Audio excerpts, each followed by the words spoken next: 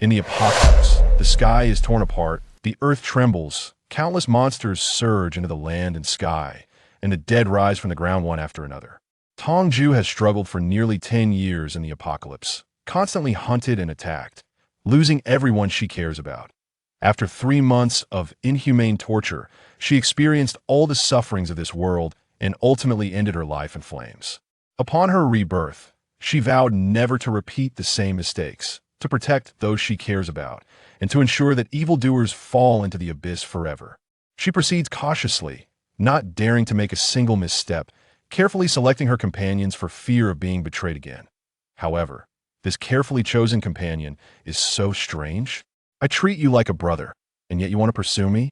Chapter 1. She said I look like a dog. Splash. Cold water poured down, blocking her mouth and nose, nearly suffocating Tong Jue. She instinctively wiped her face, her vision blurred, and she could only see a few women towering over her. Tong Jue, who do you think you are? You're just a dog raised by my mother. You dare to push back like this just because I borrowed your jade pendant for a few days? Next, will you dare to ride on my head? A country bumpkin from a remote village, do you deserve to wear such a fine jade pendant? Even if our sister Song only borrowed it for a few days, you should voluntarily present it to her. Slap. A crisp sound echoed throughout the bathroom. You little slut, do you dare to glare at me? The burning pain on her face told Tong Jue that this was not an illusion. She was reborn, back to the time before the apocalypse. Tong Jue had experienced 10 years in the apocalypse. Due to her awakened abilities, she was seen as a protector by her aunt's family.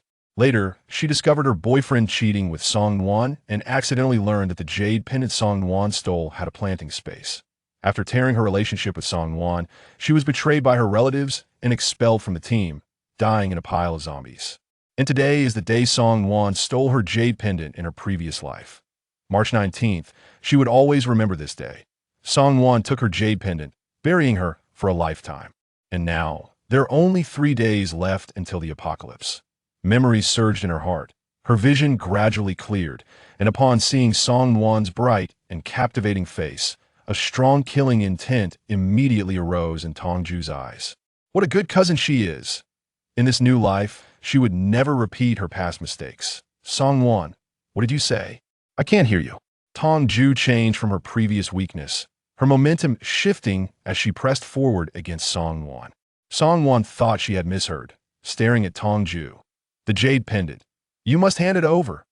Having experienced 10 years in the apocalypse, how could a spoiled young lady like Song Wan withstand Tong Jue? With quick reflexes, she grabbed Song Wan's meticulously managed long hair, leaving her nowhere to escape. You must be dreaming, Tong Jue shouted, violently slamming Song Wan against the bathroom partition. Song Wan didn't even have time to scream before Tong Jue grabbed her hair and pressed her face into the toilet. The little minions who had been following Song Wan's lead were stunned, never expecting Tong Jue to go this crazy. Seeing Tong Jue's bloodshot eyes, no one dared to step forward.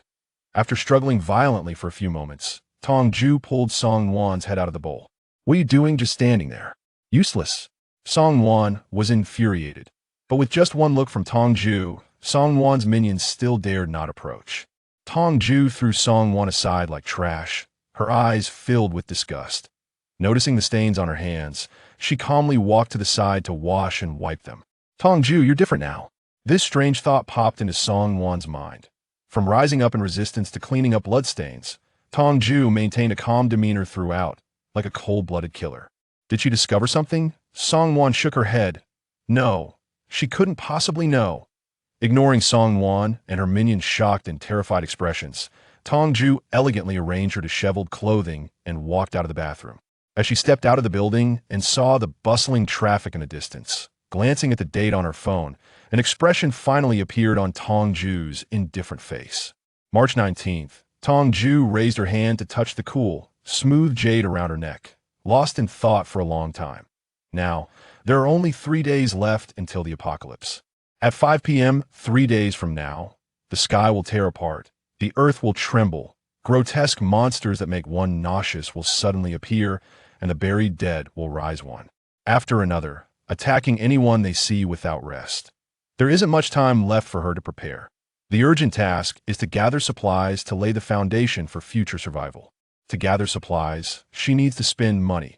She has a bank card left by her parents with a balance of 300,000. 300,000 is sufficient for a student before the apocalypse, but it is far from enough for the long-term survival in the apocalypse. In such a short time, where can she make money? As Tong Jue frowned, contemplating how to make money, she walked toward the school gate. Suddenly, an idea struck her mind, and she took out her phone to edit a text message. Tong Jue, I know about your family stealing my parents' research results for profit. Give me 5 million. Having stolen her parents' achievements for so many years, her dear aunt should be paying some interest now. Based on her understanding of the Song family, they would likely pay her to keep quiet and settle the matter. Sure enough, 2 minutes later, she received messages from the bank and Tong Jue. XX Bank has deposited 5 million. The other party was so straightforward that Tong Jue was taken aback, but she wasn't surprised. 5 million is not much for the Song family. But for her, it was a timely blessing. I advise you not to speak carelessly outside, or your future days will be very miserable, and this money will become evidence of your fraud. Looking at the threatening words in the message, Tong Jue smiled mockingly. After the apocalypse, everyone will be reshuffled, and money will become less valuable than paper. She wants to see how the Song family can teach her a lesson without the jade pendant space. It was already 8 p.m., and she would have to wait until tomorrow to gather supplies. After leaving the school gate, Tong Jue found a hotel to stay in, pulled the curtains tight, then sat on the bed and took out the jade pendant. She wasn't sure what would happen when she activated the jade pendant, so she specifically instructed the hotel to cancel room service to avoid any disturbances. Looking at the jade pendant in her palm, Tong Jue took out a fruit knife she had prepared in advance and cut her finger, holding her breath as she pressed it onto the center of the jade pendant. A flash of white light erupted, dazzling enough to blind her. Tong Jue suddenly felt as if her head had been struck by a hammer, and she closed her eyes and fainted. Hiss! Tong Jue groggily opened her eyes, and as she sat up, she felt dizzy, her mind filled with a wealth of information about the space. Squinting at the clock on the wall, it was already 8 a.m. the next day. She hadn't expected that activating the space would have such a significant impact on her mind, causing her to faint for an entire night. There are less than 2 days left before the apocalypse descends. Before the supplies are prepared, Tong Jue has no intention of checking the space. Anyway, after binding the space, she immediately received instructions on how to use it in her mind, so even if she didn't go in to check, she could still have a general idea. There are too many things she needs to buy after 10 years in the apocalypse. There seemed to be no end in sight until her death. Who knows when this apocalypse will truly end? Perhaps it will never end. Regardless, it's always a good idea to prepare more supplies before the apocalypse. It's just that she can't expose her space for now. If someone notices, it will only bring trouble. She needs a large warehouse to temporarily store the items she buys, and that's easily resolved as long as she has money. Any problem can be easily solved. Soon, Tong Jue rented a desirable warehouse online and then took a taxi straight to the seed and flower market. After the apocalypse, most of the land has been occupied by monsters, and it's already difficult for humans to find a stable place to live. Farming in such conditions is simply a luxury. With such a vast planting space at her disposal, it would be a waste not to utilize it properly. Seeds are also extremely hard to obtain after the apocalypse, so she must prepare now to make full use of her space. Vegetables that can't be stored for long are worth more than gold. Even if she can't finish eating them later, she can exchange them for supplies she can't afford now. Tong Jue walked into a relatively large agricultural products store. Perhaps because she looked young and delicate, the boss was not very enthusiastic about her arrival. We only sell farming tools and seeds here. I came to buy seeds. Upon hearing this, the boss finally moved, stepping forward with a skeptical look and pointing to the shelves beside him, saying, "These are flower seeds, these are vegetable seeds, and these are grain seeds. Which ones do you want?" Tong Jue raised her eyebrows, feeling a bit helpless about the boss's indifferent attitude. "I'll take both the grain seeds and the vegetable seeds." "How much is that?" Silence, still silence. The boss was stunned by Tong Jue's words. His store was the largest in this agricultural market, and to buy all the seeds in his store would cost at least hundreds of thousands. It felt strange for a young girl to say she wanted to buy all his seeds. "Are you talking about all the seeds on shelves?" The boss asked politely, wanting to confirm what kind of person Tong Jue was. Tong Jue calmly shook her head and said, "No, I mean all the vegetable and grain seeds in your store. I'll pay half as a deposit first and settle the payment in person when the goods arrive. Is that okay?" "Sure, of course, no problem. Please wait a moment." The amount you're asking for is a bit large, so I need to check the inventory to calculate the cost. Why don't you take a break here? Upon hearing this, the boss immediately changed his attitude, eagerly dragging a chair over for her, nodding and bowing, afraid that Tong Jue would feel neglected. Please hurry, I'm a bit pressed for time. If necessary, I can pay extra. It would be best to finish the calculation within 2 hours. Is that okay? Now, time was more important to Tong Jue than money, as these bills would soon become worthless. If someone was willing to pay for the labor, the boss naturally agreed without hesitation that he immediately hired people to help count the inventory, and finally, after an hour and a half, the calculation was done. In total, it's 300,000. Here's the list of seed types. Miss, what are you planning to do with so many seeds? The boss had never encountered a buyer like Tong Jue before, and he couldn't help but be curious and asked. I set up an ecological garden at home, and the seeds the warehouse manager prepared were all spoiled. So, I need them urgently, Tong Jue replied, looking at the list while casually brushing past the question. Oh, then your ecological garden must be quite large. Are these seeds enough? I'm well connected in this area, and if you need more, I can have them delivered at the lowest price. The boss's eyes lit up as he tentatively promoted his services. Tong Jue thought for 2 seconds before looking up and giving the boss a gentle smile. Sure, I'll take as many as you can find for me, and I'll settle all the payments with you. All right, no problem. With a positive response, the boss immediately smiled broadly and hurried to the side to make phone calls to contact nearby merchants. Batch after batch of seeds were delivered, and Tong Jue's smile grew wider. Something that was so cheap before the apocalypse would be worth more than gold after it. Only a fool would think there could be too much of it. All right, we've basically got all the seeds in the market here, and there are quite a few medicinal herb seeds as well. Would you like to keep those? If not, I can have them taken back. Medicinal herbs? How did she not think of that? After the apocalypse, medical resources are scarce, and medicines are also very rare and precious. Her purchase list included only Western medicines, and she hadn't even thought about traditional Chinese medicine. Western medicine is limited, but traditional Chinese medicine can be continuously produced, making it much more cost-effective. Since you brought them, let's keep them. It saves trouble, and having them as a specialty in the garden would be nice. How much in total, boss? All right, you're kind-hearted. The total for these seeds is 1 million. I've rounded down for you. The account number is. Okay, the money has been sent. Please have the goods delivered to Warehouse 6, number 13 Garden Road by noon, and I'll settle the remaining half of the payment then. After finishing the calculations, Tong Jue turned to leave. Just as one foot was stepping out the door, she suddenly stopped, turned around, and said to the boss, I've emptied your store. It might take a few days to restock. During this time, you might as well spend some quality time with your family, so you won't be too busy to care. She couldn't reveal the secret of the apocalypse, so she could only hint at it. She wasn't a saint, in fact. She was a bit selfish, but the boss had helped her open up a new line of thought, and she would bear this favor AS for whether the boss would listen. That was up to fate. The next stop was the agricultural market. Tong Jue applied the same method, finding the largest shop and asking for all the goods in the stored grains, oils, rice, noodles, frozen goods, fruits, and vegetables. Anything edible was bought. Similarly, the boss helped her contact other shop owners, gathering quite a bit of stock for her. In the blink of an eye, the entire morning passed, and over 2 million had been spent. Seeing that it was almost noon, she took a taxi back to the warehouse to wait for the deliveries. As soon as she got into the taxi, before she could fully enjoy the cool air conditioning, the voice on the radio caught all her attention. Breaking news! An unknown wild beast has been spotted in the South Yao Road area of the Shinku district. This beast resembles a cat, is small in size, has a large head and no tail, and has sharp teeth. It is very fierce and will actively attack humans. All residents are advised to take alternate routes and avoid getting too close. The police are doing their best to capture it. Chapter 2. Signs of the Apocalypse.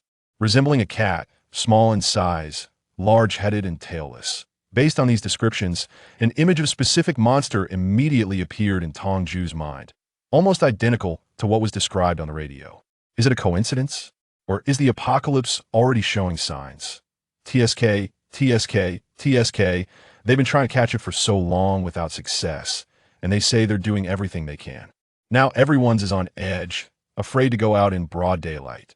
The driver, holding the steering wheel with one hand, spoke with obvious dissatisfaction, clearly not the first time he had heard such a broadcast. Have there been wild beasts appearing before? Tong Jue quickly asked, Eager to learn more about the wild beast mentioned on the broadcast. Isn't that so? It happened last Friday. A buddy of mine ran into that beast while picking someone up at night, and at that moment, the beast was eating a person. It was a gruesome scene. Why Buddy had a fever for 3 days after he got back, and he was in a daze. The doctor said it was from shock. Later, my buddy told me that what he saw didn't look like any animal. It was terrifying. Upon hearing this, Tong Jue began to carefully recall all the details from the week before the apocalypse in her previous life, but her memories were all about the Song family. She had never heard such a report. That monster must be quite powerful, right? It hasn't been caught yet. I've heard it's pretty strong. I haven't encountered it myself, but if you ask me, no matter what kind of monster or beast it is, just shoot it once and it's done. This monster has been attacking people these days, and they didn't dare report it earlier for fear of causing a stir. Now they can hardly keep it under wraps, so they released some information, just put up a warning line, and made some broadcasts. The TV stations haven't even covered it.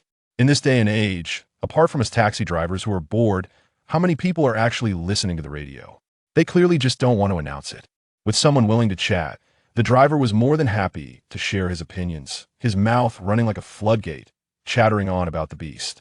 The more Tong Jue listened, the more uneasy she felt, always sensing that the creature the driver spoke of was akin to the monsters from the apocalypse. Before she could think it through, the driver slammed on the brakes and came to a stop. "Miss, we're here." "Okay." Hey, erase the payment. After getting out of the car, Tong Jue couldn't help but recall what the driver had said. But such matters are often just hearsay. No matter how she imagined based on the description, she couldn't make a judgment. "Little boss, we're here to deliver the goods."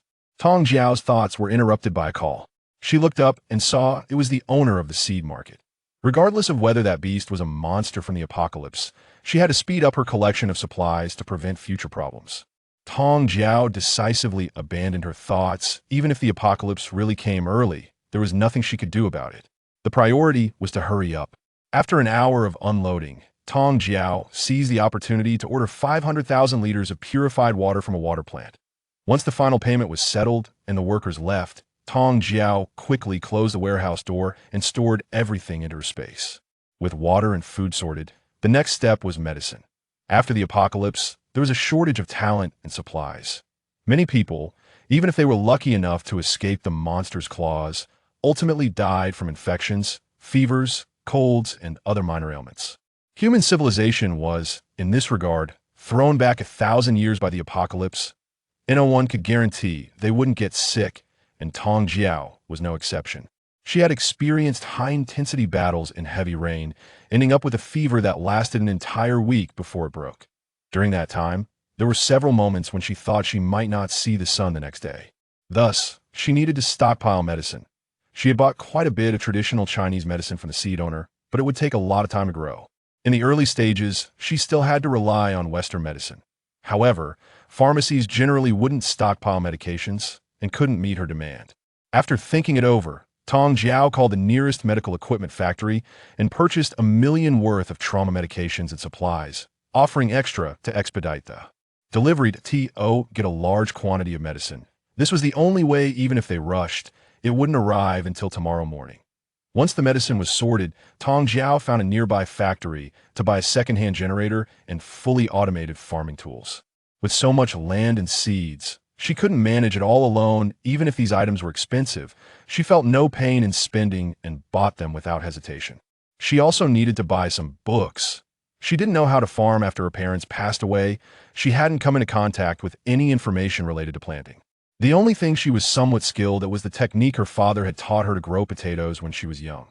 Now, it was too late to learn on the fly, so it was better to buy more books and study them slowly in the future. These kinds of books were hard to find, so she had to go to the largest bookstore in the city center.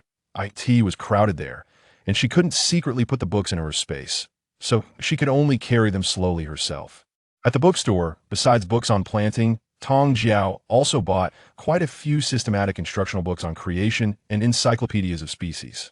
Having endured the apocalypse for so long, she knew well the importance of knowledge. With knowledge in her head and skills in her hands, even if she was powerless, there would be plenty of people willing to befriend her and offer money and food. After all, in the apocalypse, it was either about fleeing for one's life or being idle. It was better to spend her free time reading and enriching herself. Holding the books, Tong Jue was ready to check out when she heard a familiar voice coming from the reading area just around the corner. Chapter 3. Collecting supplies. Did Tong Jue really hit you on the head? Yes, I was just concerned because she seemed particularly down lately. I want to talk to her after school, but I don't know which word angered her, and it ended up like this. Song 1. What a coincidence. Running into such a troublesome person just to buy a book. That pitiful voice of complaint is all too familiar to Tong Jue. But she didn't expect that after just one night, Song 1 would fully recover and be discharged from the hospital. Compared to Song 1's astonishing vitality. What surprised her more was that the Song family was now in chaos because of her revelations. And this woman still had the energy to scheme against her behind her back. Tong Jue quietly approached Song 1, tiptoeing to avoid making any sound so as not to startle her. Song 1 never engaged in pointless activities. Every word and action, even every glance, was meticulously planned. Therefore, her current complaints must have a certain purpose, and it was directed at her goal. Knowing oneself and knowing one's enemy leads to victory in every battle. The losses she suffered at Song 1's hands could fill a book. When it came to scheming, she never underestimated her opponent. Nor would she let her guard down just because she had gained an advantage in this lifetime. She was being too much.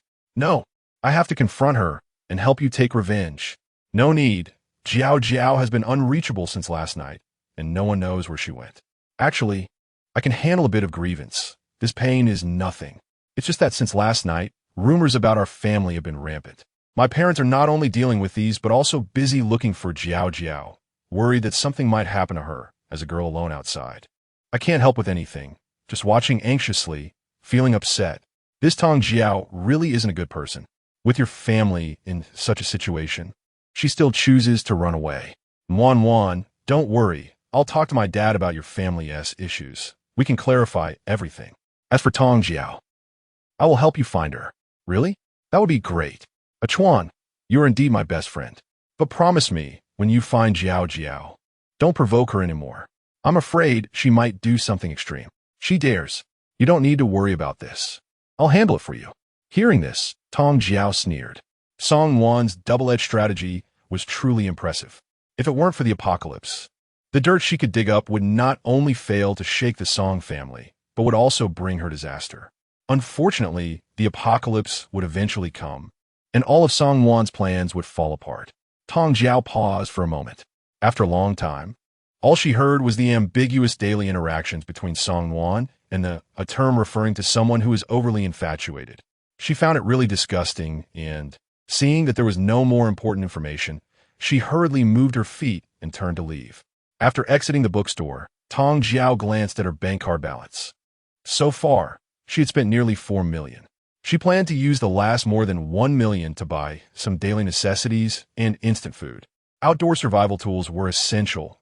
Tents, ropes, flashlights, and various tools specifically designed for different weather conditions and environments. It was definitely impossible to prepare everything in one store. Tong Jue ran through most of the city before finally completing her shopping. These items burn money, and those of better quality easily cost over 10,000, leaving her with just 700,000 after this round.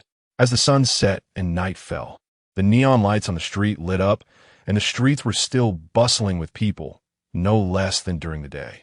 After a whole day's hard work, Tong Jue was already feeling a bit tired, but she couldn't stop yet. Arriving at the supermarket, she pushed her shopping cart like a diligent little bee, weaving through the shelves. Every time she saw a category, she would find the cheapest item and put it in her cart. Even if she only took one of each item, her cart quickly became completely full. Instant noodles, self-heating hot pot, compressed biscuits, and ham sausages were essential in the apocalypse for their convenience. She also needed to buy more daily necessities and seasonings. These were consumables required in small amounts but indispensable. Pushing 2 overflowing shopping carts, Tong Jue arrived at the checkout and quickly calculated the distribution of the 700,000 based on the printed list. Then found the supermarket manager. Hello, I need to purchase these items in bulk. Does the supermarket offer delivery? Tong Jue handed the item list to the manager. The man took a glance and then looked at Tong Jue with some surprise and suspicion. Miss, this order is quite large. Roughly calculating, it comes to several 100,000. Are you purchasing on behalf of your parents? Or, at just 19 years old, with a face full of collagen and a youthful appearance. She probably looked like a child in the eyes of this manager, who seemed to be in his 40s or 50s. It was normal to be questioned. "No, I just look young. I'm actually 25. I'm planning to donate to the mountainous school that raised me. I will transfer half of the money to you as a deposit first, and pay the remaining balance after delivery to the warehouse, but I need it quite urgently. Can it be delivered today?" Tong Jue was quick-witted and calmly fabricated a reasonable excuse. The manager was still somewhat skeptical, but with the temptation of half the deposit in front of him, that hesitation didn't matter much. In business, it's all about money and goods. It's not like checking household registrations. Who cares who the buyer is as long as they pay? "No problem. We can deliver to you shortly. But since you need a lot of goods, it will take some effort to organize them. The delivery can set off in about an hour, but rest assured, our supermarket's delivery is completely free." The manager put away all expressions of doubt, smiling professionally as he politely inquired about Tong Jue's warehouse location and personally escorted her out of the supermarket door. Once outside, she was left with 3,000 yuan in her hand. Spending 520,000 yuan was a relief for Tong Jue. As long as she completed the last task, she could sleep soundly. She took a taxi straight to her old house in the countryside, giving the driver some extra money to wait for her before she hurriedly got out. Pushing open the dilapidated wooden door, she glanced around, and tears began to fall unconsciously. The once clean and tidy yard was now overgrown with weeds, but every flower and tree that grew wildly here was the result of her parents' careful cultivation. The tools in the corner, the wooden horse outside the wall, the small stool in front of the door. These were all evidence of the happiness their family of three once shared here. In her previous life, she and T had the chance to return home to collect her parents' ashes, and now this place had become a gathering ground for monsters.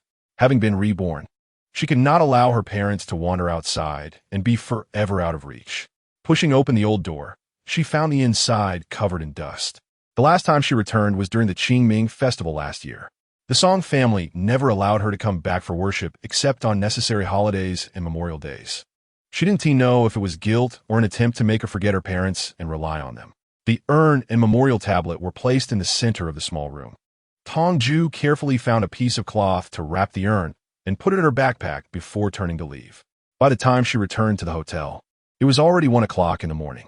Tong Wei suddenly remembered that the place she lived was very close to the alley mentioned in the broadcast.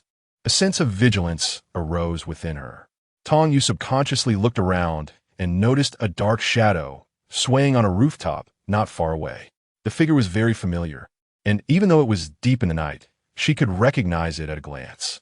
"Is it Luo Cha?" Tong Jue's expression changed drastically, and she blurted out the name of that figure. After the apocalypse, there's a type of monster that resembles what was mentioned in the broadcast, with a cat-like shape and extreme ferocity.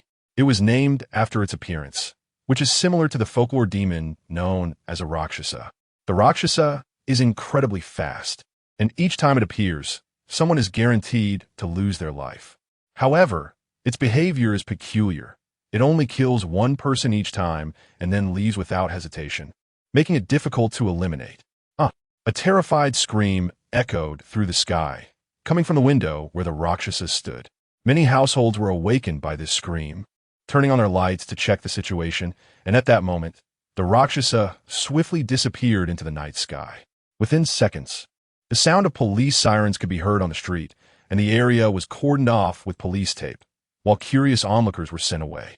Tong Rue stared in the direction where the Rakshasa had departed, unable to regain her senses for a long time. No one knew why such drastic changes had occurred in this world. The arrival of the apocalypse seemed to happen in an instant, and everyone believed that those monsters had concentrated on the ground at the moment the apocalypse began. It was a natural disaster, a stroke of bad luck. Once, she had thought the same way, but now, she was somewhat uncertain. The strange phenomena at the moment of the apocalypse were clearly visible to the entire world. If this was the source of all the monsters, then where did these monsters come from now? How had these monsters, which appeared before the apocalypse, quietly hidden in the city? Why has no one mentioned that these monsters existed before the apocalypse, despite the huge commotion it caused? Was it a natural disaster? Or a man-made catastrophe? Tong Jue felt restless as she returned to the hotel, lying on the bed with her mind in chaos. Suddenly, she shivered. For a brief moment, she felt a chill on her back, and the atmosphere around her was filled with a sense of danger. However, looking around, the hotel room was empty and nothing seemed suspicious. Someone was watching her from the shadows. Tanya can confirm this. In her previous life, she fought wits and courage with Song Wan, living on the edge every day, and her perception of danger around her had already reached a certain height. The feeling of being watched just now was filled with a strong sense of danger. It was definitely not an illusion. Someone wanted to kill her. Before the apocalypse, the only person with whom she had the worst relationship was Song Wan, and she had no other enemies. Who could it be that wanted to kill her at this moment? Tong Su's heart was filled with confusion, but no one could provide her with answers. She cautiously looked around again, then grabbed the backpack beside her and muttered, "Go in." In the blink of an eye, everything in front of her changed. The old small and transformed into a blue sky with white clouds, clear water among the fields, and in the distance, several towering mountains, with a small wooden house behind her. Such beautiful scenery could easily be called a paradise. This is the interior of the space. Tong Wei only knew that the space could be used for planting and that the land was vast, but she never expected it to be so beautiful inside. The space was the safest place she could think of at the moment. Even if there were 10,000 people outside wanting to kill her, they wouldn't be able to do anything to her here. However, where did the supplies she stored today go? Tong Jue looked around but didn't see a single packaging bag, so she could only walk into the most conspicuous wooden house with a heart full of doubts. The door was easily pushed open, creaking as it did so. The interior of the wooden house was extremely simple, with a table, a stool, a bed, and a cauldron in the middle that was as tall as a person. There was a book placed on the table. Tong Jue did not dare to touch anything else and walked straight to the table, flipping open the book. The more she read, the more shocked she became. It turned out that there really were immortals in this world. This book recorded the role and origin of space, stating that space was a divine artifact refined by the ancient god Tang Fan to seal off a piece of heaven and earth, which was then left for future generations to inherit. The Tang family's bloodline could explore the entirety of space, while outsiders could only glimpse a corner of the fertile land. The cauldron in the middle was called the Cauldron of All Things. As the name suggests, it could consume all things and also reshape them. In simple terms, it was a reset device. Anything thrown into the cauldron could be reset, and what was reset was completely random. Finally, there was the wooden house. Beneath the wooden house lay a vast universe, containing all the treasures obtained by the inheritors through the generations, with immense space available for storage to benefit future descendants. Chapter 4. The Arrival of the Apocalypse. Items from the outside world entering the space would automatically be organized underground. Conclusion. Successive generations must finish reading the book and then copy it again, placing on the table for future generations to read. Tong Jue was so shocked that she couldn't close her mouth, and then she began to laugh heartily. The former was because she didn't expect her maternal family to have such an impressive heritage, allowing her to reap such great benefits as a descendant. The latter was because she suddenly thought of Song Wan, who had no blood relation to the Tang family. In her previous life, she had only snatched the jade pendant and could only use a corner of the good land. This made her feel pleased. Not to mention such a vast expanse of land and the magical cauldron. Even the items accumulated by her ancestors in the underground warehouse were enough to greatly benefit her. Everything collected today was stored in the underground warehouse, piled together with the items gathered by her ancestors. Tong Jue couldn't wait to see her achievements for the day and the treasures left by her ancestors. However, before that, she needed to properly place her parents' urns. Previously, she had no idea that the space contained hidden wonders and had no choice but to carry her parents' ashes and tablets in her backpack. Now that she had a place to settle her parents, Tong Jue was overjoyed. After arranging the tablets, Tong Jue respectfully bowed 3 times and then hurriedly ran to the basement. But when she arrived, she was stunned. In the warehouse, besides the supplies she had collected, there were only a few neatly arranged wooden boxes and a letter. This letter was an apology from her great-great-grandfather. The letter stated that her great-great-grandfather was experiencing the turmoil of war and foreign invasion. and was compelled to take the ancestral wealth to exchange for food and weapons to aid refugees and protect the homeland. Only 3 boxes of gold bars were left for future generations as emergency funds, while the rest were weapons to prevent descendants from being defenseless. The fantasy of mountains of gold and silver treasures was shattered. However, it was also fine. While sudden wealth would excite her, it wouldn't cloud her judgment. After all, it was something meant for the descendants of the Tang family, and it didn't matter who used it. The remaining 3 boxes of gold bars and weapons were more than enough. Tong Jue casually opened a few wooden boxes and was surprised to find that her great-great-grandfather had left behind a collection of firearms. Handguns, ammunition, submachine guns, grenades, everything one could imagine. Although they were all old models in this timeless basement, they looked as good as new. Finally, she came across gold and made a mark on it. Gold became a hard currency after the apocalypse, and these firearms were quite useful in the early days of the apocalypse, far superior to flashy jewelry. She was grateful for her great-great-grandfather's foresight in stockpiling so many weapons. Before the apocalypse arrived, all weapons, including control knives, were strictly regulated by the authorities, and she had never encountered any gray areas prior to the apocalypse. After the apocalypse, as long as there were supplies, these items could be exchanged anywhere, so she never thought about acquiring weapons before the apocalypse. However, these gold bars alleviated some of her urgent needs. Previously, she only had 2 million, and she wanted to prepare too many supplies. So buying a car was put at the end of her list. If there was money left, she would buy it. If not, she wouldn't. The end result was that her funds were completely depleted. Tong Jue originally planned to casually look for abandoned vehicles to drive after the apocalypse, but now with gold bars, she can directly acquire a better-performing new car. There wouldn't be enough time for modifications, but at worst, she could buy a couple more new cars and modification tools, and slowly modify them in her space. Tong Jue was not planning to go out for the time being. The previous killing intent still left her feeling uneasy. Currently, she did not possess any special abilities, and her body, which had not been tempered by the apocalypse, was quite weak. To be cautious, she decided to spend the night in her space. In the wooden house where no one lived, Tong Jue simply lay down on the ground, covered herself with her coat, and fell asleep. When she opened her eyes, her phone showed it was already 8 in the morning. It was time to go out. Tong Jue silently muttered return and, in the blink of an eye, found herself back in the hotel room.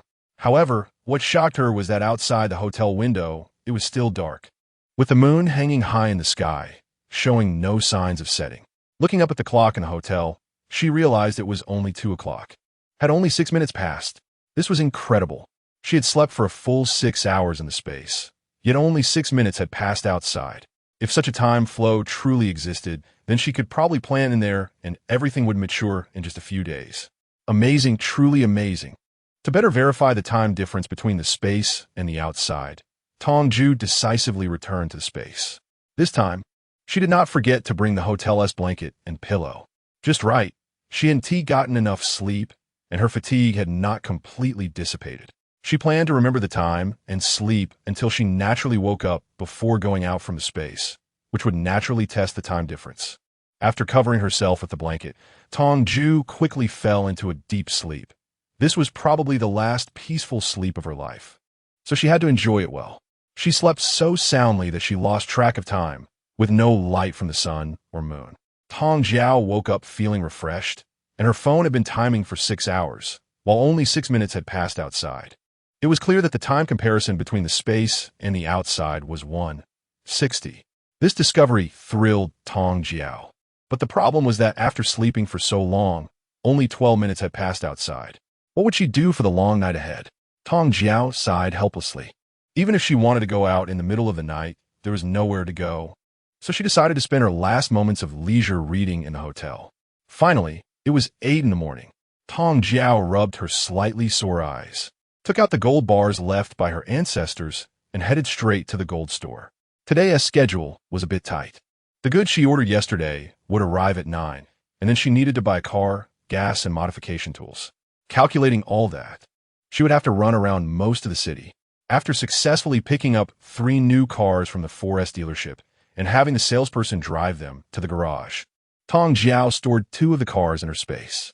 She could drive, but she didn't have a license. In the apocalypse, even if she got caught without one, she wouldn't be worried at all. After gathering all the tools for modifying the cars, Tong Jue exchanged all her remaining money for gasoline. Once she finished everything, it was already 3 in the afternoon. With only 2 hours left, Tong Jue hurriedly drove towards the school, but unfortunately, she encountered a massive traffic jam on the way. She had anticipated this situation, so she had deliberately set aside 2 hours to get back. Normally, it would only take half an hour to get from the starting point to the school. An hour and a half into the journey, under normal circumstances. The traffic should have been smoother, but this time it was stuck for a full hour with no signs of progress. Time ticked away, and seeing that only 1 hour was left, Tong Jue finally couldn't hold back and got out of the car. The car could be replaced, but she had to get back to school. Fortunately, there were still 2 cars in her space, which would suffice for the time being in the apocalypse. Tong Jue ran wildly towards the school, not willing to stop even when she felt a stitch in her side.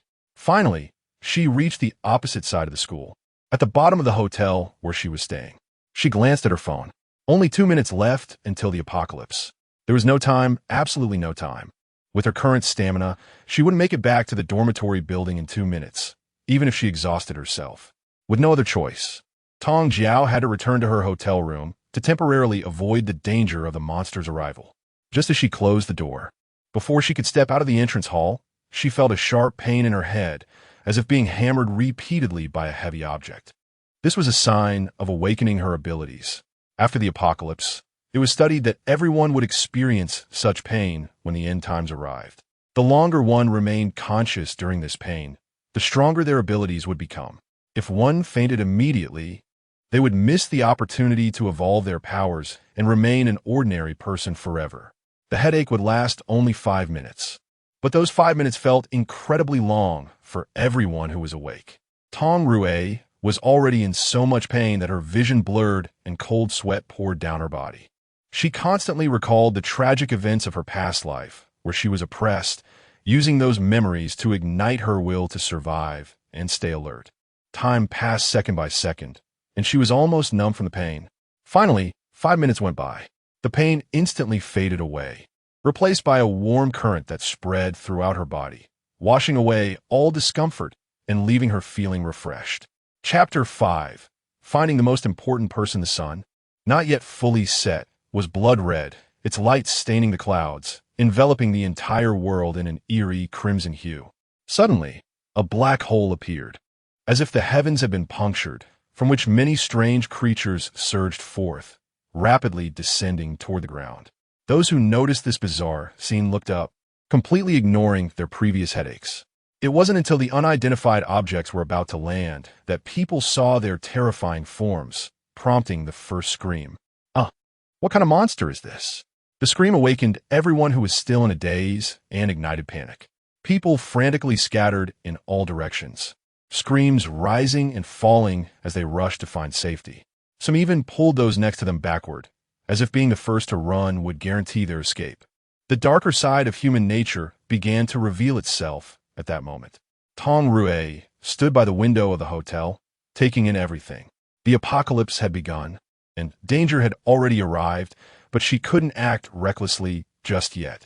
In 5 minutes, an earthquake would occur, the ground would crack open, and many corpses buried underground would resurrect, transforming into mindless monsters that only knew how to eat people. She had to wait until after the earthquake before she could step out of this room. Time passed second by second, and when the 5 minutes were up, the earthquake arrived on time. Oil Cypress Road cracked within 3 seconds, and amidst the violent shaking, a skeletal hand emerged from the ground, desperately grabbing everything within reach and using it to pull itself up. At the spot where it broke through the earth, a little girl clutched a teddy bear, looking around and crying for her mother. Her mother stood across the street, unable to reach her due to the fleeing crowd, and could only stretch out her hand, beckoning her child to come over. But the girl was completely frozen in fear, staring blankly at the skeleton about to break through the ground, her body trembling uncontrollably, her legs too weak to move even a step. The skeleton soon crawled out from the ground, its white bones covered in dirt, exuding a chilling aura. and its face was terrifying. Tong Jue clenched her fists, unable to ignore the impending tragedy about to unfold. She lived on the second floor of a hotel, and after roughly gauging the height, she picked up the fire axe she had prepared in advance without hesitation and jumped out of the window. The inertia caused her to roll several times on the ground, but Tong Jue deliberately controlled the direction of her roll, stopping at the position closest to the girl. However, she was still a step too late. Tong Jue raised her eyes and saw the skeleton holding the girl in its arms, opening its jaw to bite down. Without any time to think, Tong Jue immediately dashed forward, swinging the fire axe and leaping into the air, striking down powerfully from the top left. The skeleton's head was severed, rolling on the ground like a ball. Then, Tong Jue grabbed the girl's clothes and hacked at the skeleton a few more times, severing all the arms that were holding the girl before sprinting away. The cracks on the ground were increasing, resembling a spider web, with 4 or 5, or even more, corpses crawling out of each crack. At this moment, hesitating for even a second could lead to being surrounded in the middle of the road. With no way to call for help, Tong Jue ran very fast. Unlike others, her gaze was determined and calm, showing no signs of panic. The girl in her arms looked up at Tong Jue's perfect jawline, filled with admiration. Even though the position was uncomfortable, she endured it quietly without a sound. Quickly weaving through the crowd, Tong Jue delivered the child into her mother's arms and immediately turned back toward the school. By the time she arrived, her forehead was already covered in tiny beads of sweat. With only 3 days to prepare after her rebirth, she had no time to improve her physical fitness, and the rapid running had almost exhausted her stamina. Looking at the densely packed little monsters at the entrance, Tong Jue gritted her teeth.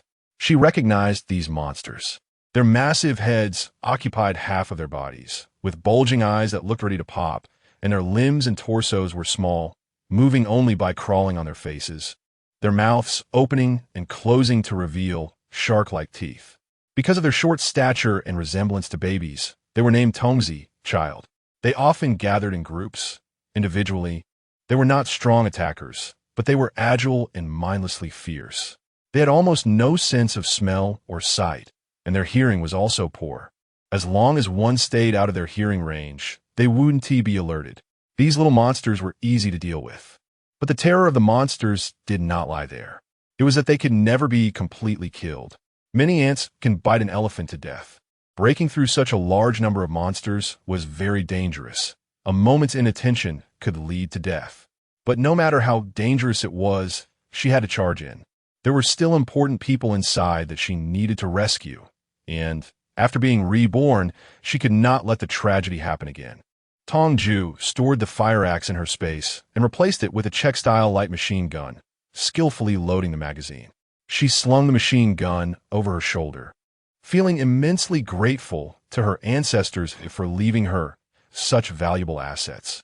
In the apocalypse, nothing was more useful than a few guns and cannons, far more than any gold or silver treasures. Taking a deep breath, Tong Jue charged towards the school gate. The moment she stepped through the gate, the boys turned to look at her in unison. Screech! A strange cry came from the monster horde, and, as if receiving a command, the monsters all lunged towards Tong Jue in that instant. Tong Jue calmly lifted her machine gun and aimed it at the monster, firing wildly. Her marksmanship had improved quite a bit after the apocalypse. Hitting 10 shots out of 10 was a bit difficult, but hitting 8 out of 10 was no problem. The young boy was quickly swept away, with flesh and blood flying across the lawn, and everywhere there were blue bloodstains from the monsters. Tong Wei, experienced in combat, carefully fought her way through, creating a bloody path. Finally, as she was nearing the dormitory, she did not linger in battle and decisively jumped into the bushes beside the dormitory to lie down. Monsters have a sense of territory. As long as one does not approach their territory or has escaped from it, they will stop attacking. Tong Jue hid in the grass, holding her breath as she observed the movements of the boys through the gaps. Once all the boys returned to their respective places, she quietly backed away until she reached the back of the dormitory building. After circling around, she arrived in front of the dormitory door. The mottled bloodstains and fragmented corpses inside immediately made her heart race. She tightened her grip on the machine gun, cautiously stepping into the dormitory. bending down and tiptoeing slowly forward. There wasn't a single shadow of a living person in the corridor, if it weren't for the occasional faint sound of girls sobbing. Tong Jue would have thought the entire girls' dormitory had been slaughtered. Finally reaching the third floor, after confirming that there was no danger in the corridor, Tong Jue hurriedly ran to her dorm room and knocked on the door. Who is it? Hearing the voice of a girl from inside, Tong Jue's heart finally settled. The rush to return to school was all for her roommate Liang Yu. In her previous life, Song Wan framed them, leading to them being surrounded by monsters.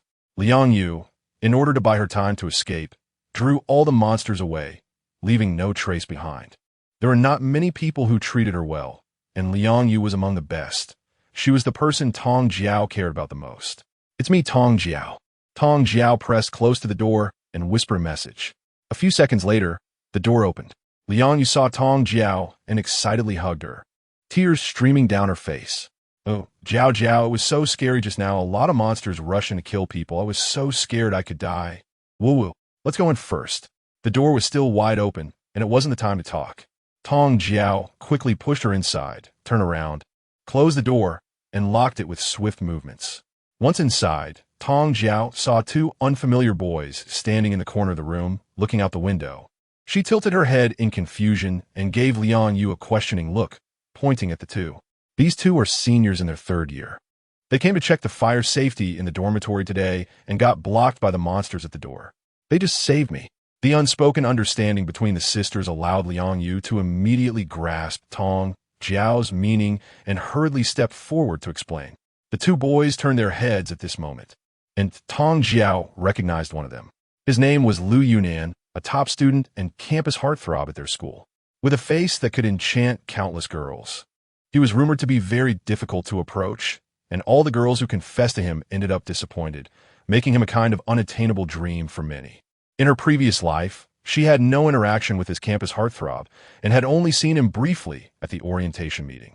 However, his stunning face was hard to forget, which was why she could recognize him at a glance. "Hello, I'm Lu Yunan." Lu Yunan smiled gently, his friendly demeanor very different from the rumors. "Hello, Junior." Li. The tall and thin boy beside Lu Yunan also raised his hand to greet her, his appearance radiating a sunny vibe. Tong Jue. "Thank you for saving you." Tong Jue's expression was somewhat indifferent. She was always like this with unfamiliar people, especially since it wasn't the time to make new friends. "Luna, go get all the food we can from the dormitory. We're leaving here soon."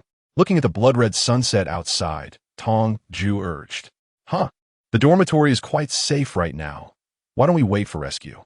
I'll just call the police station. There won't be any rescue." Tong Jue interrupted Liang Yu's words, sighed helplessly, and continued. "The situation outside is even worse than at school. Even if the police are involved, they can't manage it. Our uncles and aunts are still at home, and we can't afford to wait. In our past life, we naively waited for rescue, but after a whole week, when everyone ran out of supplies, we realized that rescue was impossible, and that's when we rushed out the school gate. By the time we hurried to Liang Yu's house, all we found were the bodies of her parents, still warm. This incident is an indelible pain in both of our hearts." Tong Jue is right. Many of the students in our school come from wealthy families, and their parents have not come to rescue them yet, which proves that almost everyone is preoccupied with their own issues. Waiting for rescue is unrealistic. Self-rescue might be better. Li Shua's family is also local. We can act together to help, and there is strength in numbers. Lu Yunan suddenly spoke up, which surprised Tong Jue. What puzzled her even more was that the other party had not taken their eyes off her while speaking. That gaze had an indescribable feeling that made her very uncomfortable. Perhaps sensing Tong Jue's awkwardness, Lu Yunan withdrew their gaze after finishing. "Okay, I'll pack up right away." Liang Yu no longer hesitated. Her greatest strength was her obedience, and she firmly believed that Tong Jue would not harm her. There wasn't much to pack in the dormitory, and the four of them quickly exited the dormitory building. Tong Jue chose to tacitly accept Lu Yunan and Li Shua's follow. The apocalypse was never a lone ranger's world. Even the strongest individual needed companions. If these two had no issues with their character, she would be happy to have two more people she could trust at her back. Upon seeing the hordes of monsters outside, Liang Yu's hand, gripping Tong Jue's, visibly trembled. Don't be afraid. I will protect you. Tong Wei turned her head and softly comforted. The monsters in the apocalypse can indeed give a great visual shock. However, I've already gotten used to it. When I first came back, I only saw monsters at the entrance, but there is no back door at the school, and the walls are too high and tangled with barbed wire. So we can only choose to leave through the main gate. These monsters have dull senses, and as long as we don't approach their territory, it will be fine. Let's walk along the wall and avoid startling the monsters. As long as we clear the area around the main gate of monsters, we can escape smoothly. Be sure to stay close to me and don't fall behind. Tong Jue whispered a reminder and then walked forward without looking back. As she approached the gathering area of the children, her steps began to slow down, each step landing on her toes to avoid making any noise. At the edge of the playground, two calm-faced individuals, a man and a woman, lay on the ground, both with their bodies ripped open. This scene left Tong Jue feeling somewhat helpless. Although the apocalypse in reality did not bring about the human mutations seen in novels, many people still died on the very first day of the apocalypse. The reason was that the apocalypse struck in the afternoon when people were still out and about. Many who were already suffering from headaches due to the evolution could not withstand it and fainted, only to be torn apart by monsters before they even opened their eyes. These two were clearly victims of such circumstances. Ugh! Hearing a sound, Tong Jue quickly turned around and saw Liang Yu, pale-faced, covering her mouth with tears welling up in her eyes. Tong Jue shook her head at her and pointed to the monster and the corpse nearby. Liang Yu immediately understood, forcing herself to suppress all physiological reactions, and nodded in response. The four-person team continued to move forward slowly. They were about to reach the gate, and everyone breathed a sigh of relief in their hearts. But just then, an unexpected event occurred. Juju, what are you doing here? Why didn't you contact me when you came back? I was really worried about you, you know? Chow! Hearing the shout from behind, Tong Jue couldn't help but curse. She never expected to encounter Lu Ting, this harbinger of misfortune, at such a critical moment. Lu Ting was her first love, who pursued her fiercely but then became distant after winning her over, until she witnessed Song Nuan kissing him passionately after the apocalypse. She had been reflecting on whether she had done something wrong to make Lu Ting angry. One narrow path for enemies to cross. Tong Sun quickly turned around and saw that the creature was slowly moving its body. It was clear that they had been startled. Lu Ting was not far behind her, accompanied by many students, all of whom were familiar faces from the student council. It seemed their thoughts were the same as hers, wanting to bypass the monster and head straight for the door. However, they did not understand the creature, and after tentatively taking a few steps, they mistakenly believed that these beings were merely decorations. That's why they dared to shout so boldly. I'll contact your grandfather. Tong Rue couldn't help but curse, then immediately turned to prepare for battle. If you don't have abilities, hide behind me. Yu Yang, you come behind me too. As soon as Tong Jiao finished speaking, the children rushed towards them in groups. They jumped 3 feet high, their jumping ability astonishing. Tong Jue watched as the hordes of young boys or spirits flew towards her, raising both hands high and slowly pressing down in front of her. As her arms descended, all the monsters attempting to get closer crashed heavily to the ground. Bang! Squeak! Several loud noises followed, creating numerous small pits of varying depths on the ground, while the monsters emitted sounds akin to a mouse's agonizing cries, twitching a couple of times before falling silent. Chapter 6. Young and ignorant. Blindest of all this was Tong Jue's supernatural ability. She named it Gravity Crush. It could increase the gravity on any target. Living beings would have their internal organs crushed and die, while inanimate objects would become incredibly heavy. If used within a building, it could easily cause the structure to collapse. This type of ability, which does not fall under any specific category, is collectively referred to as a special supernatural ability. Very few can awaken such special abilities, and those with immense destructive power, like hers, are as rare as phoenix feathers.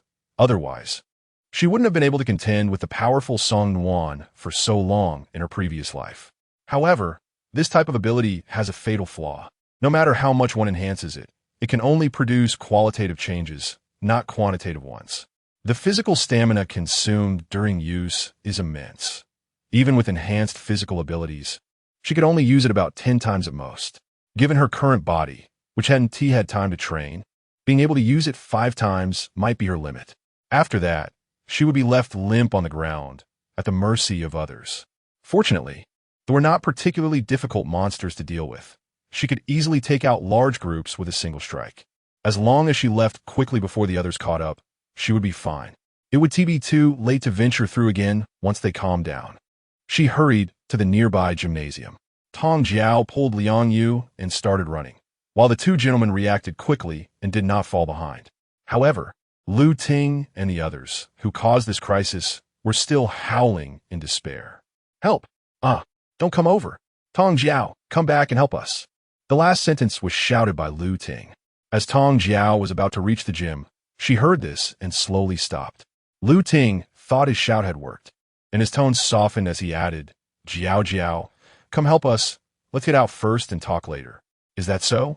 "Tingo." Tong Jue turned her head slowly. Her eyes filled with warmth as she looked at the other person, then gradually raised her hand. Under Lu Ting's hopeful gaze, Tong Jue's hand paused in midair, quickly giving him the middle finger and sticking out her tongue to make a face. Then she continued to drag Liang Yu, running wildly without stopping. Lu Ting stared blankly for a while, almost caught by a monster before he snapped back to reality, his eyes filled with a fierce intensity that couldn't be concealed. Finally, he chose not to hold back any longer, raising his hand to unleash a large burst of flames, incinerating a pile of monsters. Tong Jue, who had already escaped into the gymnasium, coldly watched Lu Ting show off his powers. In her previous life, she had been deceived by Lu Ting's tactics. Before escaping the school, Lu Ting concealed his abilities, making her carve a path in front. When her powers were exhausted, Lu Ting shone brightly, saving Song Nuan and many others, earning admiration and respect, laying a solid foundation for his good reputation in the future. Meanwhile, she, the cannon fodder who had protected them in the early stages, was completely forgotten, and under Song Nuan's deliberate guidance, she suffered constant ridicule every day. Charging forward without the ability was just shamelessly trying to win Lu Ting's favor and seek credit. Now, she was overdoing it and deserved it. This was the most common thing she heard during that time. With one big move, a large number of monsters were burned to death, and Lu Ting proudly raised his head, like a rooster flaunting its achievements. Those following him, regardless of gender, showed expressions of admiration and smiles of survival. But in the next second, they could no longer smile. The monsters that Tong Jue had previously killed suddenly twitched, their severed limbs reattaching to their original positions. And then the monsters slowly stood up, returning to their former state. "What's going on? Weren't these monsters already dead?" "Lu Ting, quickly kill them again. I will definitely persuade my dad to greenlight that new project of yours." "Yes, as long as you can safely take me home. I'll make my dad invest in your family unconditionally." The gymnasium was not far from the playground, and Tong Jue could hear their words as soon as she opened the window. Lu Ting's face gradually turned pale, and the people around him continued to pressure him, forcing him to use his powers again to annihilate a large number of monsters. After releasing such a wide range of abilities twice in a row, Lu Ting's complexion became even paler. Meanwhile, those beside him seemed to not notice at all, urging him to continue leading the way forward and rush out of the school gate. Tong Jue watched with great interest, a hint of sarcastic smile appearing at the corner of her mouth. Isn't this exactly the treatment she received in her previous life? Being morally kidnapped, coerced, and lured, forced to become cannon fodder. She really wanted to interview Lu Ting to see if this feeling was the same as in her past life. "No, I'm getting exhausted. We should escape to the gym first, and after I rest for a while, I'll think of a way." Lu Ting is not the Tong Jue of the past. Not so innocent and kind. Feeling his physical strength depleting, he was unwilling to force himself any longer. But while he wanted to retreat, those who had been enjoying protection did not want to. "We've come this far. If we hold on a little longer, we can get out. As long as we escape from the school, we'll be saved. Right, Lu Ting, just hold on a bit longer. After we get out, whatever you want. I'll have my dad find a way for you." "Lu Ting, you said you would protect us home. If I don't see my parents today, your family will go bankrupt tomorrow. Do you believe it?" Seeing Lu Ting's expression gradually crumble under pressure, Tong Jue couldn't help but laugh out loud.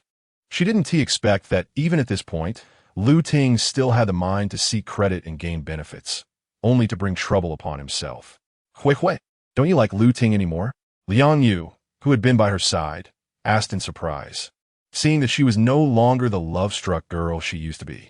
Yes, suddenly realizing that the Song family and Lu Ting are not good people. Their kindness towards me was all fake. The bad was real, so I don't want to demean myself like before anymore. I'm glad you can see through it. Seeing you pulled back from the brink as your best friend, I'm quite relieved. Liang Yu was left dumbfounded.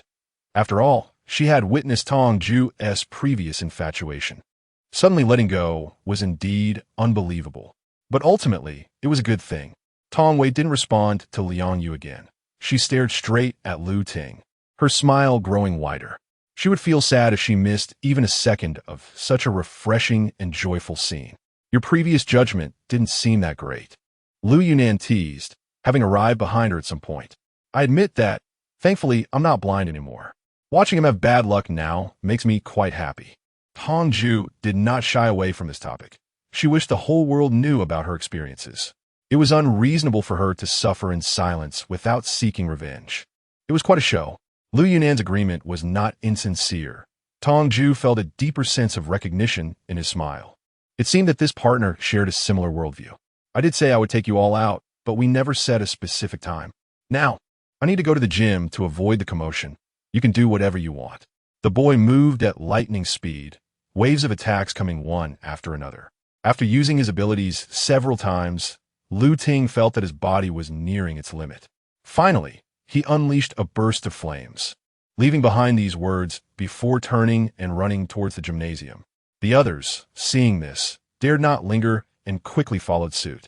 They had enjoyed protection from the beginning and had enough strength to escape, soon leaving Lu Ting behind.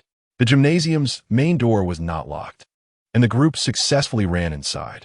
Tong Jue wrapped her arms around herself, watching Lu Ting sprawled on the ground like a dead dog, feeling somewhat bored. She turned around and sat back down next to Liang Yu. She realized how foolish she had been to still think about such a man. Just thinking about it made her feel embarrassed. Chapter 7. The gym is bustling. Lu Ting also noticed Tong Jue and shot her a fierce glare, sulking as he found the farthest spot from her to rest. Perhaps it was due to his inflated confidence. Before turning back, he couldn't help but shout at Tong Jue. Tong Jue, you went too far this time. I won't easily forgive you. Tong Shuang couldn't be bothered to respond to her, continuing to rest with her eyes closed as if she hadn't heard. However, she hadn't even closed her eyes for 2 minutes before a very arrogant voice came from above her head. Hey, you're Tong Shuang, right?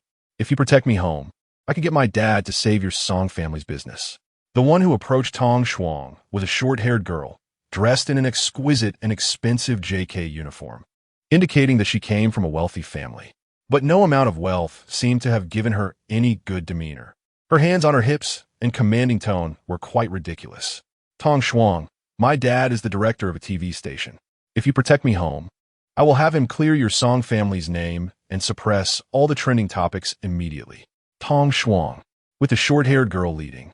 For other boys and girls gathered around, proposing what they thought was a generous reward, acting as if they were commanding servants.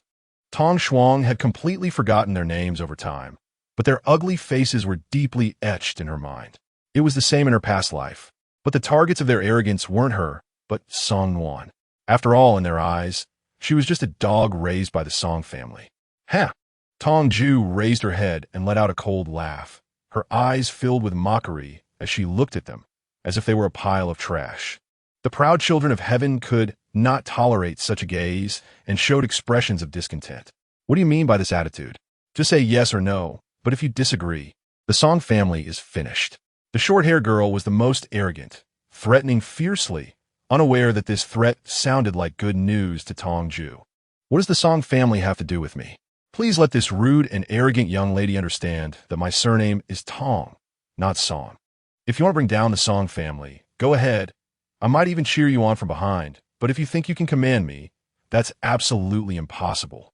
Tong Wei was left speechless by the girl, and after a slight pause, she decided to shatter their arrogance with her own hands. However, I think you might not need to do anything. The Song family will collapse in utter chaos. Not just the Song family, but all of you. What high-ranking officials and wealthy elites? Do you think the monsters outside care about that? I really envy you all. Being spoiled at home while only aging without gaining any wisdom. Unable to understand such simple reasoning, unlike me, who has to rely on my wits while living under someone else's roof. Tong Jue's words are simply unbearable for these high-ranking officials' children. In fact, they are well aware of the current situation. They just refuse to believe it. If they could truly be saved solely based on their family background, they wouldn't have been waiting for rescue until now, exhausting all efforts to find a way home themselves. Tong Jue spoke directly, and the other three had no intention of continuing the argument. Only the short-haired girl was still puffed up with anger, wanting to say something more. But before she could open her mouth, a commotion came from outside the door. 7 or 8 people pushed the door open and entered the gym, and when Tong Jue looked up, she found they were old acquaintances. Song Wan, with her head wrapped in bandages, was being helped into the gym, accompanied by the little punk who always bullied her along with an old admirer. What a surprise! Her enemies had all gathered together. Tong Jue, you're still alive? Song Wan spotted Tong Jue sitting in the corner to glance, her sharp voice rising a few octaves due to shock, making it very grating to hear. Huh, why are you so surprised to see me alive? Do you really want me dead? Song Wan always liked to present herself as a harmless little flower, and she would never dare to admit to that. Tong Jue suppressed her desire to send Song Wan directly to the afterlife and coldly looked at the other party. Insults, imprisonment, slander, disdain, and pursuit. She had suffered so much in her past life because of Song Wan. If she ended things swiftly, it would be too easy on Song Wan. Of course not. I've been calling you, but the line was busy. My mom and I were worried all night. And now the outside has suddenly turned like this. I thought something had happened to you. Let's not talk about that. Now that I see you're alive, I'm naturally happy. I'm sure Mom and Dad will be very happy too. Song Wan quickly adjusted her expression, tears flowing as if she truly cared about Tong Jue, crying tears of joy for her. You care so much about her, but she might not care about you. Just now she told us that the Song family has nothing to do with her. What a waste of good intentions. The short-haired girl rolled her eyes, still remembering the grudge from earlier when her face was humiliated, speaking in a sarcastic tone. Juju, how can you say that? If Mom hears this, how sad she would be. Wan, I've said it before, this shameless ingrate needs to be dealt with. You insisted that she was just young and would change. But she is almost 20 and still doesn't know how to appreciate kindness. It's because she has been spoiled, and the injury on your head was caused by her. Zhao Chuan, Juju's nature isn't bad. We grew up together, so I know she just lived in the countryside when she was little and hasn't changed some bad habits. Just give her a little more time. How long has it been? We've known each other since high school, and she hasn't changed at all. I think your family is just too kind. No, I can't let her bully you anymore. She must be taught a lesson. Tong Jue coldly watched Song Wan and Zhao Chuan singing in harmony, and she discovered something very interesting. Although Song Wan was performing her usual White Lotus act, inciting her loyal admirer Zhao Chuan to help her take revenge, her gaze would intentionally or unintentionally dart towards Lu Yunan. After seeing Lu Yunan's complete lack of reaction, she clearly showed a moment of disappointment and anger. Tong Jue was very familiar with this expression of Song Wan. Whenever she desperately wanted something and couldn't get it, this expression would appear. So, did Song Wan want to obtain Lu Yunan? Was she disappointed and angry because Lu Yunan did not develop a negative opinion of her due to her slandering? Tong Jiao immediately became interested. If that's the case, she must firmly bind Lu Yunan as her partner. Seeing the person she likes mixing with the person she dislikes the most every day, Song Wan would probably be so angry that she could die. Moreover, it seems that Lu Yunan is indeed a worthy companion for deepening ties. Tong Jiao, hurry up and apologize to Wan, or I won't spare you today. Zhao Chuan rolled up his sleeves and approached Tong Jiao, barking aggressively. Tong Jue turned a deaf ear, not even giving the other party a glance, secretly raising her palm in preparation to counterattack at any moment. Being completely ignored in front of the goddess made Zhao Chuan's face lose its composure. He darkened his expression and gathered his abilities, causing a sudden whirlwind to whip up in the gymnasium, gradually forming a small tornado in his hand. Just as he was about to unleash the tornado on Tong Jue, a pair of long fingers reached out and grabbed his wrist. Zhao Chuan, did you get my permission before bullying my people? This was Lu Yunan's second time standing in front of her. The other party's actions did indeed touch her somewhat, but the ambiguous undertones in their words made her feel uncomfortable all over. Tong Wei knew that Lu Yunan wanted to protect her, but she wanted to be an independent, strong person and solve her troubles by herself. Just as she reached out to handle it on her own, Lu Yunan discreetly held her wrist with one hand. Your type? Ha ha. Lu Yunan, are you out of your mind? You actually find this kind of woman appealing. Your taste is truly unique. But do you really think you're still that young Master Lu from before? Outside, there are monsters everywhere. Your proud family background, wealth, and achievements are useless now. It's a world ruled by fists. Only those with strong fists have a say. So what gives you the right to shout at me? It seems this is not just her problem alone. Zhao Chuan at this moment resembled a long-oppressed slave filled with resentment, who finally returned to take revenge and show off. Their past grievances seemed to run deep. Since Zhao Chuan and Lu Yunan also had scores to settle, Tong Wei was more than happy to pass this trouble on to them. After all, the one she truly needed to deal with was Song Wan, not Zhao Chuan. Tong Wei chose to remain still and observe from the sidelines. At this moment, Zhao Chuan had completely disregarded the idea of helping the goddess and raised his arm to strike Lu Yunan in the face. However, things did not go as he wished. Lu Yunan was not the weak bookworm he had imagined. Not only did he easily dodge Zhao Chuan's punch, but he also grabbed Zhao Chuan's wrist with his other hand. Judging by the distorted features on Zhao Chuan's face, Lu Yunan's grip was quite strong. However, Zhao Chuan was a typical stubborn person, still refusing to back down verbally. Lu Yunan, I'm going to kill you. With that, he activated his superpower. Suddenly, a fierce wind began to whip through the enclosed environment of the gymnasium, and a tornado started to form in the corner, quickly heading towards Lu Yunan's back.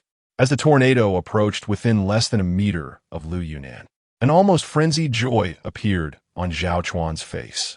Tong Jue had already started to secretly gather her strength, preparing to interrupt Zhao Chuan's ability when Lu Yunan couldn't handle it. Unexpectedly, Lu Yunan seemed to have eyes at the back of his head, instantly turning around. He simply raised his hand, and the tornado immediately vanished without a trace. All of this happened in the blink of an eye, so fast that no one could see how the tornado disappeared. With his ability disappearing out of nowhere, Zhao Chuan's face was filled with disbelief. After a brief pause, he clenched his teeth in anger, unwilling to give up and attempting to use the same trick again. Just then, Lu Yunan unexpectedly released his hand and pulled Tong Jue back a few steps. Another tornado appeared in the corner, and just when everyone thought it was still Zhao Chuan's doing, the tornado bypassed Lu Yunan and charged at Zhao Chuan. Zhao Chuan did not have Lu Yunan's reaction speed and had no idea how to defuse the ability attack.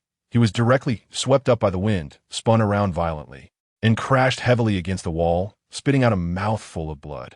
The whole process was both tragic and comical. Seeing Zhao Chuan defeated, Song Wan bit her lip, as if she had made an important decision, and resolutely ran to Zhao Chuan's side. Tears the size of beans streamed down her face as she anxiously asked, Zhao Chuan, how are you? You mustn't be hurt. Immediately after, Song Wan turned back to look at Tong Jue and Lu Yunan. Her eyes filled with a sense of forced submission and vulnerability as she tearfully accused Tong Jue, Zhao Chuan just wanted to stand up for me. Do you really have to hurt him this much? If you have the ability, come at me. Don't involve the innocent. Lu Yunan. Zhao Chuan was just a bit impulsive. He didn't have bad intentions, and everything he said was the truth. If he offended you in any way, I apologize on his behalf. If you still have grievances, direct them at me. I will not resist, but please don't make things difficult for my friend. What a pure and innocent white lotus being oppressed. This acting deserves an award. Indeed, the Song family has raised you for so long. You must have some gratitude, right? I heard that you used to like stealing Song Wan's things, taking advantage of being an orphan to gain sympathy, acting one way in front and another behind the scenes. Now that others can't stand it anymore and you beat him to serious injury, isn't that too overbearing? Just because I'm poor, I have my reasons. A country bumpkin can act too. Lu Yunan, you don't need to stand up for someone like that. right? Even being blind should have its limits. Tong Jue rolled her eyes. This level of accusation could no longer affect her. After habitually ignoring it, she sat back down in her original position, leaning against Liang Yu and closing her eyes to rest. The people present had basically had a good relationship with Song Nuan and Lu Ting before the apocalypse. So no matter what she said, no one would believe her, making it unnecessary to waste words. Moreover, the higher one climbs, the harder one falls. She wanted Song Nuan to work hard to climb up, and then she would knock her down from the clouds, so that at that time, Song Nuan could truly understand what it meant to be worse than dead. Jiao Jiao, I also have abilities. My eyes can shine, and when it gets completely dark later, I'll use my abilities to blind them and teach them a lesson, help you vent your anger. Liang Yu whispered to Tong Jue, looking adorably indignant. Forget it. Your ability sounds like an indiscriminate attack. I don't know if others will go blind, but I'm definitely the first one to go blind since I'm closest to you. Tong Jue couldn't help but chuckle, pinching Liang Yu's chubby little face. She knew that Liang Yu had the self-awareness not to impulsively charge into battle, understanding that she couldn't win or scold anyone. So she simply chose to hold back and not cause trouble, which didn't mean she didn't care about her. Oh dear, what should we do? I also want to protect you and help you vent, but I'm so weak and my abilities are useless. Liang Yu pouted in frustration. Tong Jue was worried that she would feel like a burden as she did in her previous life, feeling downcast, so she quickly comforted her. No ability is useless. Although we don't yet know the specifics of your ability, as long as we dig deep, we will eventually find its true use, so don't worry.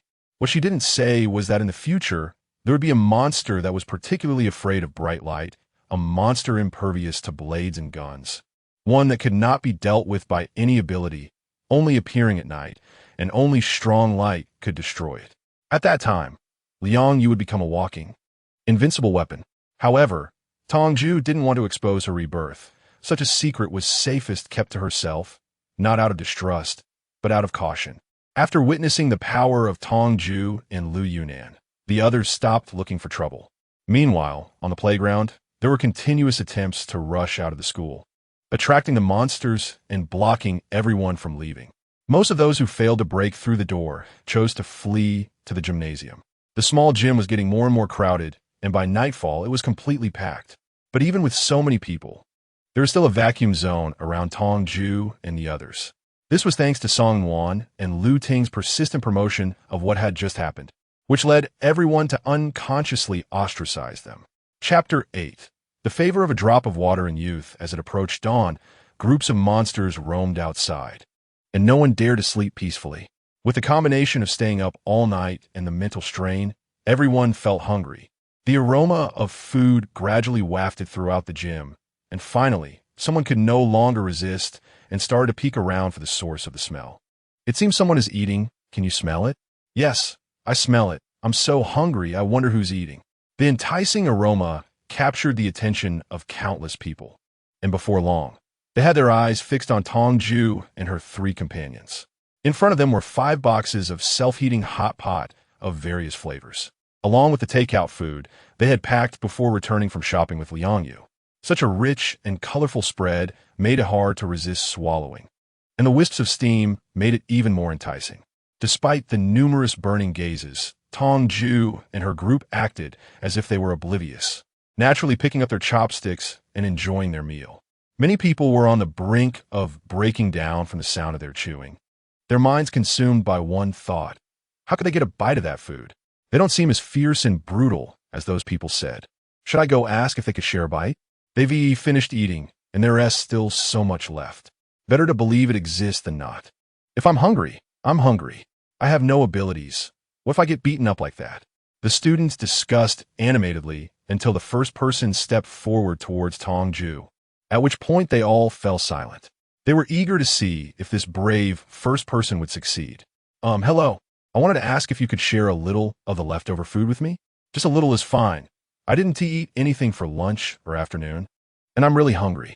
The boy who approached had glasses and appeared quite gentle, speaking softly, unsure if it was out of fear or just his naturally introverted personality. Tong Jue recognized him. He was from her class and once helped her when she was cornered by Song Nuan in a small bathroom.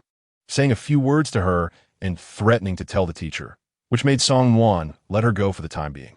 Although later she reminded Song Wan that he was the son of a wealthy family, and the boy was too timid to stand up again, she still remembered him gratefully, as he was one of the few people who had brought warmth to her life. It seemed the boy recognized her too. Otherwise, given his timid nature, he would never have been brave enough to ask, "Do you have abilities?" Tong Jue's inquiry left the boy momentarily stunned, and he shook his head in confusion to indicate that he didn't have any. "I'll take you out of school. Here's a new box for you." She believed in repaying grudges and also in not forgetting kindness. Tong Jue took out a new self-heating hot pot and 2 bottles of water, handing them to the boy with a friendly smile. After all, she had plenty of these in her space, and she could keep farming to produce more. Food was the least of her worries, so there was no need to be stingy with leftovers. That would be too disrespectful. The boy, still dazed, accepted the hot pot, hardly believing that he really had food, and it was unopened. Looking at the hot pot in his hands, he bowed deeply to Tong Jue and said, "Thank you. My name is Yuan Qingzi. I'm sorry my previous cowardice couldn't help you." She was right. The boy recognized her, which was why he didn't completely believe Song Wan and the others. What Tong Jue didn't expect was that after thanking her, Yuan Qingzi didn't immediately eat.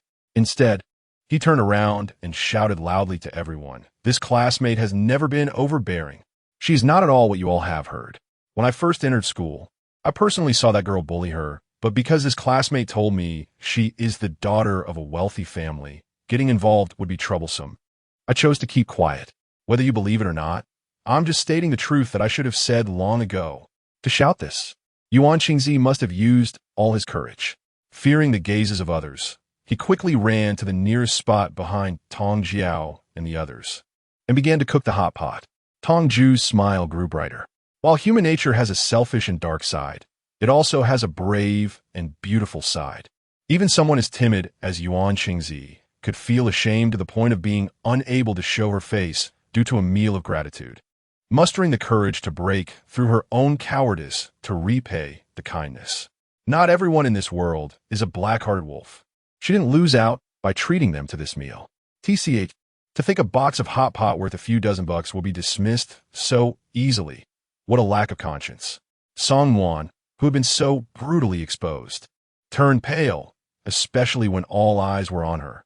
She wished she could find a crack in the ground to hide in. But when she heard the weak Zhao Chuan scoff at her, her expression instantly returned to normal. "Oh well, none of us brought food when we went out." It's understandable that someone would say such twisted things under pressure in times like this. Song Wan's words and expressions didn't escape Tong Jue's keen eyes. She knew a bit of lip reading and could fully interpret it. Even when being exposed like this, Song Wan could think quickly on her feet. When it comes to public opinion, it's still you, Song Wan. However, in this apocalyptic world, how much pressure can public opinion really exert? Junior, I'm a bit hungry too. Could you sell me some food? It doesn't have to be new. Leftovers are fine. Tong Wei looked up and saw a boy with a silly smile. He was completely unfamiliar, had never offended her or helped her, but his attitude was very good, and they could form a good relationship. "Are you new? I don't want money. Do you have anything else to trade with me? How about this?" The boy thought for a long time and took out a multi-functional portable fruit knife, which looked quite new and seemed to have been used only a few times. It was still somewhat useful. Tong Jue nodded, took the knife, and handed the food to the other person.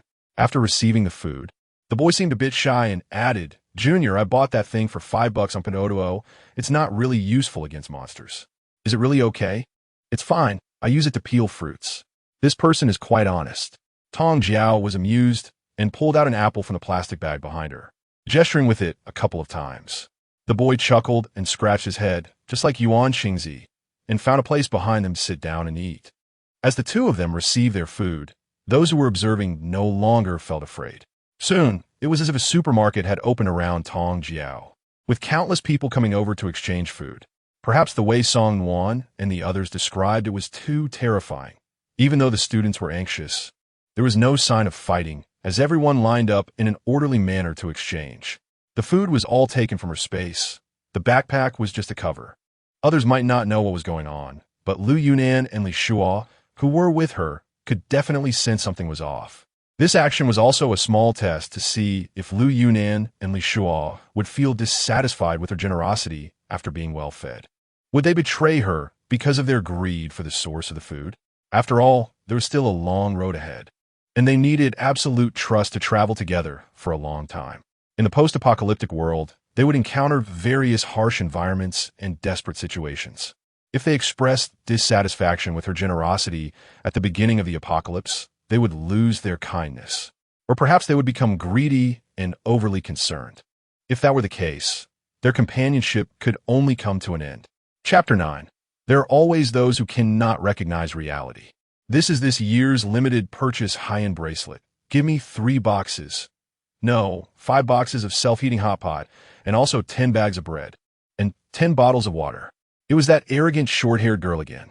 Tong Jue glanced at the dazzling bracelet and expressionlessly turned her gaze away.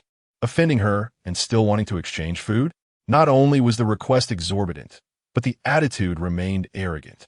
Did they really think she was a pushover? Moreover, such so-called luxury items were worthless now, and far less practical than the $5 fruit knife she had just fought for. People like this would probably never learn to assess the situation. Next, Tong Jue directly bypassed the girl and called the next person to come up and trade for food. Such a foolish and unreasonable person. She couldn't even be bothered to give her a glance. Hey, why is it the next person already? Everyone else can trade with you. But when it comes to me, it's not allowed. You're clearly targeting me. Do you have any sense of reason? The short-haired girl, seeing the person behind her stepping forward on their own, also looked disinterested, feeling completely embarrassed. She reached out and pulled the person back, glaring at Tong Jue, looking like a furious chicken. Well, you're not wrong. I'm targeting you. If you're not satisfied, we can practice alone, and if you can beat me, I'll give you whatever you want. Reason? Her fists are the hard truth. Besides, it's her own stuff. The right to decide should naturally be hers. You. This is clearly a threat.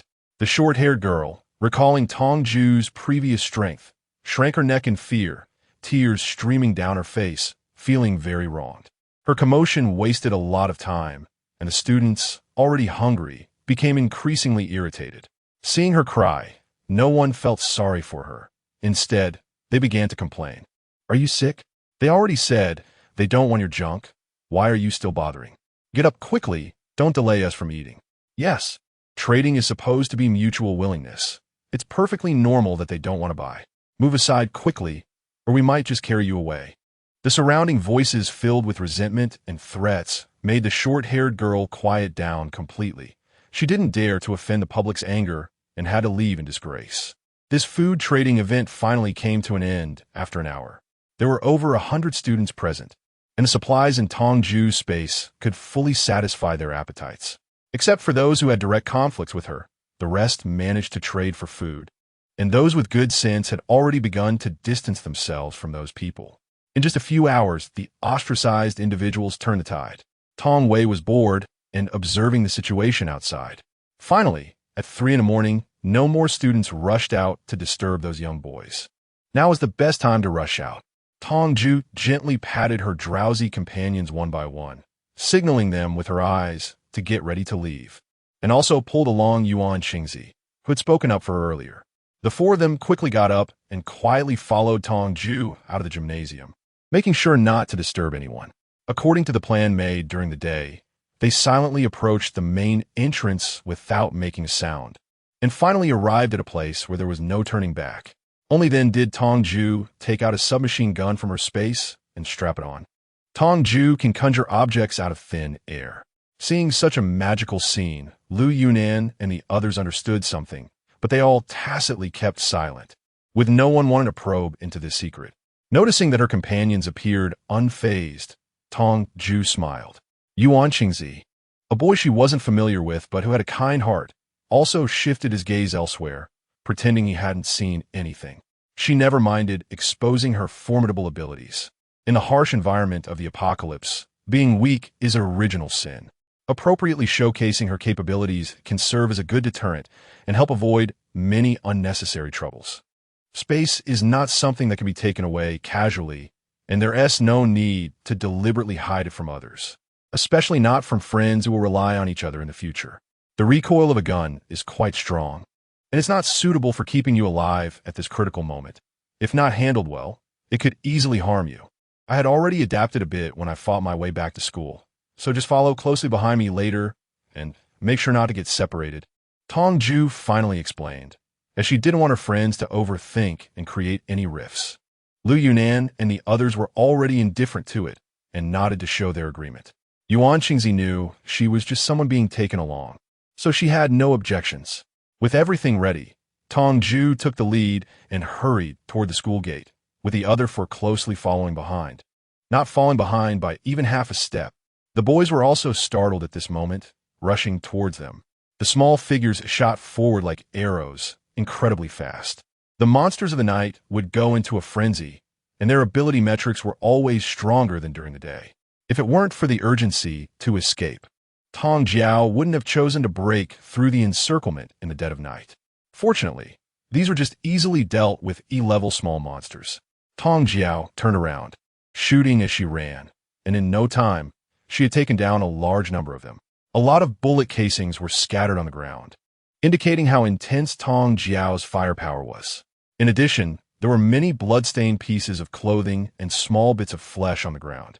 These were the last remnants left by students who had failed to break through. Their bodies had likely been cleaned up by the boys. With the main gate just a step away, the group dared not slack off and accelerated ahead. Those fragments served as a warning. In the apocalypse, danger lurked everywhere. Life and death were at stake, and there was no room for carelessness. Finally, they had managed to escape. Liang took a couple of deep breaths, looking back at the boys who had retreated back to the school, feeling both relieved and fearful. Just 100 meters, but it was more exhausting than a physical test. They could not let their guard down. Besides the monsters, there were many corpses crawling out from the ground outside. Unlike the monsters, these corpses could be killed. But there were quite a few, and they weren't limited by distance like the monsters. There could be a few hiding in some corner, so they had to be cautious wherever they went. Tong Jiao furrowed her brows and seriously reminded them repeatedly, having returned from her rebirth. Her 10 years of struggle in the apocalypse served as the best advantage, allowing her to avoid many dangers. She had to remain vigilant and think carefully at all times. Got it. Liang Yu obediently straightened her back, feeling relieved. Liang Yu's home is close to the school. I plan to find her parents first. What are your plans? At the beginning of the apocalypse, everyone would instinctively think of returning to their families, except for her, a solitary person. Therefore, she couldn't just rely on her subjective will to take them with her. They hadn't had time to discuss the route before. They only shared the immediate goal of escaping the school, and now it was time to ask. I need to go home. My mom is still at home. Yuan Qingzi was the first to respond. He only had his mother to rely on, so even though he knew it was safer to stay with Tong Jiao, he had to leave. Yuan Qingzi hurriedly bid farewell and declined Tong Jiao's offer to accompany him back. Now only Lu Yunnan and Li Shuan needed to express their intentions. My home is also in the city. I need to go find my parents first. This was said by Li Shuan, who scratched his head a bit shyly.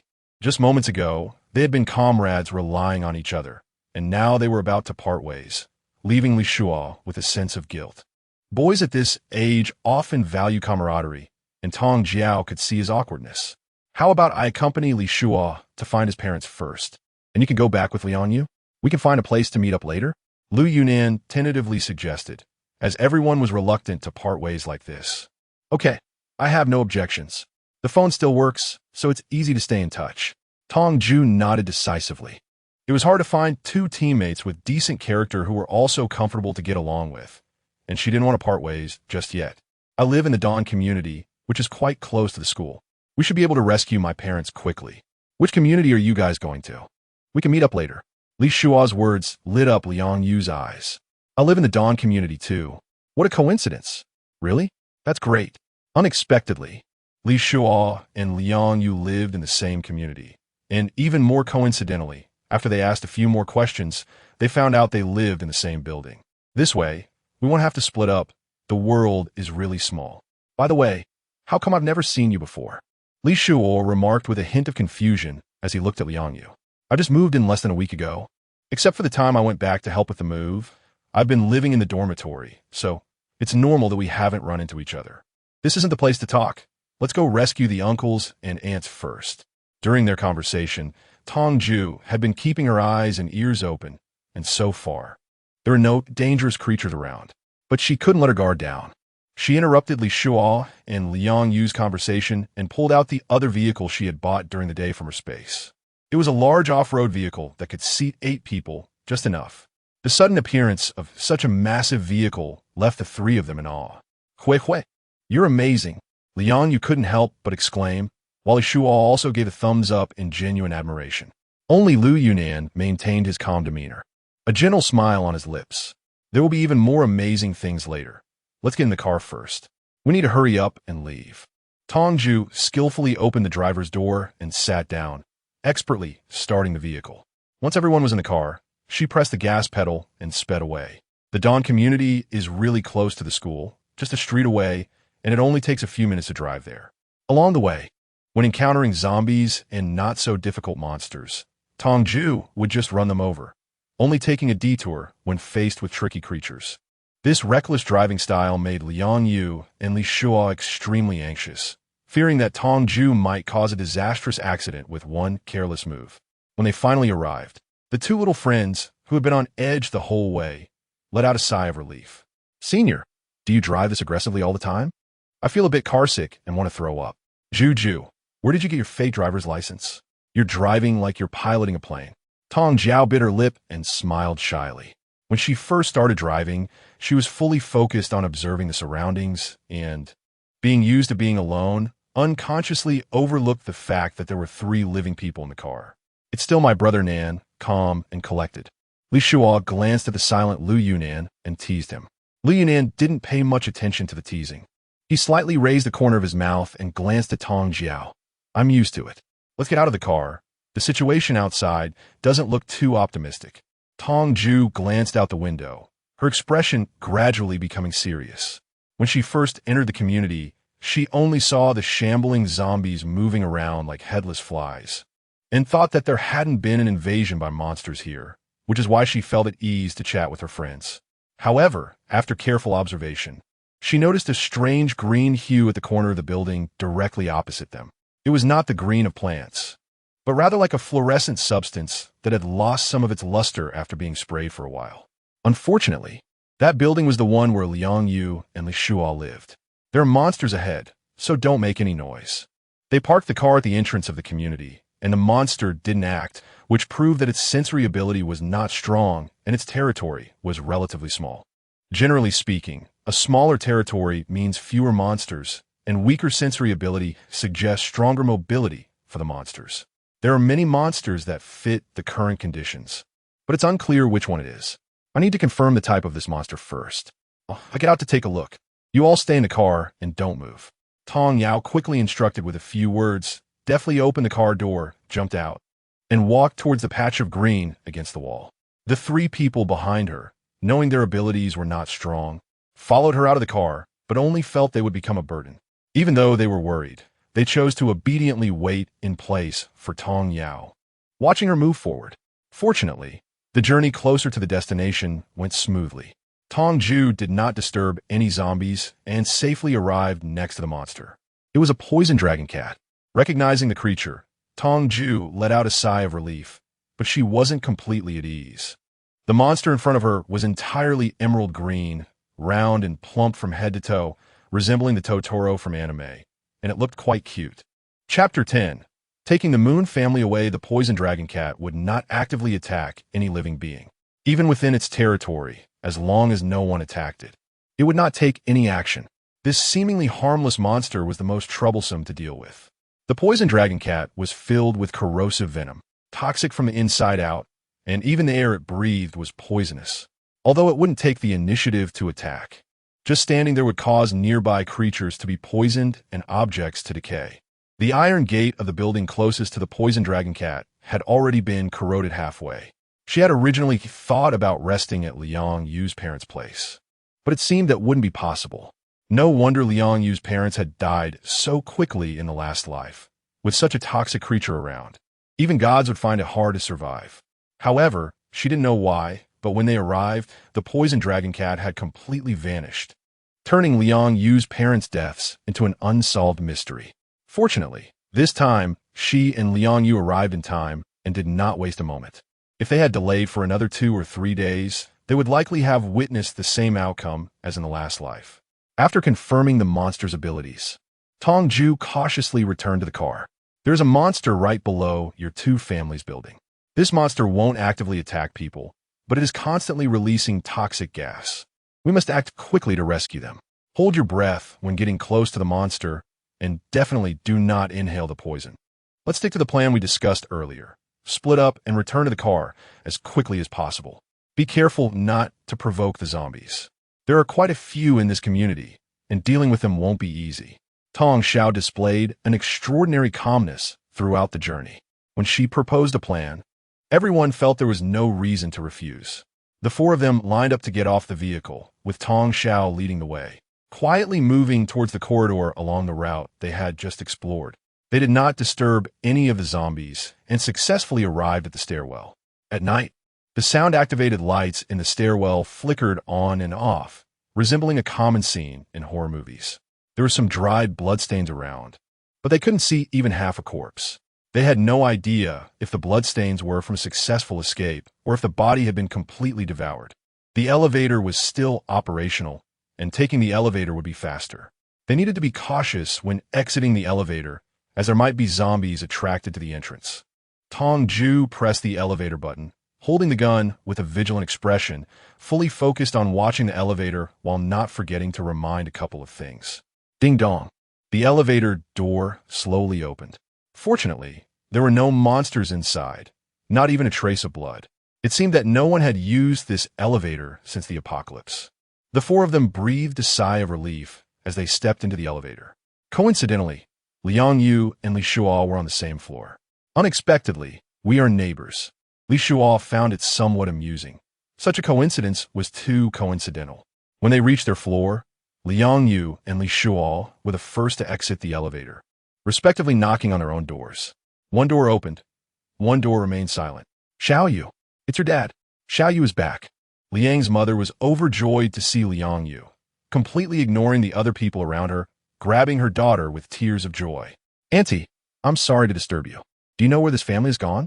Seeing Liang Yu's family reunited, Li Shuo, who had been knocking on the door without success, became anxious and, disregarding the atmosphere of family reunion, mustered the courage to interrupt and ask.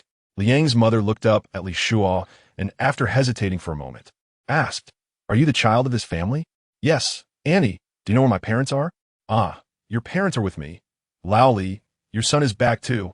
Liang's mother shouted behind her, and immediately, a flurry of chaotic sounds came from inside.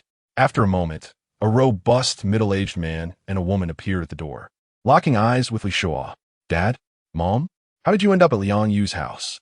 Li Shuo was stunned, completely at a loss for words. "Come in first. It's dangerous outside." Li Shuo's parents didn't seem as excited as Liang Yu's parents. They were surprised for a moment upon seeing their son, then quickly regained their composure. Reminded by this, Liang Yu's parents also reacted and welcomed Tong Jue and the others into the house. Tong Jue had been to Liang Yu's house several times. Before the apocalypse, Liang Yu often invited her over to play, and perhaps because Liang Yu had revealed her background, every time she came, the uncle and aunt treated her very warmly, even preparing a special room just for her. Liang Yu's family was the only ones who had been kind to her before the apocalypse.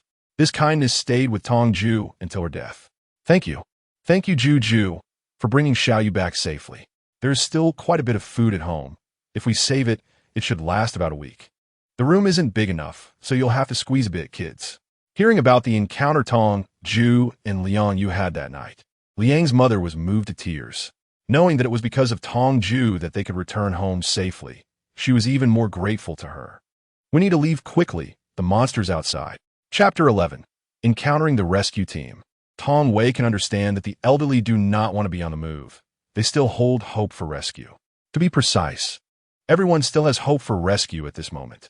However, outside stands a poisonous dragon cat. Even if there were a rescue, they cannot continue to stay here. Tong Jue roughly explained to the elders the dangers of continuing to stay here, and the atmosphere in the room immediately became tense. "Mom, what Jiao said must be right."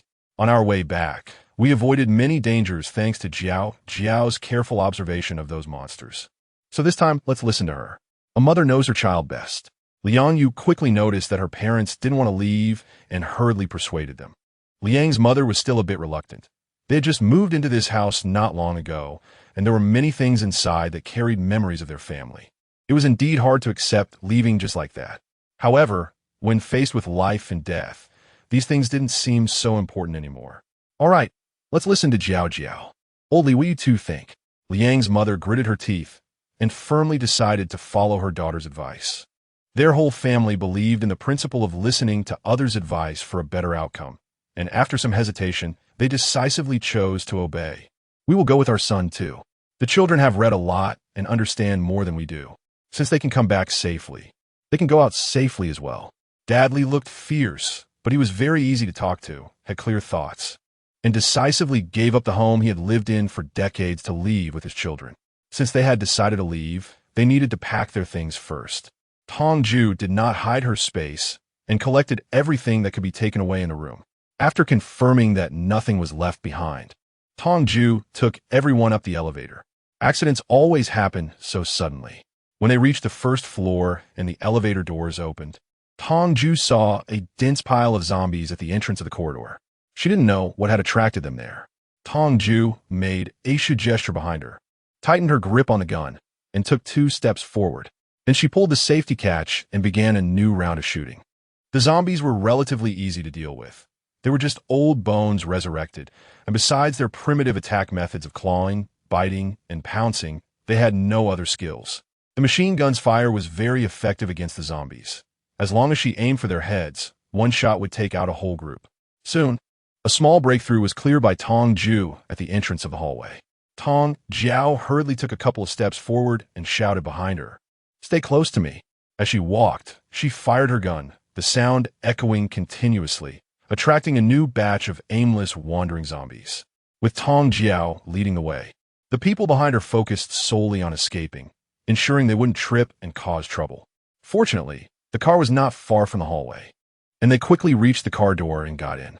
This time, Tong Jiao did not choose to sit in the driver's seat, given the current situation. She was the only one capable of long-range attacks. With an elder who could drive present, it would be more beneficial for her to act as a shooter. The zombies were still relentlessly pursuing them, proving to be quite a nuisance. Tong Jue changed one magazine after another, and finally the number of zombies decreased. Dad Liang drove steadily and quickly, avoiding countless obstacles along the way. Just as they were about to shake off the zombies behind them, Tong Jue vaguely heard gunfire ahead. Not only Tong Jue, but the others in the car also heard the gunshots. Could it be that help had arrived? Mom Liang was the first to break the silence, and others showed agreement. Only Tong Jue and Lu Yunan curled their lips, not agreeing with this guess. "Let's go take a look, if it is help. We won't have to run around. Just get closer, and we can leave immediately." Dad Liang tightened his grip on the steering wheel and made a decision, continuing the car towards the direction of the gunfire, but at a much slower speed than before. The gunfire was not far from them, and soon, Tong Jue saw a group of people in camouflage holding long rifles fighting against the monsters. The monsters they were fighting against were also Tongzi, a low-level type of monster that appeared in large numbers and were everywhere. Dealing with Tongzi, Tong Jue and the others were already somewhat experienced and appeared particularly calm. However, the 4 elders showed some panic upon seeing the strange appearance of the Tongzi. "Over there, we are here for rescue. Come over quickly to help and fight these monsters together." The car was a big target, and the people fighting the Tongzi quickly spotted them, shouting into a megaphone, fearing they would turn around and run away. Should we go over? Since they are here for rescue, if we help them, won't we be saved?" Mom Li, a gentle woman with a soft voice, naturally wanted to go help. But apart from a few old bones with little combat power, we only have these few kids left. What can we use to help? They have guns, which is definitely safer than us. Dad Liang did not agree with Mom Li's words, as any parent would care for their own child. If they rushed over to help, would it still be their own kids doing the heavy lifting? But doesn't Tong Jue have a gun too? As soon as Mom Li finished speaking, almost everyone's gaze turned to Tong Jue. Liang Yu quickly protected Tong Jue behind her, shaking her head like a rattle drum. No, Juju only has one gun. We can't let her go down alone to rescue them. Besides, there are only so many bullets. What will we do after Juju runs out? But we can't just watch them die. They protected us during peacetime, and we can't abandon them now. Moreover, if we save them, they will definitely prioritize rescuing us and take us to safety. The more Mom Lee spoke, the more agitated she became, as if there were relatives of hers among that group. This kind of performance was nothing more than selling not just their lives, but also seeking profit. Tong Jue's face had already collapsed, coldly watching Li Mama's performance, without saying a word. Mom, please stop. Li Shua also felt something was off, and quickly interrupted. But it was too late. At this moment, everyone was looking at Li Mama with eyes that were more or less scrutinizing. The few of us adults are still alive, so we wouldn't let a young girl take risks. Moreover, we treat Jiao Jiao like our own daughter and can't bear to let her risk her life for anyone. We can find a safe place ourselves without needing someone to lead us. It was clear that Liang Mama was already angry. She patted her husband's shoulder to signal him to drive and didn't even give Li Mama another glance, even though they had just been chatting and laughing. Tong Shuai's heart warmed. Liang Yu's parents were truly good to her. They never forgot to let Liang Yu bring her share of anything delicious or fun. In the past, she was sensitive, suspicious, self-abased, and reclusive, afraid of bothering others, so she always responded to their kindness with politeness. Looking back now, she found her former self to be both ridiculous and sad. The feeling of being cared for is really nice. Uncle Liang, please stop the car. I'll go lend a hand. When I returned before, there were quite a few of these monsters piled up at the school gate, and they weren't too difficult to deal with. Even if I couldn't save them, it would still be fine to escape unscathed. In fact, before Aunt Lee even spoke, Tong Shuai had already planned to get out of the car to rescue them. The way these people were dressed did resemble officials, but there were too few of them. They were definitely not there to rescue anyone, more like scouts gathering information. If she could rescue these people while being capable, she might gain a lot of internal information that only officials would know. Even if she couldn't uncover anything, forming a good connection might come in handy in the future. In Xia country, society has always been about human connections. The saying, more friends, more paths, has never been wrong, whether before or after the apocalypse. She used to be bad at socializing and prefer to be alone, so no matter how capable she was, she could be suppressed by the well-connected, less capable Songwon. Therefore, in this lifetime, she absolutely could not stumble in this area again, or it would be foolish. No, even if you have experience, it's impossible to save so many people alone. Let's just pretend we didn't see this and not take the risk. Don't worry, Uncle Liang, I'm really okay. If you don't believe me, you can ask Liang. Tong Jue felt a bit helpless. She couldn't be too harsh with the friendly elder and could only pull Liang Yu out to help speak. Huh? Liang Yu was momentarily confused, not understanding why Tong Jue insisted on getting out of the car, but that didn't stop her from unconditionally supporting her best friend. Yes. Juju is amazing. When we rushed out of the school, we didn't help at all. It was all thanks to Juju that we managed to escape smoothly. Dad, you can rest assured. Juju has this capability. With his daughter confidently vouching for her, Liang's father's refusal wasn't as firm anymore. After weighing the pros and cons, Liang's father still stepped on the brakes and solemnly reminded, prioritize your safety. If you feel something is off, come back quickly. Got it, uncle. Tong Jue nodded. Neely jumped off the car with a machine gun on her back. What the heck? She still had to get off the car to save people, making her seem so righteous and me so petty. Li Mama looked at Tong Jue's back and pouted, muttering in dissatisfaction. The voice was not loud, but in the confined space of the car, it was enough for everyone to hear. Lu Yunan frowned and silently looked at Li Mama, his eyes cold as if he were looking at a corpse. Even Li Shua's expression showed dissatisfaction. Li Papa quickly tugged his wife, sighed helplessly, but ultimately said nothing. Why is it just a little girl? Those still fighting against the monsters felt quite displeased seeing Tong Jue's small figure alone. Well, having one person is better than nothing. After passing so many cars, this one stopped, and since this girl dared to come alone, it meant she had skills. Stay focused. These monsters can resurrect, and the defense line must not break. Never let your guard down. Chapter 12. These people are not simple. Monsters only move and resurrect in fixed places. You all run outside while fighting. As long as you stay 10 meters away from their encirclement, They won't be able to sense you. Tong Jue shouted loudly, attracting the surrounding soldiers. Indeed, she couldn't rescue so many people on her own, but it was no problem to tell them how to break through these monsters and save themselves. How did she know this? Can we trust her? It was hard to accept that a small, cute girl with a youthful face suddenly popped up to teach them, who trained every day, how to fight. The reinforcements were filled with doubts, still hesitating, unsure of what to choose. Commander, should we charge out? The reason they were lingering here, unable to advance, was partly because they were trapped and partly because they didn't want to lead the monsters toward the crowd.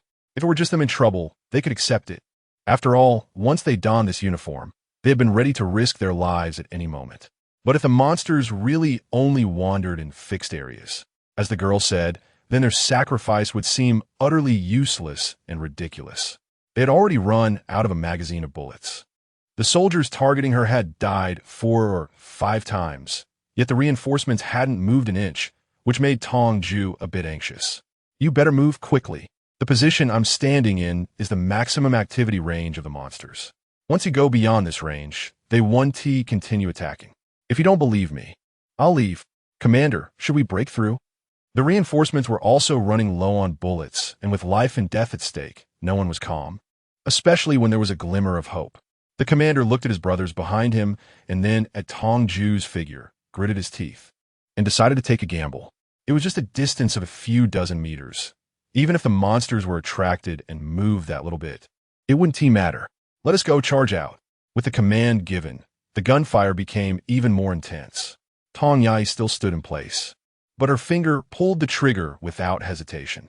The firepower was suppressed both inside and outside, and soon reinforcements arrived at the edge. Tong Jue took a few steps back, waiting for all the reinforcements to leave the area of the child. She raised her hand to release her powers and crushed the last of the children. Sure enough, this time the children revived far away from them, and there were no more crazy attacks like before. The reinforcements, witnessing this scene, couldn't help but be overwhelmed with emotion, tears welling up in their eyes. Fortunately, they listened to the little girl's words. Otherwise, they would have really met their end, which was truly intense. Indeed, when I was about to die, just now, all I could think about was how my mother would manage without me. But now that I've survived, once things stabilize, I'll quickly go back to find my mother. The reinforcements were discussing the recent perilous situation in a flurry of voices. Tong Jue smiled as she watched them drift away in thought. She remembered the 3rd time in her last life when she was severely injured by Song Wan. She had fainted not far from a pile of monsters, thinking her life would end there. Unexpectedly, a group of soldiers picked her up. Those soldiers generously offered her food and treated her wounds, asking for nothing in return. In the end, they continued on to complete their rescue mission, while she continued to wander in the vast world. Tong Jue knew that the place where she had fainted was very dangerous. Even so, they acted decisively and selflessly, driven by their belief and responsibility not to give up on anyone, and brought her back without expecting anything in return. She remembered this kindness. So even if she gained no benefit, she was willing to help save the person in the camouflage uniform. Little girl, thank you for saving us. The commander walked up to Tong Jue and gave a standard salute. No need to be polite. I didn't do much. Tong Jue politely responded, pondering how to inquire about the information she wanted to know. Haha, if it weren't for you, we might have been trapped here. By the way, little girl, how do you know about the habits of these monsters? There are these monsters at the entrance of our school, and to get out. My friends and I have been testing repeatedly, leading us to this conclusion. Instead of gathering information, I ended up being investigated. Tong Jue felt a bit melancholic, not knowing when she would be able to master the skill of testing others without revealing her emotions. Oh, you and your friends are really impressive. Is your uncle here to rescue us? We just escaped from home and still don't know where to go. Does your uncle have any recommendations? Tong Jue thought for a long time and could only act like a well-behaved neighbor girl asking straightforward questions. Her lack of scheming in her inquiries happened to put the commander at ease. Well, not exactly. We are here to check on the situation in the city and to inform everyone which direction to flee. Right now, chaos reigns in every corner of the world, and we can't possibly rescue everyone individually. Most people will have to evacuate on their own. This statement made Tong Jue realize that these people were not simple. If you have nowhere to go, You can head east. The previously developed grassland area has been turned into a safe zone. There are no monsters there, and it's suitable for settling down. However, the safe zone is still under construction, so you'll have to manage your own food and accommodation. If you can, I suggest you collect some daily supplies on the way there. By the way, it's best to gather more food. Food is in short supply right now, and the officials don't have much either. Collecting it will take some time, so food is currently the most valuable resource. The safe zone should have some supplies of other items, and you can trade food for them if needed. No one will refuse, which will save you from running around while collecting things. The commander revealed only basic information about the safe zone, but this information was new to Tong Jue. She had lived in a safe zone for a while, but at that time, it was already well established. Back then, what was most lacking was actually medicine. Only those who were incapable would feel that food was scarce. Thus, it could be said that now was the most cost-effective time to trade food for items. Okay, I understand, Uncle. Thank you. When you arrive at the safe zone, try not to draw attention. I don't know how you got that gun, but others will surely think too much about it. The officials don't have the energy to manage minor issues right now, so even in the safe zone, you must pay attention to safety. Little girl, you're quite pretty, but don't dress up at this critical moment. Avoid provoking people you shouldn't have in the past. Don't provoke them now either. The higher-ups are far away. Sigh. The commander's words were not ambiguous. Tong Jue frowned, feeling that there was something more to the other person's words, as if hinting at something. What happened in the safe zone? Why did they leave? Aren't they the rescue team? Aren't they supposed to take us to a safe place? Tong Jue had just gotten into the car, and before she could even settle down, she was bombarded with a series of questions from Li's mother. Everyone glanced at Li Shuo and couldn't help but shift in their seats, creating some distance from Li's mother. Li Shuo was a good person, a good teammate, but his mother was someone they could only respect from afar. They weren't technically a rescue team.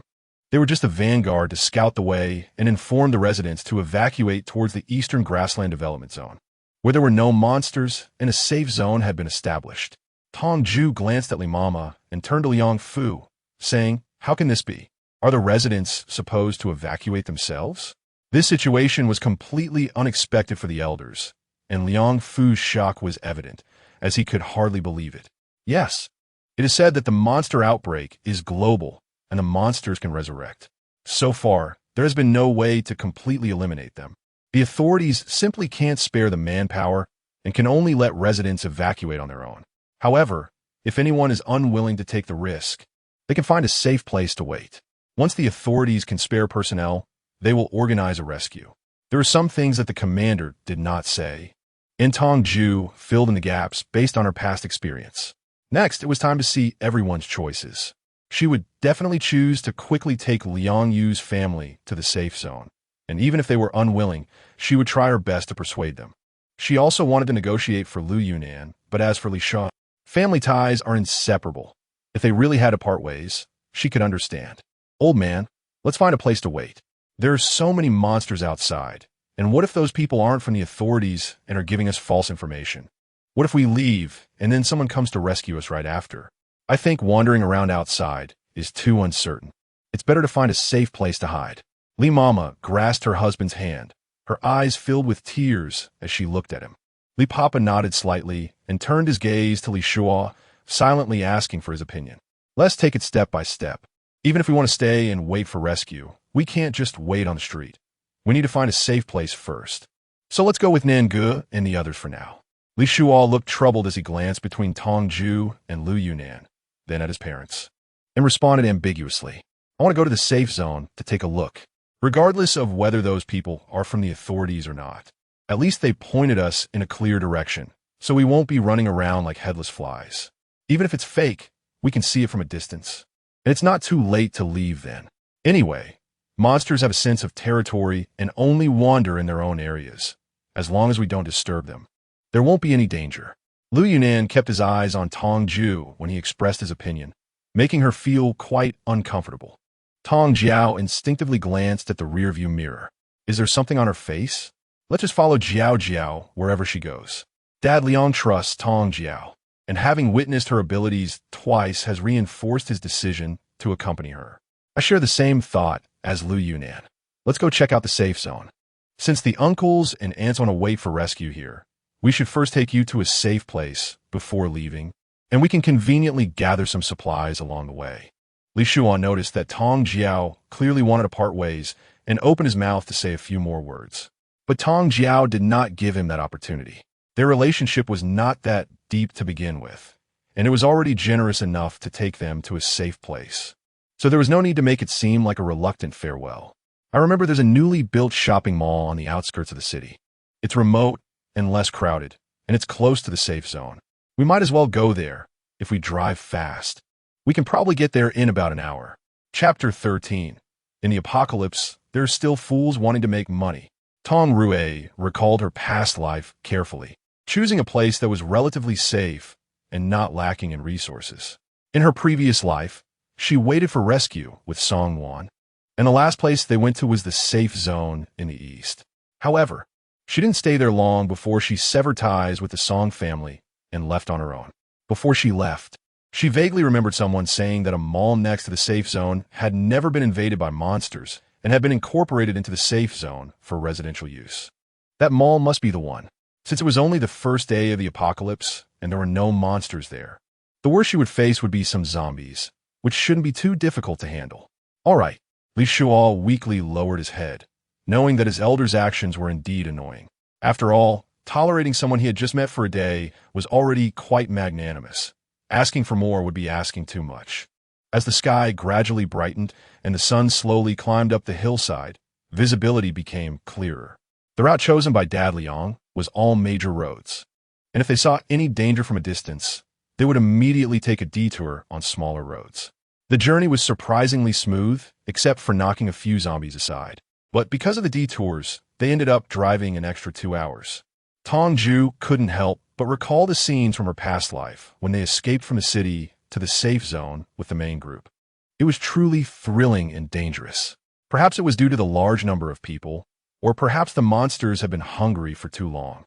But they would be attacked from a distance whenever they encountered one along the way, surviving by the skin of their teeth and leaving them terrified. Finally, they arrived at the mall where they would settle down, and the group cautiously ascended the stairs. As Tong Jue had anticipated, there were no monsters within a kilometer radius of the mall. This place used to be a garbage dump, and not many bodies were buried here. So the number of zombies was pitifully small. With Tong Jue, an ability user, around, even these few zombies were easily taken care of. By that time, there were already quite a few people setting up camp in the mall, mostly staff and customers who had not had time to leave when the apocalypse began. Tong Jue looked around and found an empty space, ready to take a break. However, just as she stepped into the area, someone stopped her. Hey, is this your place? Why are you barging in? This is my rented space, no trespassing allowed. A flamboyantly dressed young woman hurried over, frowning and showing obvious impatience, waving her hand as if to push Tong Jue away. Tong Jue slightly turned to the side, avoiding the hands reaching towards her. She looked up but didn't see any store signs. The mall was nothing but shops and corridors, and there were no signs here. How could this place belong to you? Tong Jue doesn't have to occupy this piece of land. There are plenty of empty spaces, it's just that this one is relatively large. Choosing a smaller rest area is the same. She really doesn't understand why the public area has become private property. Because I have money. The manager here has already rented this land to me, so this area is mine. If you want to stay here, you can, but you have to pay rent, even if it's 10,000 a day. The woman tidied her hair and looked Tong Jue up and down, her head held high like an arrogant peacock. 10,000 a day? You might as well go rob someone. Even though shops wouldn't charge that much for a day. This is just a vacant stair space next to the restroom. Even if it's rented, it shouldn't cost that much. Why should we pay you 10,000 a day? Liang Yu was infuriated by this woman's attitude. Such a blatant attempt to take advantage of them. Just because you arrived late, I already signed the contract with the manager. All these vacant spaces are rented by me. You can either squeeze and like them, pay up, or leave. I absolutely won't back down. The woman rolled her eyes, clearly looking down on them, a few younger ones she thought were easy to bully. You. Liang Yu's face turned red with anger, but the other party was indeed right. The woman had genuinely rented this land, and even though she was raising the price, others had no way to respond except to spit in frustration. Of course, except for using force. However, they weren't robbers. As newcomers, Tong Jue didn't want to leave a rough impression on others. If these people didn't encounter any accidents, they would mostly go to the safe zone later. They would have to live in the safe zone for a while, and who knows when they might meet again. There was no need to hold grudges over trivial matters, especially since within a week, all the money would become worthless. I'm sorry. Our girl is young and doesn't speak well. 10,000 a day is indeed a bit expensive. Can you lower the price? We hurriedly drove all night to escape and really didn't bring that much money with us. Liang's father held his daughter back and smiled while negotiating with the woman. He was a businessman who valued harmony for profit, especially at this precarious time, and was even less willing to have disputes with others. If we can't, then 10,000 is 10,000. If you don't have cash, you can pay with your phone. If you don't have that much money in your phone, then you might as well go somewhere else. Given the current situation, it's already good that I can rent to you, and you're still trying to haggle. A bunch of poor people. The woman scoffed and rolled her eyes at them, turning to leave. Liang's father's face visibly darkened. He had been a boss his whole life, and it was the first time someone called him poor to his face. Chapter 14. Human greed. We will rent it for 10,000. We'll pay with our phone and pay for a week in advance. But we also need to sign a contract to prevent you from raising the price or going back on your word later. Lu Yunan stepped forward to block the woman, his face no longer wearing a gentle smile, which surprised Tong Jue. She knew from her rebirth that money would soon become worthless, but others were unaware. In such a marketplace, even renting a proper shop wouldn't cost 10,000 a day. This woman was clearly trying to take advantage of the situation. Lu Yunan, usually seen as sharp and proud, was willingly becoming a fool. Fine, let's sign. I'll go get some paper and a pen. One hand for payment, one hand for signing the contract. Once this deal was made, the woman's face lit up with joy as she hurried back to her companions, took out a piece of paper and a pen from her handbag, and quickly returned. Lu Yunan took the paper and pen, hastily drafted a rental contract, and both signed their names and completed the payment. That settled it. All right, you can rest here, but I'll say this up front. I've rented the place to you, and the rest is none of my business. If someone tries to take your spot, I want to help. If you can't hold it, don't come looking for me. After throwing down this remark, the woman left without looking back. Watching her retreating figure, Tong Jue scoffed. It seemed that even on the first day of the apocalypse, there were people who didn't want to abide by the rules. The woman's warning likely wasn't unfounded or a threat. She had probably encountered such situations before. What does she mean? Is she threatening us? Liang Yu was very dissatisfied with the woman's attitude, and listening to her harsh words inevitably made her angry. She probably just wanted to give a reminder. Don't be upset. We've been busy all day, and Uncle and Aunt Haven T slept or eaten, so they must be exhausted. Let us rest first. Tong Jue patted Liang Yu's shoulder and pulled her to sit down on the ground in the open space. Liang Yu was still a bit sulky and turned to Lu Yunan to complain. Senior, our school has always said that your family is particularly wealthy and generous. But this time, I still think you might have been a bit of a fool. Haha, not really. You said I'm usually generous and my family is quite well off. So this amount of money isn't a big deal for me. It's just for some peace and quiet. I think Tong Jue would agree with me, right? Suddenly called out, Tong Jue raised her head, momentarily confused. What does this have to do with her? I agree. I don't really have any opinions about it. After all, it's not my money being spent, and I'm also benefiting from Senior's generosity. But if I really had that much money, I think I would willingly be that fool. See, even your good sister thinks what I did was right. Lu Yunan replied with a smile. His tone is familiar, as if he had known Tong Jue for many years. When did you two stand on the same side? Cut it out. It doesn't matter since the money has already been paid. Juju, I'm a bit hungry. Can you find a way to get some food out?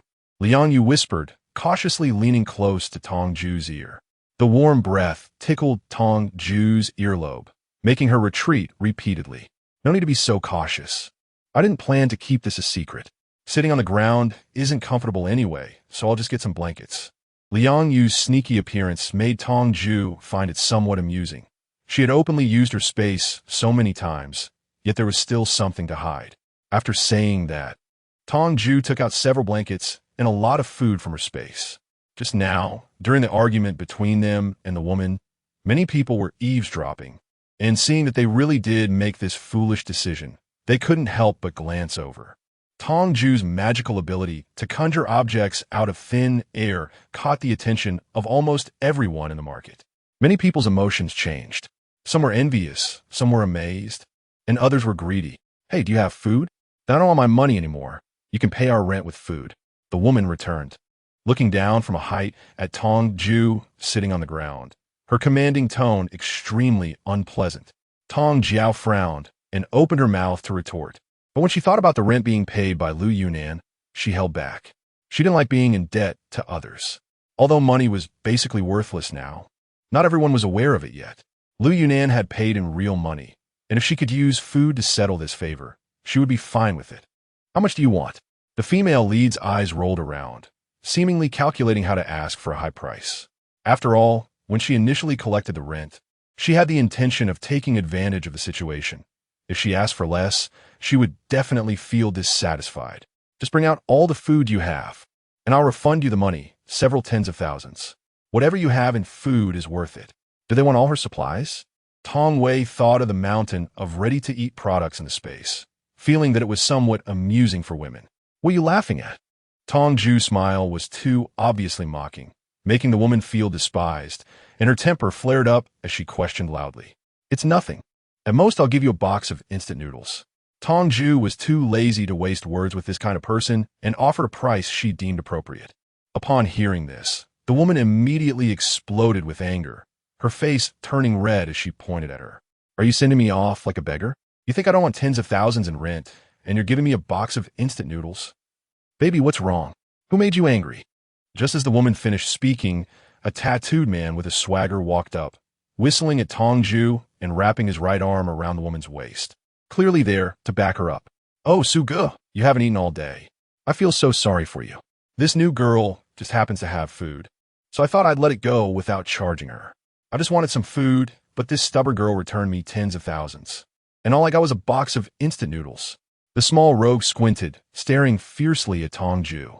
He raised his hand and conjured two sharp knives out of thin air, pointing them at her, and then threateningly said, "Little girl, exchanging a box of instant noodles for tens of thousands of dollars is a bit excessive, don't you think?" "Excessive? When you took advantage of the situation and rented out a public space to us for tens of thousands, you didn't think it was excessive. I'm using the food you currently need the most to exchange for some worthless paper money that you can't spend right now. Is that excessive?"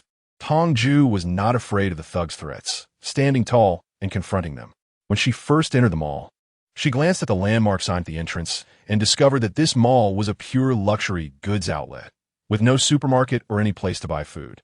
The people trapped here were either shopping or working, and there was no way they could have emergency food. It's likely that everyone here had been hungry for a day and a night, and if they were unwilling to go outside and continue to huddle here, their days would only get harder. The box of instant noodles she was willing to offer would be their lifeline at that moment. "Little girl, think carefully before you speak. Don't wait until you regret it after suffering, because it will be too late then." Tong Yao's words left the little thug speechless, forcing the sharp knife to continue closing in, threatening her to change her stance. If it were an ordinary girl, she might have already been scared into submission in such a situation, obediently handing over her belongings, swallowing her anger. But Tong Yao is not an ordinary girl. 10 years of apocalypse, filled with blood and chaos. What scenes has she not witnessed? What threats has she not heard? Such petty tricks can't even provoke her anger or stir her emotions. I made up my mind. Tong Jue smiled lightly and waved her hand to take out a small portion of supplies from the space. Just this small portion alone filled up a large area. Seeing so many supplies appear out of nowhere, everyone was dumbfounded. The thugs were not only stunned, but their greed was even more apparent. "All right, little sister. You're quite perceptive. I'll protect you from now on." One of the thugs retracted his powers and was about to step forward to move the supplies when he was blocked by Tong Jue. "When did I say these things were for you?" Tong Rui's gaze was as if she were looking at someone with a mental disability. She smiled faintly and waved her hand again, causing the pile of supplies to suddenly vanish like a mirage. "Since you think I'm going too far and want to threaten me with force, then I won't bother with any nonsense reasoning. The food I just provided was merely the tip of the iceberg of what I have collected. If you have the capability, come and take it by force. If you don't, then get lost." Chapter 15, Superpower Showdown. Tong Jiao's words were extremely arrogant. Her indifferent smile and proud gaze stimulated the weak nerves of the little thug. More and more onlookers gathered around, whispering and pointing at them. The little thug felt his dignity was about to be trampled into the mud, and he shouted angrily, "You brought this on yourself by refusing the drink." The little thug raised his hand, conjuring a sharp knife again, aiming it at Tong Jiao. "What do you do to me?" Tong Jiao refused to back down, even taking 2 steps forward despite the threat of a sharp knife. This forced the little thug to break out in a cold sweat. Sensing the tense atmosphere, Lu Yunan and Liang Yu also slowly approached, silently standing behind Tong Jiao. Li Shuo, who was sitting in the corner, wanted to come over but was held back by Mama Li. Li Shuo glanced at Tong Jiao, then looked at Mama Li, feeling torn. Ultimately, under his father's shake of the head, he reluctantly sat back down. The little thug was hesitant to actually make a move. Before the apocalypse, he was just a small-time hoodlum with a bit of money at home, who would act tough and bully others, but he never dared to actually use a knife or a gun. Tong Jue's relentless pressure felt like she was roasting him over a fire. He couldn't retreat out of unwillingness, and he didn't dare to move forward. Not daring to make a move, he quickly rolled away. Tong Jue also lost patience. She thought it would be a tough character, but it turned out to be a weakling who only bullies the vulnerable. "Brother Su, she is so arrogant. How can you take this? Teach her a lesson." The woman who started the trouble is now adding fuel to the fire. The little gangster, who originally wanted to retire, was propped up again, blocking all his escape routes. With his woman and little brothers behind him, if he shows cowardice now, he will have no credibility left. Watching Tong Jue turn to leave, the little gangster's eyes turned red, and he shouted, throwing the sharp knife, "I'll kill you." The little gangster watched the knife rush towards Tong Jue's life point, laughing wildly, his eyes filled with madness. At this moment, he just wanted to finish off Tong Jue quickly. But things did not develop as he expected. Just as the blade was about to pierce Tong Jue's eyes, it suddenly disappeared, as if he had never used his abilities at all. What is going on? The little gangster was stunned for a while, his whole being in a daze. After realizing it, he stubbornly threw several more blades at Tong Jue, but each attack was ineffective.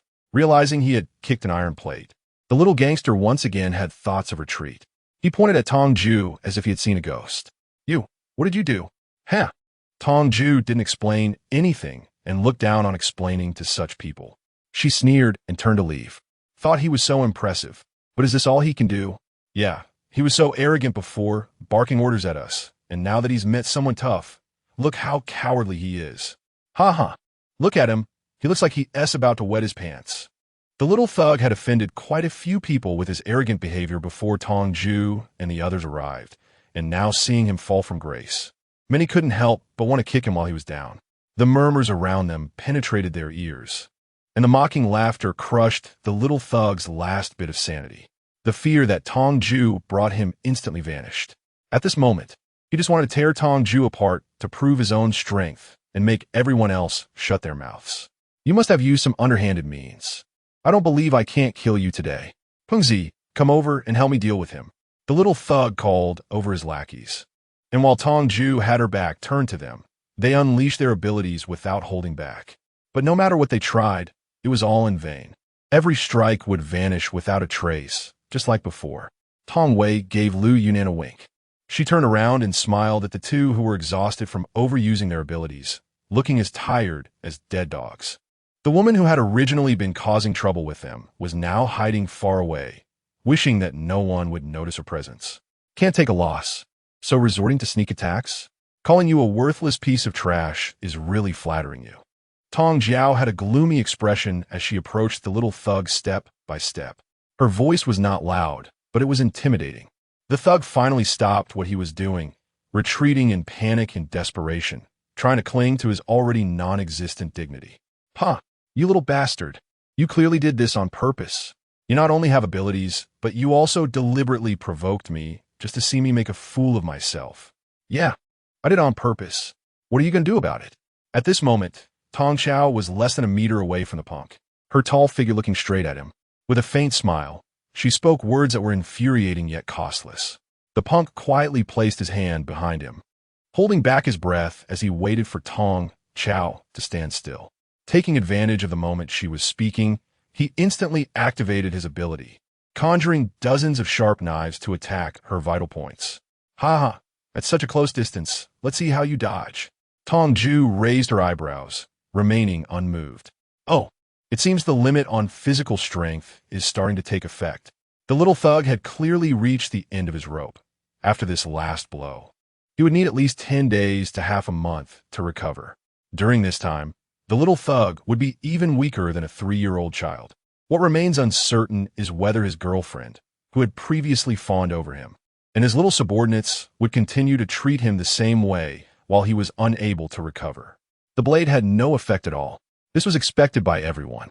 After all, everyone present had witnessed Tong Jue standing there, ignoring all attacks. What was unexpected was that this time the blade did not vanish. Instead, it disappeared for a moment and then suddenly reappeared multiplied. However, this time, the direction of the air blade was aimed at the little thug. Whoosh, whoosh, whoosh. At such a close distance, the man obviously had no chance to dodge. Instantly, he was cut with numerous wounds, blood gushing out. Liu Yinan took a small step back, silently retracting his hand from behind his back, hiding one's talents and reputation. The taste of reaping what you sow isn't pleasant, right? This incident is just a lesson. I hope you can remember it well. If you provoke someone you shouldn't next time, I might not be as easy to talk to as I am now. The little thug was in so much pain that he couldn't even scream, only staring wide-eyed in terror at Tong Jue, shaking his head and nodding at the same time. Get lost. Hearing these 2 words, the 2 little thugs felt as if they had been granted amnesty, not daring to make a sound as they crawled back to their own territory. Seeing that there was no longer any excitement to watch, the onlookers dispersed. Little girl, I see you have quite a bit to eat. Can we trade a little? Tong Jue didn't expect that after such a scene, there would still be someone daring enough to speak to her. Shouldn't everyone be avoiding her instead? Tong Jue turned around slowly with curiosity. She saw a kind-faced, middle-aged man standing with his hands behind his back, smiling at her. Exchange? What do you want to exchange? Tong Shuang admired the courage of this warrior, and her attitude softened considerably. With my information, the conditions proposed by the other party made Tong Shuang even more interested. This truly is an intriguing uncle. Is your information valuable? It's hard to come by, little girl. Otherwise, shall we step aside to talk? I only want to share my information with you. If you find it not worth it after hearing it, we can call off this deal. What do you think? The uncle presented an offer that was hard to refuse. I seem to have no reason to decline. Tong Wei wanted to see what kind of tricks this uncle was hiding. The 2 of them arrived at a quiet corner where no one was around. The uncle looked around for a while, ensuring that no one was eavesdropping, and then said mysteriously, "You have broken the rules of the world." Huh, what unique opening line. Tong Jue was confused and found it a bit funny. She almost got tricked by this mysterious uncle. Tong Jiao shook her head, thinking she had encountered a lunatic. Just as she was about to leave, the uncle immediately blocked her path. Retracting his gentle smile and speaking very seriously, "You have jumped out of the rules of time, reverting to the past. The current you is no longer the true you. It is the future you." Upon hearing this, Tong Jiao's pupils constricted in shock. She warily stepped back, testing the waters. "This is nonsense. I don't understand what you're saying." "Don't deny it. The rules of time were originally set by me. It's not surprising that I can see you've broken free from the rules I established." The uncle's words became more and more absurd, even a bit rambling. "You set them? There's a limit to being crazy. Be careful, or you might actually become a god." Lunatic. The last 2 words that Tong Jiao was about to say were quickly silenced by the uncle, who moved so fast it was almost like teleportation, leaving her no chance to dodge. Oh, can't say. You little girl are quite clever. You figured out that although I am a deity, this matter is known to heaven, earth, you, and me, so it must not be spoken of. Let me tell you, little girl, after I set the rules of the world, I too was bound by them, aging and dying with the passage of time. Yesterday, for some reason, I suddenly came back to life. After recalculating, I discovered that someone had found a way to break the constraints of time, obscuring it. Little girl, I share this news with you because we are fated to do so. You must not tell anyone else. Chapter 16. The Strange Uncle. Tong Jiao didn't believe a single word the uncle said, but she had no choice but to listen. Damn it, this person was so strange. His hand lightly covered her mouth, seemingly without any weapons, yet she couldn't break free. It was as if he was outputting supernatural abilities without a care. Okay, I believe you. This is a token of appreciation for you. Thank you for sharing such important news with me. If there is nothing else, I'll take my leave. The uncle finally released her. Outmatched in strength, Tong Jue could only consider herself unlucky. She offered a bit more supplies to the other party, buying these crazy words and spending money to ward off disaster. Hey, little girl, do you not believe me? Let me tell you, I'm not the kind of deity who would deceive others. If I don't show you something real, you definitely won't believe me. Just wait. Seeing Tong Jue's dismissive attitude, the uncle knew she didn't believe a word he said. Food could be disregarded, but he couldn't lose face. He quickly grabbed Tong Jue as she tried to leave with one hand, while the other pulled out a pendant from his pocket and tied it around her wrist without further ado. This reincarnation bead is for you. As long as someone stares at this bead for more than 3 seconds, they will recall many things. However, I can't guarantee exactly what they will remember. Just keep it and use it as you wish. I'm giving this to you, so the information is a gift. Once you've taken it, it's settled. Oh, by the way, little girl, my name is Jujio. If you ever meet someone with a name similar to mine in the future, be careful. After saying these words, the uncle hoisted the supplies and hurriedly left, charging out of the mall. Tong Jue was puzzled. After realizing what was happening, she tugged at the rope on her wrist, tried to untie the inexplicable pendant, but no matter what she did, she couldn't get it off. She even took out a pair of pliers from her space to try to crush the rope, but it was of no use. From the outside, it looked like an ordinary red string, nothing special at all. She couldn't possibly sever her hand just to remove this pendant, so since there was no way out, she could only wear it like this. Tong Jue sighed deeply in frustration. Just as she was about to leave, her steps paused. If she stared at this bead for 3 seconds, it could remind her of many things. Could this thing really cure amnesia? Tong Jue was also unclear about her own feelings.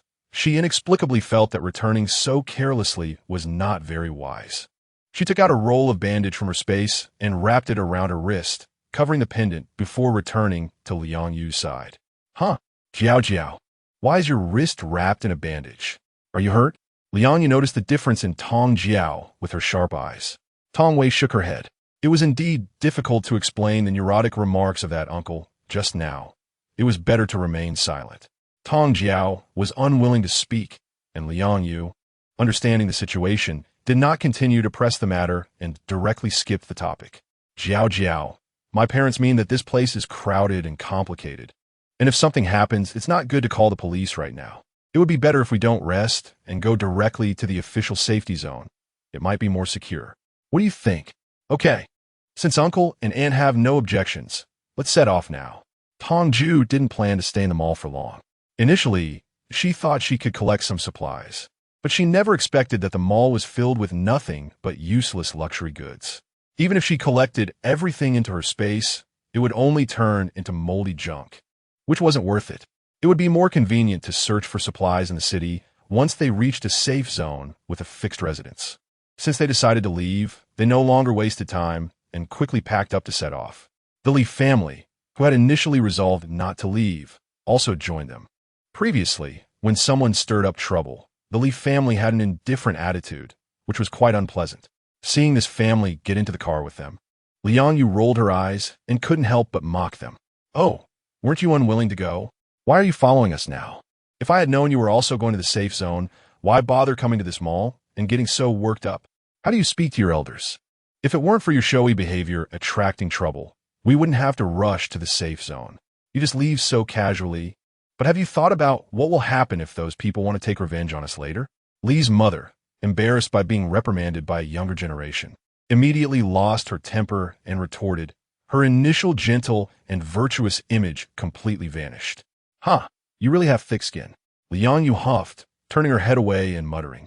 Her voice just loud enough for everyone in the car to hear. Li's mother wanted to respond, but her husband stopped her, leaving her to swallow her words in frustration. They didn't encounter any dangers along the way.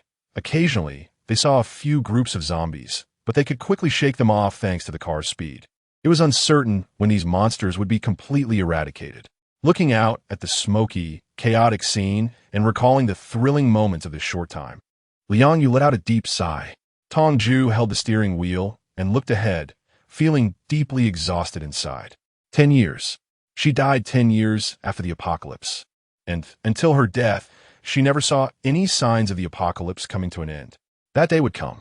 Tong Wei softly comforted herself, realizing that her words were not only meant for Liang Yu, but also for herself. There should be a day like that, right? Ahead, there was a warning line. Lu Yunan pointed to the faintly visible warning line in the woods ahead and reminded her. This should be it. Tong Jue followed Lu Yunan's and carefully looked over. Finally seeing the warning line he mentioned. This side is the scenic development area with lush greenery. The road they took was not a wide avenue, and their view was obstructed by dense forest, almost causing them to miss the safe zone. Chapter 17. The officials want gold. There are plenty of patrolling personnel outside the safe zone, and it seems that the security work is very well organized. Tong Jiao and the others drove towards the entrance, fully prepared for inspection, but to their surprise, no one stopped them. It seemed that these guards were only there to deal with monsters and zombies. The car slowly entered the interior of the safe zone, and upon seeing the environment inside, Liang Yu couldn't help but exclaim first, "Oh my gosh, this place is too beautiful." There were rockeries, ponds, small buildings, gardens, and fruit trees, everything one could wish for. Even before the apocalypse, such scenery could be called a paradise. This place used to be a resort, and after the apocalypse, the authorities temporarily requisitioned it, thinking it would serve as a refuge for survivors until the crisis and chaos in the city were resolved and it could be returned to the owner. However, as time passed, the authorities found themselves helpless in eliminating the monsters, and due to limited manpower and resources, they couldn't replan the safe zone, so it remained requisitioned. There were many entertainment venues like this that were turned into safe zones at the beginning of the apocalypse. However, this safe zone seemed a bit strange. Tong Jue frowned. The scenery of the safe zone before her was exactly the same as in her memories, but the atmosphere was completely different, no matter which safe zone it was. Even without careful management, it was always bustling with activity. Not to mention the hurried teams searching for supplies. There were also many people selling the random items they had grabbed while fleeing for their lives. Every day, the safe zone was filled with comings and goings. After all, since the monster invasion, the cities had become unlivable. The living around would find ways to squeeze into the safe zones. For a time, almost all the safe zones in the world were overcrowded, and without places to stay, people had to pitch tents outside. Even the area outside the safe zone was crowded with people. Now, although it was only the early days of the apocalypse, there were still quite a few people fleeing to the safe zone. So, why was it so quiet? It didn't feel like a safe zone. It resembled a heavily guarded institution. So where were the people? Where were all the survivors, the living? They had been driving for a long time, yet all they could see were guards, and there were no road signs around. They could only wander aimlessly like headless flies. Tong Jue felt it was necessary to ask. Upon seeing two guards with guns at the door of her room, she decisively hit the brakes. She got out of the car and walked directly toward the guards, taking out a pack of cigarettes and handing it to them, asking, "Hello, we just arrived at the safe zone. Where should we settle down?" In the apocalypse, cigarettes and alcohol are hard currencies. After all, when fleeing for their lives, people wouldn't think of collecting these items first. In the later stages, searching for supplies becomes difficult, and they certainly wouldn't give up the chance to get food and medicine for cigarettes. This thing is quite good for building connections. So, Tong Jue had stocked up quite a bit before the apocalypse. The two guards glanced at the cigarettes in her hand, swallowed, then exchanged glances, quietly accepting the cigarettes and putting them in their pockets. One of them said, "Newcomers should go to the back mountain. If you have gold on you, you can register at the security booth at the entrance, and they will arrange accommodations for you. Each residence is guarded, and there are dining facilities inside. You can buy food with gold. So if you don't have gold, do you have to go to the back mountain?" Tong Jue's expression remained unchanged, but the little person inside her was almost twisting her brows into a knot. What is this? When did the safe zone become a place where people are so eager for money? Oh no, it's true that the safe zone has always been a place where people are greedy for money, but it shouldn't be so blatant. On the other hand, if you're willing to work for the base and your abilities are strong enough, you will be allocated food and housing, but the assessment is quite strict. and ordinary people generally cannot pass. The guard shook his head and pointed out another clear path. Thank you. Tong Jue felt that she was already speechless, and it was unnecessary to continue asking. Even if she did ask, she was afraid she wouldn't get any other information. Back in the car, Lu Yunnan was the first to speak up and asked what is going on. Tong Jue exchanged a glance with her, immediately understanding what the other was asking, and sighed helplessly. They say that newcomers to the safe zone either stay on the back mountain, register at the entrance to rent a place with gold, or work for the safe zone, which includes food and accommodation, but the threshold is extremely high. Is this really an official safe zone? Liang Yu expressed her existential doubt, clearly unable to understand. I don't know, it looks like it, but also doesn't, Tong Jue said, shaking her head. The guards are indeed official personnel, but who is in command remains to be seen. I'm not too sure about the background of this safe zone right now. We need to go in and investigate a bit to find out. Before the apocalypse, there were quite a few people with gold at home, but not many. Those with a large amount of gold were even rarer. Those who could afford to spend gold to rent a house are mostly smart, wealthy individuals who didn't forget to bring such hard currency while fleeing. It's likely that those who can stay in the resort are either rich or noble, and to learn more information, one would probably have to live there to find out. With so many boxes of gold in the space, staying there for a while wouldn't be too painful. However, before that, she still needed to handle another matter. Tong Jue turned around to look behind her, raised a gentle smile, and said, Uncle Li, Aunt Li, we don't have any gold on us, so we definitely can't rent a room in the resort. Do you need to rent one? If you do, I can drive you to the entrance. If not, let's go to the back mountain together. Let's go to the back mountain. We don't have any gold either. Mama Li responded decisively first, and after speaking, she subconsciously shrank her neck and pushed up her sleeves. Tong Jue took in all these actions, feeling a bit amused. She had noticed Mama Li's full set of gold jewelry since their first meeting, and now the gold earrings had long disappeared, probably taken off secretly when they were discussing exchanging gold for housing in the safe zone. The remaining gold bracelets and necklace were likely left on, fearing that too much movement might attract attention, quietly hidden in her clothes. It seemed they were really afraid of losing even a bit. All right, let's head to the back mountain first. With this answer, Tong Jue completely gave up on her thoughts regarding Li Shua's family. Before the incident, they had been busy running around for money every day, and now, after the incident, they were not only busy escaping for their lives, but also trying to make money.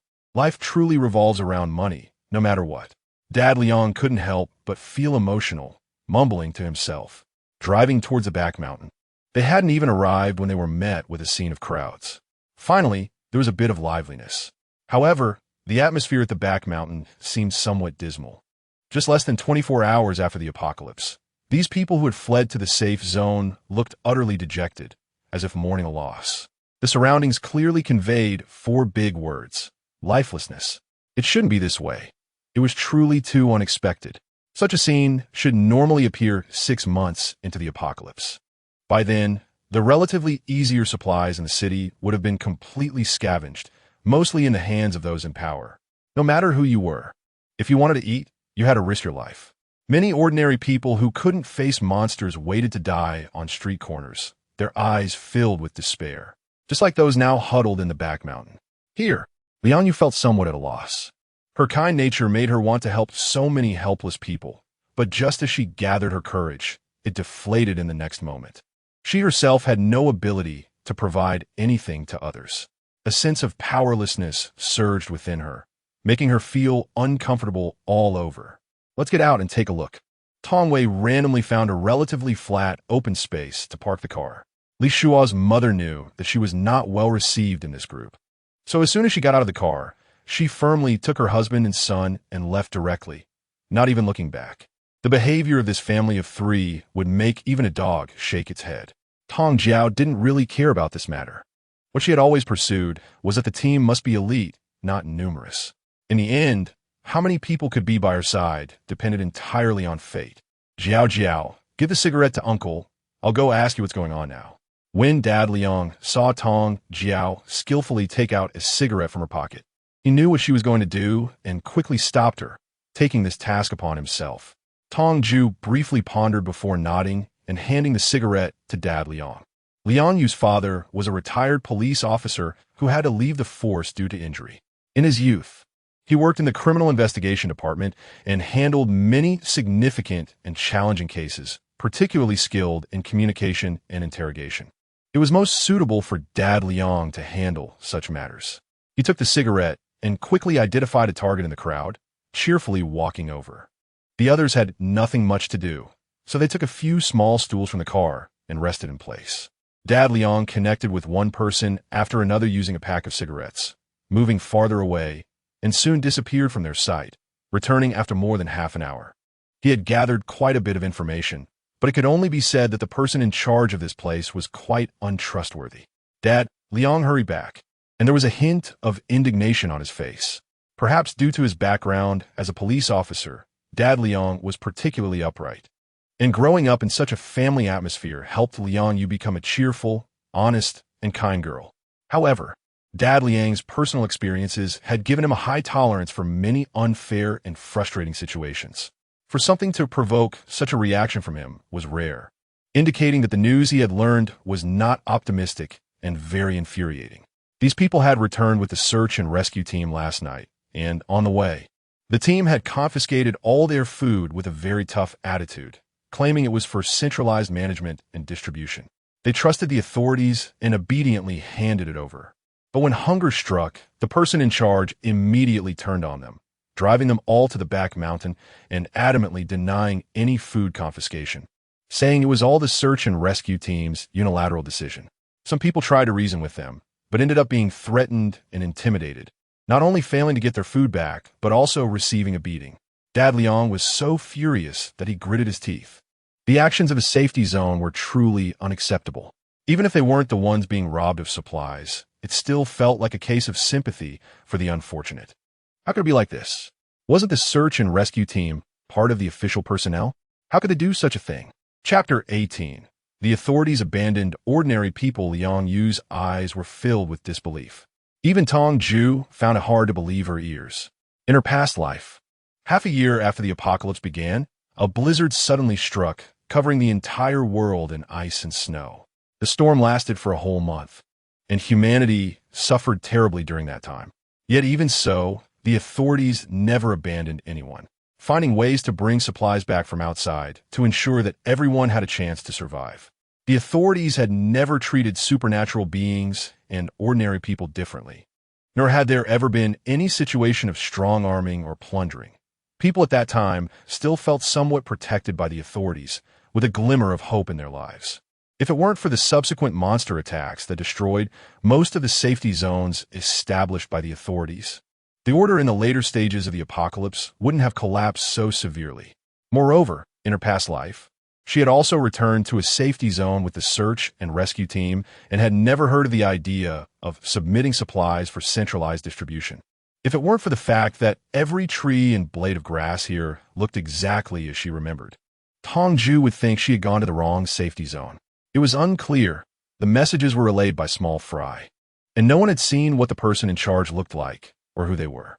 However, according to them, the person in charge seemed to be the general manager of their city.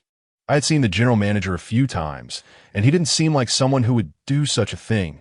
Lu Yunan interjected with a frown.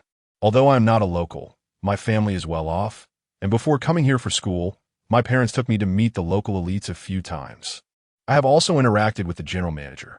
From both a peripheral view and direct experience, he doesn't seem like the type of person consumed by greed or madness. Tong Wei nodded slightly, agreeing with this statement. In her previous life, this safe zone was indeed managed by the local chief administrator. Although the environment under his management wasn't great, it was certainly not as harsh as it is now. It makes no sense for us to keep guessing here. I have some gold on me, which should be enough to cover the rent. Those in power definitely wouldn't be crammed in here with everyone else. If we want to know the truth, we should just go see for ourselves. Tong Jue's mind moved, and she took out a thick gold bar from space. My gosh, Ju, I didn't expect you to be a hidden wealthy person. Wow, you really hit it deep. I didn't even know you had this fortune. Liang Yu looked at the heavy gold bar in Tong Jue's hand, her mouth almost unable to close. In her impression, Tong Jue was just a pitiful figure who lived off others and was bullied all day long. The things discovered when they went to the ancestral home for worship were all left by my parents. Tong Wei smiled slightly and replied half-truthfully. This gold bar is worth quite a lot of money. Are you stupid? You have this and still live at Song Wan's house, getting bullied like that? If you had moved out earlier, you wouldn't have to suffer so much. I just discovered it recently, but you were right about one thing. I was indeed foolish before. But it's okay, as long as I'm smart in the future.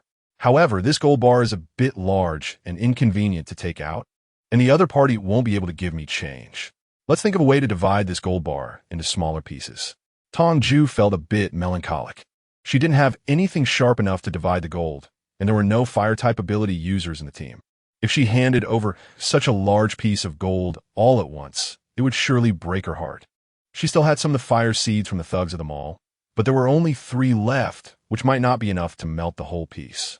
Lu Yunan's words sparked an idea in Tong Jue's mind. All right, she almost forgot about this.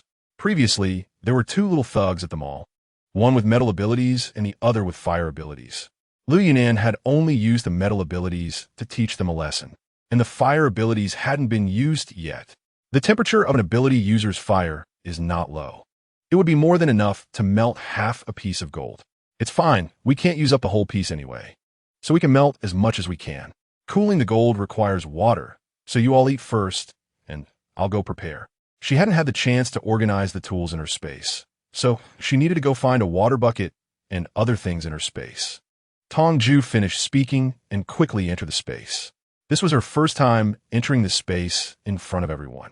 When Tong Jue, a living person, suddenly disappeared before their eyes, everyone was shocked.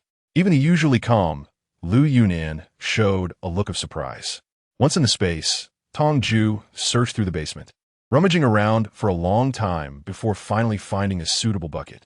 This kind of miscellaneous item was not on her shopping list, and she only realized its scarcity when she needed it. Her supplies were still not sufficient, and she needed to collect more. Tong Jue discovered that ever since she had her space, she felt like she had activated a collecting obsession. As long as it wasn't something flashy and impractical, she wanted to collect more of everything, never feeling that it was too much. She filled a bucket with water and then flashed out of her space. Liang Yu saw Tong Jue suddenly appear out of nowhere with a bucket and was filled with excitement, quickly asking curiously, Jiao, where did you just go? I went to my space. Tong Jue did not hold back when it came to Liang Yu, and without a second thought, she gave her answer. You can actually still get in. Can I go in too? I'm so curious. No, you can't. Tong Jue's decisiveness caused the excited Liang Yu to suddenly wilt. However, she did not show any signs of displeasure, just a simple sense of regret. It's not that I don't want to take you in, but you can't enter. This space only allows me to come and go freely. I can't bring anyone else in, even if I want to. Tong Jue patiently explained that the books left by ancestors in the space explicitly state that living beings can freely enter and exit the space. But this does not include humans. The only human who can come and go freely is the master of the space. Otherwise, she, exhausted from her travels, would have long taken Liang Yu's family into the space to find some peace. Why face so many monsters outside and endure so much suffering? Well, forget it. But even though I can't go in, Jiao, your image suddenly seems even more magnificent in my heart.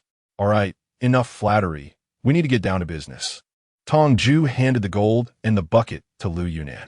Lu Yunan took the items, controlling the flame in his hand, and slowly melted the gold. The melted gold dripped into the bucket, rapidly cooling and transforming into little gold beads. The fire-type ability user who attacked them last time was just a low-level ability user, with limited uses of their powers. Lu Yunan tried his best to control the size of the flame, but he still ran out of energy after melting half a gold bar. However, the melted half bar produced quite a few gold beads, which were enough for now. With money in hand, Tong Jue didn't want to linger in the back mountain any longer and drove straight to the entrance of the resort. As they drove out of the back mountain, Tong Jue kept an eye out for Song Wan among the crowd. However, she didn't see her until they reached the foot of the mountain. Was Song Wan not coming to this safe zone? That seemed unlikely. They had no other place to go since news from other safe zones was still unknown. Perhaps she just hadn't arrived yet. The gatekeeper registered and took 10 gold beads from her. The stay was for half a month, with a total weight of 100 grams of gold beads. It was indeed quite expensive. Other than the 2 days when she had to stock up on supplies, She had never spent money so lavishly. It was really painful. Whether in her past life or now, she had grown accustomed to being poor.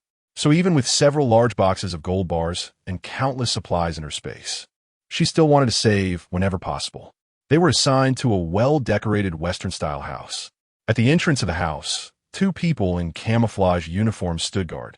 But unlike the guards they encountered during the day, these two seemed lazy, like actors pulled in for a last-minute performance. Stepping into the house, it was a relatively luxurious homestay, nothing particularly special. Upon entering the room, Liang Yu excitedly jumped onto the soft, fragrant big bed, rolling around with the blanket. Finally, she could sleep in a bed again. It was really not easy. Liang Yu was as happy as a child, and seeing her like this, Tong Jue smiled indulgently and reminded her, but don't let your guard down. Don't sleep too deeply at night. Huh? Why not? Aren't there guards outside? Liang Yu couldn't understand why they should still be on edge after spending so much money on accommodation. Those guards outside seem a bit unreliable. It's probably just me overthinking. Tong Jue was afraid that explaining too much would worry Liang Yu, so she comforted her a few times and stopped talking. After all, the two of them were staying in the same room, just not on the same bed. With her around, there shouldn't be any problems. Bang! In the middle of the night, during the night shift, a loud noise suddenly echoed in the quiet villa. The source was the room where Tong Jue and Liang Yu were. Everyone was awakened by the loud noise and rushed out in a panic, only to see Tong Jue standing at the door with a fierce look, while Liang Yu stood behind her with red eyes. In front of them was a man in guard uniform, beaten up with a swollen face. The man was leaning against the wall, his gaze vacant and breathing rapid. What happened? What was going on? Liang Yu's appearance clearly showed that she had just been crying. Liang Mama, who had always cherished her daughter, immediately rushed over, anxiously hugging her and asking what happened. This person had ill intentions towards Ye's room, and I caught him on the spot. Tong Jue succinctly explained the situation, and as she spoke, she kicked twice. From the moment she entered, she felt that something was off about the house, and she only managed to doze off briefly until dawn. Unfortunately, she had barely fallen asleep when she heard rustling sounds coming from the window. Opening her eyes, she saw a figure crouched on Liang Yu's bed, making a noise like a dog. Although she quickly kicked the person out, Liang Yu was still quite startled. Liang's father, a former people's guardian with a strong sense of justice, rushed to stop Tong Jue when he saw her nearly kicking the thief to death. If it weren't for the constraints of law and morality, he would have loved to stab the thief himself, fearing that things might get out of hand. He noted that the thief was likely one of the guards from outside and suggested they find the person in charge to inquire about it. It was useless. Just a moment ago, Jiao had asked him a couple of questions, and the man claimed this wasn't his first time doing such things. Even if he got caught, no one could do anything to him, and he even taunted Jiao to kill him if she had the ability. Liang Yu, with red eyes, held back tears and spoke with hatred. If it weren't for the man's extremely arrogant attitude, Tong Jue wouldn't have been so harsh. Chapter 19, Opening a Snack Shop and Fishing in the Apocalypse. There were more than one guard downstairs. This person was stealing while on duty. Given that we made such a commotion and no one came to check, it shows that what he said was true, and it's likely we won't get any justice no matter who we talk to. Tong Jue analyzed with a cold face, her whole body emanating a fierce aura. She had completely given up on the thought of probing the safe zone, regardless of the outcome of the investigation. The safe zone's allowance of such garbage to act recklessly had already offended her completely, and there was no room for reconciliation. From the perspective of the safe zone, they were merely powerless commoners, and even if they wanted to file a complaint, it would lead nowhere. Even if they wanted to complain now, no one would listen. Times have changed. Now, the area administrators who wield guns and cannons are like local emperors. With such a disgraceful display, they aren't afraid of backlash. Our little Yu's grievances cannot be suffered in vain. No, today I will make a scene, even if it turns the world upside down, to find someone who can take charge and seek justice. Liang Yu's mother was also so angry that her eyes turned red. As a mother, she couldn't bear to see her child suffer, especially with such a huge grievance that nearly involved insult. Even if her abilities were weak, she would find a way to do something. Auntie, please don't act impulsively. I will definitely help you get this debt back. Tong Jiao's rationality gradually returned, and she timely spoke up to stop Liang Mama. She wasn't afraid of becoming a thorn in the eyes of the safe zone. She was worried that if things escalated, Liang Mama would suffer. Since the safe zone was not treating people well, she had plenty of ways to make them regret their actions. What else could be done? Liang Mama stopped her steps towards rushing out and looked at Tong Jiao with hope, clearly seeing this unusually outstanding junior as her backbone. Let's pack our things and return to the back mountain. Within 3 days, I will make the one who made the mistake sincerely kneel on the ground and apologize to the moon. After Liang Yu and her husband persuaded her, Liang Mama finally gave up the idea of making a scene. The few of them returned to the back mountain without any hindrance. As they left, the guards outside had no idea what had happened inside the villa and were still gloating. Haha, look at how they fled in a panic. Old Joe must have succeeded again, right? Definitely. Old Joe is an ability user. His actions are always reliable. Why don't we have such good luck? Having a relative in charge and special abilities, they have nothing to fear. Different fates for different people. But it's pretty good that we can follow Old Joe and benefit from him. The words of these two guards drilled into Tong Jiao's ears. So, the safe zone leader's relative. No wonder they could be so arrogant. Upon reaching the back mountain, Tong Jiao took out a tent from her space and casually found a piece of empty land to set up camp. Liang Yu was startled and didn't sleep well that night, while Liang Mama and Liang Father also had their minds occupied and couldn't sleep through the night. Tong Jiao took a short nap to rest and prepare for the plans for the next day. Early the next morning, not long after the sun had risen, Tong Jiao got up and walked out of the tent. She pulled out a few large iron pots from her storage space and set them up in front of her. What's she doing? Liang Yu, hearing the noise from Tong Jiao, yawned and forced herself to get up. Lifting the curtain, she saw Tong Jiao scrubbing the pots and asked in confusion, "Are you preparing to cook?" Tong Yu didn't even look up as she continued to fiddle with the pot in her hands. After a simple cleaning, she took out a few bags of rice and dumped them all in. Her movements were so rough that it seemed less like cooking and more like conducting some sort of horrifying experiment. Tong Jiao herself was not someone who could cook. Before the apocalypse, she lived with the Song family, which had a nanny who cooked. Although they mostly ate leftovers every day, she didn't have to do anything herself. Later, at school, she ate in the cafeteria, and after the apocalypse, she was too lazy to deal with such troublesome matters. Even when she got rice and flour, she would just throw them in water and stir them around casually to eat, just to fill her stomach. Her cooking skills were limited to boiling various ingredients. When Liang Mama came out and saw Tong Jiao's clumsy and ridiculous actions, she couldn't bear to see the food being wasted and quickly called a halt. "Oh, Jiao, let Annie handle the cooking. You've been quite tired these past few days, so go and rest." "Ah, okay." Tong Jiao stopped her hands, thinking that the dish she had cooked might not even be edible, and decisively chose to be obedient. Since everyone has their own expertise, she was more than happy that Mom Liang was willing to take over. With cooking and boiling water handed over to Mom Liang, Tong Jiao couldn't just sit idle. She turned around and pulled out a large table, placing it next to the pot. Then, she took out a bigger piece of cardboard and wrote the 3 big character snack shop on it. After all the hustle and bustle, Tong Jiao not only attracted the attention of her little friends, but also caught the eyes of everyone around. "Snack shop? Jiao, what do you mean by this?" Liang Yu stepped forward and, seeing the words on the cardboard, asked in confusion. "It means exactly what it says. Right now, I lack almost everything except food. The people on the back mountain lack nothing but food. Anyway, we can't finish all the things in my space anytime soon. So let's take out a bit and trade for other things." Tong Wei explained with a smile. There were indeed many families in the back mountain packing their bags and preparing to escape. In Chapter 20, she wanted to exchange for some daily necessities, as the space lacked essential everyday items, and this was a good opportunity to collect them. More importantly, she had almost killed the relative of the safety zone's leader yesterday, and she had already stood in opposition to the entire safety zone if she relied solely on herself. Even if she could retreat unscathed from the confrontation with the safety zone leader, she might not be able to fully protect Liang Yu's family.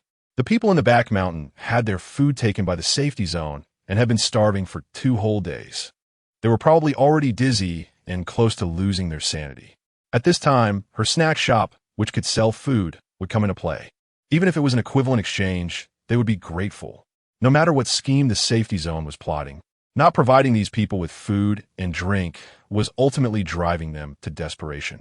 Currently, they might still have concerns about not fighting against the authorities, not daring to truly turn against the safety zone. If the safety zone came to trouble her, trying to drive away this only source of food, these people would definitely erupt in strong opposition. They might even feel that the safety zone was targeting not just her, but everyone present. With so many people supporting her, even if the safety zone hated her, they wouldn't dare to do anything to her.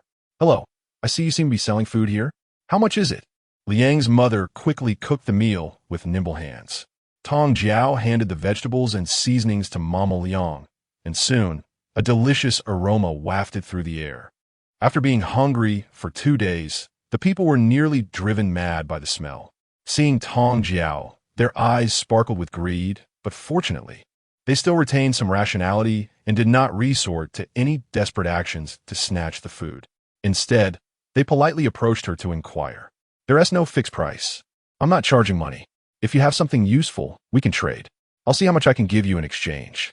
In the post-apocalyptic world, currency had become worthless paper. Apart from gold, there was no conventional money. People exchanged goods, and the trade was considered successful if both parties were satisfied.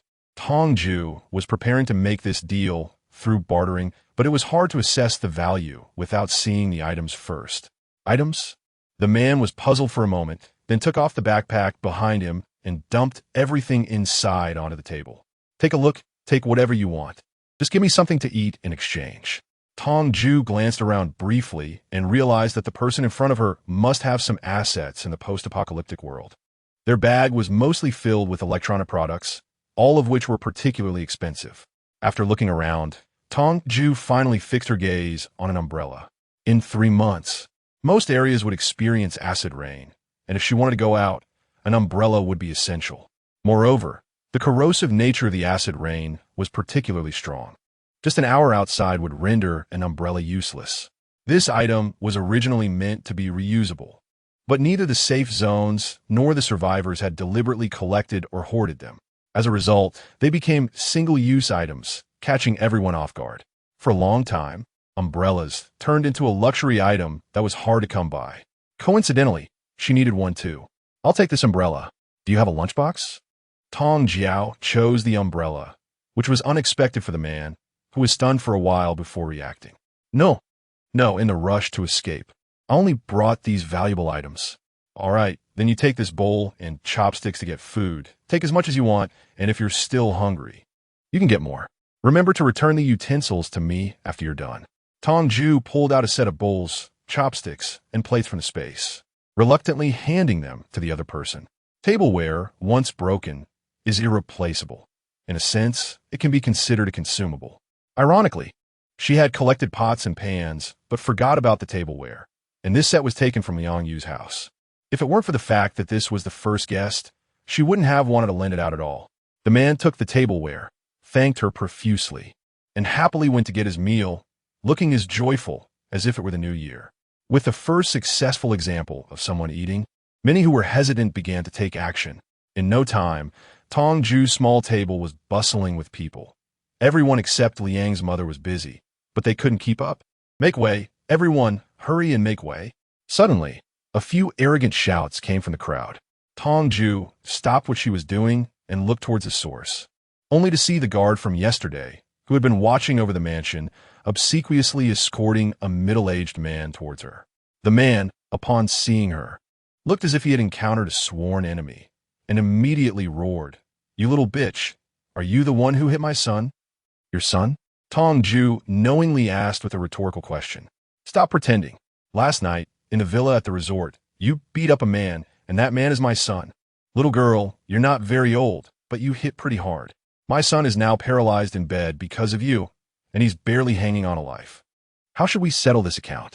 The man glared at Tong Jue with gritted teeth, his expression as if he wanted to devour her whole. "Oh, so that brat who sneaked into someone else's room is your son? I did hit him, that's true, but if a child is not taught, it's the parent's fault. He did something wrong, and if you don't educate him, someone else will step in to do it." Tong Jue readily accepted it, lazily sitting on the chair. with no intention of standing up. That little brat has such an attitude. Does he believe I can just kill him right now? Kill me? Chapter 21. Someone willing to risk their life comes to provocate. Tong Jue smiled and looked at the other person, her expression as if she had just heard a very funny joke. The man could no longer hold back, pulling out a gun from his waist and aiming it at Tong Jue, wanting to kill her immediately. The onlookers involuntarily took a step back. The handgun was still quite intimidating for those who were unaware of the power of the ability users. Tong Jue smiled disdainfully upon seeing this, directly took out an automatic rifle from her space and fired a few shots into the sky. The sound echoed through the clouds. "Huh, do you think you're the only one in the world who has this?" Tong Jue was able to pull out a gun, which took the man by surprise. After all, firearms had always been firmly controlled by the authorities, and this was one of the reasons they could easily drive all the survivors to the back mountain. "How do you have a gun?" The man was stunned for a while, and then, as if he had thought of something joyous, he laughed loudly. "Ha ha, you little brat. You really don't know the heights of heaven or depths of the earth. Someone, take this criminal who is illegally possessing a firearm and bring her in for processing." The man turned around and gave the order, and the guards accompanying him raised their guns to aim at Tong Jue, slowly closing in. But after taking a few steps, one of the guards suddenly knelt down towards Tong Jue, his face showing pain and cold sweat pouring down. "The moon has come. I said I would make those who do evil kneel down and apologize to you." Tong Jue ignored the man's astonished gaze, stood up, and beckoned Liang Yu to come in front of the several guards, looking down at them. Then she reached out and grabbed one person's hair, yanking it down violently. Thud! The dull sound of bone hitting the ground was clearly audible, and the person immediately rolled their eyes and fainted. Tong Jue slowly released her grip and shifted her gaze to the others, her eyes shimmering with a light that resembled the fires of hell, sending chills down their spines. "Are you all waiting for me to personally help you bow and apologize?" The cold voice made the few kneeling on the ground forget their pain, trembling in fear. Witnessing the tragic fate of their companions and Tong Jue's ruthlessness, they dared not utter another word, decisively acknowledging their defeat and repeatedly bowing to apologize. "I'm sorry, Auntie. It's our fault we didn't stop that scoundrel in time, but we were all coerced. Please spare us, Annie." "Jue! Jue!" Liang Yu had never seen such a Tong Jue, anxiously tugging at her sleeve, unsure of what to do. "If you're satisfied, just tell him to get up." Tong Jue retracted the abilities she had confined to these few people and gently patted her hand in response. "Then, let's get them up. They are not the masterminds, and that's enough." "All right." Tong Jue nodded slightly, then turned to the few still kowtowing and said, "Stop. Hurry up and get out before I change my mind." "Hey, okay, thank you, and Annie is kind-hearted. Annie is very gracious." The few people, having received the message, scrambled to their feet and, while running, continued to flatter her. In the blink of an eye, the imposing group was left with only the man who came to seek revenge for his son. Tong Jue turned to look at him and said, "Are you still going to keep barking for your son here? You brought so many people, but in the end, not one was left standing after I crushed them with my abilities." The man felt a sense of fear. He weighed his remaining combat power against Tong Jue's and coldly snorted, "Humph, just wait." "Oh, I'll be waiting. Just don't forget to bring more people next time." Watching the man hurriedly flee, Tong Jue couldn't help but add another jab. The troublemakers had already retreated, and the onlookers had dispersed. Liang Yu pulled Tong Jue and opened her mouth, wanting to say something but hesitating for a long time. Tong Yao also understood Liang Yu's meaning, giving her a comforting hug and whispering, "If you have something to ask, let's talk after we're done with our work tonight." "Okay." Tong Jue's gentle whispers felt like a reassurance to Liang Yu, allowing her to relax instantly. The two sisters exchanged smiles and returned to the table to continue their work, only closing up when the sun set behind the mountains. They found a quiet spot to talk. Jue, I feel like you're a bit different now. What happened after you left the Song family and came to the capital? Did they bully you badly?" After sitting on the grass and enjoying the evening breeze for a while, Liang Yu finally spoke up to ask. Tong Wei turned around and met Liang Yu's red-rimmed eyes, letting out a deep sigh. 10 years is enough time to change many things. No matter how she pretended, inside she was still the tormented and dark Tong Wei. The truth couldn't be hidden forever. After living together and sharing so much, How could Liang Yu not notice her abnormalities? This conversation was just a matter of time. Yes and no. 3 days before the monster arrived, I had a dream. In that dream, the situation was the same as now. The monster descended, and we were running for our lives together. However, in that dream, I initially didn't sever ties with the Song family. When I saw I had gained abilities, their attitude changed suddenly. They treated me much better. I thought that my years of compromise had finally been acknowledged, and like a fool, I happily worked for them, ensuring their safety. But all of this was fake. They only wanted to use me to pave the way for Song Wan. In the end, I became enemies with them. You died in the midst of the monsters trying to save me, and I barely survived to seek revenge for you. Chapter 22. The rare space ability user. Perhaps because Tong Wei was speaking these words with too much sorrow, Liang Yu's heart involuntarily tightened, and she asked with concern, "What happened next?" The outcome wasn't good. I couldn't avenge you and ended up captured by Song Wan, resulting in my remains being completely obliterated. After waking up, I realized I had gained space ability, so I used the money I had to frantically buy supplies, and then the monsters really did descend just like in a dream. That dream felt so real that I could hardly distinguish between now and then, so I remembered the lesson from the dream, promptly severing that ridiculous familial bond and cutting ties with the Song family. Tong Jue finished speaking, and Liang Yu let out a deep sigh.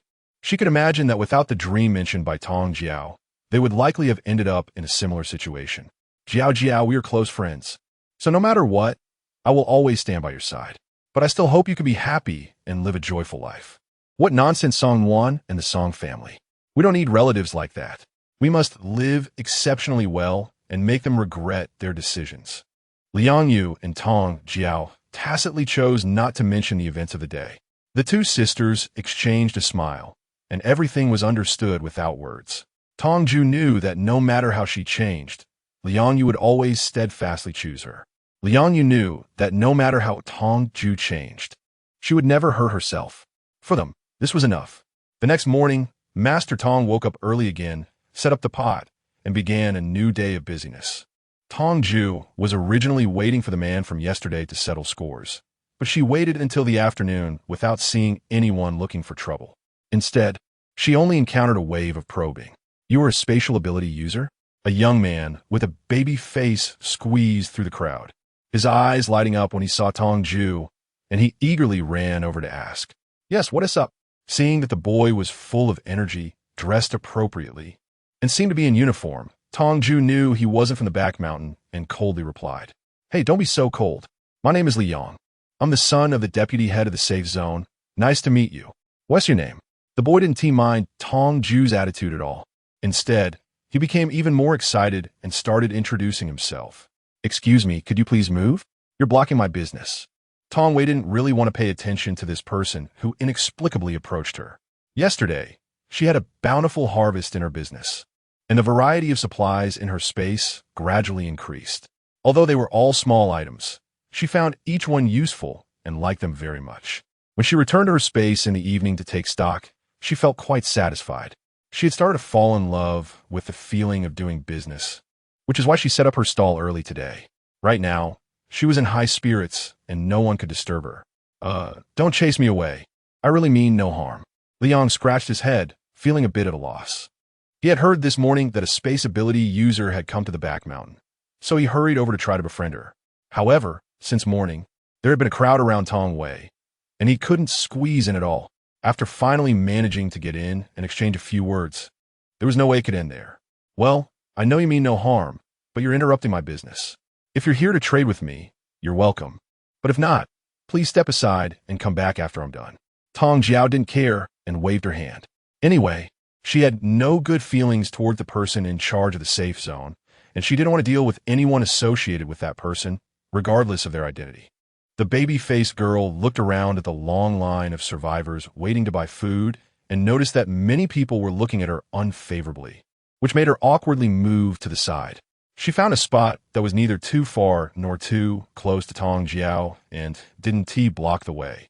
Quietly waiting, Tong Jue kept glancing at this person's every move, seeing that he had no intention of leaving and even deliberately extended the trading time. However, This baby-faced person's persistence exceeded her expectations. He waited until 10 o'clock at night, almost 11, and still showed no sign of impatience. It seemed that the other party did not understand her determination to not give up. Tong Jue sighed helplessly and could only complete the last transaction before decisively closing her stall. Whether it was a blessing or a curse, she couldn't avoid it. With this person standing there, she had no way to get around. "What do you want from me?" Tong Jue asked straightforwardly, clearly not wanting to waste time. The baby-faced boy, seeing that Tong Jue was finally willing to speak to him, quickly put on a smile and said, "It's nothing serious. Just heard that a space ability user came to the safe zone, and I'm curious to see them." "Well, now you've seen." Tong Jue's unconventional response left the baby-faced person momentarily stunned. All the preparations made before coming were completely blocked by this one sentence.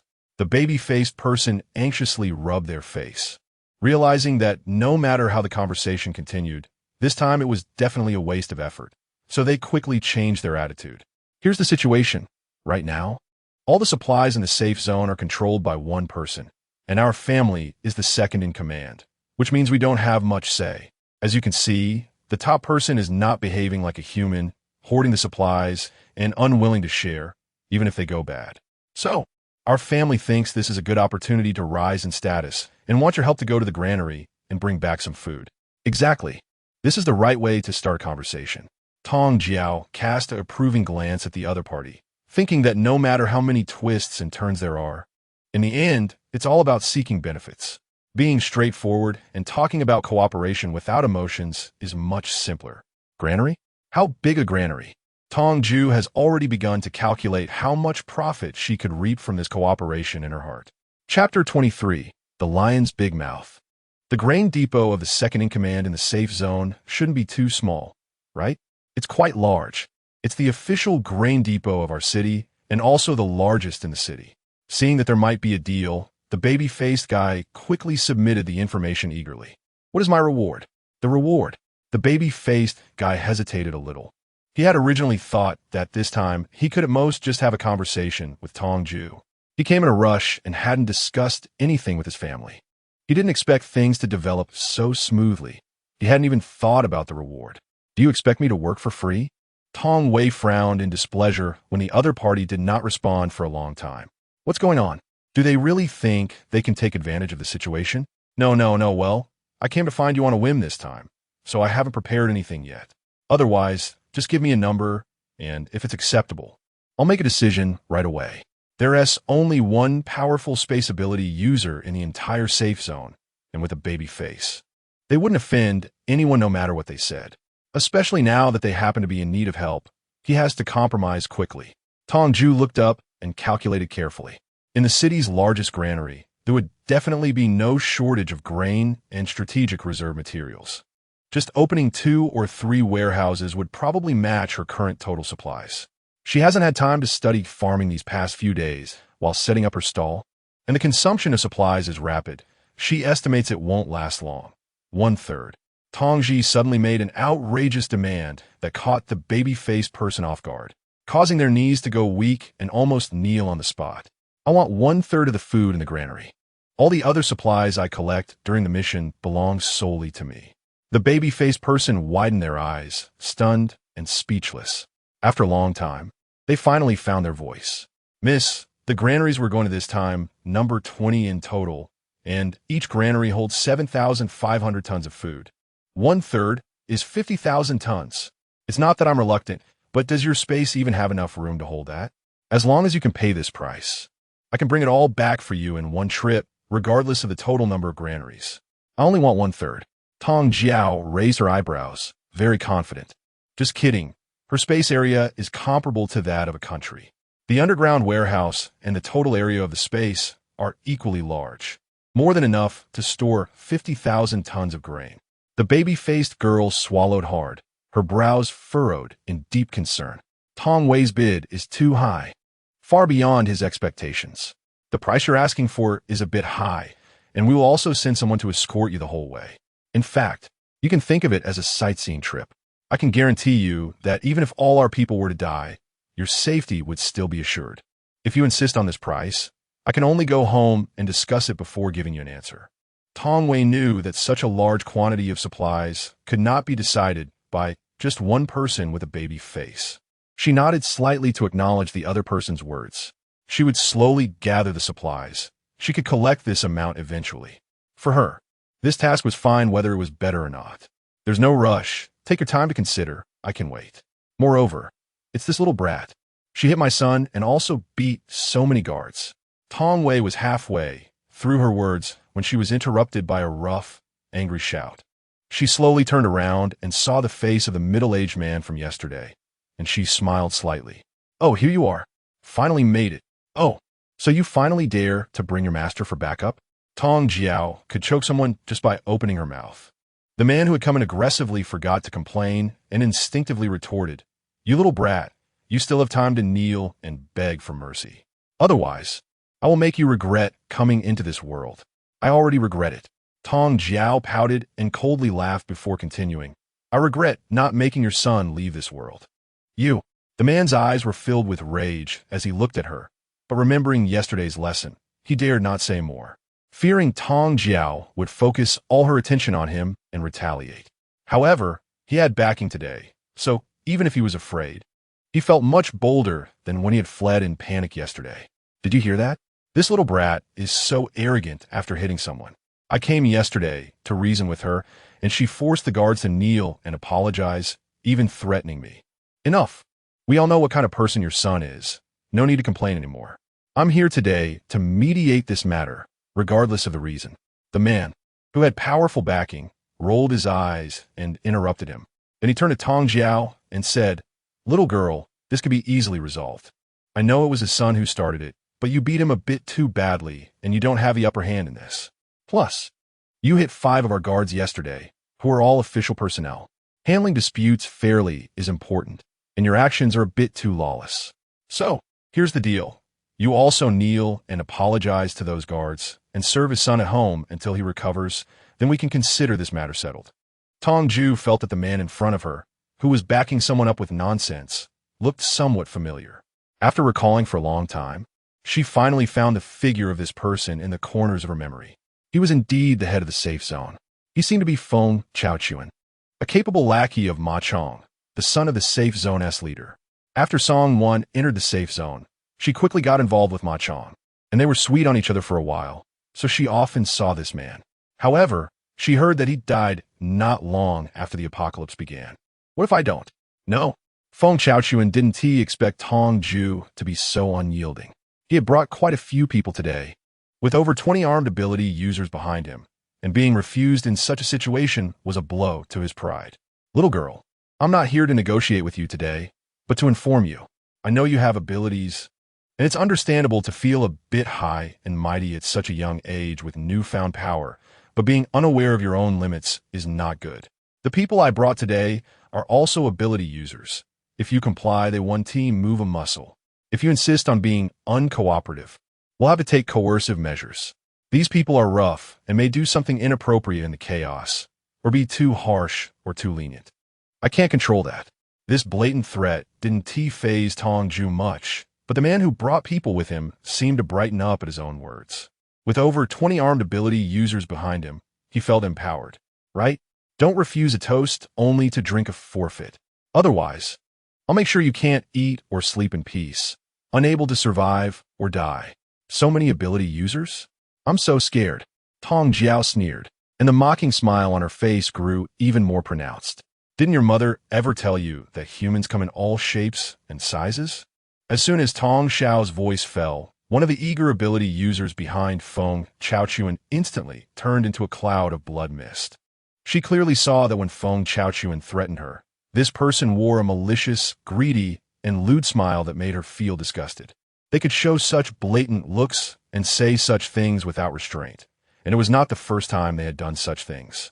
Perhaps many girls had already fallen victim to them after the apocalypse, or maybe even before. Warm blood splattered everywhere. A living person who could still move and run just a second ago exploded under the pressure of gravity, leaving not a trace behind. Everyone present was stunned. They did not expect that the seemingly easily bullied girl, Tong Xiao, would strike so ruthlessly. Tong Wei elegantly took out a handkerchief to wipe the sticky blood off her hands, her cold gaze fixed on Feng Chaochuan, as if she were looking at a dead person. Do you understand now? The disparities among ability users. Are you going to make an enemy of the entire official security zone? Feng Chaochuan's face turned red. His voice lost its confidence, but he still pretended to be tough, like a paper tiger with claws and fangs. The one who just died was the strongest ability user among them, who had acted recklessly in the past, dominating women and committing all sorts of atrocities in just a few days of the apocalypse. But because of his formidable powers, no one dared to speak out. Now he was so effortlessly dealt with by Tong Wei. Just how strong are her abilities? The entire official security zone? Tong Jue thought of the doll-faced person behind her and pulled the stunned individual over, asking, "Are you an official from the safe zone?" The doll face was so shocked that it couldn't speak, but upon hearing Tong Jue's question, instinctively nodded. "Then are you going to be my enemy?" The doll face widened its eyes in fear and shook its head again, shaking like a rattle drum. "See, I'm not against all the officials of the safe zone, so don't blame me for your problems." Tong Jue patted the shoulder of the baby-faced person to show comfort and turned to Feng Chaochuan. Chapter 24. The saplings in the space have grown taller. That expression was as proud as it could be, almost making Feng Chaochuan die on the spot from anger. "Han Yanbai, what do you mean? Are you representing your Han family to feud with the Feng family?" The baby-faced person would be intimidated by Tong Jue's terrifying aura, but not by the lackeys of a family that had been feuding for years. This remark instantly brought him back to reality, and he quickly assessed the pros and cons and stood behind Tong Jue. "Hey, my family has always been incompatible with your Feng family. What do you mean by feuding? Have we ever been on good terms? Haven't we always had a grudge?" Feng Shoken pointed at Han Yanbai's nose, trembling all over. With that previous experience of being defeated, he understood that this time he could only return in defeat. After pointing and accusing for a long time, he finally managed to calm himself down, swallowed his words, and turned away without looking back. The man who had come with enthusiasm saw that his support had already left without winning, and he collapsed to the ground in despair. Trembling, he saw Tong Jue staring at him intently, and just as he was about to speak, he fell weakly to the ground, a new wound on his head. Tong Xian felt that the gun splattered with blood was dirty, and she quickly returned the handgun to her space. She wasn't the kind of person who would let a tiger return to the mountain. This man had tried to kill her several times, so there was no need to listen to his nonsense anymore. How do you still have a gun?" "Huh? No, wait, you have two abilities." The continuous changes caused Han Yanbai's brain to crash and restart multiple times. Tong Wei was so shocked that he didn't know where to start expressing his feelings. On the way to escape, he picked up something. "Yes, I was about to finish my sentence. I wanted to tell you that I don't need your people risking their lives to protect me, nor do I need you to send too many, because who knows who will be protecting whom by then." If Tong Jue had said this before Feng Chaochuan and the others arrived, Han Yanbai would definitely think she was bragging. But now, Han Yanbai only feels like he has struck a big deal today. At this moment, he is extremely grateful that he came with the attitude of making friends and had no intention of using his power to pressure others. Otherwise, this big deal might have ended up opposing him. "I understand. I can agree to the 1/3 of the food you mentioned. But our people will need some time to finish searching for survivors in the city, probably around 3 days. However, I have a task, and I wonder if you could help with it." The baby-faced person decisively decided to agree to Tong Jue. Screw the loss or gain. With such a big boss around, how could there be a shortage of supplies in the future? It's not worth being so short-sighted and haggling over the first deal. Let us hear it. "It's like this. Our safe zone is lacking in medical resources. I heard that Ma Jia wants to organize people to search for supplies at a nearby pharmaceutical factory tomorrow. I can find a way to get you on this mission, and you can take as much as you can. When you come back, just give us 1/3. However, I can't send anyone to help or protect you for this task. The pharmaceutical factory. That's a good mission. Before the apocalypse, apart from trauma medicine and disinfectants that could be purchased in bulk without qualifications, she only had 1 or 2 boxes of other medicines. Over time, that would definitely not be enough, so going to the pharmaceutical factory to collect supplies would be great. Official missions from the safe zone are never small. The pharmaceutical factory that Ma Jia targets is probably very large, Such places are generally quite dangerous, and she would have to be very cautious collecting supplies alone. Without familiarity with the inside of the pharmaceutical factory, even if she is careful, accidents might still happen, putting her in danger. If she goes with a large group, it would be much easier to collect supplies. But since she has already fallen out with Ma Jia, she can't just go on the mission as she pleases. Since the baby-faced person can arrange this, and only needs to give away 1/3 of the supplies, this condition is simply too tempting. All right, then you arrange it for me. Great. Han Yinbai smiled brightly upon receiving a positive response, without knowing the specific total amount of supplies Tong Jue could bring back, saying that 1/3 is nonsense. When Tong Jue returns, they will have to accept whatever she gives them. However, even so, he is definitely not at a loss. They do not have any space-type ability users, and even if they sent 2 people, how much could they bring back? They would probably just be able to watch the excitement. And a space-type ability user, even if they hide some for themselves, giving them a bit is better than nothing at all. Moreover, this space-type boss Tong Jue is also capable of fighting and assisting. So they wouldn't have to worry about the mission at all. It's simply a guaranteed profit. If there is nothing else, I'll take my leave now. Tong Jue looked at the darkening sky and returned to the tent. Han Yinbai's mention of the granary reminded her. She had not had time to cultivate the land and the space, and it had been neglected for so long that it was time to take care of it. She needed to hurry and check what she could plant in the space. She should plant as much as possible. With the crops fully grown, she needed to prepare early to ensure a continuous supply of resources. The things in the space were the foundation for her future survival. The first thing Tong Jue did upon entering the space was to check the seeds in the basement. When she bought them, she was in a hurry and ended up with a mix of everything.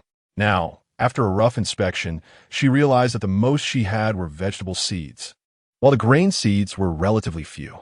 She estimated that even if all the grain seeds were planted, they wouldn't occupy 1/3 of the space's land. In the apocalypse, vegetables, although rare and precious, are not something one must eat, but staple foods are essential for everyone. To have strength, one must eat enough. Whether using abilities or fleeing and fighting, physical strength is crucial.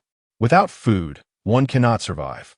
Right now, she only had this little bit of grain seeds, which probably wouldn't even be enough for her family's consumption. After all, she had plans to expand her small team in the future, and she might need to recruit many people later on. Although there had been some delays with the grain storage operations, she felt uneasy without any tangible resources in her hands. Tong Wei let out a deep sigh. She needed to quickly grow food and save seeds for later use. However, what was more important now was that she had to focus on learning how to plant grains. Fortunately, it was still the early days of the apocalypse, and many things could still be collected. The time difference between her space and the outside world provided her with a lot of time to read those books. With a normal 8 hours of sleep at night, counted in the space, it amounted to several days. Occasionally, entering the space to study and relax was fine. It didn't matter if her learning about planting progressed slowly. Unfortunately, she couldn't spend every day in the space, deeply researching before going out. She was mainly afraid that the significant time difference between the outside world and the space would create a sense of time-space confusion for her, which could lead to mental instability over time. After searching around, Tong Wei realized that she was only familiar with the planting method for potatoes. After all, this crop was simple and not labor-intensive to grow. Upholding the traditional mindset of since I'm here, I might as well do it, Tong Wei decisively took out the seeds and began transplanting them. In the field, Tong Wei continuously bent down and stood up, inserting the seedlings into the soil. Her busy figure made it clear how hard she was working. But Tong Wei didn't feel tired at all. As long as she thought about having a continuous supply of food in the future, she was filled with strength.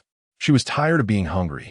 In her past life, even with capabilities, she couldn't live a life free of worries about food under Song Wan's relentless pursuit. Every day was a struggle for survival, with her stomach often empty. She never wanted to experience that life again, where she barely had enough to eat, lived in constant fear, and was consumed by hatred. Finally, the last seedling was planted in the ground. Tong Wei clapped the dirt off her hands, placed her hands on her hips, and looked back. The lush green seedlings thrived vibrantly, and seeing the fruits of her labor made Tong Wei feel immensely satisfied. Was it an illusion? After admiring the field she had planted for a while, Tong Jue inexplicably felt that the seedlings seemed to have grown much taller since she had just planted them. It didn't seem like an illusion. Chapter 25. Encountering Song Wan again. Tong Jue squatted down, looking at the seedlings she had just planted with curiosity. They seemed to have grown taller. Could it be that this space can accelerate the growth of crops? Tong Jue couldn't quite believe her own speculation. It was truly mind-boggling. If even this absurd hypothesis were confirmed to be true, then this space would really be something else. It was definitely a space tailor-made for the apocalypse, if it weren't clearly stated in the family genealogy about the origin of this space. She might have to wonder if the ancestors who first created this space had also experienced the apocalypse. Measuring the tiny growth of seedlings with the naked eye was indeed unrealistic. Tong Jue hurried back to the basement, found the tape measure in the repair toolbox she had prepared in advance, and carefully measured the height of the seedlings, taking notes. She wanted to wait a moment to see if it was her illusion or reality. During the wait, Tong Jue returned to the wooden house, made herself a cup of tea, and had a long conversation with her parents' tablets. Since her parents passed away, she had never dared to imagine such a leisurely and pleasant mood. It was rare to steal a moment of relaxation in the apocalypse. After finishing a pot of tea, time had passed almost enough. Tong Jue was preparing to go check on the potato sprouts. But as soon as she stood up, she paused again, her gaze slowly shifting to the memorial tablet in front of her, deep in thought. Childhood memories had long since faded, and she could barely remember her parents' faces. She only recalled that they were very gentle people, seemingly never having argued or raised their voices, treating her like a precious gem, wanted to give her the stars instead of the moon. She was wondering if her parents were still alive. Would they make her give up on revenge? Would they fight to protect her life at all costs? After a while, Tong Jue let out a self-deprecating laugh. Such what-ifs could never exist in this lifetime, and it was truly pointless to torment herself like this. Even if her parents' spirits wanted to persuade her to give up hatred, so what? She wouldn't listen. She really had grown quite a bit taller. Tong Jue held a ruler and was both surprised and delighted by the measurement results of the seedlings. Before entering the room, the potato seedlings were only about 5 or 6 centimeters tall, and in such a short time, they were nearly 10 centimeters. This was definitely not due to the speed of space-time flow, as she had been in the space the whole time, and time passed second by second, which she was well aware of. The most likely reason was the quality of the soil. She didn't even know what kind of soil was in this space that could accelerate the growth of crops. However, this meant she had to quickly study how to use the automatic planting and harvesting machines. Otherwise, if she kept planting crops one after another without using these machines promptly, either the produce would rot in the ground, or she would have to frequently enter the space, which would be a hassle. The machines came with manuals when purchased, so studying them wasn't difficult. Tong Jue carefully set up the machines according to the instructions and placed them in their designated spots. Each of these machines was quite expensive, costing over 100,000 each. Before the apocalypse, she lacked funds and could only buy one of each. If they broke down, there would be no place to repair them, nor any place to find replacements. She needed to use them carefully. In the future, she also had to keep an eye out for experts in this field. As long as the person wasn't too bad, she would spend whatever resources necessary to keep them around. Indeed, whether before or after the apocalypse, talented individuals were a rare and sought-after resource. After leaving the space, Tong Jue pondered her future plans and gradually fell into a deep sleep. The next morning, when the person sent by Han Yinbai came to pick her up, she finally woke up slowly. It was already late morning. Indeed, doing business could really wear a person out, a mix of pain and pleasure. Tong Jue originally planned to go to the pharmaceutical factory by herself, but Liang Yu and Lu Yunan, one eager and the other resolute, insisted on accompanying her. In the end, the person picking them up temporarily removed the last 2 family member slots and added both of them in.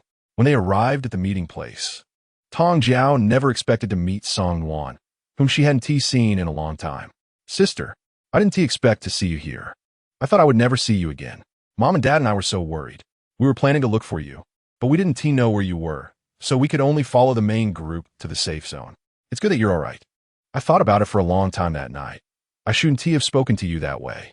Please forgive me, sister."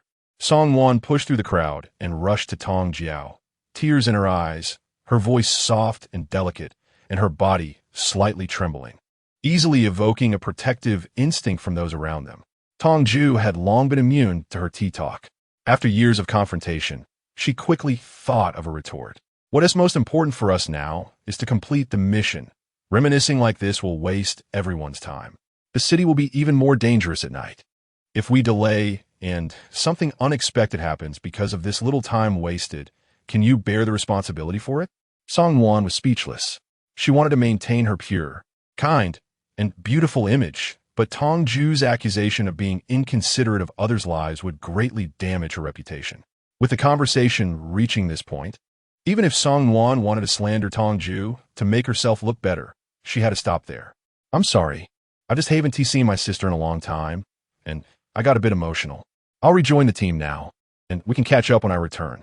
Song Wan's eyes were red, like a frightened little rabbit that had done something wrong, and she turned back 3 times as she left, making those who didn't know the situation think she was very reluctant to part with Tong Jue and that their feelings were deep. The disgusting person was gone, and Tong Jue snorted coldly before turning to get into her car. The sudden apocalypse caught everyone off guard. Even the safe zones had to be rebuilt from scratch. Now everyone was busy gathering supplies, with no time or means to deal with vehicles. So for the mission, everyone could only drive their own cars and follow the main group. Why is this person so hard to shake off? On the way, Liang Yu was eating breakfast while rolling her eyes and complaining about Song Wan's recent actions. She wants to ruin my image first. Huh? First impressions are crucial for interactions between people. Today's mission is dangerous. If she slanders me so ruthlessly and succeeds, nobody will be willing to help us if we encounter any danger during the mission.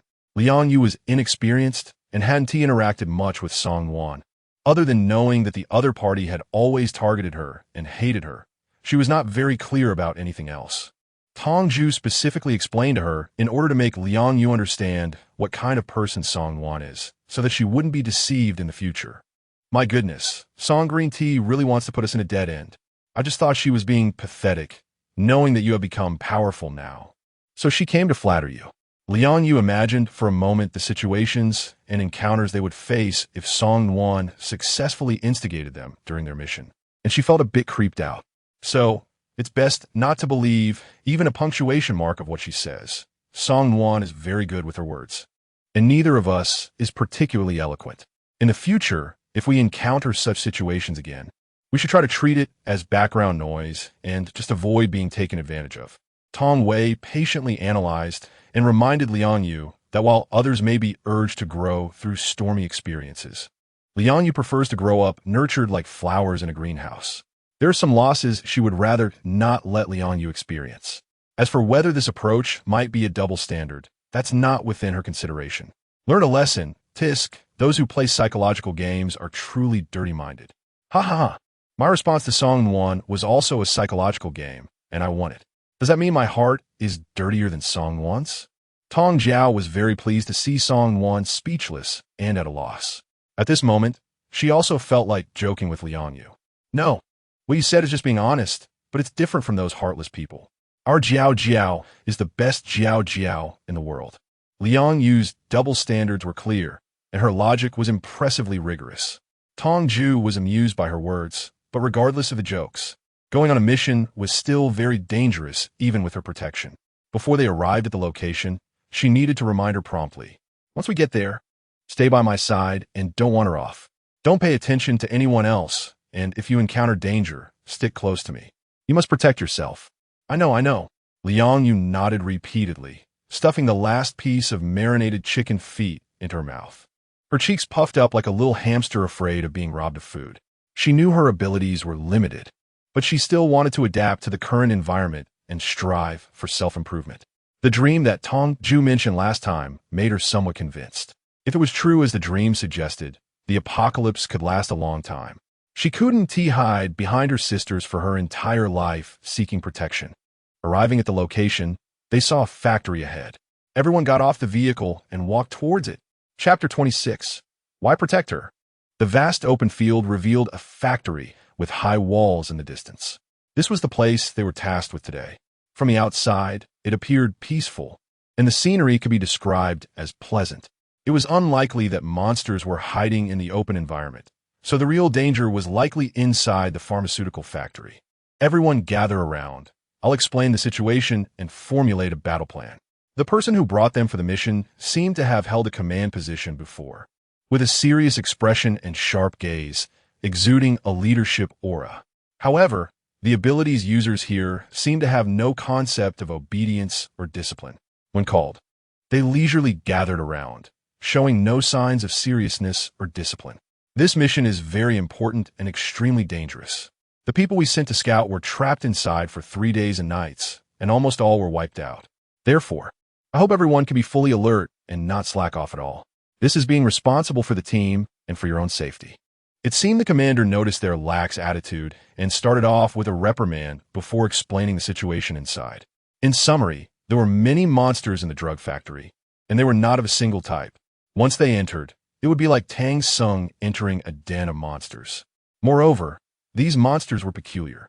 Whether intentionally or not, whenever they saw a person, they would all turn to chase from behind, hurting people inward from the perimeter.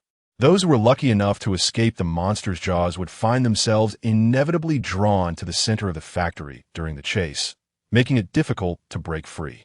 At the center of the factory was a workshop, like a sanctuary for the factory. As long as they got inside, the monsters would stop pursuing humans. But the moment they stepped out of that workshop, monsters would immediately rush in from all directions.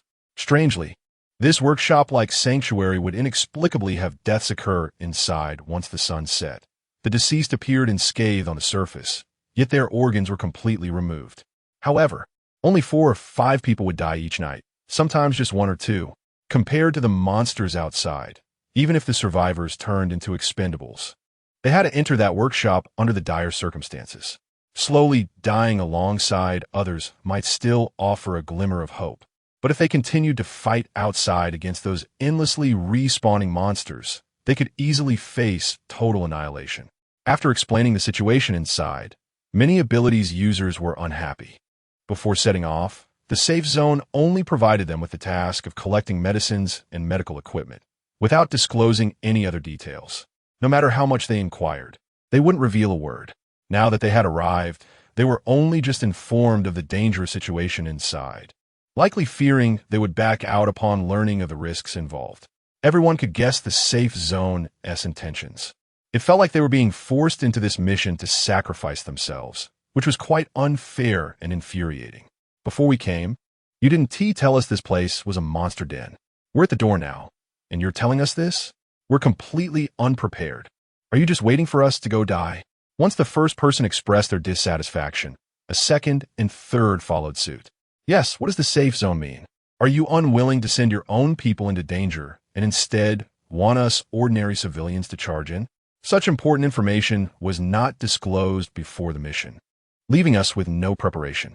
Isn't this a bit too inappropriate? What kind of nonsense is the safe zone running here? I'm not doing it. It's clearly a death mission. How can we go in? Besides, even if we manage to get in, how will we transport the items? People began to voice their complaints, some angrily throwing things and turning to return to their vehicles, preparing to leave immediately. The commander remained expressionless, ignoring the accusations. It wasn't until the complaints gradually faded that he spoke. You're all abilities users. You just need to use your powers without any equipment. What else do you need to prepare? Even if we provided you with weapons, would you know how to use them without any professional training? As for how to transport supplies, the safe zone has its methods. Your only responsibility is to protect this woman and fight the monsters. If you back out now, it will be considered desertion. Don't forget, desertion is punishable by death according to the mission regulations. Of course, you can choose not to return to the safe zone, but the monsters outside are no fewer than those in the factory. If you're scared of going in, how can you not be scared of facing so many monsters outside? The threat in the commander's tone was unmistakable. Those who had just complained and wanted to back out turned green with anger upon hearing this, but there was nothing they could do. The mission code indeed stated that desertion would lead to death without mercy. They had been aware of this rule when they made their choice, but they had relied on their skills and the promise of rich rewards, not taking it seriously. Now, they realized the trap had long been set, just waiting for them to jump in. The safe zone must have gone mad, sending out someone so thoughtless to command, clearly offending everyone involved in the mission, waiting for them to return with grievances and seek revenge. Liu Yunan noticed some clues and smiled brightly, as if he had "I love to watch the fun" written all over his face. Tong Jue's expression was surprisingly similar to Liu Yunan's. Meanwhile, Liang Yu, who couldn't wrap her head around it, looked completely confused. "Why are we protecting Song Lukai?" Liang Yu asked, hitting the nail on the head. The woman they were just instructed to protect was none other than Song Wan, who had been chatting with them this morning. Tong Jue clenched her fists secretly.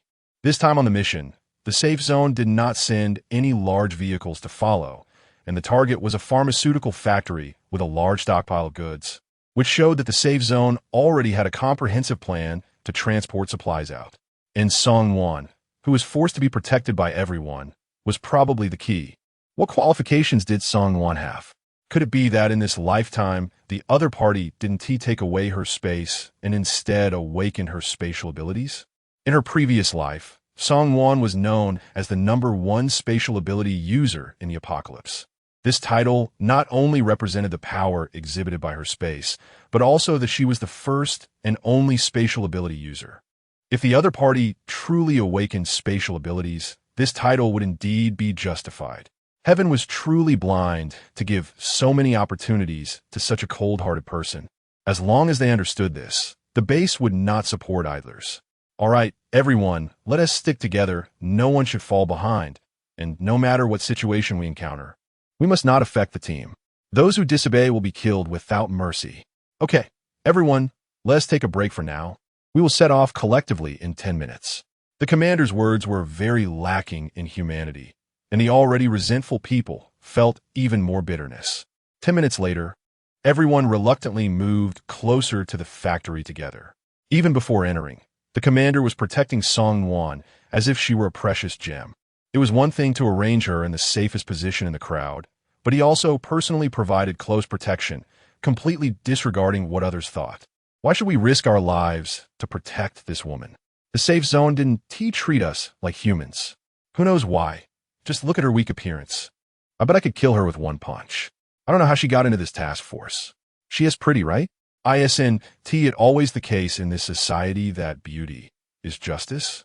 We work ourselves to death, and others don't even see us as human. She sheds a couple of tears, and there are plenty of people wanting to protect her. Everyone was filled with anger with no outlet.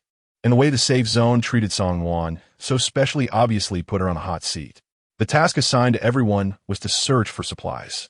However, the commander directly told them that they didn't need to worry about searching for supplies, but only needed to protect a girl who looked very weak. This was truly unbalanced in their hearts. They didn't dare to speak boldly against the safe zone and its leaders, so they could only vent their dissatisfaction and resentment on Song Wan, this privileged person. Tong Jue silently shifted her gaze to Song Wan. As expected, Song Wan, who cared the most about her image and reputation, turned as dark as a pot bottom when she heard that she had become so unworthy in the eyes of others. Serves you right. Tong Su felt a secret delight in her heart, and an involuntary smile appeared on her face. In 2 lifetimes combined, it was her first time seeing Song Wan become the target of everyone's criticism. Although this wave was the safe zone that had let Song Wan down, she felt incredibly pleased. If conditions allowed, she would have loved to celebrate on the spot. When the door opens, we rush forward together. Remember, any deserters will be killed without mercy. In front of the electric control door of the pharmaceutical factory, the commander gave them a brief reminder. This time, he didn't give anyone the chance to express their discontent. As soon as he finished speaking, he pressed the remote control in his hand, opening the iron door. There was no need for the door to fully open. They could already see the horror inside. Countless bizarre monsters were scattered in every corner of the pharmaceutical factory. There was no place for anyone to stand. Upon seeing this scene, someone's expression changed dramatically, and they roared, "Damn it, I'm out of here. Going in there is a death sentence. I'd rather survive outside for a few more days. We're already here. You have no chance to leave." Chapter 27. Entrusting your safety to Liu Yunan, the commander snorted coldly. Immediately, they saw those who were supposed to cover the rear raise their guns. However, the muzzles of these guns were not aimed at the monsters but at the living people. "What do you mean?" I said, Deserters will be killed without mercy. This is the literal meaning. Either take a bullet or charge into fight for a chance at survival. You have 10 seconds to decide. 10, 9. Under the countdown of the commander, the crowd gritted their teeth in hatred but felt helpless. Finally, under the threat of the guns being loaded, they chose the latter option. Roughly estimated, there were about 40 to 50 superpowered individuals present, and the sight of them using their abilities together was exceptionally spectacular. Stuck in the midst of the monsters, they resembled players grinding in the wild in an online game. Tong Jue was paddling through the crowd, occasionally throwing out a couple of abilities symbolically, not even using a third of her strength. It was hard to tell if these victims were provoked by the safety zone or fueled by their desire to survive. They threw their abilities with great effort, as if they were inexhaustible, without any consideration for the subsequent battles. At this rate, with their nearly frenzied approach, they probably wouldn't last half an hour before everyone would collapse on the spot. Anyone who could maintain a bit of calm could foresee this downside and keep some backup. Yet, there wasn't a single person present who remained rational. These ability users shared a common trait. They were hot-tempered, reckless, and easily agitated. Without a solid combat plan, fully aware of the extreme danger in a life-or-death battle environment, controlling such impulsive and irritable individuals was equally challenging. Tong Jue has been surviving in the apocalypse for so long, yet she has never seen such a combat configuration. The Ma family clearly never intended for people like them to come back alive from the very beginning. In the eyes of the Ma family, this battle might be the last value of their lives. They should conserve their abilities. These are relatively easy-to-handle small monsters that can be easily killed with firearms. If this continues and they exhaust their abilities, everyone will be doomed. Those with weapons can instead break through. Tong Jue raised her voice, bringing back the rationality of many people. At this moment, even though she didn't want to stand out, she had to speak up to attract attention. She had already been schemed into this situation, and the only way forward was to try to turn the tide, preventing the situation from developing toward the safe zone. Tong Jue's reminder played a huge role. The rational people began to rein in their abilities and walked towards the pharmaceutical factory in tacit agreement. The commander had mentioned that there was a workshop inside that could ensure their safety. Whether this news was true or false, they had no way out, so they could only take a gamble. The team's progress gradually became normal. Out of the corner of her eye, Tong Jue saw the commander's gaze directed towards her, with a hint of barely perceptible killing intent in his eyes. Was this a calculation to eliminate her for disrupting the safe zone? Something he hadn't anticipated? Tong Jue squinted her eyes slightly. Those who knew her well could easily tell that this expression indicated she was genuinely angry. She was unclear about their reckless harm to the survivors and what they intended, but that didn't stop her from wanting to stir up trouble. The current person in charge had completely violated the original intention and essence of establishing a safe zone. A safe zone, whether officially established or spontaneously formed by survivors, was merely a place for humans to gather together and have a habitat for daily life. It was not a slave city to cage survivors for their own profit. Before the apocalypse, the mainstream society advocated that life was the most precious. After the apocalypse, it was even more so. Even if there were petty people whose original intention in establishing a safe zone was to become a local tyrant, they had never dared to do anything that completely disregarded the humanity of the survivors. Everyone, whether before or after the apocalypse, should never be forcibly enslaved or driven by anyone. The practice of pressing others down to exploit them was no different from that of bandits. This time, she was also among those being plotted against, and the accumulation of old and new grievances made Tong Jue extremely angry. The grudge had deepened, and after this, or once she got out, she would definitely give the person in charge of the safe zone a big gift. There's a factory to the east, and there's not a single monster around it.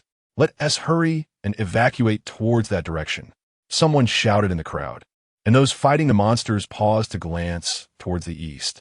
When they caught sight of the empty factory in the east, excitement erupted in everyone's eyes. The initial consumption of abilities, combined with the continuous fighting during the evacuation, had left almost everyone exhausted. Now, seeing what seemed to be the legendary safe zone was like finding an oasis while dying of thirst in the desert. No, my abilities are about to run out. That place is a bit too far from us. Me too. I can't hold on for much longer. Don't say discouraging words. Grit your teeth and push through. Maybe we can make it. Hearing these words, Tong Jue raised her eyes to scan the area. The factory to the east was about 200 meters away from them. If they ran, it wouldn't take a few minutes. However, consuming abilities was also consuming physical strength, and many ability users were already sweating profusely with pale faces. Some even needed assistance from others to stay upright. Those who had been full of energy just moments ago now resembled fish that had been pulled out of a pond for a long time. Tong Jue regretted bringing Liang Yu and Lu Yunan along for this mission. They had already stepped into the pharmaceutical factory, and the entrance was now far out of reach. Even if she wanted to retreat now, it was impossible. Given the current situation, it wouldn't be difficult for her to escape alone. But try to run with the two of them was just a dream. Lu Yunan, pay attention to me later. If I run out of stamina, you support me, and we immediately head towards the factory building to the east. You go ahead first, and whatever you do, don't look back. If this continues, no one will survive, including them. Tong Jue plans to give it her all to get through this crisis. This is when the importance of finding reliable teammates becomes evident. With trustworthy people backing her up, even if her abilities are completely exhausted, she doesn't have to worry too much. Quickly retreat to the factory.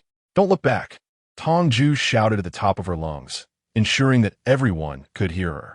Immediately after, she took 2 steps forward, raised her hands high, and unleashed her powers in a wide area towards the group of monsters in front of her. For her first large-scale attack, Tong Jue did not recklessly expend all her powers. Instead, she tried to use the least amount of energy possible on each monster to hinder their advance. Under the pressure of gravity, even monsters that could resurrect infinitely and were unafraid of blades, guns, and fire were helpless. They slowed down, and their movements became less agile. As if the scene had been put into slow motion, Tong Wei turned back to take a glance at the people behind her. She noticed that they were not running away, but rather staring at her performance in astonishment. Tong Jue was instantly furious. Her ability was a single target skill, and she had to release her power on each monster one by one. However, because she was quite skilled at controlling her ability, her release speed was relatively fast. So, to others, it seemed like she was controlling so many monsters at once. This method consumed both mental energy and physical strength. Although the energy distributed to each monster was not much, the sheer number piled up made her feel immense pressure. Despite this heavy burden, this group of people seemed to be enjoying the spectacle, as if they were not experiencing a life-and-death crisis, but rather watching a street performance at a temple fair. Why weren't they running? Just sightseeing. Tong Jue shouted again. Those people finally reacted and hurriedly ran towards the factory. By the time most of them had evacuated to the factory, Tong Jue had just exhausted her last bit of abilities. Lu Yunan had been watching the whole time, his brows furrowed without a moment of relaxation, filled with worry. Anyone could see his anxiety. But even though he was burning with impatience, wishing he could give all his abilities to Tong Jue, he never once spoke to discourage her. After the last bit of strength was used up, Tong Jue's face turned as pale as paper, and she could barely stand. Her legs went weak, and she fell backward. Lu Yunan was quick to react, reaching out his arms to catch Tong Jue in his embrace, unhesitatingly lifting her in a princess carry, and then quickly made his way to the factory. The lingering effects of Tong Jue's abilities were still present, and those monsters were unable to regain their previous agility for a while, giving the two a significant amount of time for their final escape. Lu Yunan carried Tong Jue as they stepped through the factory's door, and Liang Yu hurried over, tears welling up in her eyes. What happened? Why is she so weak? It's nothing serious, just a side effect of excessive energy consumption. She just needs to rest. There's no need to worry too much. Tong Jue forced a smile, tried to give Liang Yu a comforting expression, but due to her extreme weakness, the smile that came out looked worse than crying. Her voice was weak and barely audible. You should stop talking, save some energy. Why do you have to push yourself to this point? There are so many people here. Why should you be the only one to suffer? What if something happens to you? Liang Yu was both anxious and angry, speaking without thinking, her voice loud enough for everyone in the factory to hear. A fierce-looking man scratched his head and pulled over a recliner, placing it in front of Tong Jue. How about you let her lie down and rest for a bit? Thank you. Liu Yunan politely nodded and gently placed Tong Jue on the recliner, allowing her to slowly regain her strength. He didn't want to say a word, not even half a sentence. Tong Jiao has put herself in this state. Logically, he can understand it, but emotionally, he chooses to stand with Liang Yu. I still have some food, and I brought a bottle of milk, and there's also chocolate. Let us get this girl to eat it. All right. I also brought some candy. This stuff restores energy quickly, so I'll give it to you first. One after another, people took out their things to thank and compensate Tong Jiao. With so many people talking at once, even if they meant well, it really gave Tong Jiao a headache. Thank you, but I think I need some quiet right now. Yes, let this girl rest quietly for a bit. Everyone should stop talking for now. A strong man who brought a recliner for Tong Jiao shouted, and everyone immediately shut their mouths. Tong Jiao's brows finally relaxed. It was finally quiet, and she could finally close her eyes and rest for a while. It was already noon, and she wanted to replenish the energy she had expended. She would have to wait until midnight. It seemed necessary to stay here tonight. Fortunately, this factory was not dangerous during the day, and other monsters would deliberately avoid coming within 10 meters of this place. As for what the commander said about inexplicable deaths at night, she had a rough idea of what was going on. In the apocalypse, there's an invisible monster called a ghost. Ghosts only appear at night, are unseen and untouchable, and can kill without a trace.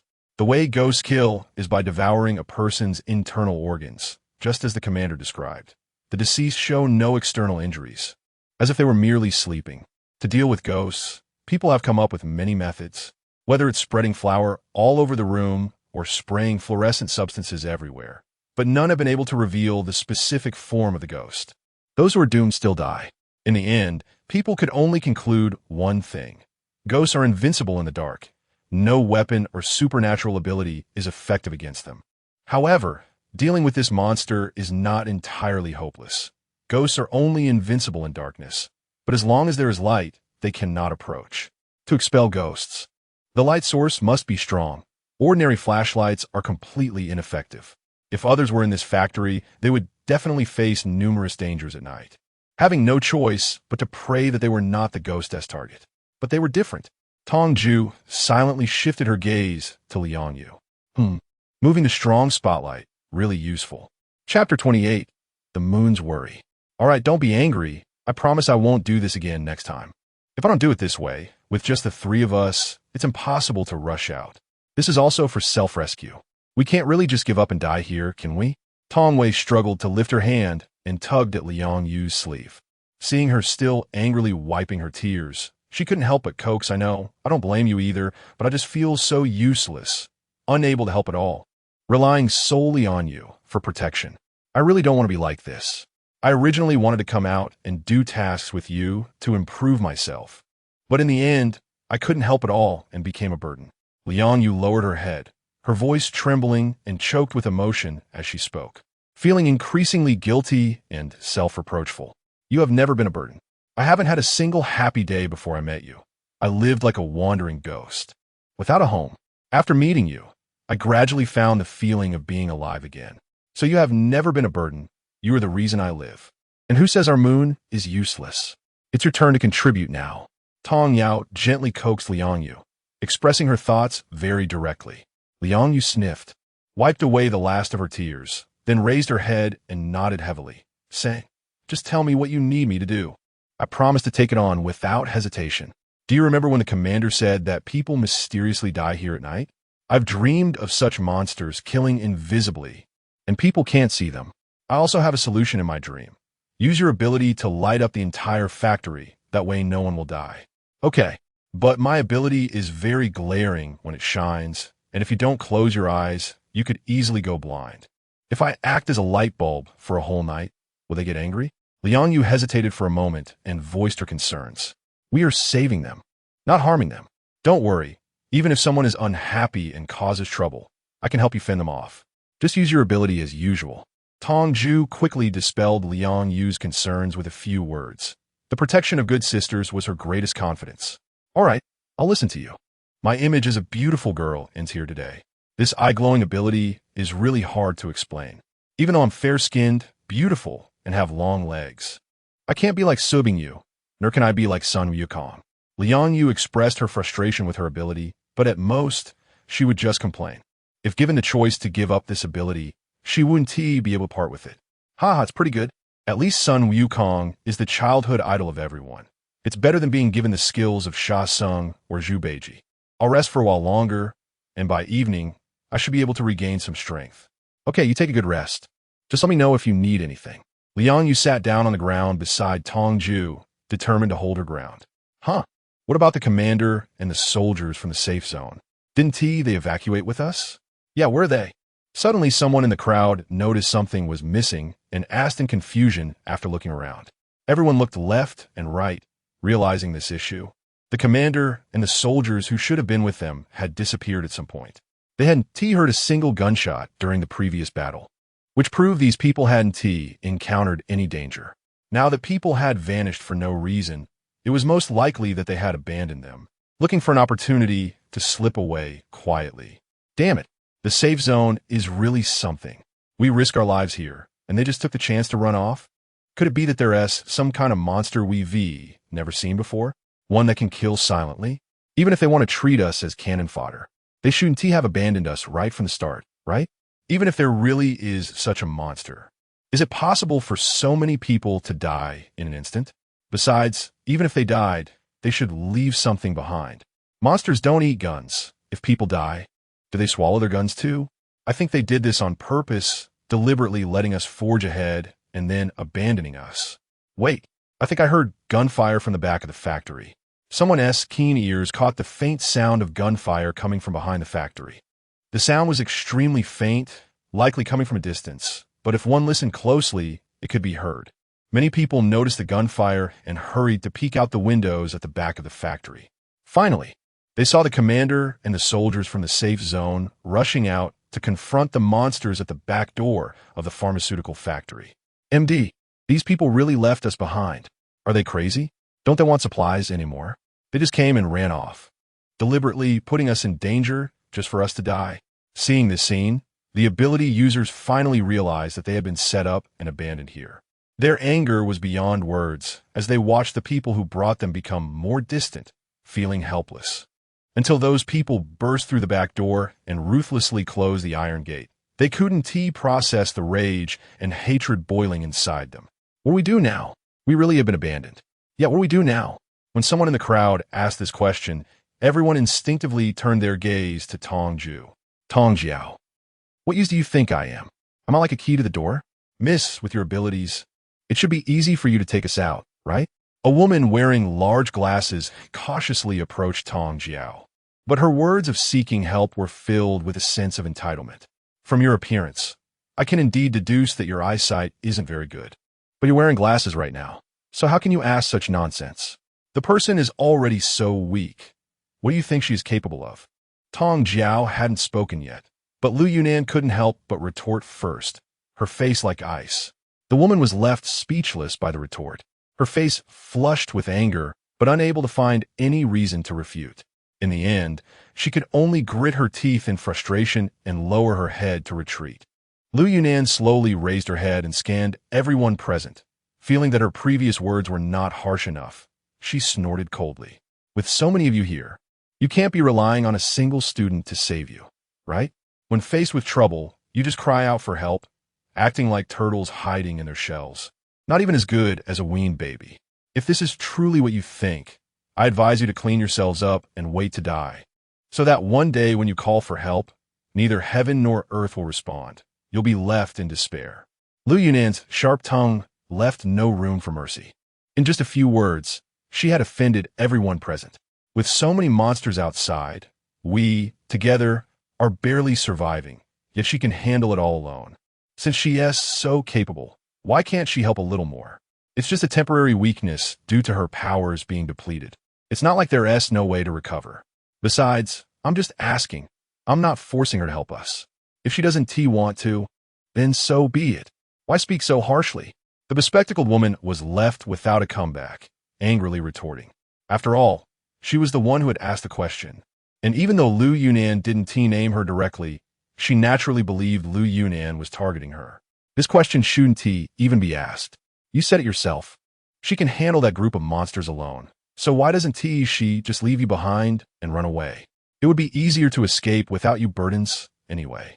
It's not like this is the first time you've been abandoned. You should be used to it by now. A smile gradually appeared on Lu Yunan's face, filled with sarcasm.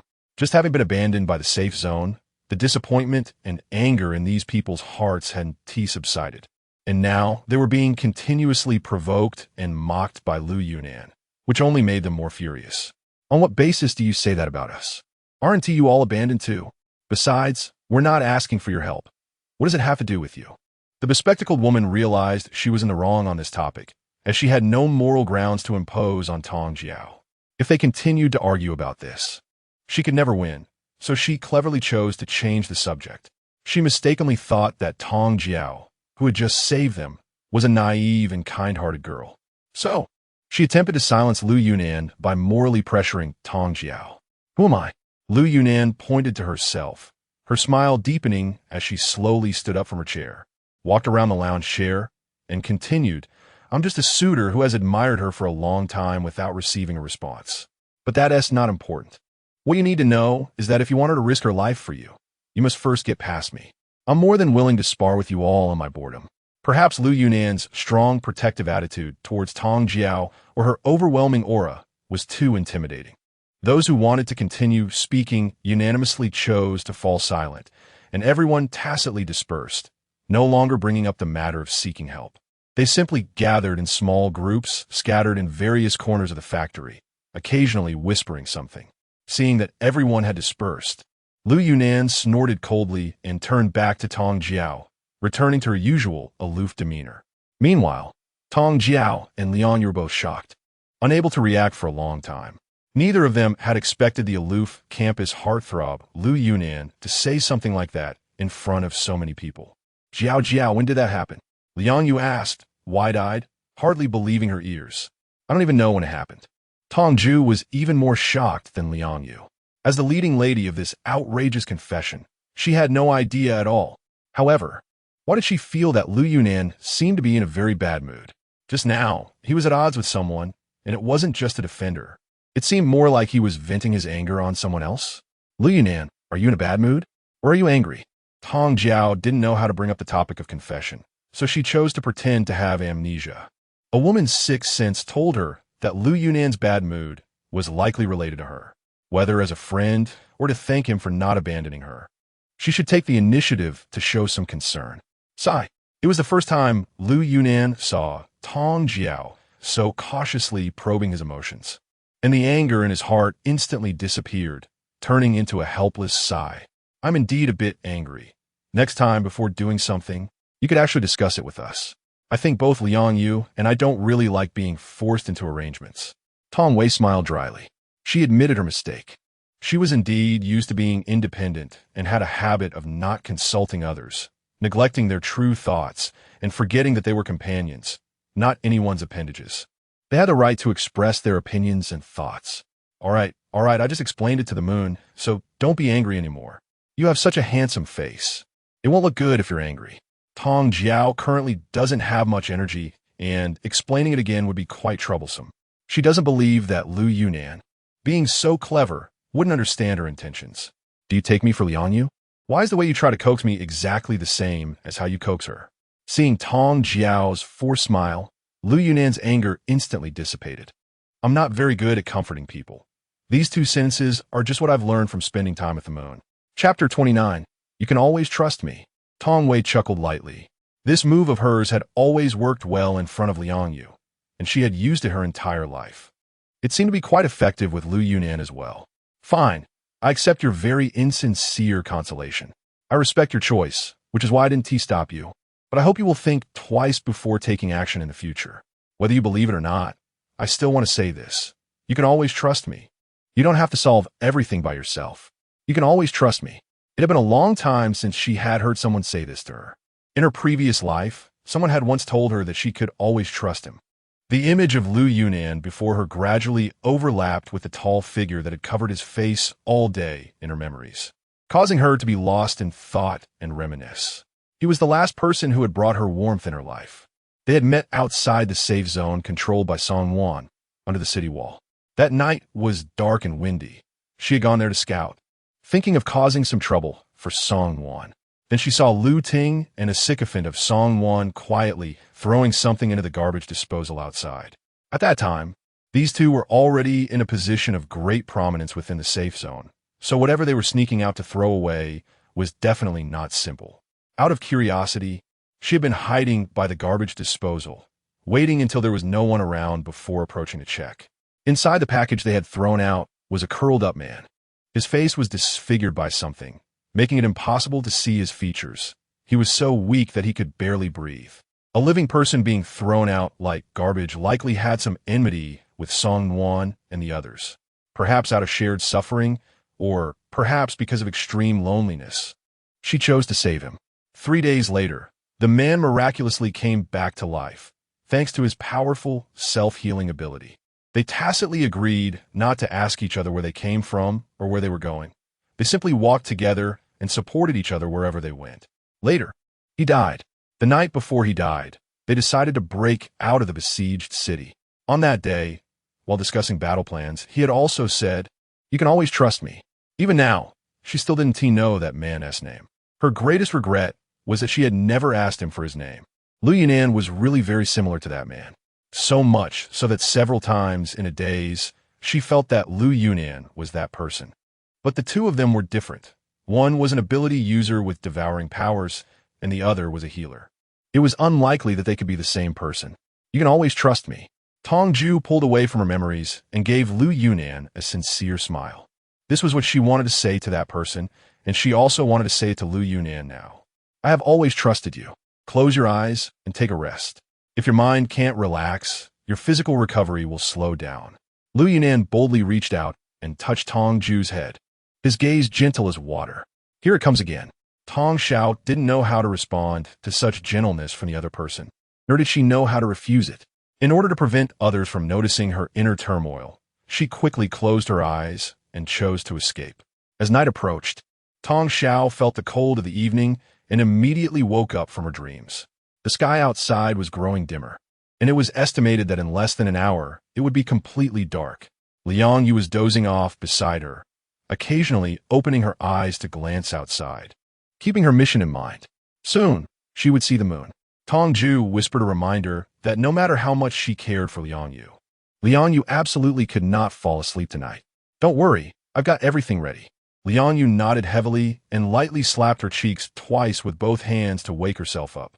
It was getting darker outside, and the factory was about to become pitch black. Tong Jue tugged at Liang Yu's sleeve and said, "I'll remind them to close their eyes, and when I pull you, you use your ability." It was late at night, and many people were still awake, choosing to keep watch.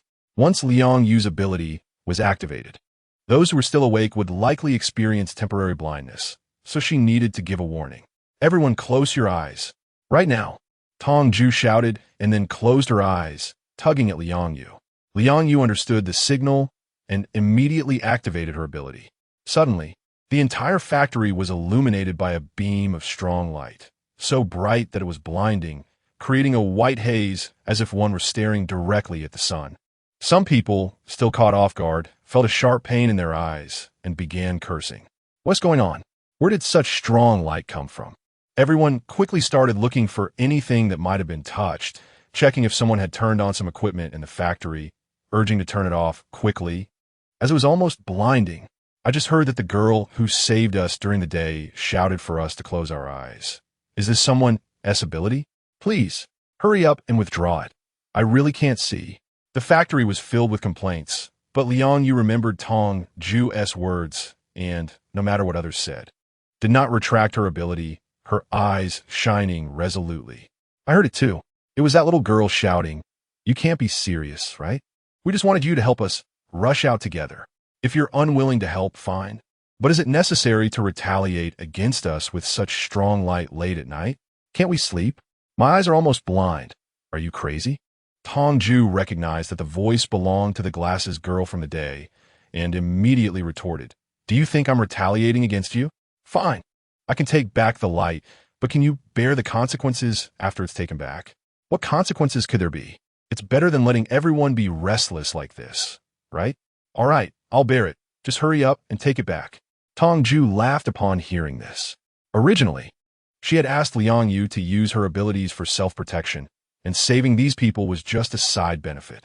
Since someone was eager to take on the responsibility, why not go along with it? Some people won't shed tears until they see the coffin. There's no need for us to get scolded and put in the effort.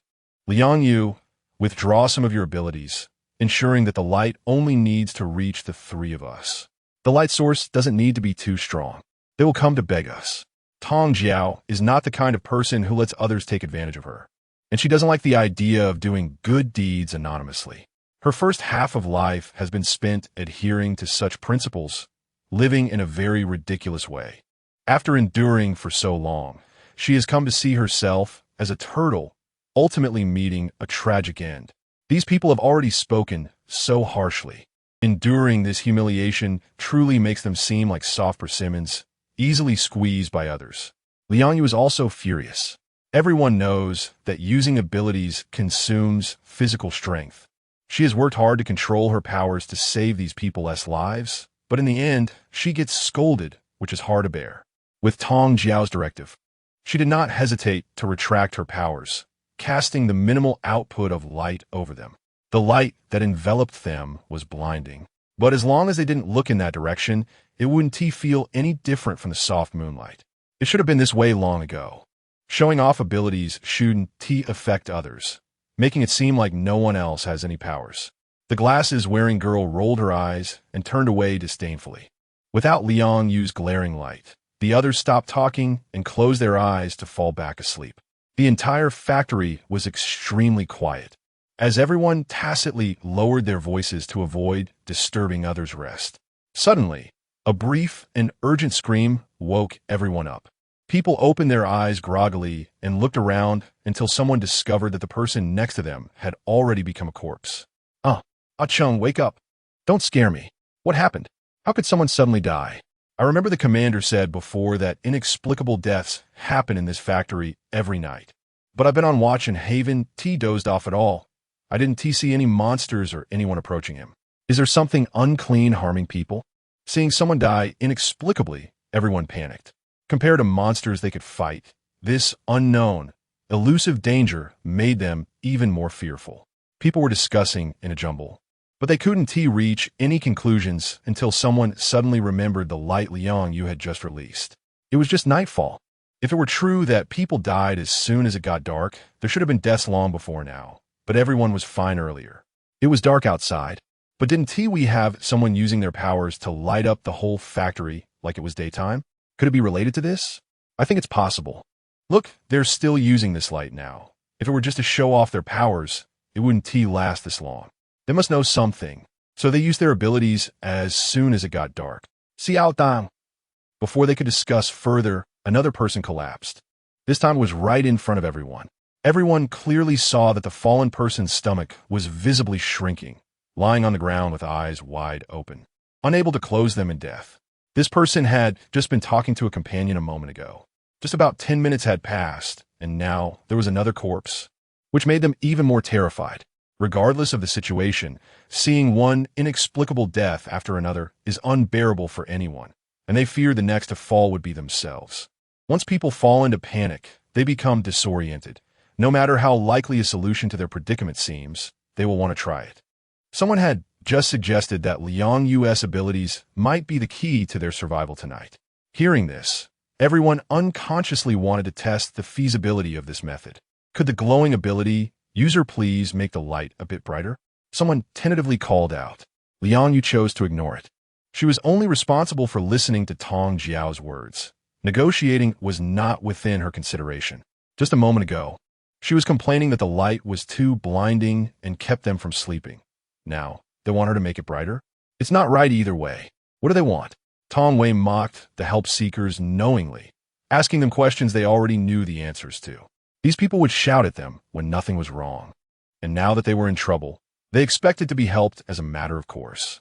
Where in the world is there such unreasonable behavior? If they wanted protection, they needed to adopt an attitude of humility. Before they could show that sincere attitude, whether these people lived or died, or how many of them died, was none of their concern.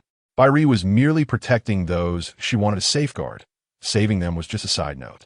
She didn't expect gratitude from these people, but she couldn't tolerate their taking advantage of her. Moreover, they had just been making things difficult for Liang. Sorry. We were making a big deal out of nothing before. You're magnanimous, so please don't hold it against us. I apologize. This light is very important to all of us right now. Could you possibly turn your powers up a bit? Some people still had decency, apologizing sincerely.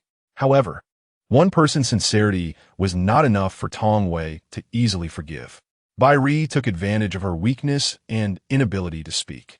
The glasses-wearing woman who had aggressively moralized did not learn her lesson. I have no grievances with you, and you haven't done anything to us. So why do you need to apologize? Whoever complains the loudest should step forward and apologize properly. I'm not targeting everyone here, just that one person. An eye for an eye. Since you enjoy moralizing others, why not try experiencing that feeling for yourself? We can understand. We definitely understand. We were narrow-minded before. I'll find that person and have them apologize to you. Under the threat of death, these people's attitudes improved significantly, and they quickly turned to find the talkative glasses-wearing woman. That woman had made a strong impression by causing trouble twice in one day and was soon pushed out of the crowd. If we're wrong, we'll admit it. It's not a big deal. Just apologize. Someone urged the glasses-wearing woman, who was still reluctant to speak. But she remained tight-lipped, refusing to say a word. Tong Jue had long anticipated such a result. Chapter 30. Song 1. There will be plenty of time ahead. At first, the bespectacled woman attempted to morally bind her. But after realizing she was in the wrong, she desperately tried to change the subject, insisting that her viewpoint was correct. Such people care the most about their pride. Even if they know they are wrong, they will stubbornly refuse to admit it. For them, admitting fault seems to be the most embarrassing thing in the world. And nothing is more important than face. Therefore, no matter what, the bespectacled woman would never willingly admit her mistakes or apologize to others. The fourth person fell amidst the gasps of the crowd, and it had only been 10 minutes. One person dies every 10 minutes. How many 10-minute intervals are there in one night? It's likely that even if they were all tied together, they wouldn't be enough to account for the deaths that night. Just a simple apology could resolve the issue, yet the bespectacled woman stubbornly refused to speak. And the hatred surged in the heart of someone who had just lost a companion, rushing to the bespectacled woman and roaring. Is it really that hard to say one sentence of sorry? Clearly, you were in the wrong, and none of us said anything. Why are you making such a fuss? Now you've offended someone to death. They just want to hear you say sorry. Is that too much to ask? Are those 3 words more important than all our lives combined? You only need to move your lips to save everyone. Why one to you? Why do you have to let my friend die to feel better? Do you know how hard we lived this month? We escaped from the city against all odds.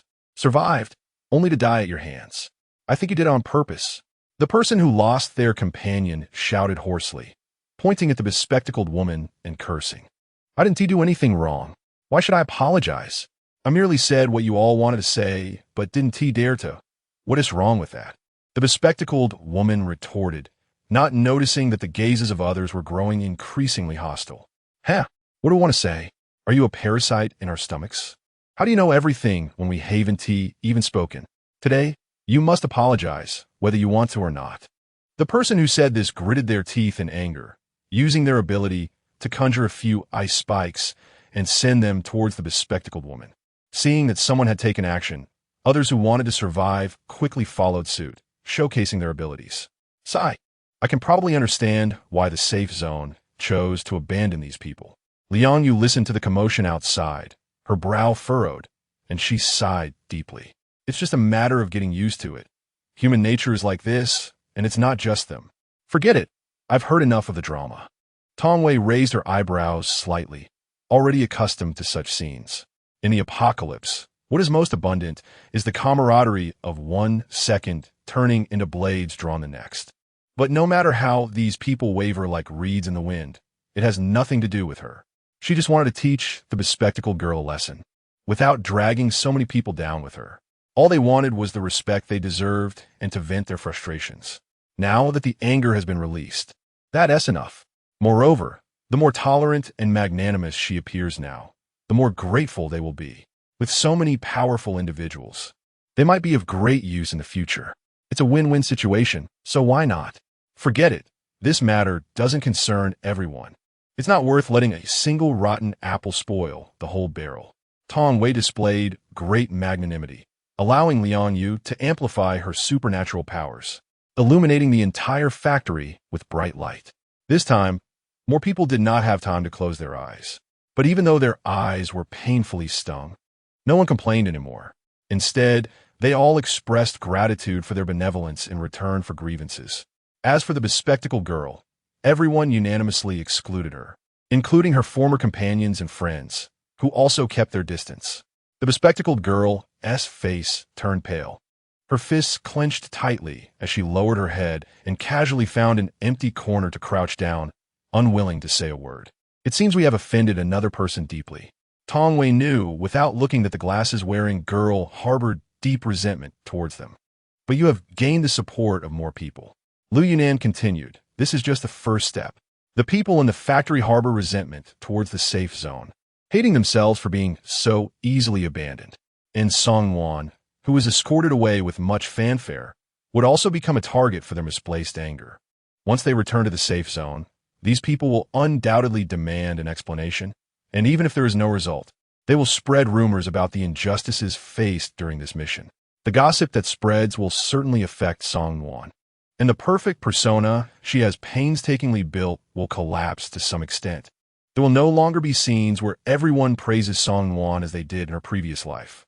However, her repeated acts of assistance will earn her a good reputation, and in the future, when she makes reasonable requests, they will be more than willing to repay her. Song Wan, there is still a long way to go. We shall see.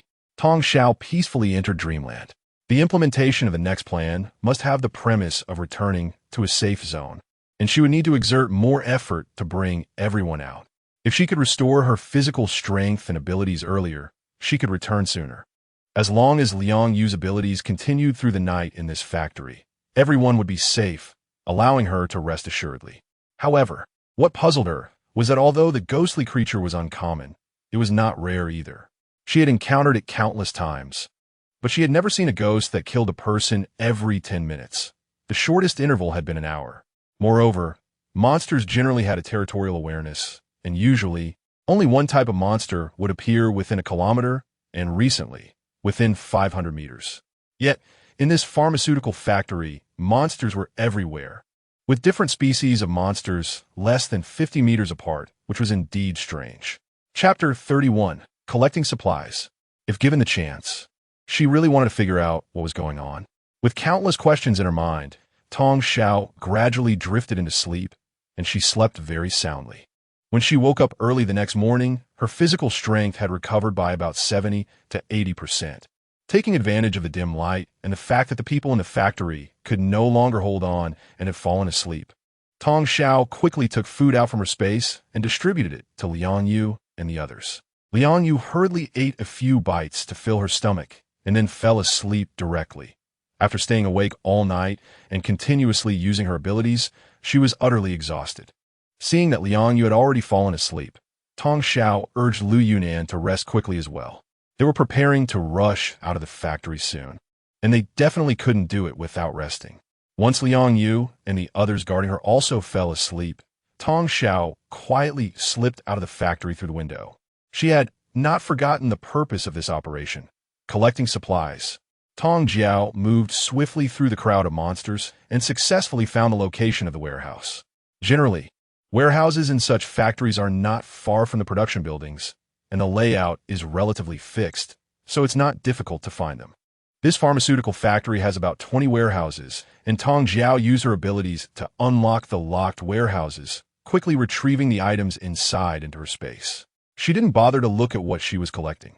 After all, there was plenty of room in her space, and she could sort through it later when she had time. After collecting from 10 warehouses in a row, Tong Jiao was almost overjoyed. With so many medicines in hand, she could add another type of product to sell at her stall when she returned. However, it was strange that out of the 20 warehouses she had visited, only one turned out to be empty. If this only empty warehouse was one that Song Nuan and the others had visited, then Tong Jiao couldn't help but suspect that this operation was specifically targeting those with abilities. The goal was to trap them here, with the collection of supplies merely a pretext. After all, Who would mobilize such a large force just to empty a warehouse of this size? If that were the case, Tong Jue was quite curious about what kind of trouble the safety zone supervisor would stir up upon seeing these ability users return unharmed to the safe zone. All the warehouses had been emptied, and dawn was approaching. Tong Jue hurried back into the factory, pretending she had just stepped out to use the restroom. It was still early, and not many people were awake, so hardly anyone noticed her. Returning to her companions, Tong Jue closed her eyes quietly, waiting until most people were awake before she opened them again. Trapped in a place where they couldn't even get food, she had initially thought they would be able to go out to complete a mission and return within a day without bringing anything. If this continued, they wouldn't be killed by the monsters outside. They would starve to death. A whole night of rest was enough for them to replenish their empty abilities. But the tension and hunger throughout the night left them feeling physically and mentally exhausted. Otherwise, while they still had the energy, they should find a way to rush out. If they were to die of starvation, it would be better to be bitten to death by those monsters. At least they wouldn't have to suffer like this. Yes, everyone was hungry, but they still had strength. If they were to go hungry for another day, no one would be able to run, even if they escaped. What would happen next? Walking back to the base from here would be a joke. Their vehicle was parked at the main gate, which was an electronically controlled door. If that group of bastards took it away, how would they escape? People were discussing in a flurry. Some rolling up their sleeves wanted to go out and fight the monsters to the death, while others sat dejectedly in place, ready to give up. After the lesson from the girl with glasses yesterday, no one dared to morally bind Tong Jue and the others. Does anyone among you have the ability to break open that big door? They didn't mention it, and Tong Jue couldn't remain silent forever. Exiting from here still depended on everyone working together. She needed to express her friendliness appropriately and join the discussion. Chapter 32. Did the people who returned yesterday say they sacrificed themselves? I am a fire-type ability user. I can do more than just throw fireballs. My fireballs can explode. However, that door is just too thick. It's unrealistic for me to blast it open with my ability. But blowing up the wall next to the door would definitely be feasible. Seeing that Tong Jue was willing to join their discussion, smiles immediately appeared on everyone's faces, and hope sparkled in their eyes. After all, yesterday, Tong Jue's impressive behavior had left a deep impression. Even though they subconsciously knew that it was because they had fiercely unleashed their abilities and killed most of the monsters that alleviated the pressure on Tong Jue, allowing them to escape smoothly, they still instinctively wanted to rely on trusting her. So, they didn't have to worry about opening the door. They just needed to figure out how to get from the factory to the main gate and how to buy time to blow up the wall at the gate. I can handle buying time, but my ability can only slow down the monster's movements. I can't kill them, so the defense still relies on everyone. Defense and clearing the way can be done together. We can divide ourselves into several small teams to tackle the monsters in batches. Once we reach the gate, the boss will help buy time while we protect her, making it easier to escape. Those who were quick thinking had already rapidly come up with a battle plan. This method was indeed the most reliable for them. Fortunately, for this mission, the safe zone had sent out high-level ability users to avoid raising suspicions. And what they lacked the least now was combat power. They could afford to consume their abilities in batches. I think this method is good. If everyone has no objections, let's start forming teams. Each team will consist of 6 people, guarding 6 corners and clearing a path for us to rush out. We don't need to fight the monsters to the death. The boss doesn't need to take action at first. But we must leave a team of 12 to buy time for the boss. The urgent desire to get out of the pharmaceutical factory drove them to become decisive action takers. After a couple of simulations, they felt the method was feasible, and everyone began to form teams spontaneously. Tong Jue had no objections to the battle plan. In the first half, she only needed to enjoy protection. Reaching the entrance safely was the stage for her to exert her strength. Unlike yesterday, when she only needed to buy time for the others to blow up the wall, she didn't have to maintain her ability output for as long as she did before. A brief control over a large number of monsters wouldn't leave her as weak as yesterday. Interestingly, the 6-person team had 1 extra member, and the bespectacled girl was ignored throughout, while the others had already begun to form groups, chatting happily despite not knowing each other well in the past. The bespectacled girl was left alone, tacitly excluded by everyone. This time, Tong Jue clearly saw the resentful gaze directed at her. This gaze wasn't aimed at anyone else, but was directly locked onto her. Tong Jue faced such a gaze without any ripple, staring directly into the other person's eyes with a cold expression. The bespectacled girl immediately averted her gaze the moment she made eye contact with Tong Jue. Coward. Tong Jiao despises such opponents. Even if Song Yuan is ruthless, she won't back down, nor will she be like the glasses-wearing girl, who dares to be angry but doesn't speak up, hiding like a turtle in a dark corner, secretly harboring resentment. Boss, we are all ready. Can we set off? The team has been divided, and those who proposed a battle plan have come to report back to Tong Jiao. Tong Wei unceremoniously accepted the identity of the big shot and smiled faintly. All right, let's go. The escape went even more smoothly than they had anticipated.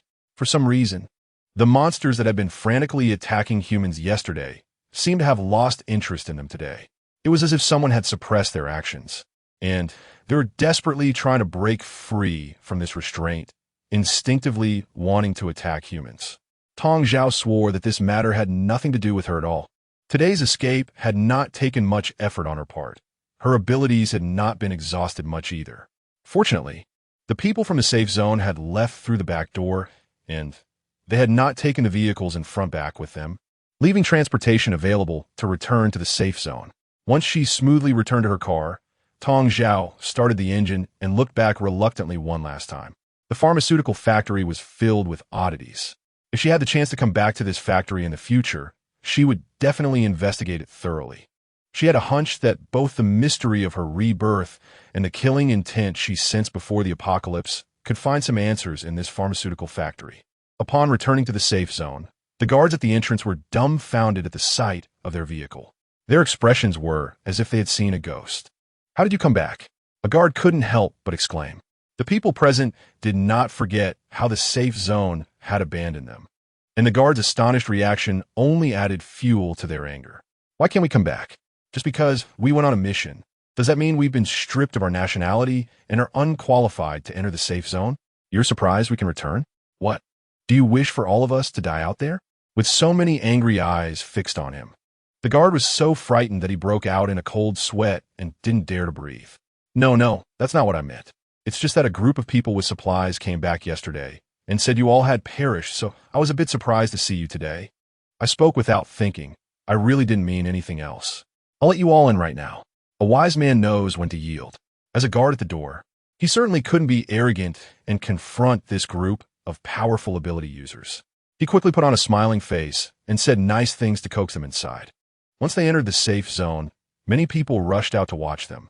This was the first time Tong Zhao had seen such a lively scene in the safe zone. Once they reached their destination, the ability users who had been wronged this time could no longer contain their anger and were ready to confront the person in charge. The few of them who had forcefully cut in using unconventional means chose not to join in the commotion.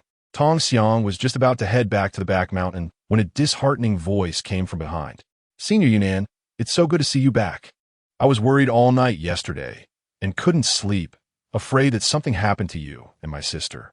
At that time, the situation was critical, and I was the one primarily responsible for bringing back supplies. They had to prioritize my safety and escort me out first. After I returned, I heard about your accident and cried with Mom and Dad for a long time. Liang Yu was right. Song Yuan is always lingering around. Tong Jiao was puzzled. How could Song Yuan keep provoking her despite repeatedly suffering losses at school? It seemed that as soon as she heard they had safely returned to the safe zone, she rushed over immediately. Song Yuan's voice was still affected and pretentious. When Tong Jiao turned her head, she noticed that although Song Yuan was talking to her, her gaze was almost glued to Lu Yunnan. Thinking about it, it seemed that every time Lu Yunnan was around, Song Yuan would spare no effort to blacken her. Even if her words were full of loopholes, she would definitely jump out to seek some presents. This did not align with Song Yuan's detailed and thoughtful personality. I don't know you. Did you leave on purpose? What does it have to do with me? But it's not wrong for you to leave first. You are the protected target of everyone on this mission. Our lives are not as important as yours. If we don't send you out first and something happens, we will be punished by the safe zone. If you leave, we can avoid an extra burden, and you don't have to worry about your sister. As your future brother-in-law, I will definitely protect her without reservation, and there's no need for others to intervene. Song Wan's expression cracked. No more tears, no more stuttering. Her face was full of disbelief, and her mind was filled with two words, brother-in-law. Tong Jue also cracked. She must have been teased twice within 24 hours, right? That's right, she was teased, right? Senior, my sister has a boyfriend, so please don't make such jokes. Song Wan forced a couple of laughs, but her smile looked worse than crying. You can eat anything, but you can't say whatever you want. How did I end up with a boyfriend? Tong Jue was still in shock, but seeing Song Wan about to slander her, she quickly stepped back to confront her directly. Song Wan would never be able to pin a dirty pot on her again in this lifetime. She could no longer believe in the nonsense of the innocent will clear themselves. Sister, I know you're still mad at Brother Liu. When two people spend a long time together, it's normal to argue, right? You left home without a word, and everyone was very worried. Brother Liu only said a few harsh words because he was too worried about you. Song Wan looked at Tong Jue with a mix of helplessness and warmth, as if she were trying to counsel a rebellious teenager. She wanted to label Tong Jue as unreasonable, willful, and irrational.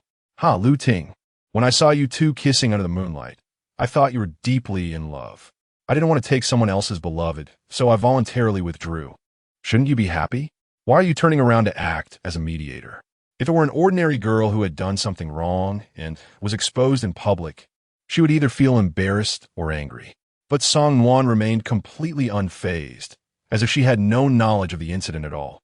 Perhaps that's why her acting skills were comparable to an Oscar-winning actress, and for many years, no one had seen through her performance, treating her as a goddess. Sister must have seen it wrong. That day, it was just that the wind was too strong and sand got into my eyes. Brother Liu was just kindly helping me blow it away. Maybe you were standing too far and didn't see clearly, so you misunderstood, right? The calmer Song Wan appeared, the more it indicated her guilt. Oh, then let's say I was mistaken. Tong Jue casually brushed over this topic, making Song Wan smile brightly. So that sister has forgiven Brother Liu? Unwillingly. Tong Wei interrupted Song Wan's words and continued calmly. Just say that we broke up because of incompatible personalities. How could that be? Brother Liu is such a good person. How could you hurt his feelings like this? If it's because of me, I can promise not to see Brother Liu again. Stop flattering yourself. Do couples need a reason to break up? I just don't want to be with him anymore. It's that simple. If you think this man is good, then I'll just give him to you. Tong Jue was unwilling to continue the pointless conversation with Song Wan.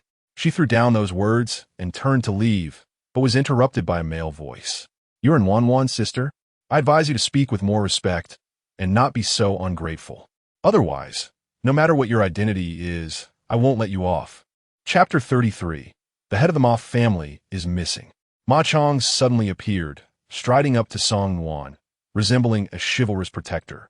His gaze was cold and sinister, like a venomous snake. Tong Jiao frowned. In her previous life, she had seen Ma Chong, but she had never seen this side of him. In her past life, although Ma Chong was a spoiled rich kid, he was still relatively normal. Aside from being easily swayed by Song Wan, he had never abused his power or treated others harshly. He was always polite and even had a bit of a sunny boy image. What kind of upheaval had happened in this life to cause such a drastic change in him? And his father, the original head of the safe zone, was acting as if he had lost his mind, even though he had been considered a good official in her past life. Never mind, it's not important. From the first day a thief came to insult Liang Yu, the feud between her and the Ma family had already begun. No matter how the other party changed, the fact that they had become adversaries would not change. I have my own voice. Why can't I say what I want? There are many who don't want to let me go, and you don't even rank among them. I have a deep-seated enmity with Song Wan, and if you want to play the role of a protector, feel free to show your capabilities. I'm ready to fight to the end. Tong Jue casually dropped a remark and turned around, striding towards the car, stepping on the gas and leaving in a cloud of dust. Upon reaching the back mountain, Tong Jue discovered that there were even more people here. It seemed that during their 2 days away, the safe zone had taken in many survivors. Oh, you finally made it back. I heard the Ma family announce your deaths yesterday, so I hurried over to personally protect your family. I almost scared myself to death.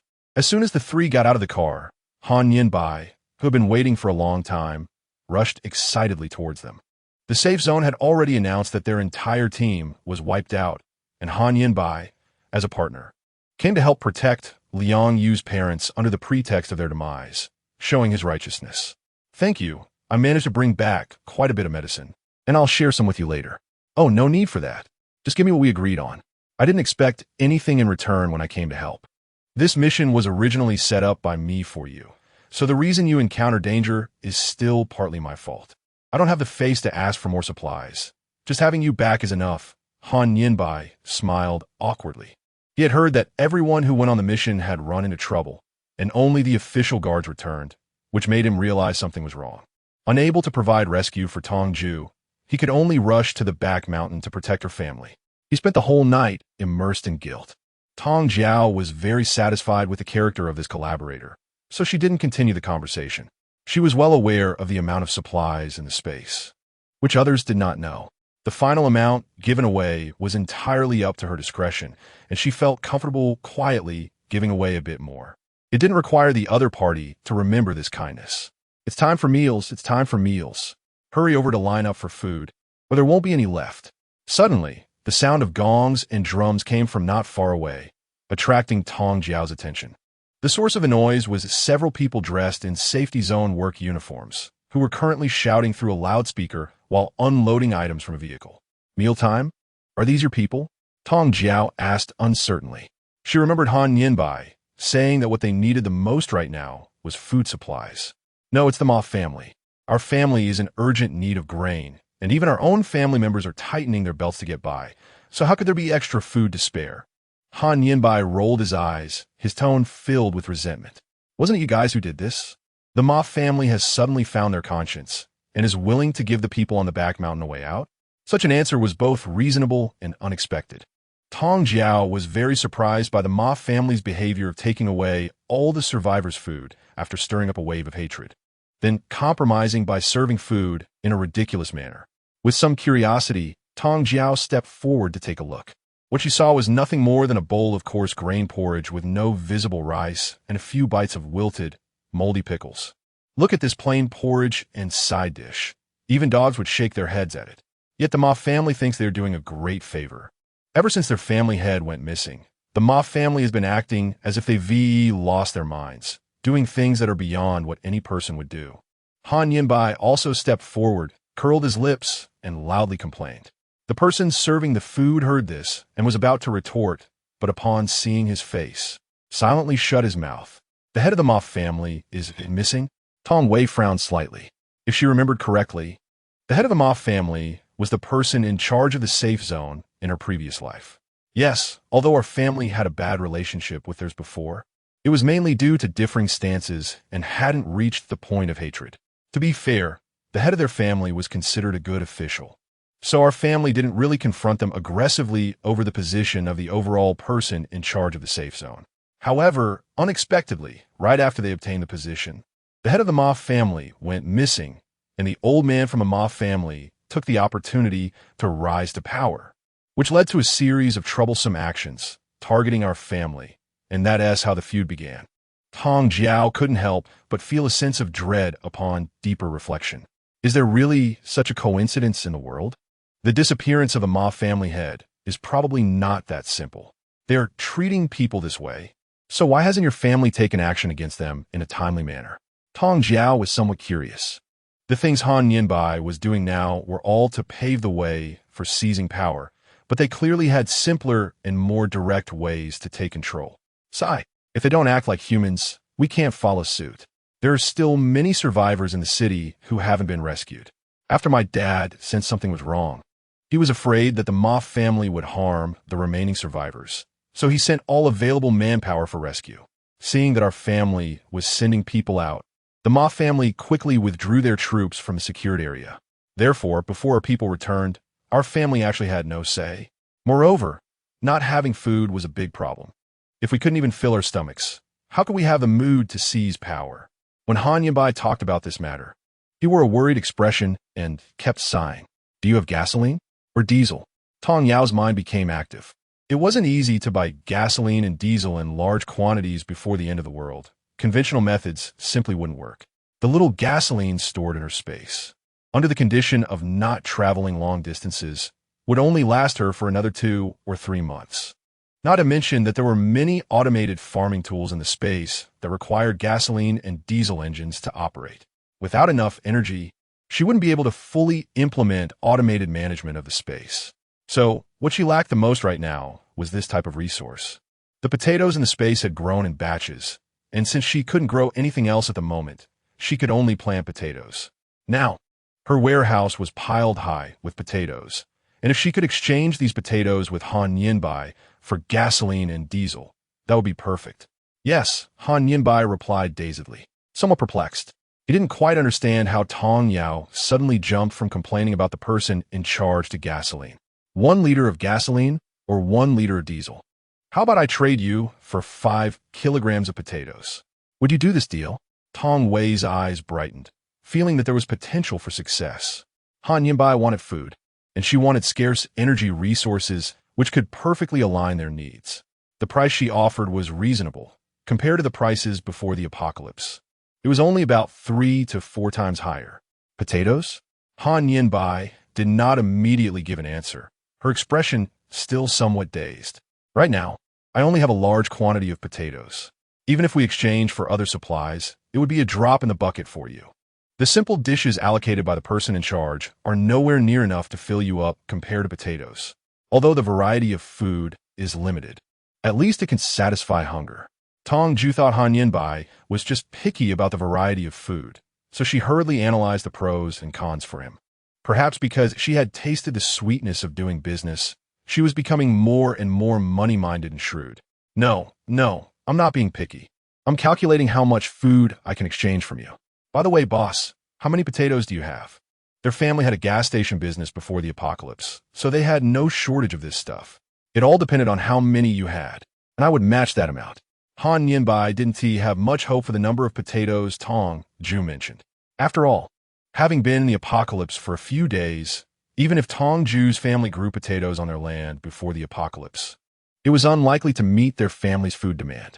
However, even a small mosquito is still meat. Their own household was almost out of rice to cook. Who would still be picky about the variety and quantity of food? With a large oil field behind them and minerals nearby, plus they were already in this business, it could be said that they had as much as they wanted. This transaction was not a loss for him at all. Tong Jue just smiled and said nothing. She took Han Yinbai to a secluded open space and waved her hand, immediately revealing a mountain of potatoes. Han Yinbai was left speechless. My God! Han Yinbai exclaimed, then became ecstatic, instinctively grabbing Tong Jue's hand and excitedly saying, "Big shot, you are my savior. With these potatoes, our family can afford to hire supernatural beings.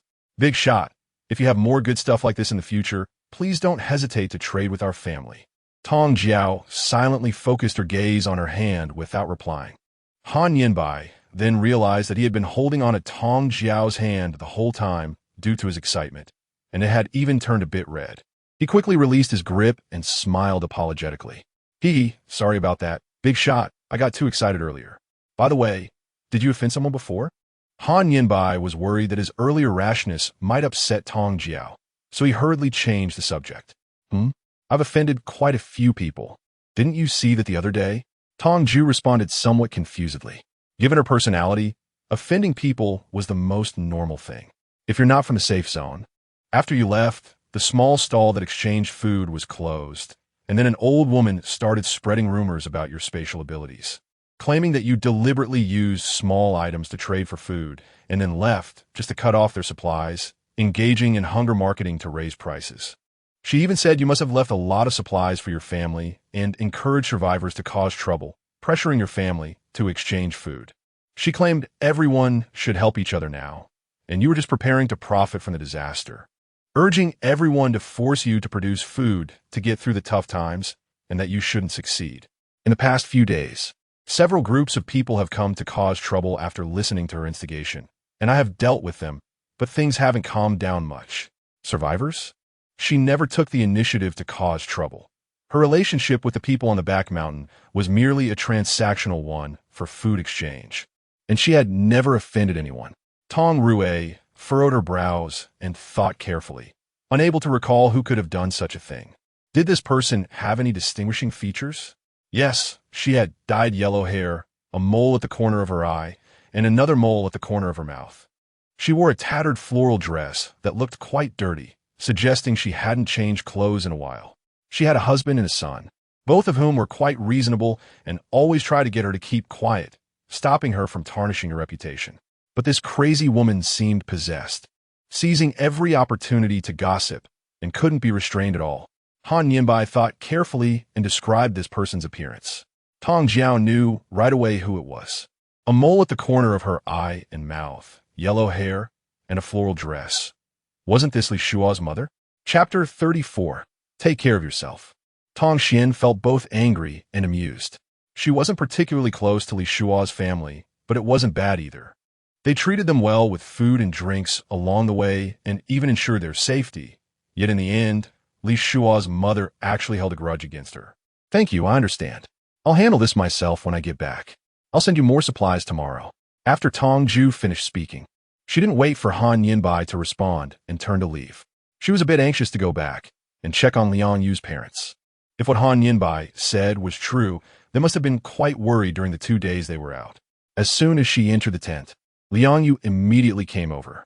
Juju, just now Li Shua suddenly came over and said a lot of nonsensical things to me. And in the end, he even asked me to help apologize to you. What did he do? Why does he need to apologize? Do you know? Seeing Liang Yu still confused, Tong Jue realized that Liang's parents hadn't told her anything. Tong Yao let out a deep sigh and roughly recounted what Han Yinbai had just said. Liang Yu immediately jumped up, her anger flaring. What? How could she do that? No way. I have to go find her and reason with her. How dare she take advantage of you and stab you in the back and drag my parents into this? Liang Yu rushed out of the tent in a flurry, so fast that Tong Yao didn't even have time to react. By the time she chased outside, Liang Yu was already arguing with Li's mother. How can you be like this? After doing something so shameless, you still act so righteous? It's unclear what Li's mother said to Liang Yu, but it was enough to make this girl, who cared so much about her image as a beautiful girl, explode with rage. Liang Yu's forehead was veined, indicating she was extremely upset. Tong Jue quickly stepped forward and pulled her behind her, looking down at the woman who was a head shorter than herself. What is wrong with you younger generations? My son is a classmate of yours, and our families were neighbors for a while, so there is no need to speak so harshly, right? Mama Li, fearing that she would have nothing to return home to, didn't take anything when she fled with Tong Jue and the others. After leaving Tong Jue, their family had nothing, living worse than those survivors who had their food taken away and were rescued. Life on the back mountain during this time was tough. She no longer cared about appearances or superficial harmony. She deeply realized the terror of their current situation and thought, as long as it could bring more food. What was wrong with selling out a few distant relationships? I protected your son and brought him safely home, gave you food and drink, brought your whole family here safely. I never held it against you when we faced difficulties, nor did I ask for anything in return. Now you stab us in the back, causing trouble for Liang Yu's parents when I'm not around, and you still feel justified? Tong Jue sneered and questioned loudly. She deliberately raised her voice, making it resonate enough for everyone around to hear clearly. Li Mama felt a bit guilty, but when she saw the crowd starting to point fingers at her, her meager pride was reignited. You flaunt your abilities so openly. Haven't you ever hidden anything? I might just have a bigger mouth, so what's wrong with that? I'm not trying to hide anything, but how do you justify inciting others to force Liang Yu's parents to give food? Tong Xian looked at Mama Li with a smile, and this smile sent chills down the latter's spine. Mama Li had a premonition that she might be in big trouble soon. I was wrong, right? In the face of disaster, you still want to profit from the national crisis. That's your fault. I merely spoke a word of justice and didn't force anyone to ask their parents for food. It's all they're doing. What does it have to do with me? Am I profiting from disaster? Let me ask you, have I received even a penny so far? Have I taken any valuable items? Tong Jue paused here, looking around. After confirming that enough people had gathered to watch, she slowly continued. There should be quite a few people present who have exchanged goods with me. You all know what I collect and the value of those items. If anyone needs something in the future, you can still come to me to exchange goods. However, if anyone troubles my family again, I will immediately close this stall for good. I am a very petty person and tend to vent my anger on others. If anyone has a good relationship with this woman or is kind-hearted enough to help her, I will not serve you either. For those of you who have stirred me up in the past, I can overlook it this time, but now I'm only targeting her." Mama Li listened to Tong Jue's words with a look of shock, as if struck by lightning. Tong Jue was too lazy to argue with her any longer and pulled Liang Yu to turn and leave. For someone like Li Mama, an ordinary person, she could easily make the other party suffer a fate worse than death with just a flick of her finger. However, she felt that killing such a person outright would dirty her hands. The painful experiences from her previous life had already made her character less sunny. The last remaining bit of kindness she had was only because Liang Yu was still alive and influencing her. Li Mama's actions had crossed her bottom line. There was no need to waste that kindness on such a person. "Oomph, you betrayed Juju. You deserve it." Liang Yu shared Tong Jue's resentment, and she could imagine what kind of lesson the other party would receive. But it was just exclusion. Liang Yu didn't think it was cruel at all, but rather refreshing. Before leaving, Tong Jue specifically walked in front of Li Shuo and softly instructed him, "I'm a person who distinguishes clearly between right and wrong. I remember the favor you and Lu Yunnan did for saving Yu's life. I won't blame you for your mother's mistakes. And since you still have a conscience to come and apologize to me, if you want to exchange supplies with me, you can still do so without any hindrance. However, you must also bear the consequences of your mother's mistakes. I've said all I need to say at the beginning of the apocalypse. I didn't have time to return to school to protect Liang Yu. That favor is a debt I owe, and I won't deny it. Given Liang Yu's importance to me, just a few meals can't repay it. Now, Li Shuo has reached this point because of his mother, which is also unavoidable. She has always been clear about her grievances and has left Li Shuo a way out. Thank you." Li Shuo understood that Tong Jue was already very forgiving. He didn't plead for his mother nor argued with Tong Jue. He could only give a bitter smile. It was hard to sever ties with family, so he could only apologize to friends. Early the next morning, there was a long line at the entrance of Tong Jue's tent. Han Yinbai felt like he was getting squished. "This is a real diamond. It looks quite valuable. Juju, can you exchange it for a box of instant noodles? This shampoo only has half a bottle. How about 2 loaves of bread? Salt? Why is there such a strange thing? Then let us go with 2 potatoes. A microwave? It seems to be getting more and more peculiar." Liang Yu sat at the table, evaluating the value of the items brought by those who came to exchange food. Whatever she estimated, Tong Jue would take. By the end of the morning, Liang Yu had evaluated quite a few strange items and was busy enough. Tong Jue just lay on the nearby lounge chair, smiling brightly at Liang Yu, acting as a convenient and emotionless mobile store. In the past few days, Liang Yu's parents had been worried, so Tong Jue felt it was inappropriate to make Liang's mother get up early to start a fire and cook hot food. So she simply replaced it with instant food for a day. Liang Yu took the initiative to express her desire to experience the joy of being a cashier. So Tong Jue happily let her take charge. Liang Yu didn't understand what she needed. She just followed her own ideas, refusing to give up even if it was only half a bottle of shampoo, accepting everything that came her way. Occasionally, when she saw some useless diamond jewelry or cosmetics, Tong Jue didn't say anything to stop Liang Yu from accepting them. After all, Liang Yu's eyes lit up at the sight of these things, showing her strong desire for them. What girl doesn't love beauty? She had space, a solid foundation, and as much food as she wanted. If it could make Liang Yu happy, wasting a little was no big deal.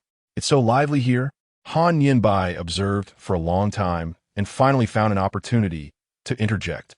Tong Jue slowly raised her head to look at the other person and nodded slightly, saying, "Yeah, it's lively when there are many people.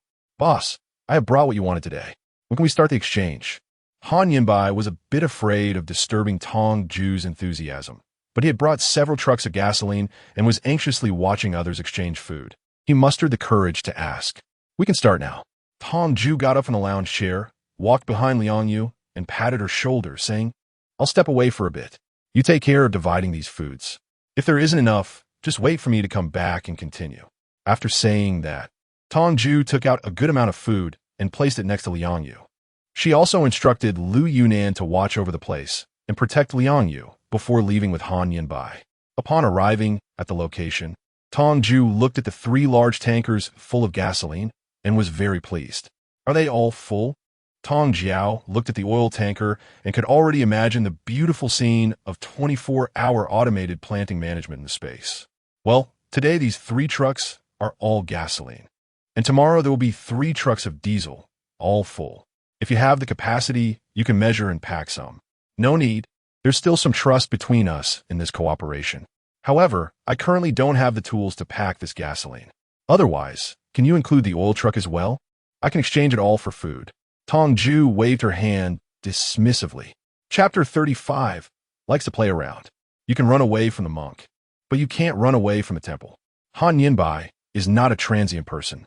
If he wants to fight the person in charge to the end and continue to take supplies from her, he can't cheat or play tricks on this matter.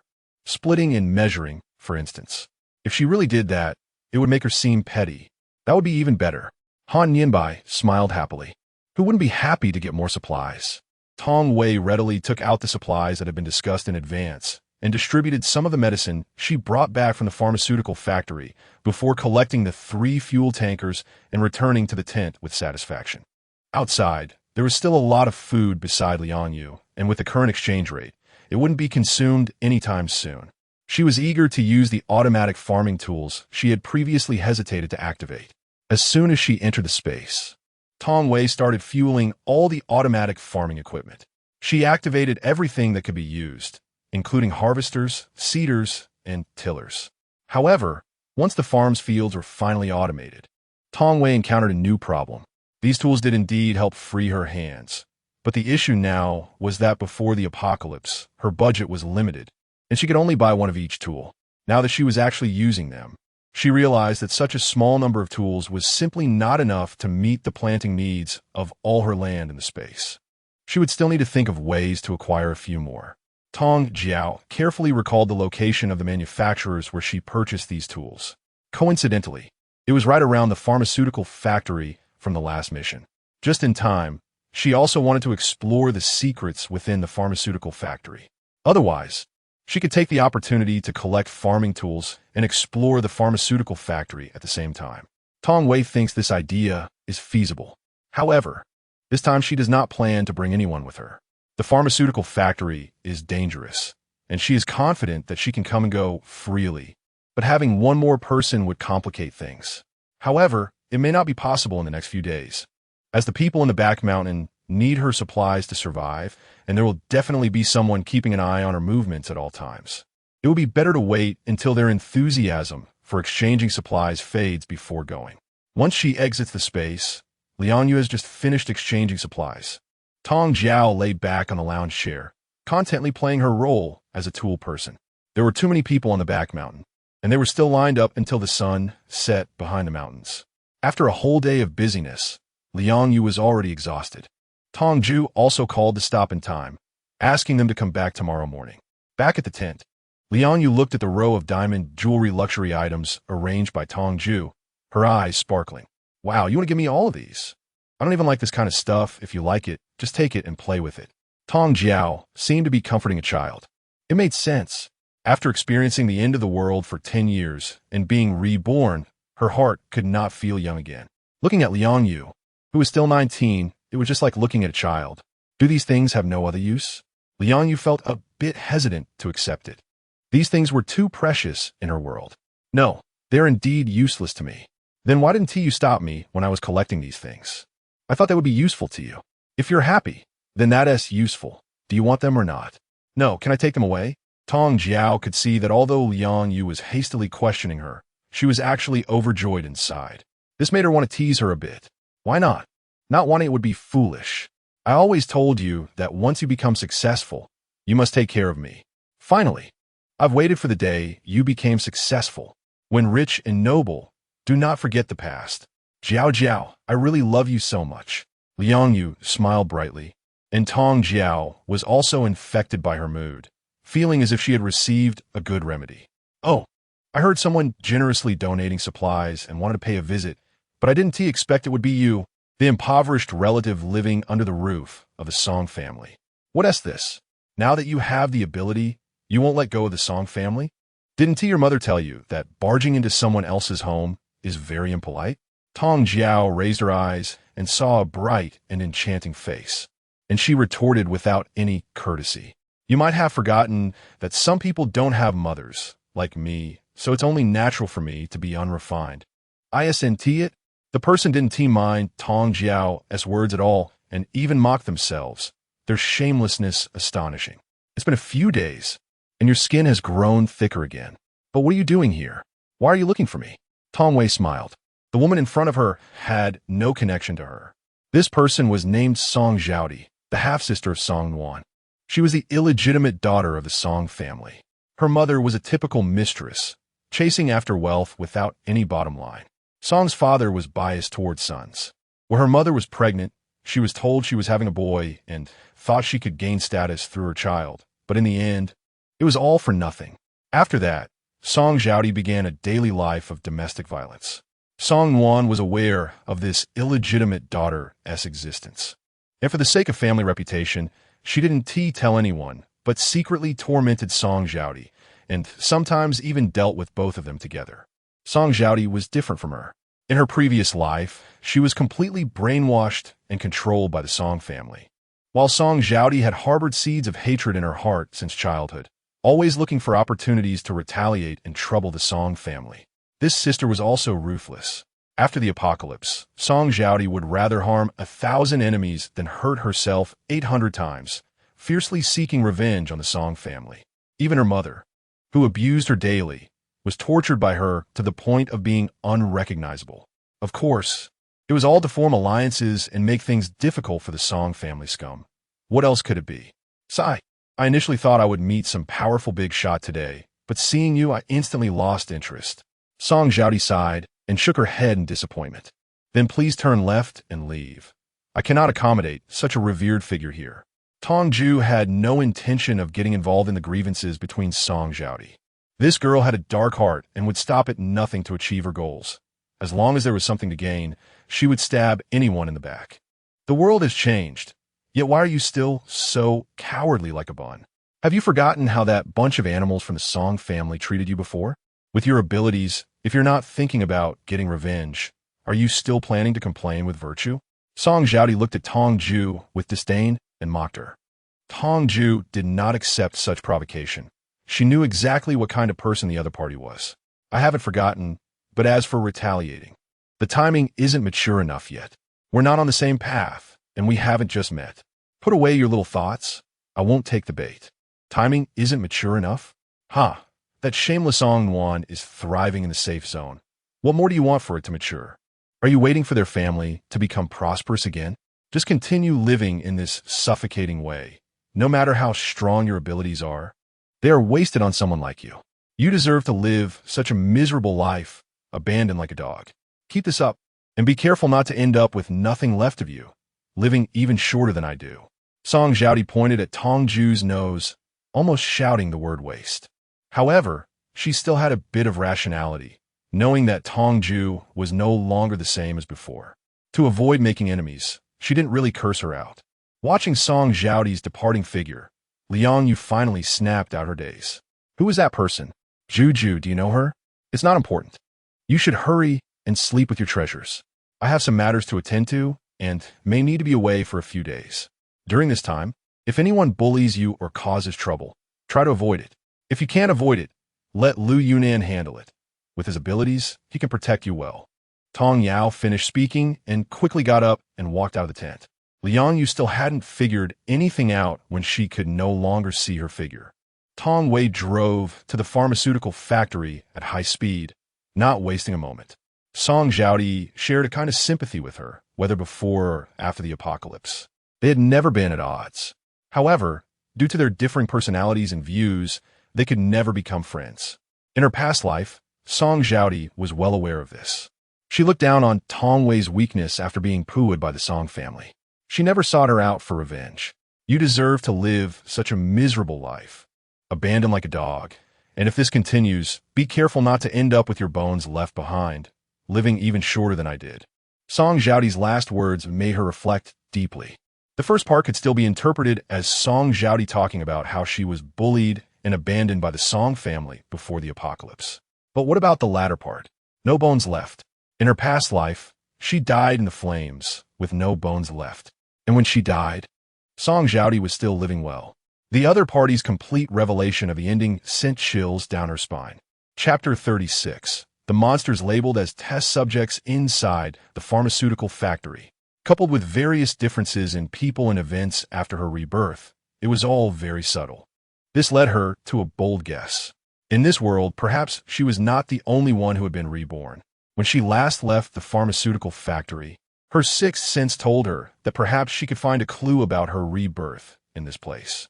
Originally, she planned to come back to investigate after some time. Song Jiaodi's appearance changed her mind. She was somewhat eager to explore the secrets of rebirth and the apocalypse. Standing outside the pharmaceutical factory, Tong Jue clearly saw large monsters inside through the shattered wall. She carefully recalled the distribution of monsters she had seen during her last visit, planning her route in her mind, and lightly jumped onto the wall. From her vantage point on the towering wall, she felt the terror within this pharmaceutical factory more intuitively. During her last escape in broad daylight, these monsters seemed to be suppressed by something. Now, during her nighttime exploration, these monsters appeared to have broken free from some restraint. More excited than the monsters in the city, she observed carefully under the moonlight, wanting to identify more differences between them and the external monsters. After examining for a while, Tong Jue vaguely saw that these monsters seemed to bear the same blue seal. This seal resembled the quality inspection mark stamped on pigs at a pig farm. Could it be that these monsters were artificially created? Thinking of this, Tong Jue's hair stood on end, feeling a chill run down her spine. This was even more frightening than facing powerful monsters directly. It was as if an invisible hand was weaving a terrifying nightmare for the entire world. This nightmare was endless, and everyone, including herself, was being manipulated by these hands. What did the words on the seal say? Tong Jue couldn't see clearly. The seal was really too small, and it was not easy to make out a silhouette. If it weren't for the fact that every monster had one, she probably wouldn't have noticed this detail. She needed to figure out the characters on it. To verify her guess, Tong Jue took a risk and jumped down from the wall. Her feet landed steadily on the ground. Fortunately, there was a lawn by the pharmaceutical factory wall, which provided a cushion for her landing, making little noise. Tong Wei slowly lay down on the ground, crawling toward the monster, cautiously approaching the critical point of the monster's perception range. She squinted her eyes to search carefully and finally found the blue mark on the monster that was closest to her. Experiment. Subject, experimental subject. These brainless monsters would not, and could not, have markings printed on themselves. It must be man-made. The perfectly square, standard script confirmed her suspicion. Tong Jue, still surprised, did not forget the environment she was in. She curled up and slowly retreated until she was close to the corner, then stood up and climbed back onto the wall. The monsters in front of her were all test subjects, and the monsters outside were the finished products. Tong Wei walked on tiptoe along the wall, filled with curiosity, wanting to explore deeper. After circling the walls 1.5 times, she saw an unusual building. Inside the pitch-black pharmaceutical factory, this building was the only one that faintly emitted light, which was clearly not the reflection of moonlight. Was there someone still here? Given the situation in the pharmaceutical factory, the likelihood of any living person hiding here was extremely slim. The light was coming from a half-open window close to the ground. It seemed to be a ventilation window for the basement. Looking at the weak, ghostly blue light, Tong Wei felt it necessary to investigate. However, the factory was haunted, and entering at night was too dangerous. Without Liangyu, she felt helpless against the ghosts, and if there were any spirits inside that building, going in would likely mean a gruesome end. Tong Wei jumped out of the factory, preparing to stake out outside for a night, waiting to go back in when daylight came. The nights in the apocalypse were very quiet to the point of being terrifying. Leaning against the wall, Tong Wei habitually tensed her nerves, watching and listening intently. In her previous life, she had spent countless nights like this. The thought that the monsters might have been deliberately released by humans left her with mixed feelings. Before her rebirth, she, like most people, detested the apocalypse. After all, if the world had not undergone such drastic changes, she would have merely lived her life under the pressure of Song Yuan. Unable to break free from the inferiority complex that the Song family had imposed on her, serving them like a servant. It would not have led to her suffering so much that even those who loved her would meet a tragic end. But after her rebirth, there were moments when she even maliciously anticipated the arrival of the apocalypse. In truth, even knowing that she could not prevent the apocalypse from coming should not evoke such emotions. Yet, she could not control the malicious thoughts in her heart. The capital of living again made her believe she could rise above everyone else. She waited for the apocalypse to arrive, thinking about how to swiftly eliminate her old enemies after gaining powerful abilities. She never thought about the suffering of others, nor did she consider that those who had once shown her a moment of kindness were also struggling and suffering in the apocalypse. Now, by chance, it seemed she had grasped the source of the apocalypse. Utilizing the chaos of the apocalyptic order and her own strength to seek revenge, she found her conscience uneasy. She felt a desire to do something. For her own conscience, for the people she wanted to protect, for those innocent people, and for those who had once given her a bit of kindness in their fleeting encounters. Did her dead conscience suddenly rise up to accuse me? Tong Jue smiled self-deprecatingly. Let the saint be a saint. If she were to live again, she would not want to have any regrets. She would follow her heart and live freely, finishing this hard-won life with innocence and joy. The sun gradually rose, and the first rays of morning light illuminated the earth, allowing Tong Jue to slowly pull herself away from her tense thoughts. She stood up, stretched her stiff limbs, and her eyes were resolute. With agility, she climbed over the wall, bypassing all the monsters, and walked into the building that had shone with light last night. The location of the basement was already deeply etched in her mind. Upon finding the entrance to the lower level, Tong Jue headed straight for the door of that room. Taking a deep breath, she gripped the handle tightly and pushed the door open. There was no chaos or bloodshed as she had imagined. Instead, it was surprisingly clean. The eerie blue light from last night came entirely from the computer screens. A large computer filled the room, with sheets of paper covered in strange numbers scattered all over the floor. Inside the room, there was also a seemingly frail boy, looking at Tong Jue with a gaze full of confusion and curiosity. Neither of them spoke first to break the silence, and the boy stared at her intently. His eyes did not seem like those of a living person. They were hollow and lifeless. If it weren't for the fact that he was still breathing, Tong Jue might have directly treated him as a zombie. The survivors had all retreated to the safe zone. Tong Wei was the first to speak. She racked her brain and could only come up with this one opening line to break the silence. "Oh, just find a place to sit." The boy mechanically nodded, then turned to pick up a pen and continued to scribble on the paper, occasionally tapping on the keyboard. "Why didn't you evacuate with the rescue team?" Tong Jue remained vigilant. In a place full of monsters, having such a young boy was itself a very strange thing.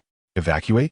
The boy paused for a moment in his actions, then continued to do his own thing, not lifting his head as he said, "This place has never seen rescue. Since the moment of the ancient arrival, there have been no living people here." "Ancient arrival?" Tong Wei tilted her head, not quite understanding what the other person was saying. "Please wait a moment while I finish this last algorithm." The young man spoke politely and calmly, like an ordinary person in a pre-apocalyptic world who was busy with study and work, unable to take time off to welcome guests.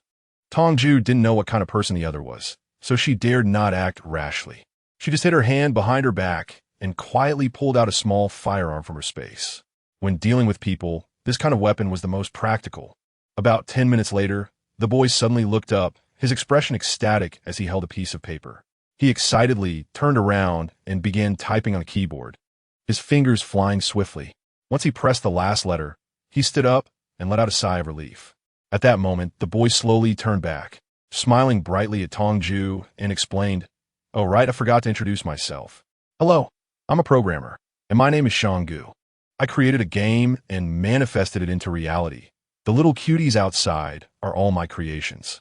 I call the day of the game's public beta the arrival of ancient times. It's on March 22nd, my birthday." Tong Jue was taken aback and astonished. The boy's nonsensical words left her completely unsure of how to react or respond. After a long silence, she followed the boy's words to refresh her worldview and slowly asked, "The little cuties you mentioned, they wouldn't be the monsters outside, would they?" "Bingo, you got it right, but there's no reward. However, I don't like people calling them monsters. They all have their own names. They are my greatest creations, and you foolish humans should respect their existence. Tong Jue's current mood is beyond description. This boy is definitely a lunatic. You say you created them?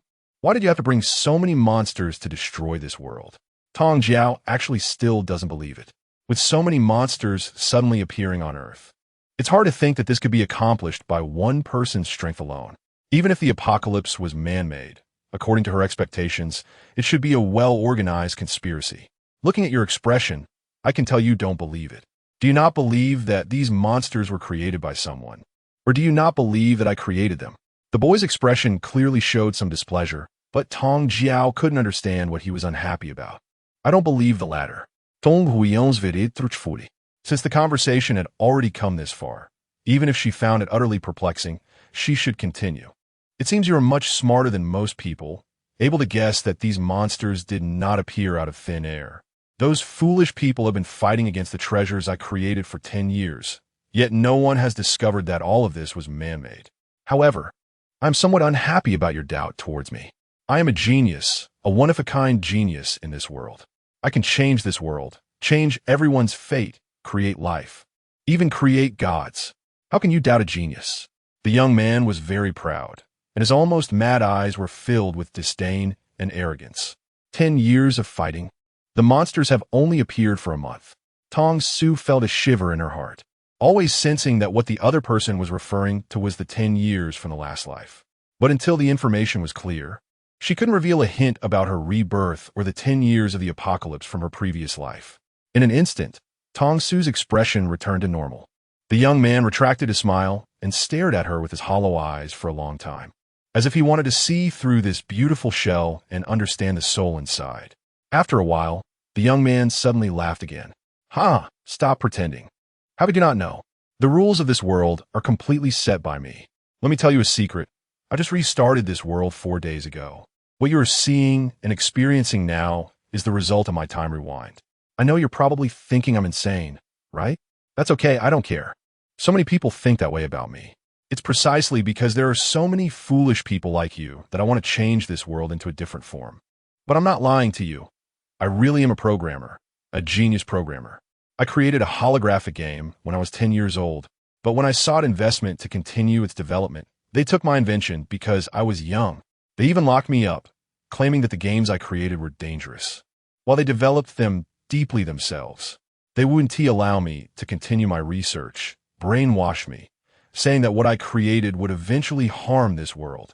The young man's voice grew louder, and by this point his eyes were almost blood red, filled with rage. If everything you said is true, then what you created has indeed harmed this world. Tong Jue felt that her acceptance level was increasing. Hearing the magical setting from the boy, she was surprisingly unfazed. Harm? I don't think so. You people with your extraordinary abilities to summon wind and rain owe it all to me, right?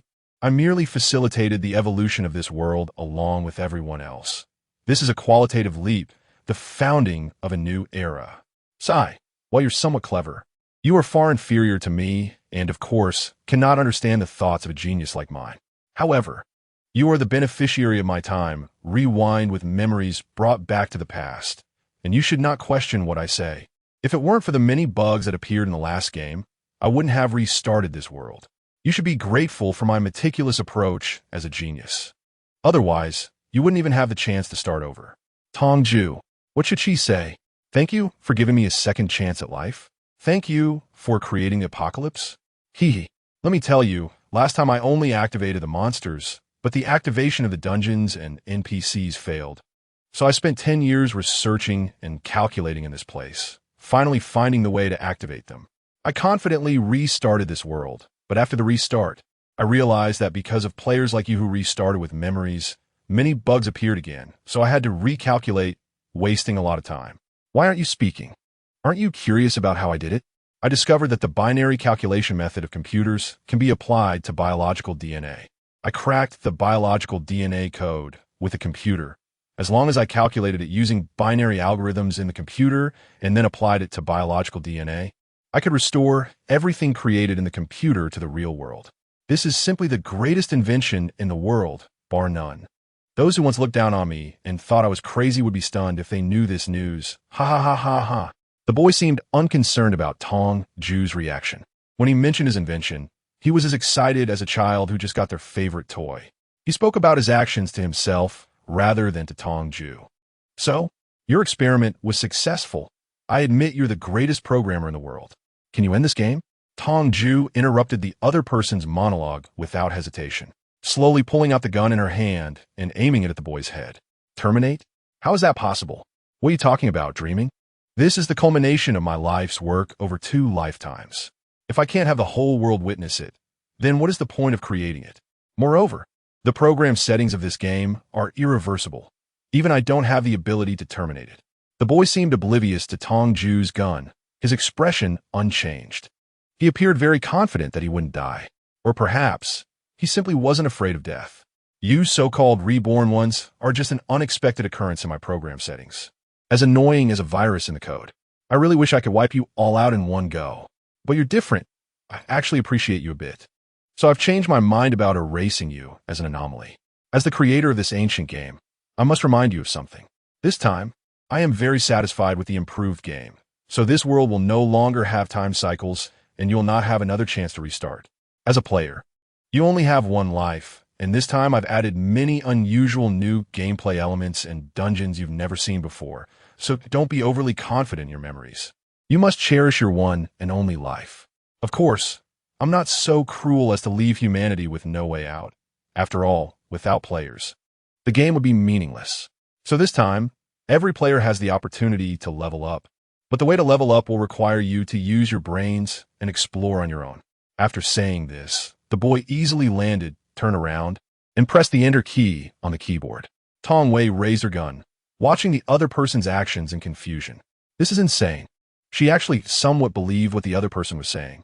Indeed, you can't communicate too much with a lunatic, especially one with strong logic and high intelligence. No matter how strong your inner self is, it can easily be led around by the nose.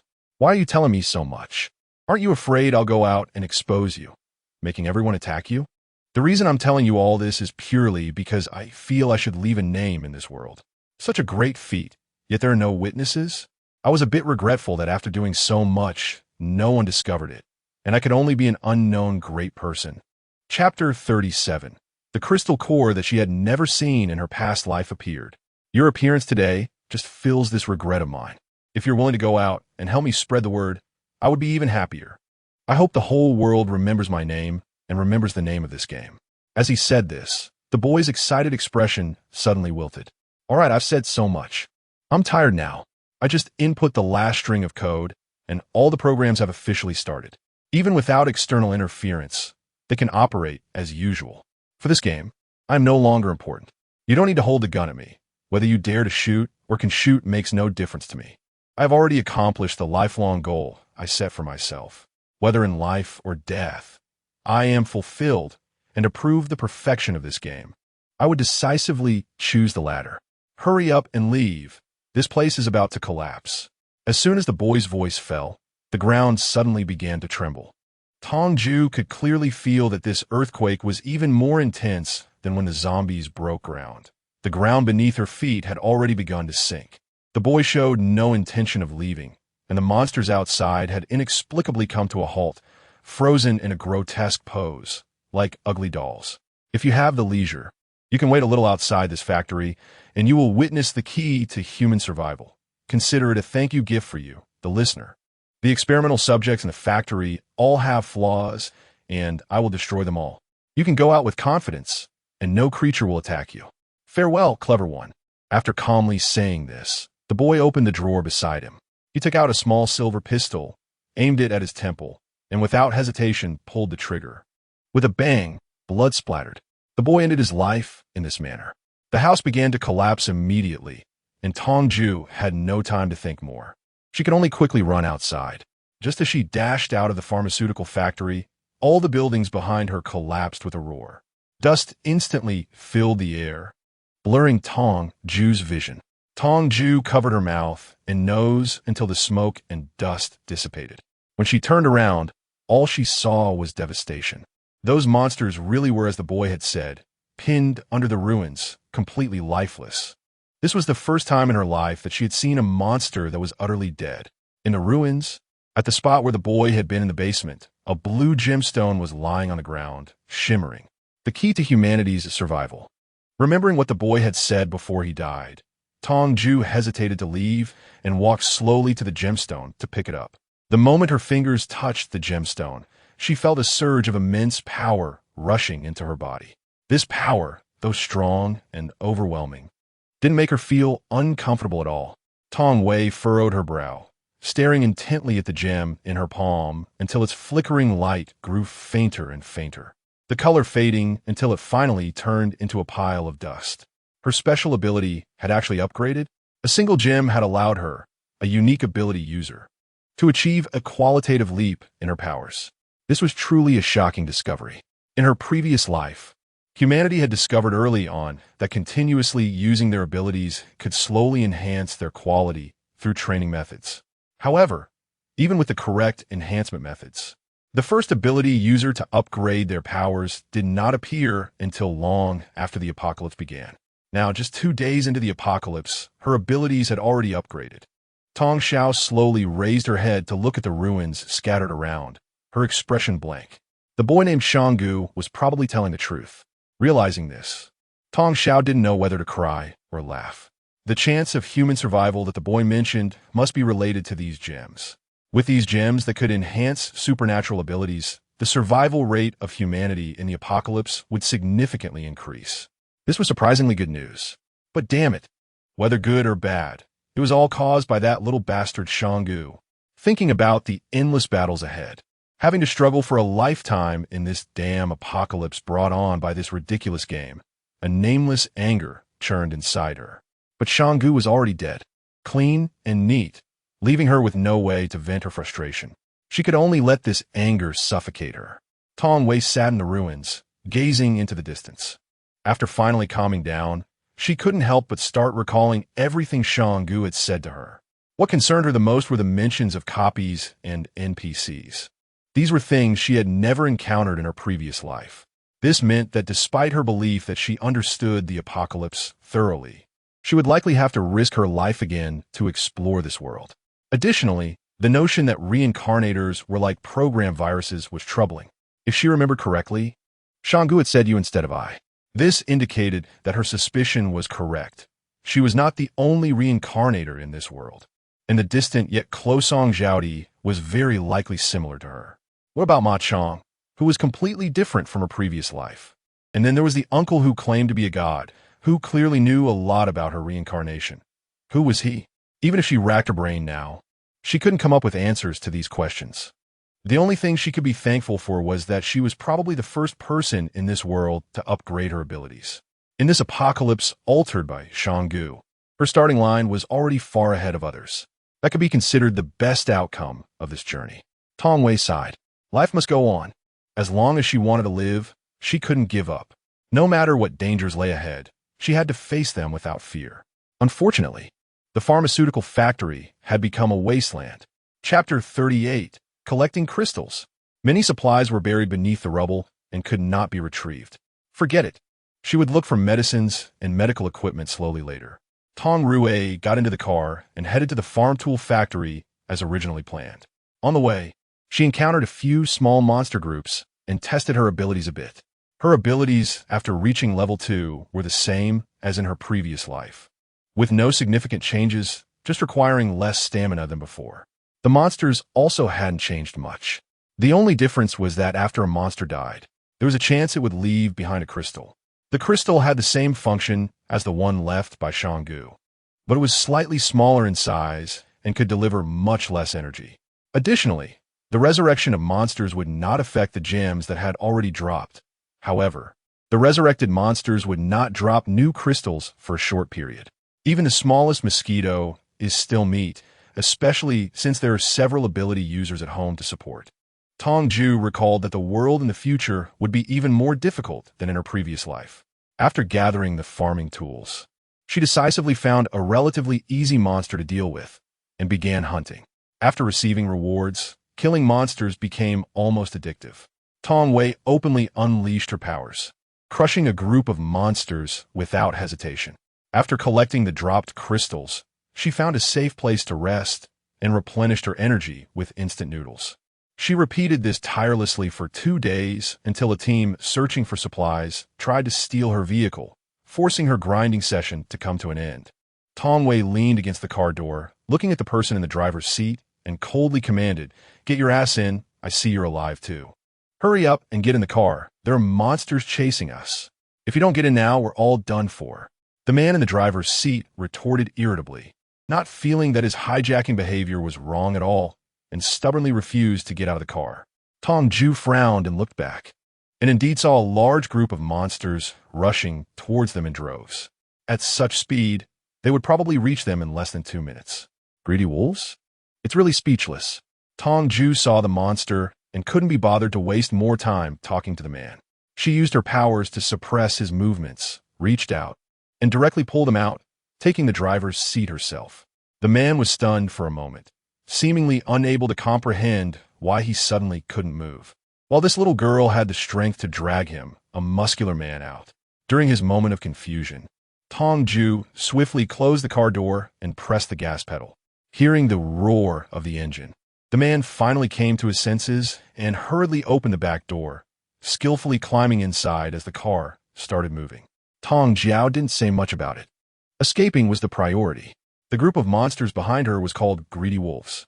They looked very much like wolves in appearance and behavior, except that they had 2 extra horns. They always appeared in large numbers, unlike low-level monsters that would devour a person completely after knocking them down. They would ensure their prey was dead before continuing to hunt others, only enjoying their meal after capturing all their prey. This behavior perfectly matched the definition of greed. What's more troublesome is that once greedy wolves set their sights on a target, they would pursue relentlessly. They have a keen sense of smell, able to determine the location and direction of their prey just by scent, making them extremely difficult to shake off. However, Tong Jue knows the weaknesses of the greedy wolf very well. She is also very confident in her driving skills, deliberately releasing the accelerator and gently pressing the brake. Seeing the speed slow down, the man who had just tried to take the car suddenly exploded with rage. "Do you even know how to drive? If you can't drive, get out of the way quickly. Don't drag us all down with you." "Heh, if I remember correctly, this seems to be my car, right?" Tong Jue pouted and slowed down the car even more. "Why are you still stepping on the brakes? Are you crazy? If you want to die, don't drag us down with you." At this moment, the man's companion also spoke up, raising his voice with veins bulging. "It's my car. I could drive however I want. What does it have to do with you? I'm already being nice by not kicking you out of the car." Tong Jue sneered and smiled. As the greedy wolves behind them drew closer, the man she had dragged out of the car finally couldn't hold back any longer. He pulled out a knife and pressed it against her neck, threatening fiercely, "Hurry up and drive, or I'll kill you right now." "Who gave you the courage to say that?" Tong Jue stared straight ahead, released the steering wheel, raised her hand, and gently waved it at the man, causing him to uncontrollably bend down. "Ah!" The man's scream was quite tragic, and his 2 companions swallowed their reprimands upon seeing this. Among them, the man wearing glasses who had been silent finally spoke up. "I'm sorry. My 2 companions are a bit reckless. Please forgive them. We didn't mean to rob your car. We were just trying to escape from a monster when our car suddenly ran out of gas. We were running for our lives and saw that your car was unattended, so we thought it was abandoned. I apologize on their behalf. Right now, escaping is the priority. If you're still angry, we can properly apologize to you once we're safe." This man was quite articulate, but Tong Jue wasn't buying it and scoffed. "TCH, forget it. I parked in such an open space, and I'm the only living person around. Can't you see that? I can't accept your apology. Just look at the expression on your companion's face. He looks like he wants to eat me alive." Tong Yao had been observing their every move through the rearview mirror. Chapter 39 anyway, she had enough space. Sure enough, after she said this, the glasses-wearing man quickly pushed down his companion's head and smiled, saying, "It's our fault, but we really didn't TC you. My companion has a bad temper, but he is a good person and doesn't hold grudges. He just speaks a bit harshly, so don't take it to heart." "All right, then I'll deal with his bad temper." Tong Jue waved her hand again, intensifying her powers, causing the man to faint from pain. "All right, I won't hold it against them now." Seeing his companion unconscious, the bespectacled man hurriedly tended to the other person, lifting him up and laying him flat on his lap, worry evident in his eyes. In the end, he pursed his lips and swallowed the words that were on the tip of his tongue. The three of them finally got the hint, and Tong Jue felt there was no need to scare them any further. She pressed down on the accelerator, speeding up the car, and began to spin in circles. Seeing her drive like this, the bespectacled man couldn't sit still any longer. "Didn't you say you wouldn't hold it against us? Why aren't we leaving? These monsters—" "Shut up," Tong Wei interrupted the other person's words irritably, focusing intently on driving as she circled around 3 times. After seeing the greedy wolves behind her also following the car in circles for 3 rounds, she finally drove straight away. The greatest weakness of greed is its stubbornness and lack of vision. When they capture prey, they are rigid and unyielding, and the same goes for the pursuit process. As long as you keep them spinning in place for a few rounds, they will steadfastly believe in the established route. Moreover, during the circling process, the scent of their prey will repeatedly appear in the same spot. With each circle, the scent at the same location becomes much stronger. Once the greedy wolves are dizzy from the circling, driving straight away will leave them completely unaware. The monsters that had just been relentlessly pursuing them now looked like fools. Spinning around aimlessly, the bespectacled man finally breathed a sigh of relief. "Thank you. Thank you for saving us." Tong Jue did not respond, only focusing on driving. The bespectacled man, realizing it was boring, chuckled awkwardly and closed his mouth. After driving for a long distance, Tong Jue saw an empty service station and slowly drove in. Once the car stopped, the bespectacled man's eyes lit up as he said to his only awake companion, "I'm going to get out and grab something to eat. You take good care of him here." Tong Jue raised an eyebrow upon hearing this. Did he really think of himself as dead, or did he see himself as the driver? After saying that, the bespectacled man also realized something was off. He turned around and awkwardly chuckled twice, saying, "Could you wait for me for a moment? I just need to go to the supermarket to grab some food. I'll be back soon." We went out to collect supplies, but the car ran out of gas, so we had to abandon it and run away. I really don't have any food on me right now. I'm a bit hungry. Why should I wait for you? Tong Jue found this person quite interesting. Although he spoke politely, he couldn't recognize reality. "I understand now. Sorry, we just stole your car. This is an apology, and this is a thank you for the trouble of waiting for me to park." The bespectacled man took out a small sachet, which seemed to contain something heavy inside. Seeing him take out the sachet as a favor, Tong Jue hadn't said anything yet when his companion couldn't hold back any longer. "Big brother, this is something we worked hard to get. How can you give it all to her? Our lives were saved by her, and we can get the stuff again later, but if we lose our lives, can we live again?" The bespectacled man shot an unhappy glare at his companion, then switched to a smile and said to Tong Jue, "This is something we found while fighting monsters. Some monsters drop a crystal when they die, and as long as you hold this crystal in your hand, it can replenish your abilities. I see you're also an ability user, so it should be useful to you. This is the only thank you we can offer right now. All right, I'll accept it, but I only give you half an hour. You can take whatever food you want, but after half an hour, I will leave on time and won't wait for you." Tong Wei was somewhat surprised that someone discovered the crystal and its uses so quickly. However, this wasn't a secret. Sooner or later, everyone would know about it. In fact, what upset her the most earlier when her car was stolen was that the other party disrupted her experience-gaining efforts and caused her to lose a lot of crystals. Now that they were so considerate as to return the crystals to make up for her losses, she decided to let go of that little conflict. After all, that rude man had already received his lesson. After Tong Jue finished speaking, she took the car keys and got out of the car. The glasses-wearing man quickly followed her and headed straight for the supermarket area of the service station. Tong Jue looked around and walked into the dining area. Upon seeing the piles of pots and dishes in the kitchen, she decisively collected them into her space. There was no other choice. It was too awkward. During business, people often asked her if she had tableware, but she had not had the time to collect these items, resulting in many lost business opportunities. The freezer in the service station restaurant was still operating as usual.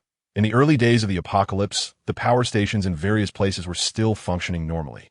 The freezer contained many frozen vegetables and meats, and Tong Jue unceremoniously collected these foods along with the freezer into her space. Looking around, she took everything usable.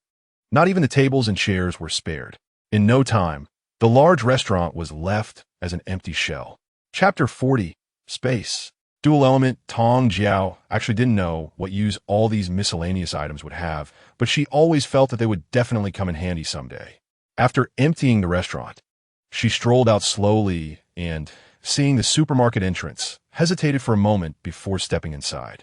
The vegetables and meat in the restaurant would go bad sooner or later since no one took them, and they weren't the type of items that ordinary people would collect, so she took them all without any psychological burden. However, the vegetarian products in the supermarket mostly had long shelf lives and were generally the targets for resource collection. She couldn't bring herself to take everything, leaving nothing for others, so she hadn't planned on entering the supermarket at first. However, Lianyu had been complaining to her recently about not having snacks for a long time. Now that she happened to pass by the supermarket, those little snacks that girls like wouldn't be a big problem. As soon as Tong Jue stepped into the supermarket, she saw a bespectacled man frantically stuffing things into a plastic bag, even trying to squeeze more in when the bag was already full. He was so focused on packing food that he didn't notice her entering. Tong Jue had no intention of initiating a conversation with him and walked straight to the snack aisle, collecting all the snacks into her space. Passing by the daily necessities section, she stopped, waved her hand, and directly moved several shelves of daily necessities into her space. "You're a space ability user?" The bespectacled man's sudden exclamation startled Tong Jue. She frowned and turned around, asking displeased, "What's wrong? Do you need something?" No. I thought you were just a mental ability user, which is why my companion couldn't move. I didn't expect you to be a space ability user as well. Dual ability users are extremely rare.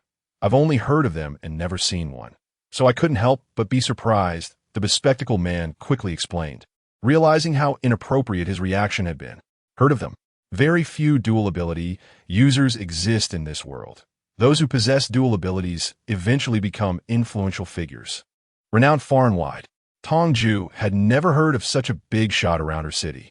Where did this glasses guy hear about it? Yes, there is a dual element ability user in our safe zone. He is proficient in wood and fire abilities, and he is particularly powerful. Before I met you, I thought he was the most powerful ability user in the world, but after meeting you, I no longer think so. The glasses guy did not hide his admiration at all, and by the end, he even seemed a bit shy. Tong Wei was a bit disgusted by the other person's expression, but what she cared about more was that dual element ability user. Wood and fire? Among the dual element ability users that came after, there didn't seem to be such a combination. Perhaps this person was one of the few dual element ability users who didn't survive until the end. Tong Jue sighed to herself, then turned her head and continued to pack her things. "I need this too, and I'll take a bit more of this. Lianyu loves to eat, so I'll grab some extra." Tong Jue's movements in collecting supplies were quick and skilled. As she watched the snack shelf being emptied bit by bit, the bespectacled man was not to be outdone, hurriedly pulling out a plastic bag to stuff food into. He was afraid that if he was a moment too slow, there would be nothing left. "What do you think that sudden big pit over there is?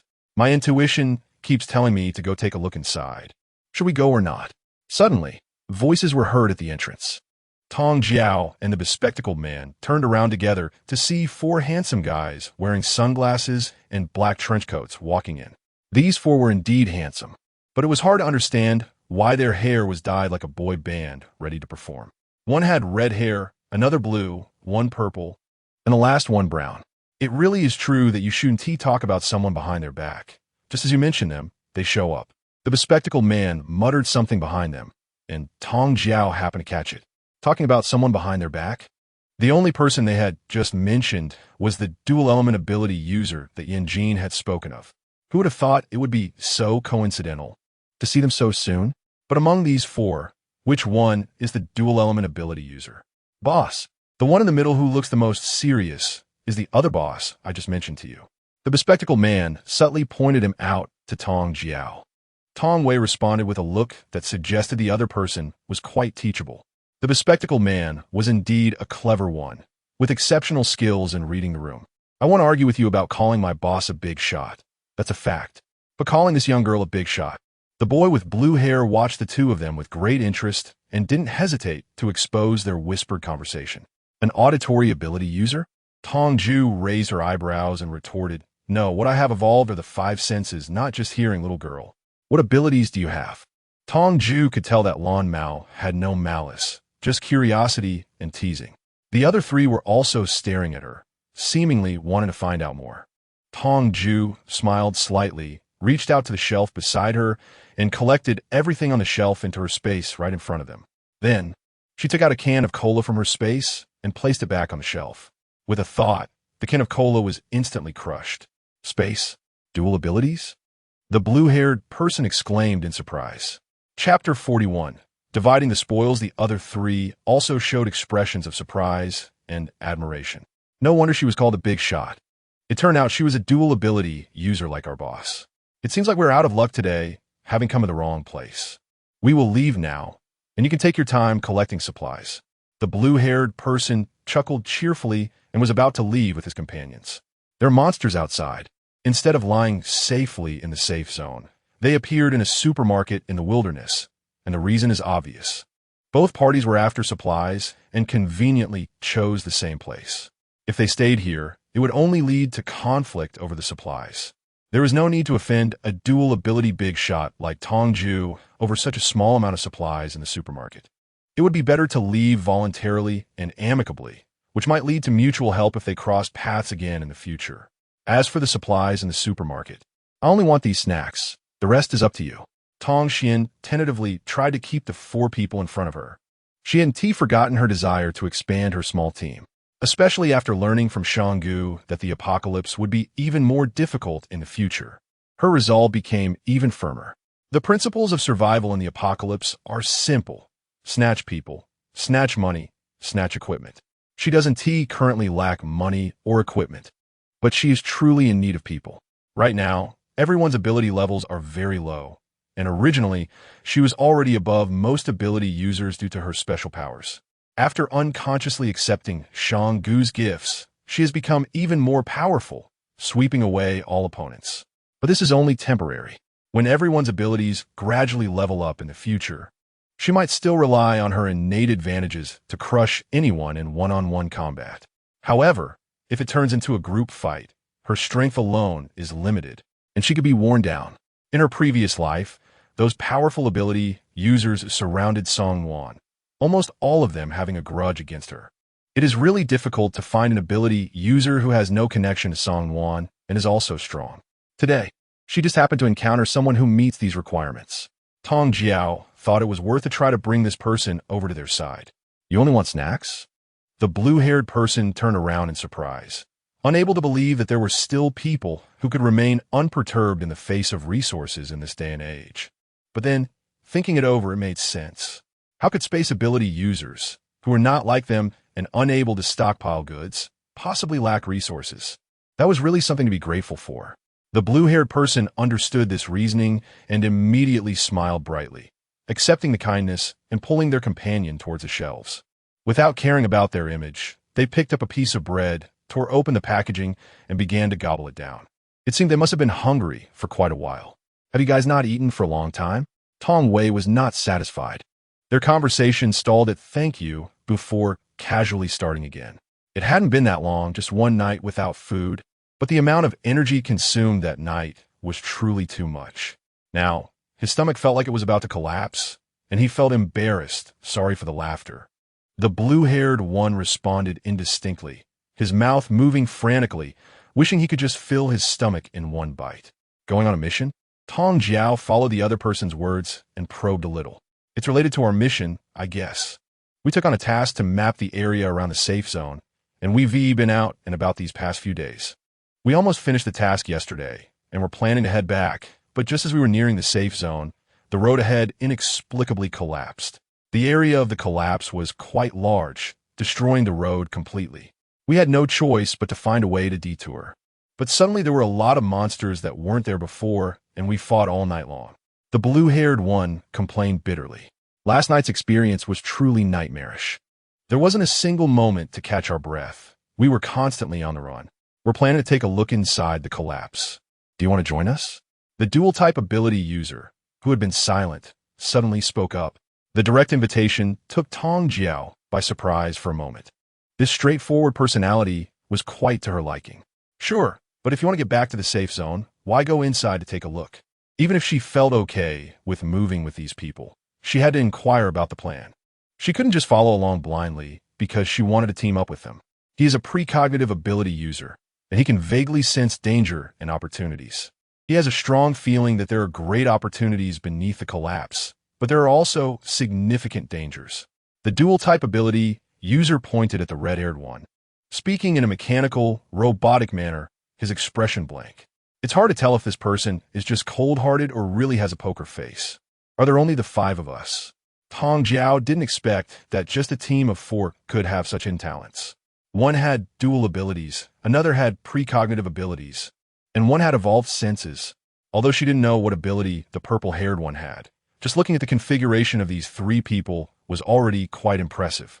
The 5 of us are enough. He is a wind ability user who can safely take us down if we encounter any insurmountable danger. He can also get us out in time. If there are treasures down there, we'll need your help to bring them back, and then we could divide the spoils. Tong Jue. The term divide the spoils. This poker face guy isn't making a joke, is he? All right, pleasant cooperation. My name is Tong Jue. Chapter 42. Team. The configuration of the opposing team was indeed both offensive and defensive, and Tong Jue felt she had no reason to refuse. Anyway, she had left enough supplies before leaving, and Lu Yunnan was invincible against any ability user. With him guarding, she wasn't in a hurry to return to the safe zone. Lung Yen, the dual ability user, nodded, briefly pointing to himself. Then, he pointed to the blue-haired, red-haired, and purple-haired members, introducing them one by one. Tang Lingyun and Yang. Zhao Wu. Tong Wei slightly nodded, acknowledging these few people. At this moment, the bespectacled man, who had been silent all along, suddenly weakly spoke up. Esteem to lead us. Can I go with you? As soon as he said this, everyone's attention turned to him. Under the gaze of so many prominent figures, the bespectacled man felt quite guilty. Didn't the cold leader say that the road back to the safe zone had collapsed? We are in a safe zone. You can't go back, and I can't go back either. If you don't take me with you, we won't know where to go. So, can you just take me along? The bespectacled man stammered, fully aware that this request was purely a way to cling to the powerful. The key point was that he felt very guilty and couldn't be sure whether these powerful figures would be willing to let him cling on. After he finished speaking, the eyes of the crowd shifted back to Lung Yen. Lung Yen stared at the bespectacled man for quite a while before firmly replying, "No. Come on, leader, don't. You can rest assured, I will definitely be very obedient. I can even help carry your bags from behind. The key is that I have to rely on this esteemed Tong to get back. If Tong goes with you directly, I really can't return to the safe zone." Seeing that Lung Yen refused so decisively, the bespectacled man felt a wave of despair and wanted to argue his case out of grievance. "Don't be useless." With just 4 words, Lung Yen almost made the bespectacled man spit blood, feeling as if an invisible knife had pierced his heart. He wanted to cry, but had no tears for a long time, eventually choosing to remain silent. There was no way. As a small fry who could only survive by picking up scraps behind the powerful, he truly had no voice. This kind of situation wasn't about sheer numbers. I just saw a van behind the service area, and the keys were still in it. You can just take this vehicle and leave. Otherwise, it's dangerous to act alone, and no one will care about you. Be careful not to lose your life. Tong Jue pointed out a clear path for the bespectacled man, considering the bag of crystals. After hearing this, the bespectacled man thought about it carefully and felt it made sense, so he stopped cheerfully going to get food. Tong Wei patiently waited for Lung Yen and the others to finish eating before walking out of the supermarket together. The guy with glasses diverted his companions to the van, and they set off in separate directions. Tong Jue didn't choose to walk on her own, but got into Lung Yen and their car after putting her vehicle into space. She still wanted to observe these people's character up close. Lung Yen truly lived up to his name, speaking very little. If 1 word could solve a problem, he would never say 2. If 2 words could solve it, he wouldn't say a single word. Lan Mao Tang Lingyun, on the other hand, was a social butterfly, perfectly complementing Lung Yan's silence. Once they got in the car, she couldn't stop talking. Through Tang Lingyun, Tong Jue learned about the red-haired Yang, who was a cultivator before the apocalypse and spoke in a mysterious manner, only taking serious matters seriously and dismissing everything else. The purple-haired Zhao Wu was a pure supporter of Leng Yin. Whatever Leng Yin said was right. From just this short time on the road, Tong Jue felt that these people's character wasn't problematic, even surprisingly good. However, some people are good at pretending, and this understanding based on such a short time was still one-sided. In the apocalypse, true character is revealed in action. When they start to move, if they encounter danger. The way these people handle it and their attitude will reflect their true nature. Finally arriving at their destination, Tong Jue stared at the large pit created by a landslide, momentarily dumbfounded. Saying that the road had collapsed was an understatement. With such a large area, it looked like an entire neighborhood had been swallowed up. Here we are. When we saw this big pit, we measured it with stones and found it was about 100 meters deep, just within Zhao Wu's ability limit. To prevent any unexpected situations, we plan to avoid having him use his powers if possible. Is that okay with you, miss? Tang Lingyun asked cheerfully, showing her respect. I have no objections. I'm just a temporary addition to your group, so I'll follow your lead in action. All right, as long as you have no objections. Zhao Wu, get ready to use your ability to lower us down. Zhao Wu nodded slightly, and suddenly, a strong wind began to whip around them. A tornado, about 100 meters high, slowly approached them. Tong Jue wanted to call for a stop, but was too late. The tornado quickly lifted Leng Yin and the others, pulling her along as they ascended into the air, drifting with the wind and entering the pit. What is it like to ride a tornado? In her 2 lifetimes, Tong Jue had never been on such an exhilarating mode of transportation. Spinning along with the tornado, she was at a loss for words. Even if she were to flip through the Xinhua dictionary now, she wouldn't be able to find a single adjective to describe how she felt. Chapter 43, The Water That Comes to Life. At this moment, Tong Jue's mind is filled with a song that was all the rage before the apocalypse. Blow, blow. My pride runs wild, blow, blow. I'm not afraid barefoot. It's just too catchy. Tong Jue followed the tornado, spinning with the wind, desperately holding back the urge to vomit, and finally landed underground. When her feet touched the ground, Tong Jue had never felt so excited. She swore just this once. Next time, even if it killed her, she would never ride the coattails of any wind-type abilities again. All right, Wei arrived. A cold, clear voice came through. From his tone, he seemed to be in good shape, probably already accustomed to hitching rides on tornadoes. In the pitch-black underground after the collapse, they were so close, yet couldn't see each other at all. Tong Jue took out a flashlight from her space and turned it on, which restored light for everyone. Having a space ability user is really convenient. You can bring anything and have everything. Luckily, we happened to encounter you this time. Otherwise, we would have been completely blind down here. Tang Lingyun praised Tong Jue with a smile, giving her a thumbs up, her words sweet as honey. But where should we go next? Zhao Wu looked around. Surprisingly, it was quite flat down here, but there were stone walls everywhere, and in the distance. It was just a dark expanse, making it hard to determine the direction. Wait, let me sense it for a moment.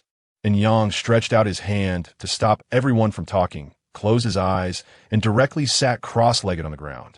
While he was using his ability to sense, Tong Jue quietly took out a crystal and absorbed some energy. This crystal could only absorb a small amount of energy, and if she wanted to upgrade her ability quickly, she needed to take out a few more whenever she had the chance. Otherwise, it would take a long time for her to reach level 3. Tong Wei's actions attracted Leng Yan's attention. This brother, who was sparing with words and had a deadpan expression, finally showed a change in his demeanor. What are you doing? Absorbing crystal stones. Monsters drop these stones after being killed, and absorbing them can enhance one's abilities. Tong Jue answered truthfully without any hesitation. Crystals like this could never be a secret. As the first person to know about the effects of the crystals, passing this news along to others could also lead to a good sale. Such a magical thing? Oh my gosh, if we had known earlier. We should have stopped to kill those monsters we encountered on the detour instead of running away. I feel like I've missed out on a fortune. Tang Lingyun lamented with regret, holding her heart with a pained expression. Leng Yin walked over to Tong Jue, pointed at her with his lips, and after Yin gestured for a long time. He finally spoke. Can I borrow one to take a look? It's yours. Tong Jue generously gave the other person 5 small crystals. Just now, the glasses-wearing man had given her a bag full of them for free, so giving away 5 wasn't a big deal. After receiving the crystals, Lung Yin imitated Tong Jue's manner and held the crystals in his palm. As he tightened his fist, the energy within the crystals seemed to come alive, rushing eagerly into his body. He instinctively wanted to loosen his grip, but upon realizing that this energy was slowly enhancing his abilities, he decisively tightened his hold even more. Tong Wei watched as Lung Yan's dead fish eyes grew brighter, clearly very satisfied with the effect of the crystal. Good stuff, thank you. Lung Yan's expression changed, but his words remained as succinct as ever. Tong Xiaoman waved her hand dismissively. These small crystals are easy to obtain. No need to be so polite. I sensed it. We should go straight, then turn left. Continue straight, turn right, go straight again, then turn left and right. And Yang suddenly exclaimed loudly, and in this quiet and spacious pit. His voice sounded alarmingly loud. He kept rambling on, stating the entire route they should take for this mission. The result was, no one remembered anything. Stop, stop, stop. You can't keep talking. Once you start, you can't stop. You say so much, we can't remember it all. Just lead the way. Stop sitting there, let's go. Dan Lingwin Dimli Interview. When Yang closed his mouth, the entire pit still echoed with his voice. Chapter 44. Getting out safely is important. Can you please be quiet? If you keep going, even if the boss doesn't hit you, I won't be able to hold back anymore. Let's hurry up and go. Tang Lingyun interrupted Yang once again. Tong Wei finally realized that the chatterbox in this team was not Tang Lingyun. Compared to Yang, Tang Lingyun could be considered taciturn. She turned her face to look at Lung Yan, and sure enough, the other person's expression had already shown some impatience, fists clenched, itching to rush up and slap Yang. One interesting team. Yang reluctantly sat up from the ground, seemingly very dissatisfied that he hadn't finished his words. He glanced at Lung Yin and, seeing the other person's clenched fists, immediately put away all his negative expressions. I'll lead the way, I'll lead the way. And Yang strode ahead, and the rest of them followed suit. During their walk, Tong Wei noticed that every step they took was deliberate. They were all stepping precisely on the footprints left by Yang, not daring to deviate even a little. Since Tong Jue was following them in this way, after all, these people wouldn't harm her. This method of moving was indeed the safest. After walking for a long time, nothing happened around them. The hollow under the landslide seemed to be just a big hole. And Yang, are you really leading us on a safe route? We came down this time to explore the opportunities in this cave, not just to safely exit after going down. Tang Lingyun stopped and grabbed Yang, gritting her teeth. Hearing this, Yang slapped his forehead and suddenly realized, oh no, I got used to sensing and forgot about this. Wait a moment, let me sense it again. After saying that, Yang sat cross-legged on the ground and began to focus on sensing the route. Everyone was stunned for a moment, not expecting that he had been leading them safely out of the landslide cave all this time. The three companions were already exasperated, wishing they could slap Yang. Tong Jue was also feeling a bit amused and helpless. The people in this small group, if you say they're reliable, they are indeed quite reliable. If you say they're unreliable, they really are unreliable. All right, I can sense it. Oh dear, please don't look at me with those eyes. I'm not doing it on purpose. Every time you ask me to sense something, it's either about running away or some fortune-telling questions like whether it will rain tomorrow. So my instinct is to want to escape. That's why I sensed it wrong, and you all have that expression, making me feel quite awkward. Here we go again. And Yang started his endless chatter again, and Tang Lingyun couldn't help but kick him. Hurry up and lead the way. With that kick, Yang finally fell silent, obediently leading the way in front and not saying another word. This time, the journey was short, and after about 5 minutes, Yang stopped. This place is a bit dangerous, very dangerous, and I don't know how to get past it, but I have a feeling that once we deal with this danger, we will make a significant discovery. The place where Yang stopped was a dark ditch. This dark ditch stretched out in front of them with no visible end. And if they took a detour, they would have to walk a long way. Fortunately, the ditch wasn't wide.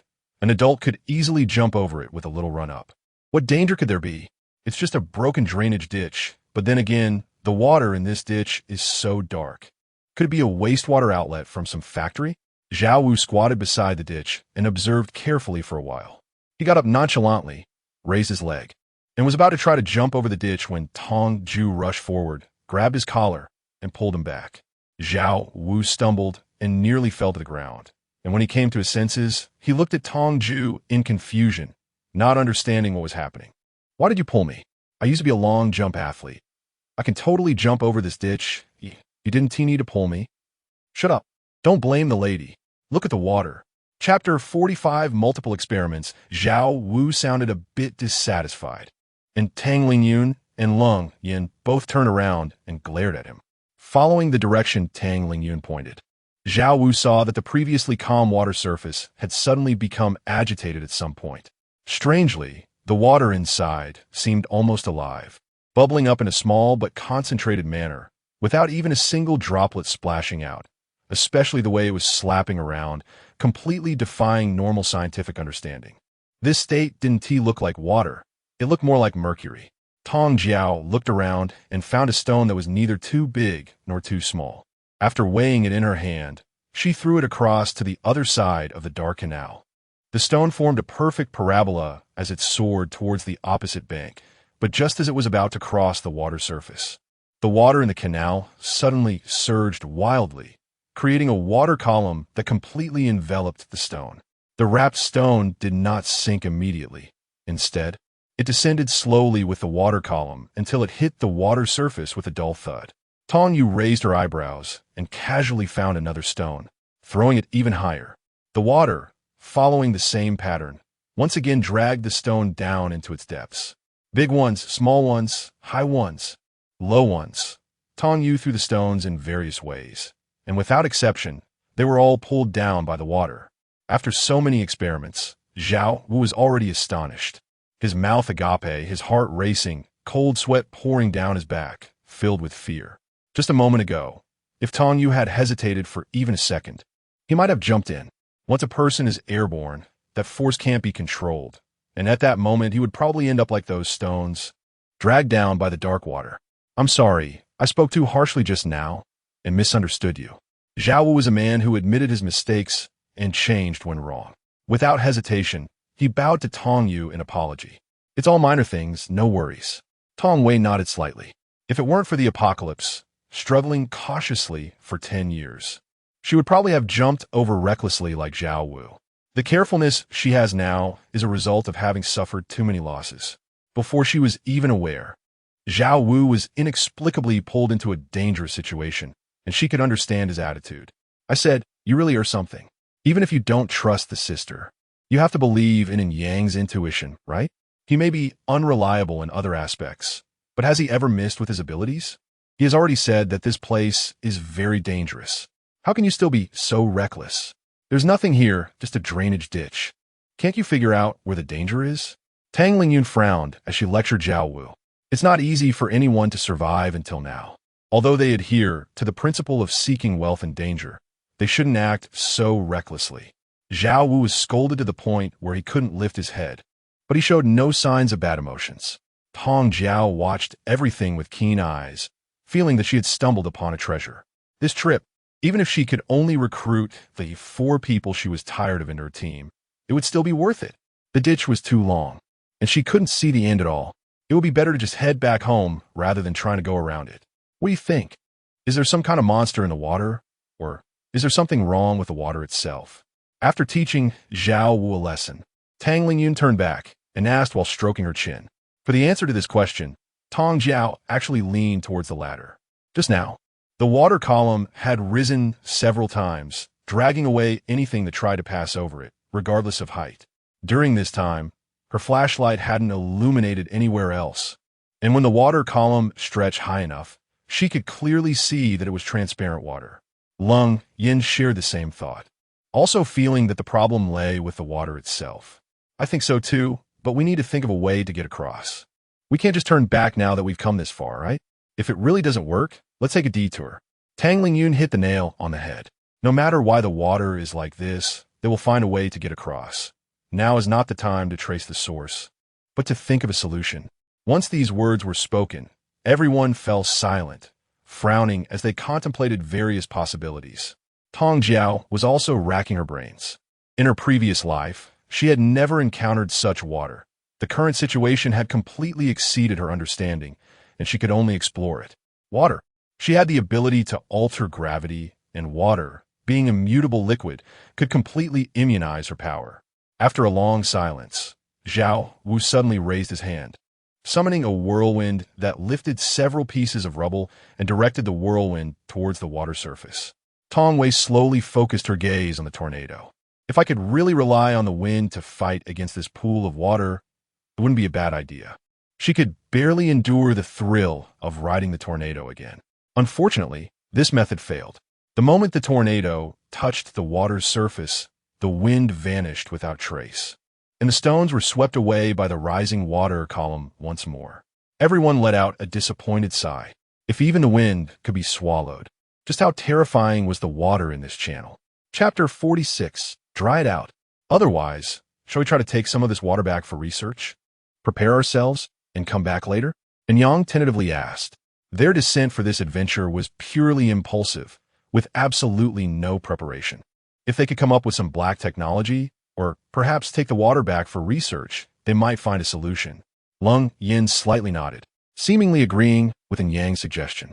Just as the few of them were at a loss and preparing to head back, Tong Wei quietly began to pull things out from her space. Water. According to the five elements theory, the only thing that could conquer water was fire. However, with such a large pool, a regular small flame would definitely not work, so they would have to focus on the quantity. During this time, the supplies have been swapped back and forth, and many of the originally packed cardboard boxes have been used up and discarded. She didn't have time to organize, so now is just the right moment to try it out. All right then, let us prepare and come back, Miss Sister Wei. Tang Lingyun saw that her companions unanimously agreed with this proposal and wanted to say something to Tong Wei. But as soon as she turned around, she was greeted by a towering pile of cardboard that was taller than a person, leaving her confused. Miss Sister, what are you doing? Even if this cave doesn't have many people coming down, it shouldn't be turned into a garbage dump, right? Tong Wei took out all the rags from the space, so it's no wonder the other party would say such things. I'll give it a try and see if my method works. Tong Jue is not someone who likes to explain much. As a doer, she prefers to show people by directly getting things done. At this moment, the garbage in the space was almost cleared out. Tong Jue looked around and finally focused her gaze on the pile of rubble after the collapse. These stones varied in size, with the largest ones being 3 to 4 meters high. Tong Jue stepped forward without hesitation and collected the stones into her space, then walked towards the ditch and poured the stones out all at once. The water column welcomed them all. Whatever Tong Jue threw in, it swallowed. The stones she had just collected were completely consumed by the water column in less than a minute. The color of the water was so dark that even standing on the bank, she couldn't gauge the depth. Nor could she tell where the stones that had just been swallowed had settled. But it didn't matter. After the collapse, there were plenty of stones underground. As long as she kept throwing them into the same spot, there would surely come a time when it would be filled. Tong Jiao shook her head and saw a large pile of stones, decisively running over and repeating the previous action. Back and forth, half an hour passed, and all the stones around were filled in. Hard work pays off. The stones that were filled in finally poked out a little bit, just a tiny bit, but it was enough. Tong Jue walked toward the pile of garbage she had just dug out, stacking the trash at the position where the stones were exposed, arranging 2 rows on either side and leaving a gap in the middle for one person to pass through. The drainage ditch at this location was almost filled up, so when Tong Jue placed the cardboard online, the water was still churning, but it couldn't swallow all the coughs no matter what. Finally, she stacked the cardboard on both sides to a height of one person, and Tong Jue clapped her hands in satisfaction. Mission accomplished. Miss, are you trying to fill the sea like Jingwei? Tang Lingyun observed for a long time and ultimately reached this conclusion. Chapter 47. Clearing the Path. Tong Jiao pointed at the water on both sides of the cardboard, indicating for the other person to look. Sure enough, the water that had just been unable to completely engulf the cardboard seemed to have gotten angry. Both sides suddenly rolled, lifting 2 water columns that far exceeded the height of the cardboard pile. What is this, miss? Tang Lingyun was momentarily at a loss for words. Still very confused, the agitation in the water made all of Tong Jiao's previous actions seem particularly unnecessary, no matter how hard he thought. He couldn't figure out what Tong Jiao was trying to do. Open a path. Tong Jiao replied in shock. After that, she took out a lighter, lit it, and casually threw it into the pile of cardboard. The cardboard was all flammable material, and since Tong Jue was worried that the cardboard wouldn't burn well enough, she had already poured some gasoline on it, making it easier to ignite. The flames shot up instantly, and they could feel the heat from the fire, even from a distance. Strangely, the water jets that had just been ineffective immediately retracted and calmed down the moment the flames erupted, resembling a stagnant pool of water. All right, now we can go. I've soaked all these towels. Each of us can wrap one around ourselves to avoid burns. Tong Jue took out 5 bath towels and a bucket of water, soaked one of them, and distributed it to everyone. This water could be considered a form of waste recycling. It was the same bucket of water that Liu Yunan had used to cool the gold when he helped melt it. After the apocalypse, water resources became extremely precious, and Tong Jue was reluctant to pour this bucket of water out as dirty water. She was also worried that since the water had been used to rapidly freeze the gold, there might be some residual metal or chemical substances. So she had kept it unused until today, when it actually proved to be useful.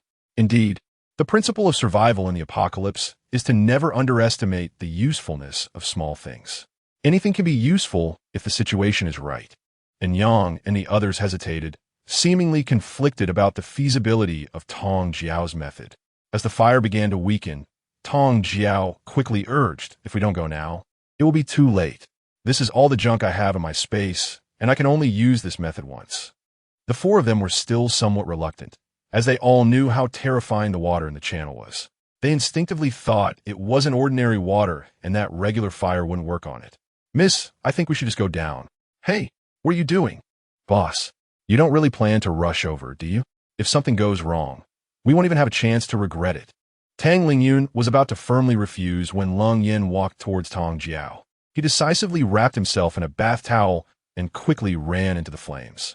In an instant, he reached the other side of the water channel.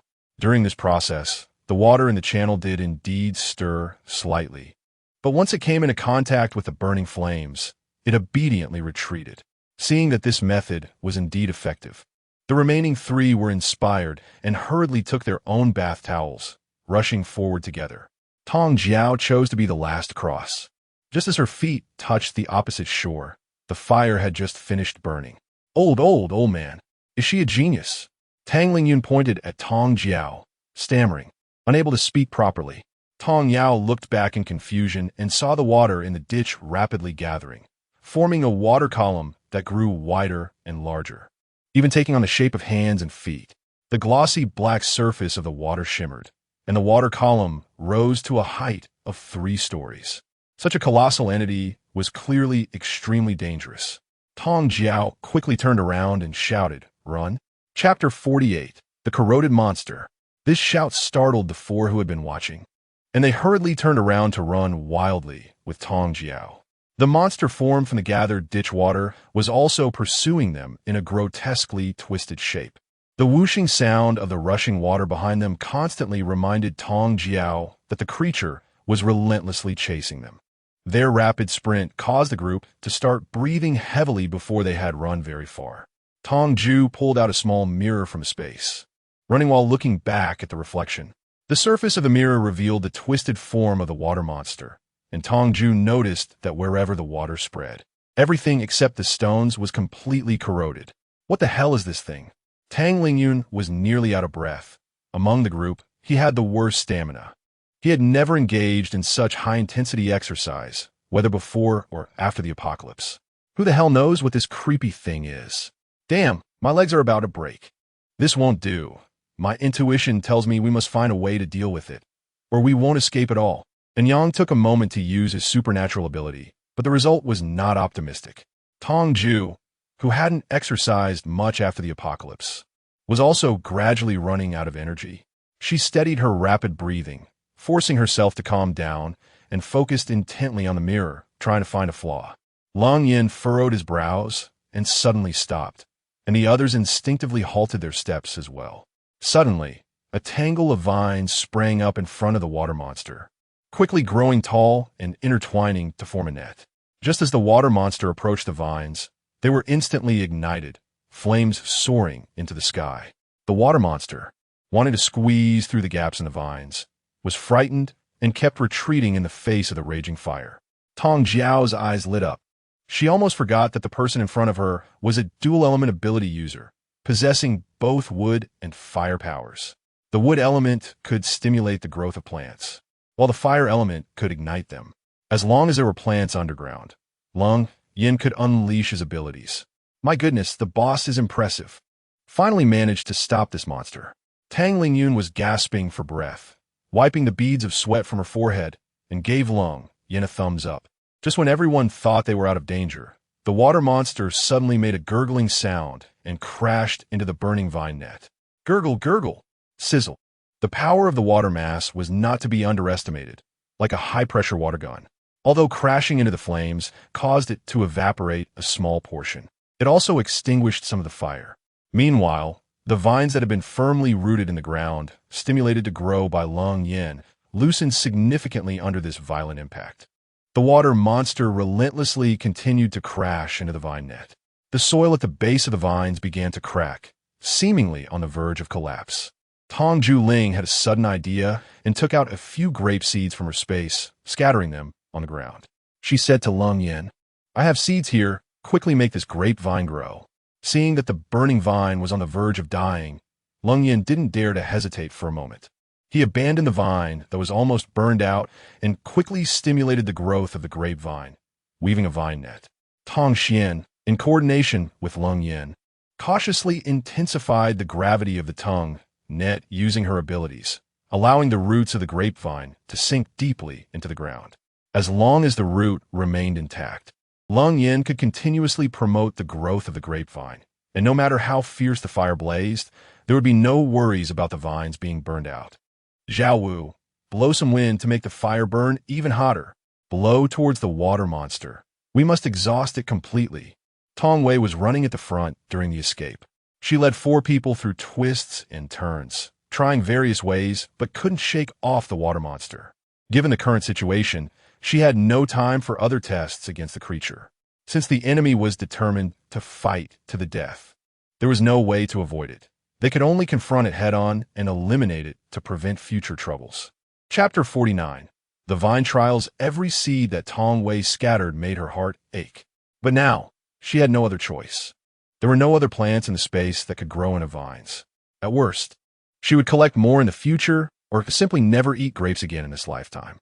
Lung Yin shared Tong Wei's thoughts and wanted to take down the water monster directly. He extended the vines forward, completely trapping the monster within them, even sealing the top. Zhao Wu understood and used the wind to blow fire towards the monster.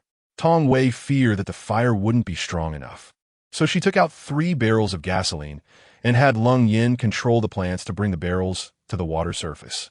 Upon contact with a high temperature and open flame, the gasoline barrels exploded with a bang, spilling gasoline everywhere and causing the fire to blaze even more fiercely. The iron sheets from the exploded barrels were engulfed by the water monster, corroded to the point of leaving no remnants, eliminating the possibility of them being injured by flying metal. It seemed that this water monster wasn't very smart. Tang Lingyun stroked her chin and concluded.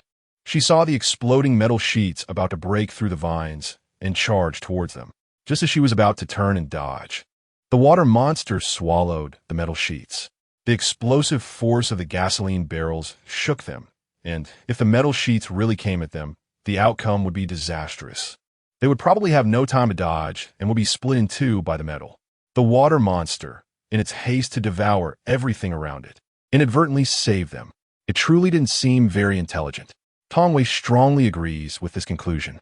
The huge fire monster has evaporated at a visibly fast rate. Yet instead of thinking about how to escape and protect itself, it continues to attack the vines, causing its evaporation speed to increase even more. The fire raged for a full half hour, and Lung Yin and Yang and the others did not dare to relax for a moment. They only stopped using their abilities when there was not a drop of the water monster left. Lung Yin, who put in the most effort and consumed the most energy to deal with this monster, was now pale and weak after the ordeal. Given her current condition, it was no longer suitable for Lung Yin to continue on the journey, and Yang sat on the ground, sensing that they were temporarily out of danger. And the group decisively decided to set up camp for a while, waiting for Lung Yin to recover before continuing their exploration. Tong Jue was extremely grateful that she had bought a lot of tents before the apocalypse. Otherwise, she would probably have to sleep under the sky and use the ground as a bed now. The task of setting up the tent was forcibly taken over by Tang Lingyun, who had felt a bit guilty for not contributing much.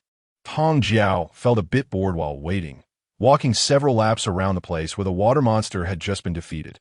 Finally, next to a burnt vine, she found an inconspicuous black crystal. A crystal? Why is it this color? This should be a crystal that fell from the water monster. Here you go.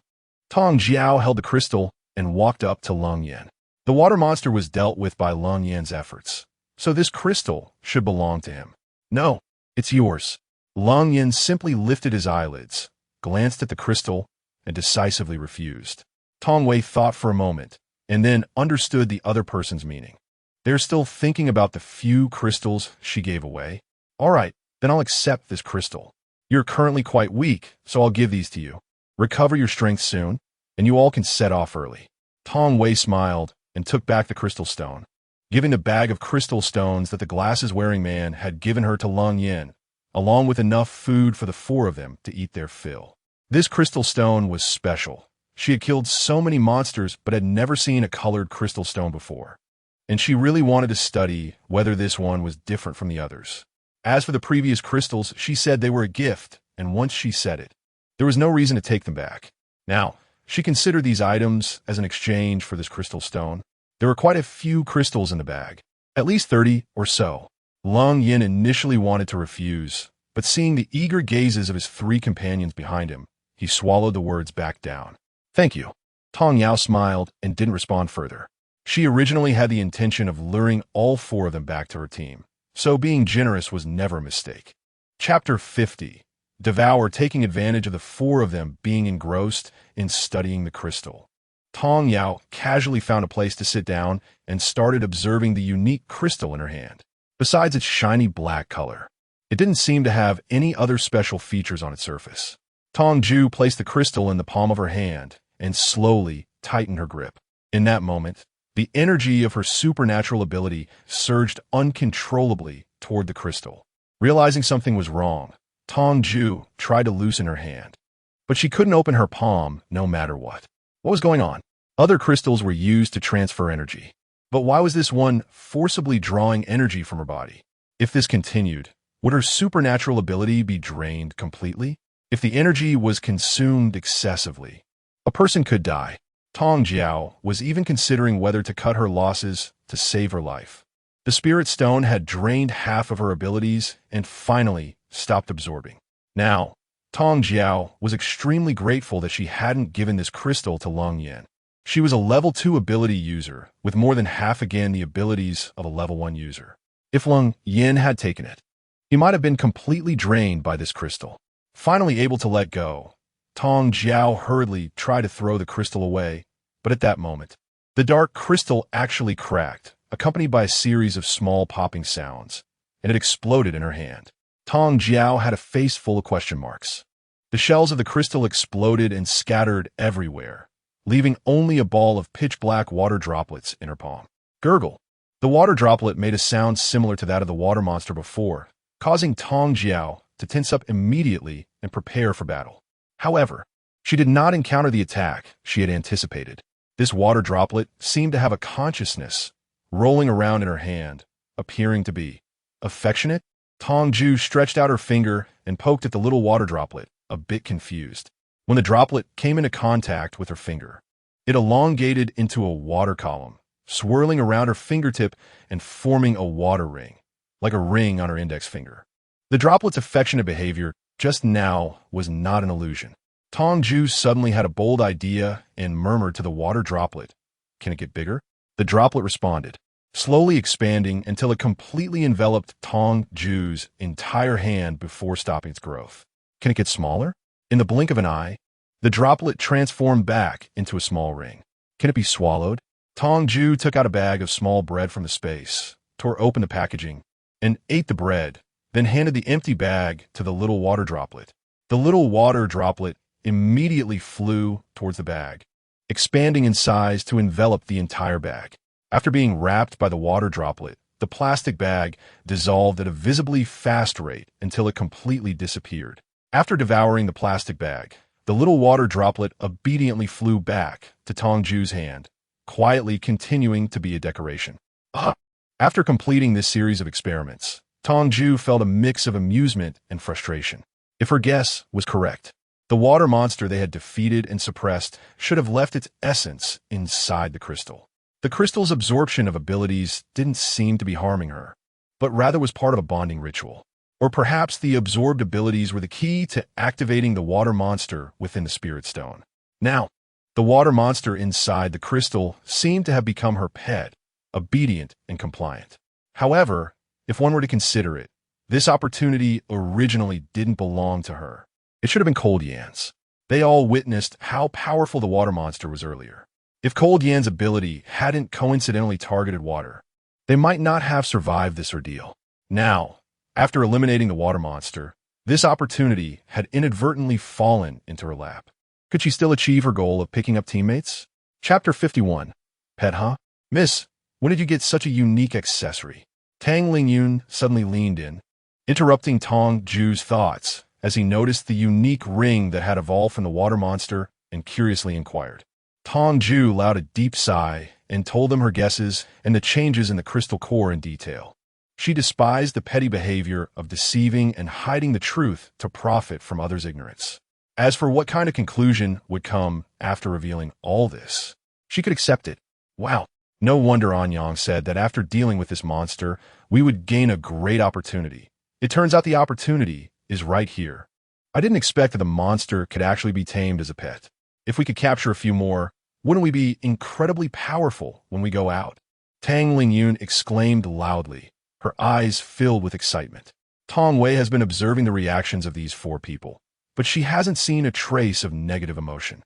Don't you regret giving this crystal to me? Tong Jue asked in surprise. They had only formed a temporary team and didn't have a deep friendship before. They could even be considered strangers. It was quite unexpected for her that none of them showed any negative emotions about giving such a huge benefit to a stranger. Why should they regret it? Oh, miss, you don't need to think too much. Just accept it. None of us are petty people. If this thing has somehow ended up in your hands, it just means we're not fated to have it. If it truly was our fortune, no matter how others try to take it, they wouldn't succeed. Rest assured, our boss giving it to you definitely means there won't be any regrets. And we won't have any thoughts about it. Tang Lingyun's carefree words greatly increased Tong Jue's fondness for this small team of four. There aren't many people who can see things so clearly these days. That's right. And besides, didn't you say that you're a level 2 ability user? This thing could take away half of your abilities. If it were any of us, wouldn't we be drained on the spot and die instantly?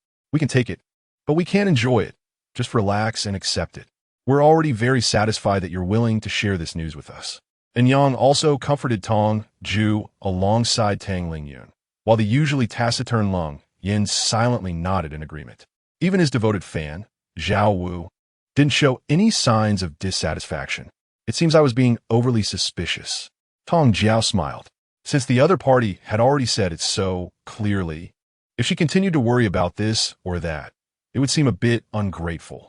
Thinking of a petty person's mindset to gauge a gentleman's heart. If she encountered such a special crystal again in the future, she could return the favor and exchange it equally. It wouldn't be too late. With the enhancement of the crystal, Lung Yin quickly replenished the consumed supernatural powers. The few of them prepared to continue on their journey, and Yang sat down again to start divination, calculating the direction they should proceed. Tong Jue looked at Yang, who was sitting cross-legged like a master in seclusion, and suddenly remembered that he had used his abilities while fleeing.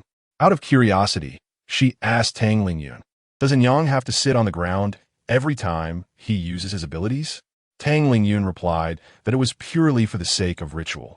This explanation was something Tong Jue never expected. She even found it somewhat amusing. For them, the ability users who output their powers, raising their hands each time, was to control the direction of the ability's output. Chapter 52. Leading the charge, Tong Jiao thought that Yang always sat on the ground to use his abilities for predictions with a specific purpose in mind. It turned out it was just for a sense of ritual. All right, but I have a feeling there are two paths. This one has slightly less danger. While that one has greater danger, and the potential rewards are relative as well. And Yang pointed to the different directions on both sides. The one with less danger.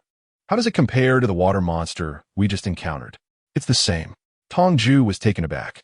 Just now, the water monster had almost put them in a life-or-death situation.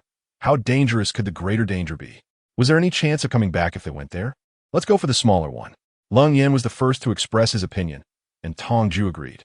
Although it is said that fortune favors the bold, if the danger exceeded their capacity to bear, it would be a complete death sentence. After so many years of navigating the apocalypse, Tong Jue had long developed a cautious habit and would never choose a path with greater danger. Once they confirmed the direction, the group continued to move forward. The journey was calm, and they didn't encounter a single small monster. After about 20 minutes of walking, a faint green light appeared ahead, and Yang frowned and stopped, reminding them, "We're almost there. I have a feeling it's right in front of us." With this reminder, everyone immediately became alert, tightening their somewhat relaxed nerves, staying vigilant, and ready for battle at any moment. As they moved toward the light, they arrived at a rocky crevice that could only accommodate one person. With no other way to go, they had no choice but to pass through this crevice. "I'll take the lead." Tong Yao stopped in Yang, who wanted to squeeze into the crevice. Her ability level was the highest, and as long as she wasn't facing a monster like a water ghost, she could handle it. The four of them thought for a moment and didn't refuse. At this moment, it was indeed the most prudent for Tong Yao to take the lead. As they entered the crevice, the pale green light appeared even more eerie. Tong Yao kept her nerves taut and cautiously moved forward, taking each step very carefully. The crevice grew narrower, and in the end, they could only walk sideways. Finally reaching the end, Tong Yao cautiously stepped out, and what came into view was countless skeletons. They were zombies. Tong Jiao let out a slight sigh of relief. Compared to monsters that could resurrect infinitely, the zombies were actually the easiest to deal with. The zombies in front of her seemed to have been dead for a long time, all dressed in uniform armor and holding long spears, resembling ancient soldiers. Upon smelling the blood and flesh of the living, the densely packed zombies turned their heads in unison toward Tong Jiao and charged at her with their spears raised. Tong Jue raised her hand, instantly crushing the approaching zombies into scattered skeletal remains. Lung Yin and the others also emerged from the cracks in the rocks, and upon seeing the overwhelming number of zombies, they joined the fight without hesitation. The sheer quantity of zombies before them far exceeded their imagination. If they didn't take it seriously, even if the individual zombies weren't strong, they could still wear them down. Since everyone was busy, even in Yang and Tang Lingyun, who couldn't use their abilities in battle, pulled out defensive watermelon knives and began to swing them left and right. Tong Yuang noticed the actions of the two people and suddenly remembered that there were still several boxes of rifles in the space. Damn! Having gotten used to fighting with abilities, he almost forgot that there were many firearms in the space. Chapter 53. Antiquities are useless. Tong Jiao hurriedly took out 5 guns from her space and distributed them to Lung Yin and the others. Wow, they're such good things. Miss, you seem like a Doraemon. Tang Lingyun's eyes lit up when she received the gun, and she even jokingly commented. The other 3 were just as excited, including Lung Yin. There are not many boys in this world who don't like guns, and they were no exception. The safety catch is here, just pull it to use. If you run out of bullets, come find me quickly. These guns have strong recoil, so make sure to hold them steady with both hands when using. Tong Jue didn't forget to remind them, afraid that they might injure themselves instead of killing the zombies due to improper handling. Don't worry, sister. In this situation, even if you don't know how to use a gun, you have to learn. Practice makes perfect, and with so many zombies around, there's plenty of opportunity to train. Indeed, using guns was much more effective against zombies than using abilities. After a round of firing, they had eliminated more than they ever did with their powers. The sound of gunfire echoed throughout the pit, and the number of zombies was rapidly decreasing. As Tong Jue watched several boxes of ammunition being depleted, she felt a pang of regret. After they got out, she was determined to find a military base to replenish their lost ammunition. Finally, the last clawing skeleton was shot to pieces and fell to the ground, motionless. Oh my God, my hand is completely numb. I'm just firing based on sheer willpower. Tang Lingyun said, slumping to the ground, unable to lift her arm at all. Tong Wei also moved her arms, trying to relieve the numbness in her limbs. After continuously firing for half an hour without any professional training, her body really couldn't take it. A few of them were so exhausted that they sat on the ground and couldn't get up, not even feeling scared by the bones scattered all around. After finally catching their breath, they began to examine the space filled with corpses. The open area was indeed very large, seemingly endless, with many coffins neatly arranged around. The walls were adorned with many faded murals depicting scenes of a general marching and fighting. Scattered pottery and various vessels were placed on the ground, like burial goods accompanying the coffins. It seemed like an ancient tomb, but it was unclear whether the corpses were burial goods accompanying the tomb's owner or if the tomb was built for them.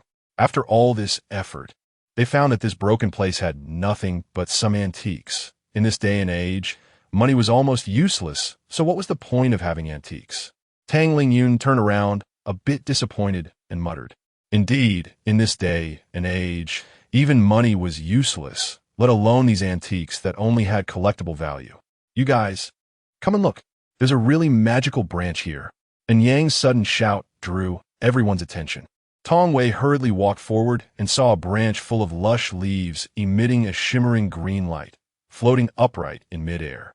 The brightness of the branch was not intense, but it was enough to illuminate the entire clearing, which was quite magical.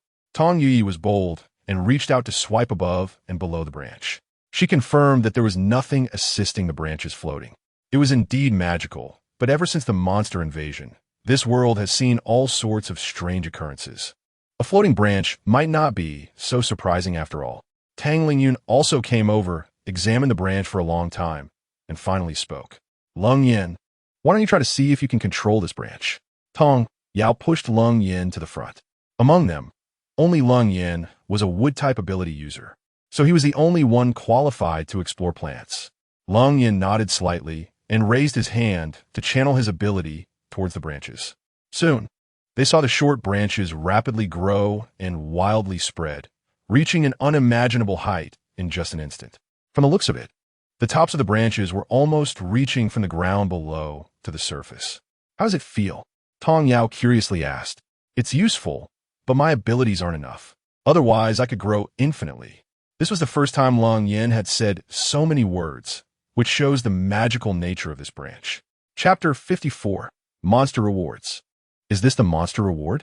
Don't you think this collapsed area looks particularly like a dungeon in a game, where you get a reward after defeating each level?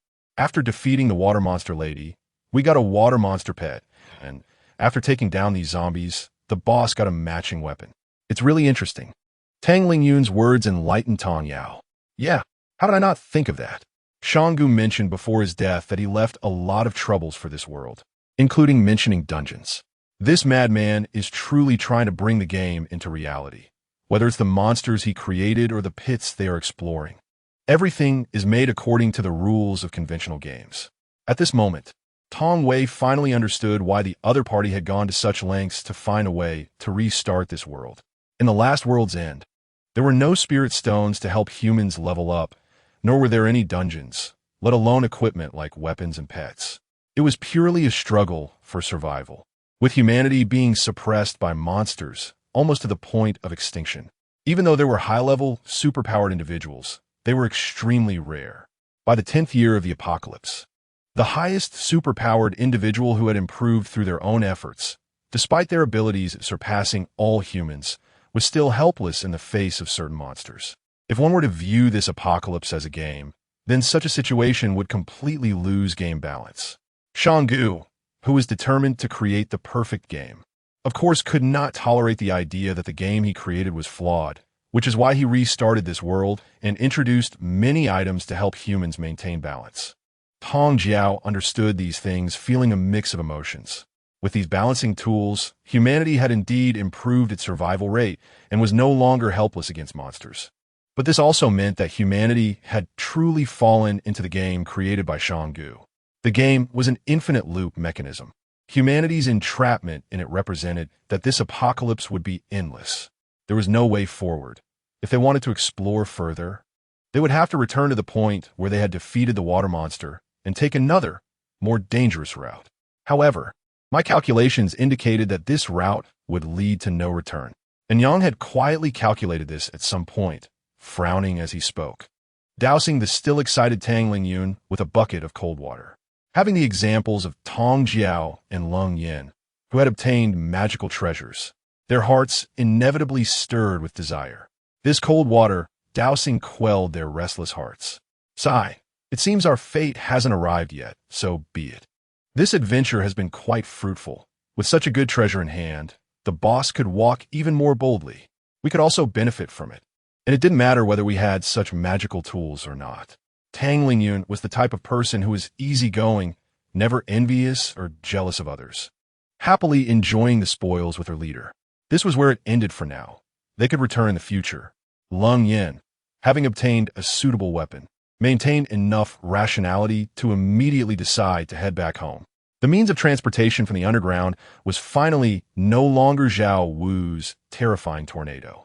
Lung Yin was just eager to test how strong the newly acquired twig could be and use his abilities to have the twig drag them back to the surface. Outside, the sky was already bright, and the darkness of the underground had left them feeling somewhat disoriented about the time. It was time to part ways.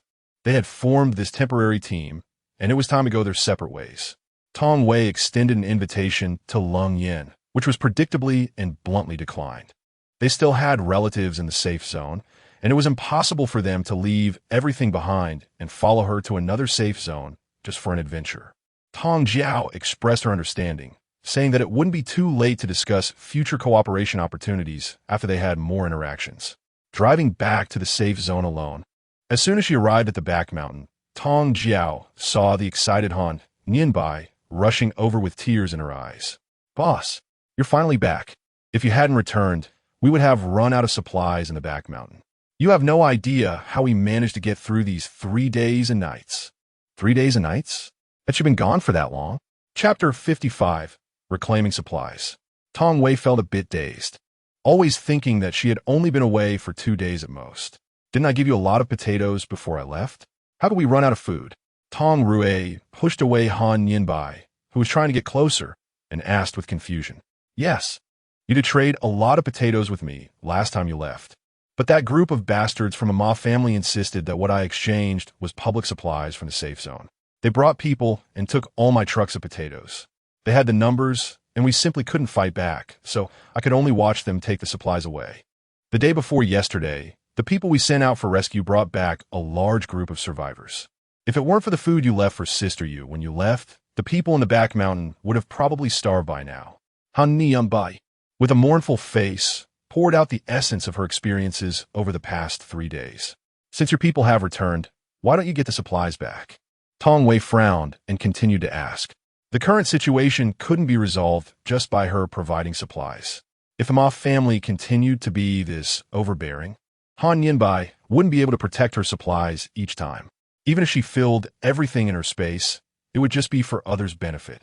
The fact that Han Nianbai's family could withstand the Ma family for so long suggests that they were not some small family. And it seemed too cowardly to be bullied like this without retaliating.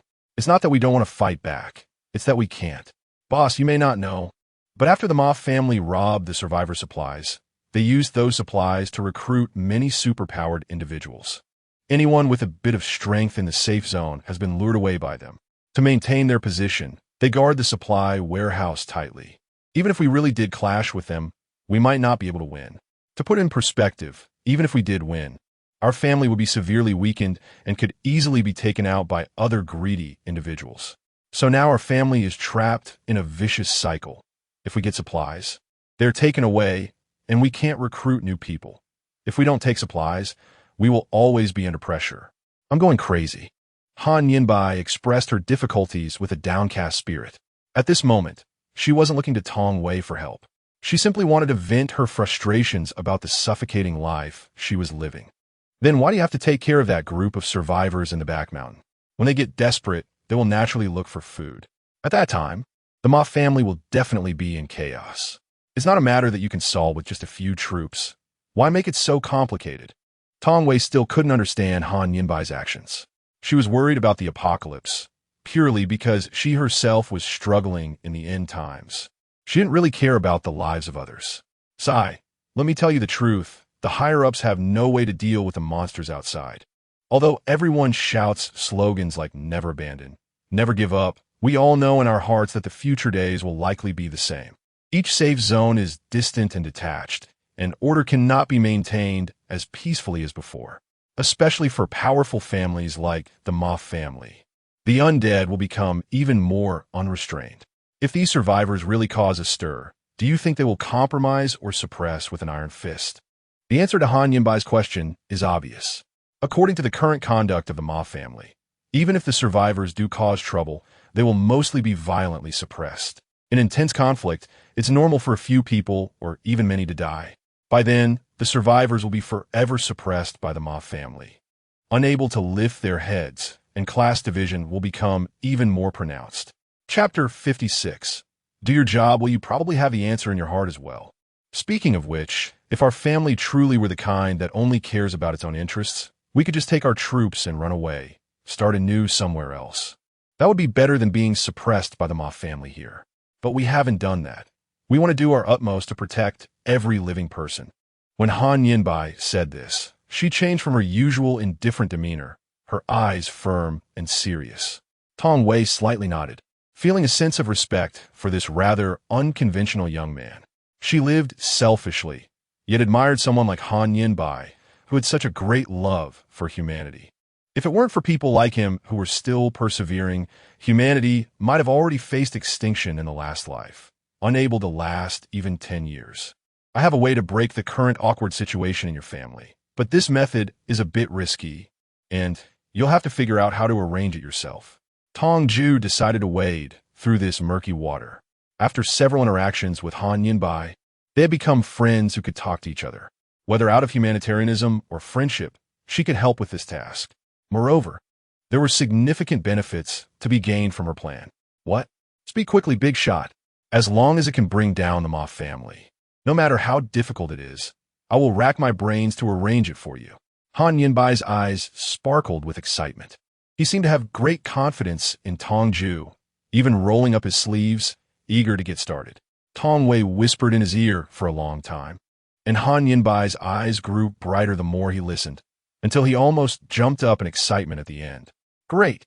This way, the Ma family will entangle themselves without us having to do anything. Don't worry, boss. I will definitely arrange this clearly for you. Han Yinbai patted his chest and made a promise, then hurriedly left to make arrangements. Tong Jue smiled with an air of mystery. Her idea was simply to seize the biggest leverage the Ma family currently had. The Ma family was so rampant mainly because of their wealth. As long as they could steal the supplies from their rear, taking away the resources, they would no longer be able to support so many superpowered individuals. She could conveniently collect items with her space ability. As long as she focused her mind, anything within her sight could be taken. As long as Han Yinbai could arrange for her to quietly infiltrate the Ma family supply warehouse, the rest would be easy. In just one night, the Ma family, having lost all their supplies, would surely be thrown into chaos. Those survivors they had been supporting would undoubtedly find it hard to believe that their supplies had simply vanished, considering the Ma family's history of strong-arming and deceit. At that point, Han Yinbai wouldn't have to do anything. She might just witness the superpowered individuals that the Ma family had nurtured turning against them, entangling themselves in their own web. This idea also served as a way to settle her personal grievances. Ma Chong stood with Song Wan, firmly choosing to be adversaries with her. Therefore, she obviously wouldn't allow the other party to expand their influence or have the opportunity to oppose her. In her previous life, Song Wan had relied on the Ma family's power to do many things that disgusted her, and she certainly wouldn't let history repeat itself, allowing Song Wan to continue her arrogance. It must be said that although Han Yinbai's family wasn't very strong in terms of military power, their infiltration work was exceptionally robust. Just after making preparations, they managed to arrange everything in less than 5 hours. I said, if your family is so good at infiltration, how could they still be so easily manipulated? Tong Xian and Han Yinbai crouched under the wall outside the granary, waiting for the right moment. Chapter 57. Not wanting to expose themselves. Their two unfamiliar faces definitely couldn't just swagger in. But there were people inside the granary who could help distract the guards and buy them some time. Right now, they were waiting for the signal from their contact to act. What was the use of infiltrating the upper and lower levels thoroughly? The people from the upper city only trusted their relatives and friends, and they didn't accept any strangers. In fact, our family had considered just burning everything down, but if that happened, the already scarce supplies would become even tighter. Just thinking about it made them dismiss the idea. Han Yinbai whispered back, occasionally looking around and raising his head to check if the signal had been sent. It's true, they heard that when they were conducting the rescue. They had raided several warehouses belonging to families that used to run grain shops before the apocalypse. If everything were burned down, it would probably be impossible for you to find anything left in the city. During this time, Tong Jue has heard quite a bit about the Ma family. None of the survivors from the back mountain have spoken well of them. Everything they have done is more outrageous than the last. Boss, hurry up, hurry up. The people inside have sent a signal. Han Yinbai called out excitedly. The two looked up and saw a red scarf hanging high in the tree. This was the secret signal they had agreed upon in advance. As long as the guards inside were distracted, a red scarf would appear on the tree, and they could take action. The speed is quite fast. You wait outside and be ready to support me at any time. Tong Jue patted the excited Han Yinbai, crouching down like a nimble cat, and climbed up the wall. Han Yinbai was stunned by her agility, and his admiration for Tong Jue grew even stronger. This young expert could move so lightly, comparable to a special forces soldier, simply magnificent and powerful, dominating the martial world. No wonder Han Yinbai regarded her as a valuable ally. Upon reaching the other side of the wall, Tong Jue was surprised to find that there wasn't a single person around the warehouse. She couldn't help but wonder how that brother who acted as an informant managed to clear out everyone so thoroughly without causing any commotion. Tong Yao swaggered into one of the largest warehouses and extended her hand toward the small water monster on her finger, saying, "Melt this iron lock." The small water monster, which had been in a dormant state, immediately perked up upon hearing its master's command. As if eager to showcase its abilities, it suddenly expanded to a size far greater than the iron lock, ultimately wrapping around the entire iron gate. The iron gate quickly dissolved within the water monster's body, and in an instant, it was completely gone. "TSK, forget it. Let's just take it by force." Tong Jue looked at the completely empty door and shook her head helplessly. This little thing had its own ideas, and it was her first time trying to control it, so she had made some miscalculations. Originally, she planned to come and go secretly, but now the iron door was completely dissolved, and even a blind person could see that something had gone wrong in the warehouse. There was no way to be discreet now. At this point, complaining was useless. Tong Jue strode into the warehouse, waving her hand to absorb all the cardboard boxes into her space. Then she instructed the little water monster to dissolve all the warehouse doors she could find. In just over 10 minutes, she had emptied nearly 20 warehouses, leaving not a single hair behind. After receiving the last piece of material from the warehouse, Tong Jue casually walked out through the main entrance. Waiting outside to pick up Han Yinbai, the onlooker hurriedly approached her, exclaiming, "Boss, there are cameras at the main entrance." Han Yinbai was at a loss, not understanding why Tong Jue suddenly changed her plan from stealth to open. "I know. Hurry and get your people to withdraw. There was a small mishap during the operation, and all the main doors in the warehouse are gone. So, this operation will definitely be exposed. I already have a grudge against the Ma family, so it doesn't matter if I'm exposed. They will definitely come looking for supplies, and I will negotiate with them then. This will give you and your family some time to prepare." Chapter 58. No Return. Tong Jue looked up at the sky in silence. She also wanted to be low-key. Unfortunately, the circumstances did not allow it.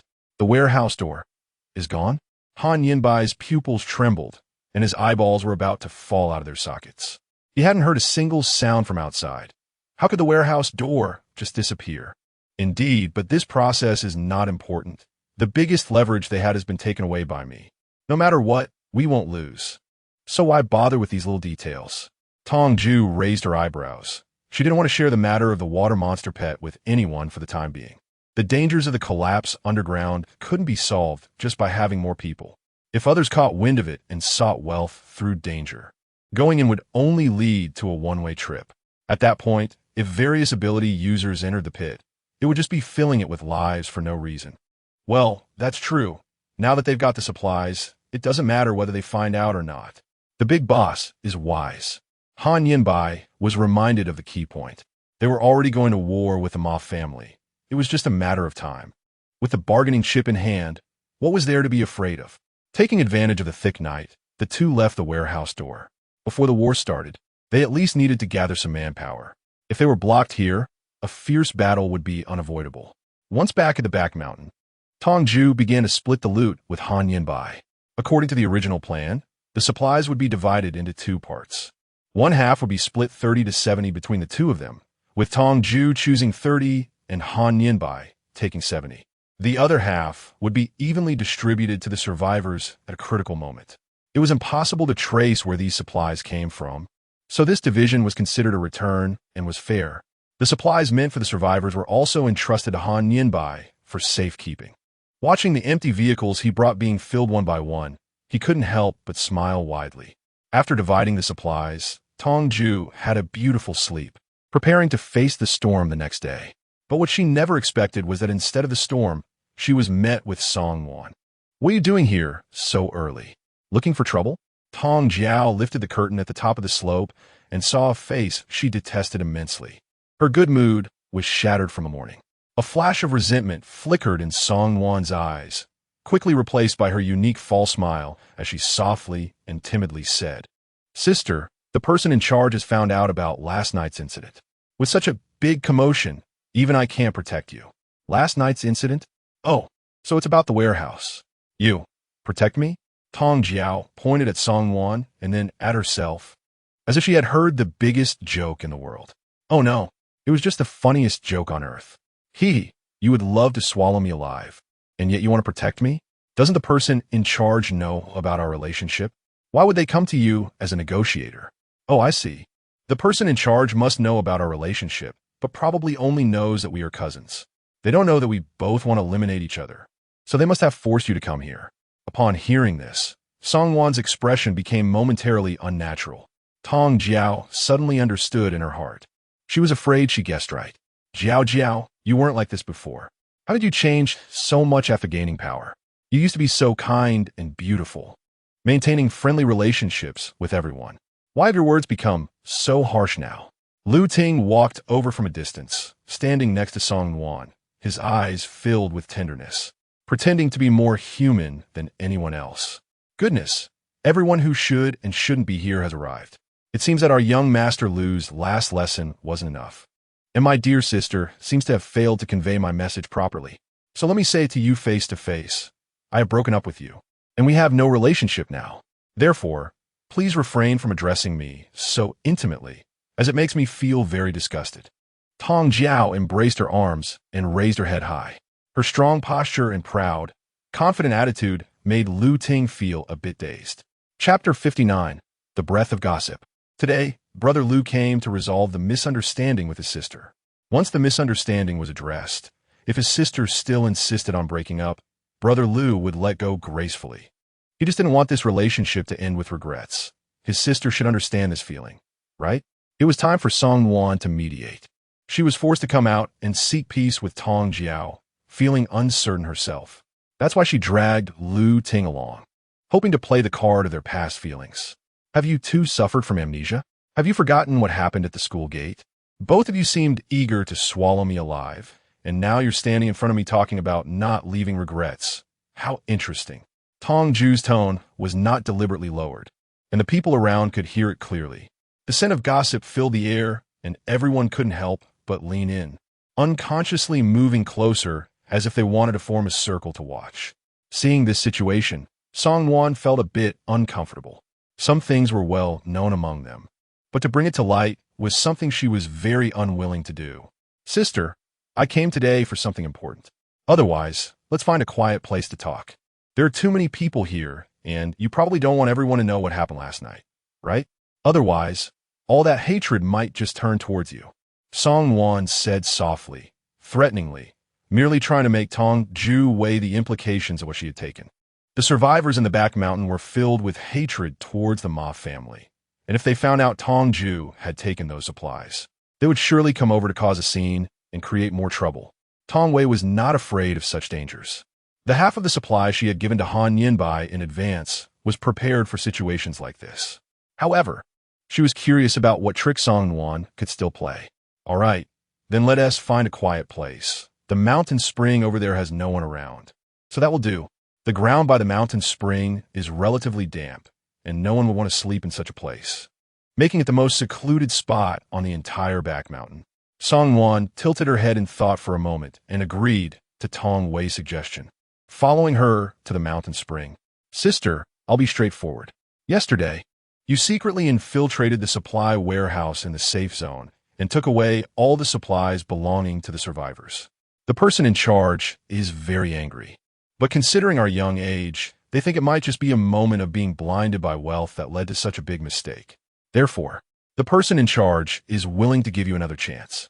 As long as you return the supplies in full, they will not pursue the matter further.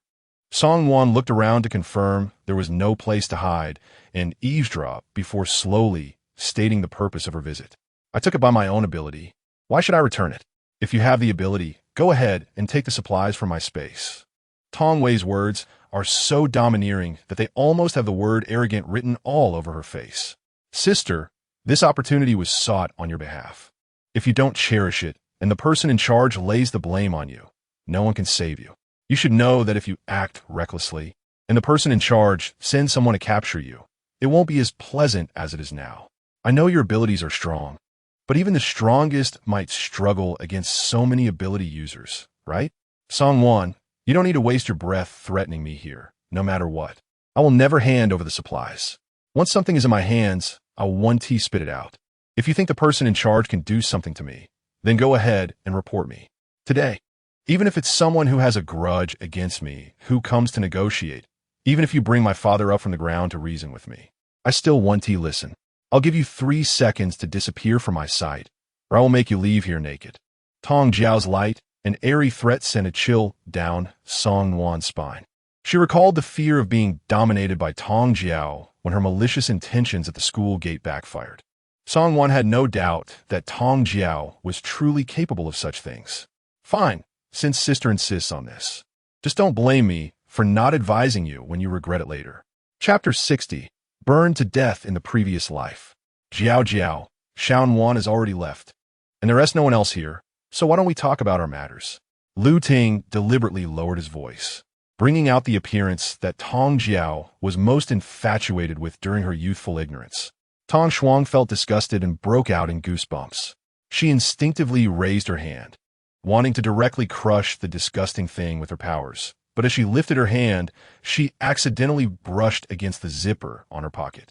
The bandage that had been tied to her wrist snagged on the zipper and fell off, revealing the pendant wrapped inside. Lu Ting instinctively focused his gaze on the pendant, and 3 seconds later, he felt as if his head had been struck by a heavy hammer.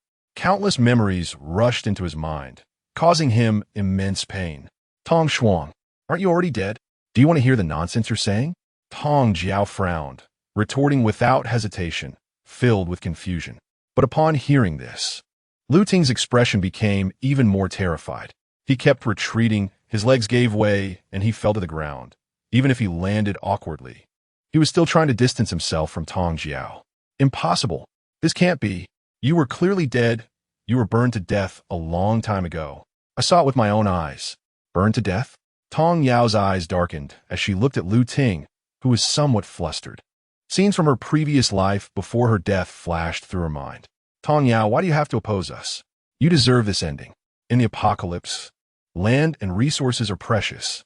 To avoid wasting land, I'll just cremate you. I'll give your ashes to the wild dogs outside. Their stomachs will be your resting place after death. These were the words Lu Ting had said before ending her life in her past life. The crazed, morbid laughter of the other party seemed to linger in her ears. At that time, she had already been blinded, feeling her own skin blood, and bones being eroded by the flames in the darkness. But why did Lu Ting remember all of this now? From previous behaviors. It was impossible for Lu Ting to be reborn.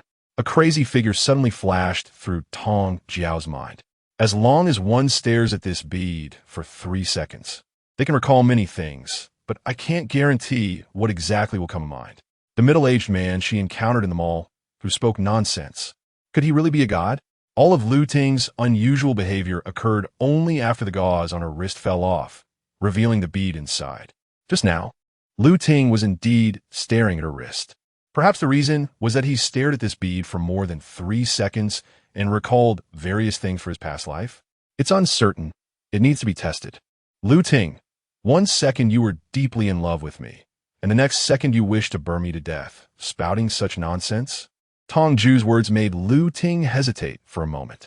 He lowered his head as if he was carefully recalling whether what Tong Jue said was true. After a while, he suddenly looked up, his pupils shaking.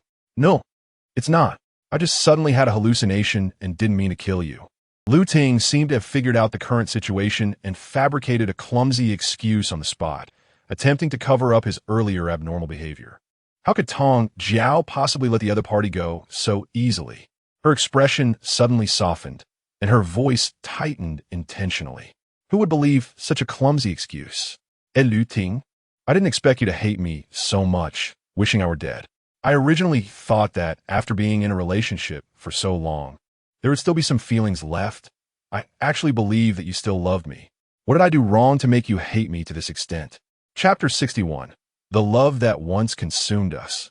Tong Jue had long forgotten what she looked like when she was in a relationship with Lu Ting. She could only try to pretend to be affectionate, waiting for his reaction. Don't you know what you did wrong? At the school gate, I asked you for help, but in a life-and-death moment, you abandoned me and ran away. How can I not hold a grudge? Sometimes I feel conflicted. I still love you, but I never expected that the moment you left me behind would make me uncontrollably hate you. Lu Ting was quick-witted and quickly found new reason, getting up from the ground and restoring the elegant and noble demeanor he once had. His tone was slow, and his expression was arrogant, as if he was very confident in handling Tong Jue. The disdain in his eyes did not escape Tong Jue's notice. This familiar feeling was not something the Lu Ting who had just entered the apocalypse could possess. The Lu Ting 10 years later should look like this. Do you remember everything now? Tong Jue's expression changed in an instant. She looked at the other person with a playful glint in her eyes, excitement swirling within her. Thick and crazy. Remember something? Lu Ting was confused again, not knowing what Tong Jue was referring to. In just a few minutes, Tong Jue's expression had changed 3 times, leaving him unsure of how to respond. Of course, it was the memory of you, Song Wan, and that group of trash, tormenting, abusing, and harming me, ultimately burning me to death. Tong Jue stared directly into Lu Ting's eyes, slowly approaching him, her smile becoming increasingly eerie. You know, isn't it 10 years ago now? Lu Ting's expression turned chaotic again. Yes, you're right. It is indeed 10 years ago now. However, I was reborn 3 days before the apocalypse, so the memories you have, I also possess. I initially thought that finding an opportunity to kill you would be a way to take revenge, but it wouldn't be satisfying no matter how I did it. But now that you've regained your memories, it's different, Tong Jue said as she took a small knife out of her space. This knife was one she had traded with a student for food at school, a low-quality knife bought from a knife shop. What do you mean? What do you want to do? Let me tell you, Tong Jue, if I can kill you once, I can kill you a second time. Lu Ting was terrified by Tong Jue's eerie demeanor, feeling as if his scalp was about to explode. But after regaining his memory, he recalled the bits and pieces of the 10 years after the apocalypse when he was praised by others. He instinctively wanted to confront Tong Jue with a tough attitude, but he forgot that at the beginning of the apocalypse, Tong Jue's powers could kill him 1,000 times over. What do you think I want to do? Haven't you already guessed? Tong Jue had approached within half a meter of Lu Ting, raising her hand to cast a power on him, ensuring he could not take any action except to speak. Lu Ting, it seems you haven't really suffered much in your past life, whether before or after the apocalypse. Following Song Wan, you were pursued by countless people, and the only one who could make you uncomfortable seems to be me. So I think you've probably never experienced the feeling of having your ears cut off, your eyes gouged out, or your tongue cut. Under Tong Jue's deliberate guidance, Lu Ting slowly recalled the scenes of him abusing her. The haunting screams and the bloodied head made his fear reach a peak. I'm a bit unwilling. You clearly told me, when you pursued me, that we would share joys and sorrows together.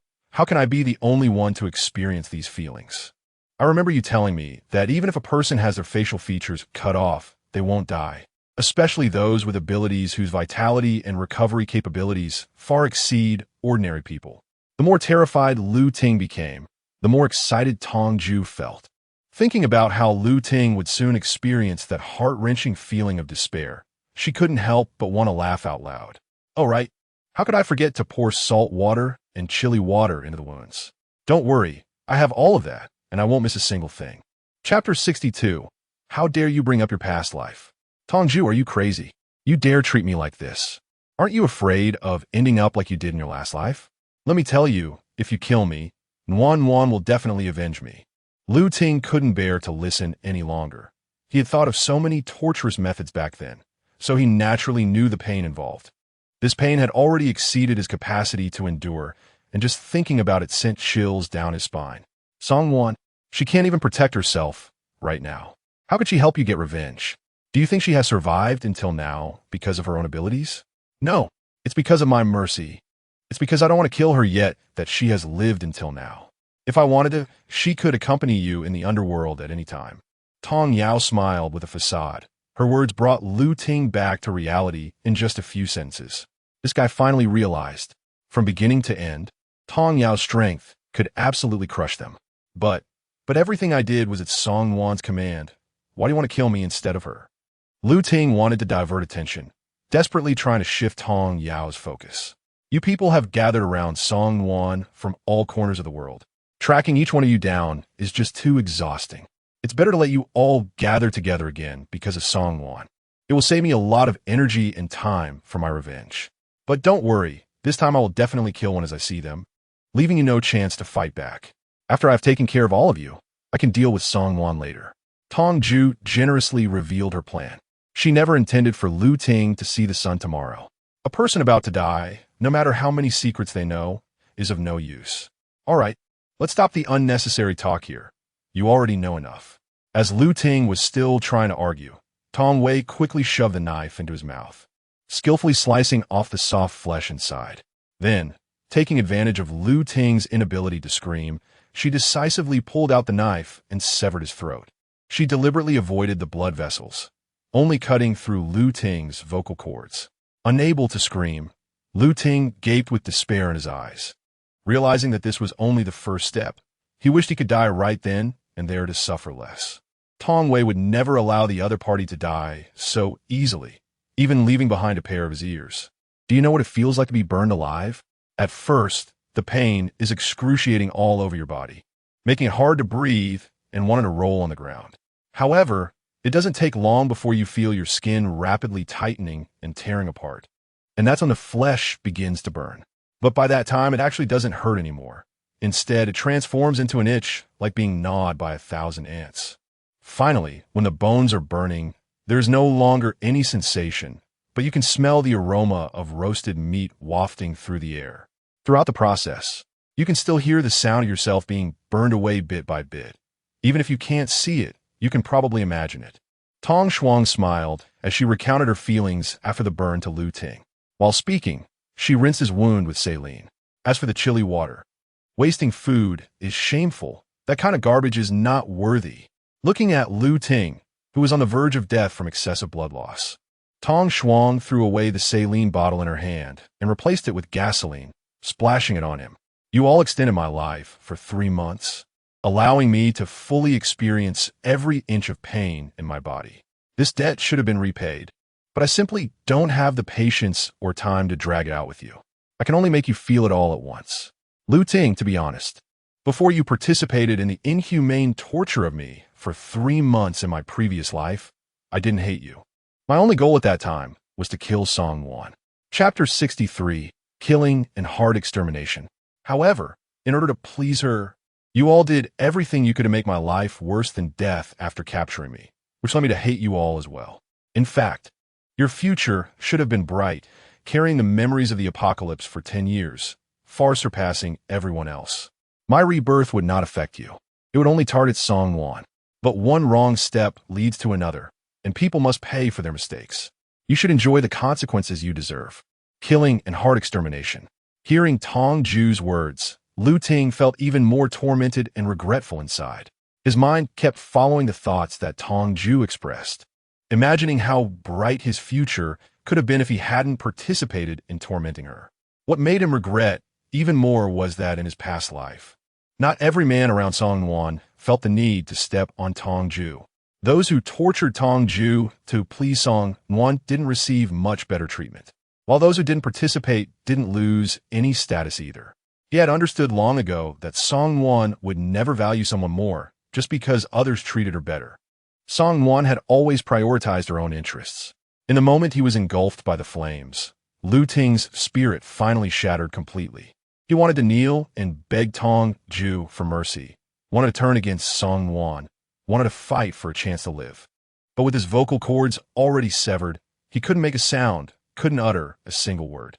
No one could see his madness, nor would anyone care about his feelings. Before dying, Lu Ting's mind was filled with desperate pleas to the heavens for another chance.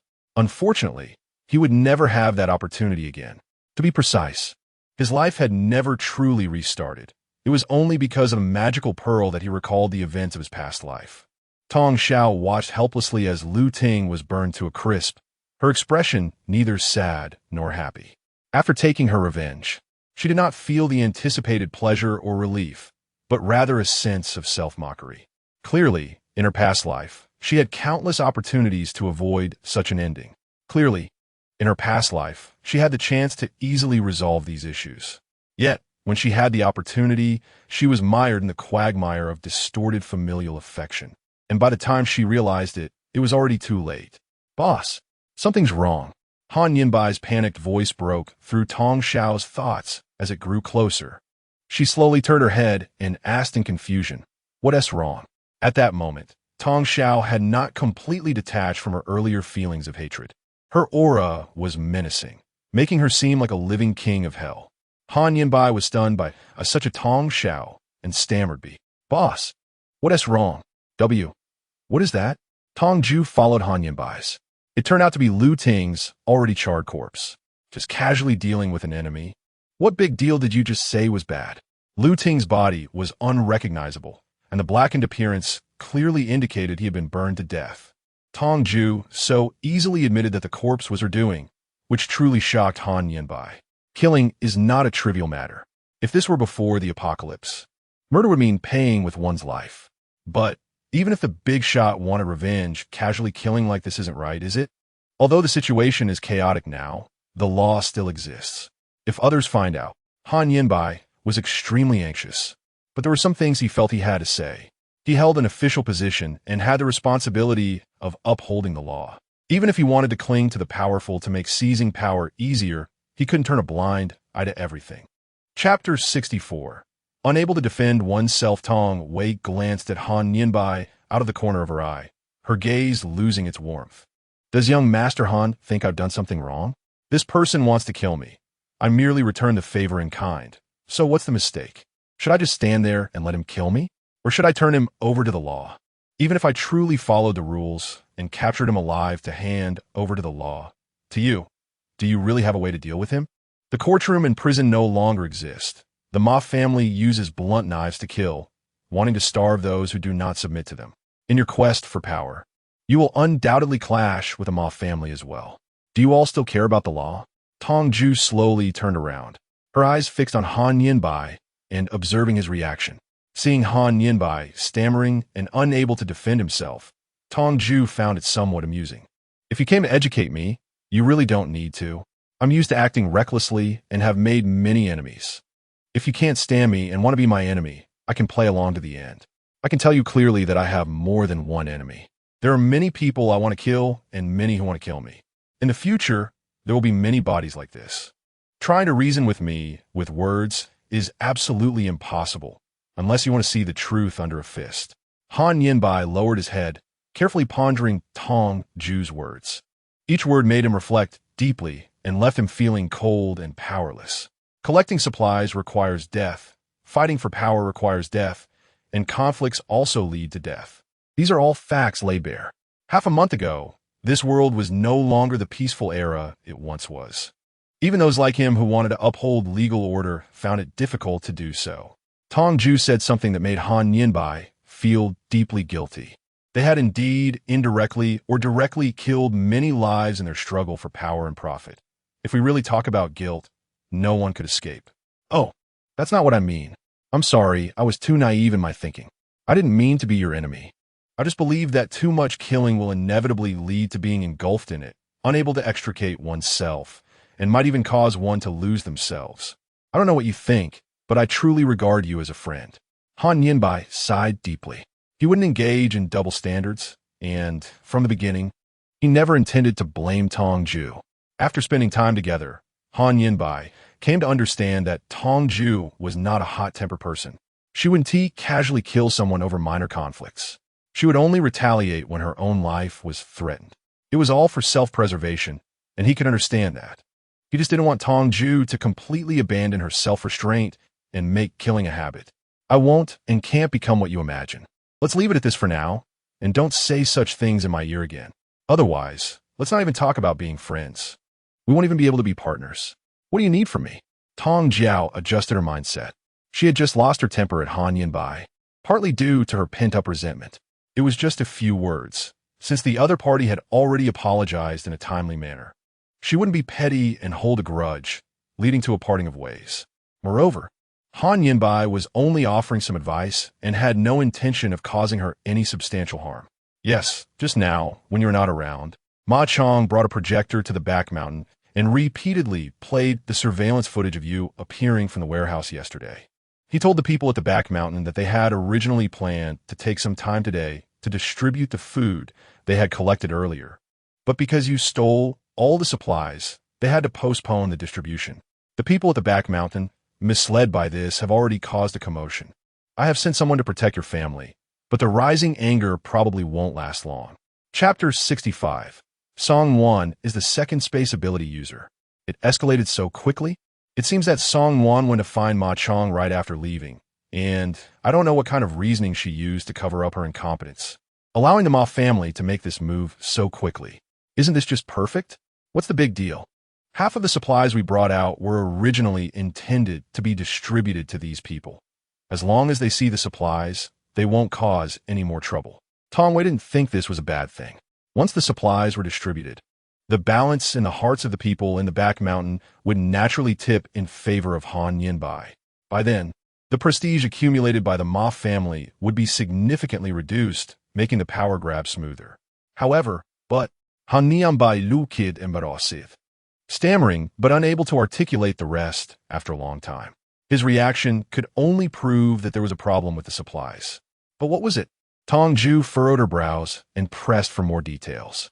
Han Yin closed her eyes and steeled her heart, suppressing the guilt within, and spoke the truth. When the chaos first started, I wanted someone to bring the supplies over, but it seems like we also had a traitor in our midst. When we opened the warehouse, it was over half empty. The person guarding the warehouse said they didn't know when the supplies went missing. During that time, besides a woman who wandered around, no one else approached the area. I suspect there are definitely other space ability users in the safe zone, but I really don't know who this ability user is. Nor do I know if all of this was done by the Ma family, or if it was the personal act of that ability user. Now that the supplies can't be retrieved, something that should have been a sure thing ended up going awry. Tong Xiaoxin was speechless. She could probably guess who was behind this. If her previous speculation at the pharmaceutical factory was correct, then the second space ability user, besides Song Wan, could only be someone else. The time when the supplies went missing should be right after Song Wan came talk to her, and before Ma Chong came to cause trouble. Since Song Wan was forced to come and seek peace but failed and couldn't report back, she would definitely think of other ways to stabilize her position. With such a large amount of supplies, Song Wan certainly didn't have them in her hands, so she could only think of retrieving the previous supplies or stealing from other places to fill the gap and demonstrate her value. It was obvious to everyone that Han Yinbai had helped her multiple times during this period. Song Wan couldn't possibly be unaware of Han Yinbai's closeness to her.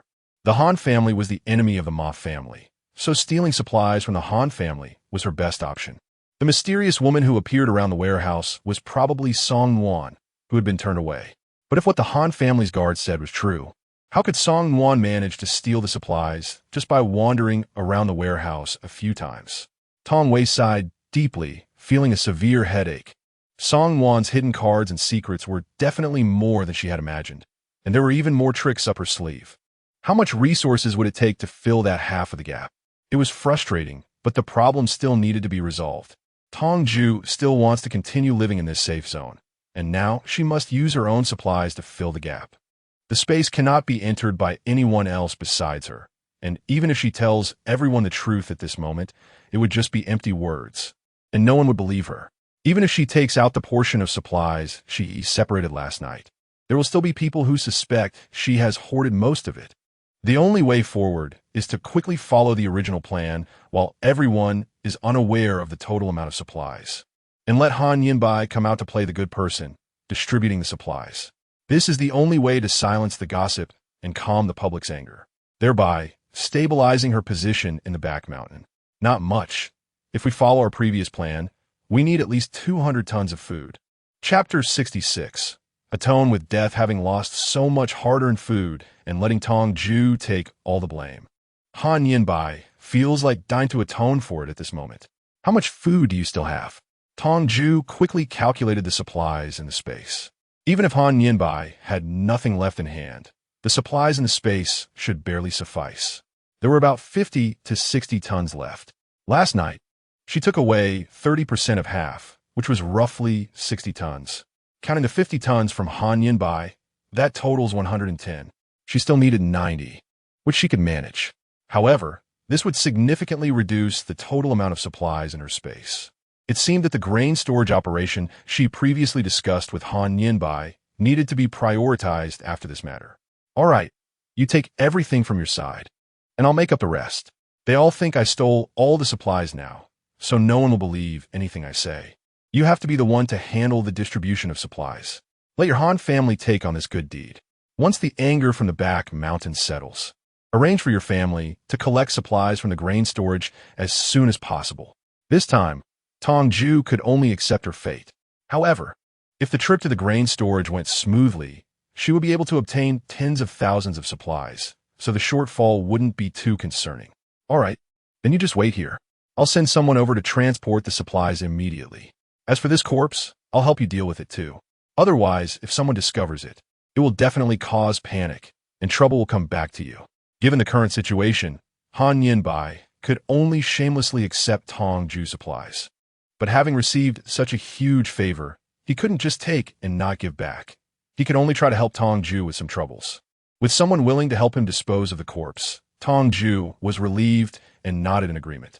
Han Yinbai quickly found someone to transport Lu Ting's body away and also moved all the current supplies to the back mountain. Tong Jue was only responsible for extracting food from the space while Han Yinbai took the supplies to stabilize the situation. They were busy until sunset before finally calming down. However, the situation had turned around. Han Yinbai distributed the supplies to the people in the back mountain as planned, emphasizing that they were merely taking out the supplies embezzled by the Ma family to distribute to everyone. The Ma family had previously starved everyone without any concern, while Han Yinbai was generous. Whose words were more credible were soon clear. What was in hand was the truth. No matter how eloquent Ma Chong was, the one distributing the supplies was still Han Yinbai. No one would dwell on whether Han Yinbai was forced to give out supplies or did it willingly. They would only remember the excitement of finally being able to have a hearty meal after being hungry for so long. This was also thanks to the absurd behavior of the Ma family before. Otherwise, they wouldn't have been able to make the people in the back mountain believe them so easily and feel grateful. Although on the surface it seemed that Tong Jue had lost a lot of supplies in this incident, in terms of status, the Ma family had lost completely. The Ma family, having lost the people's trust and deterrent power, was nothing more than a grasshopper in autumn, unable to jump for long. Song Wan was now tightly bound to the Ma family, and one day the Ma family would lose completely, and she would also end up like a lost dog.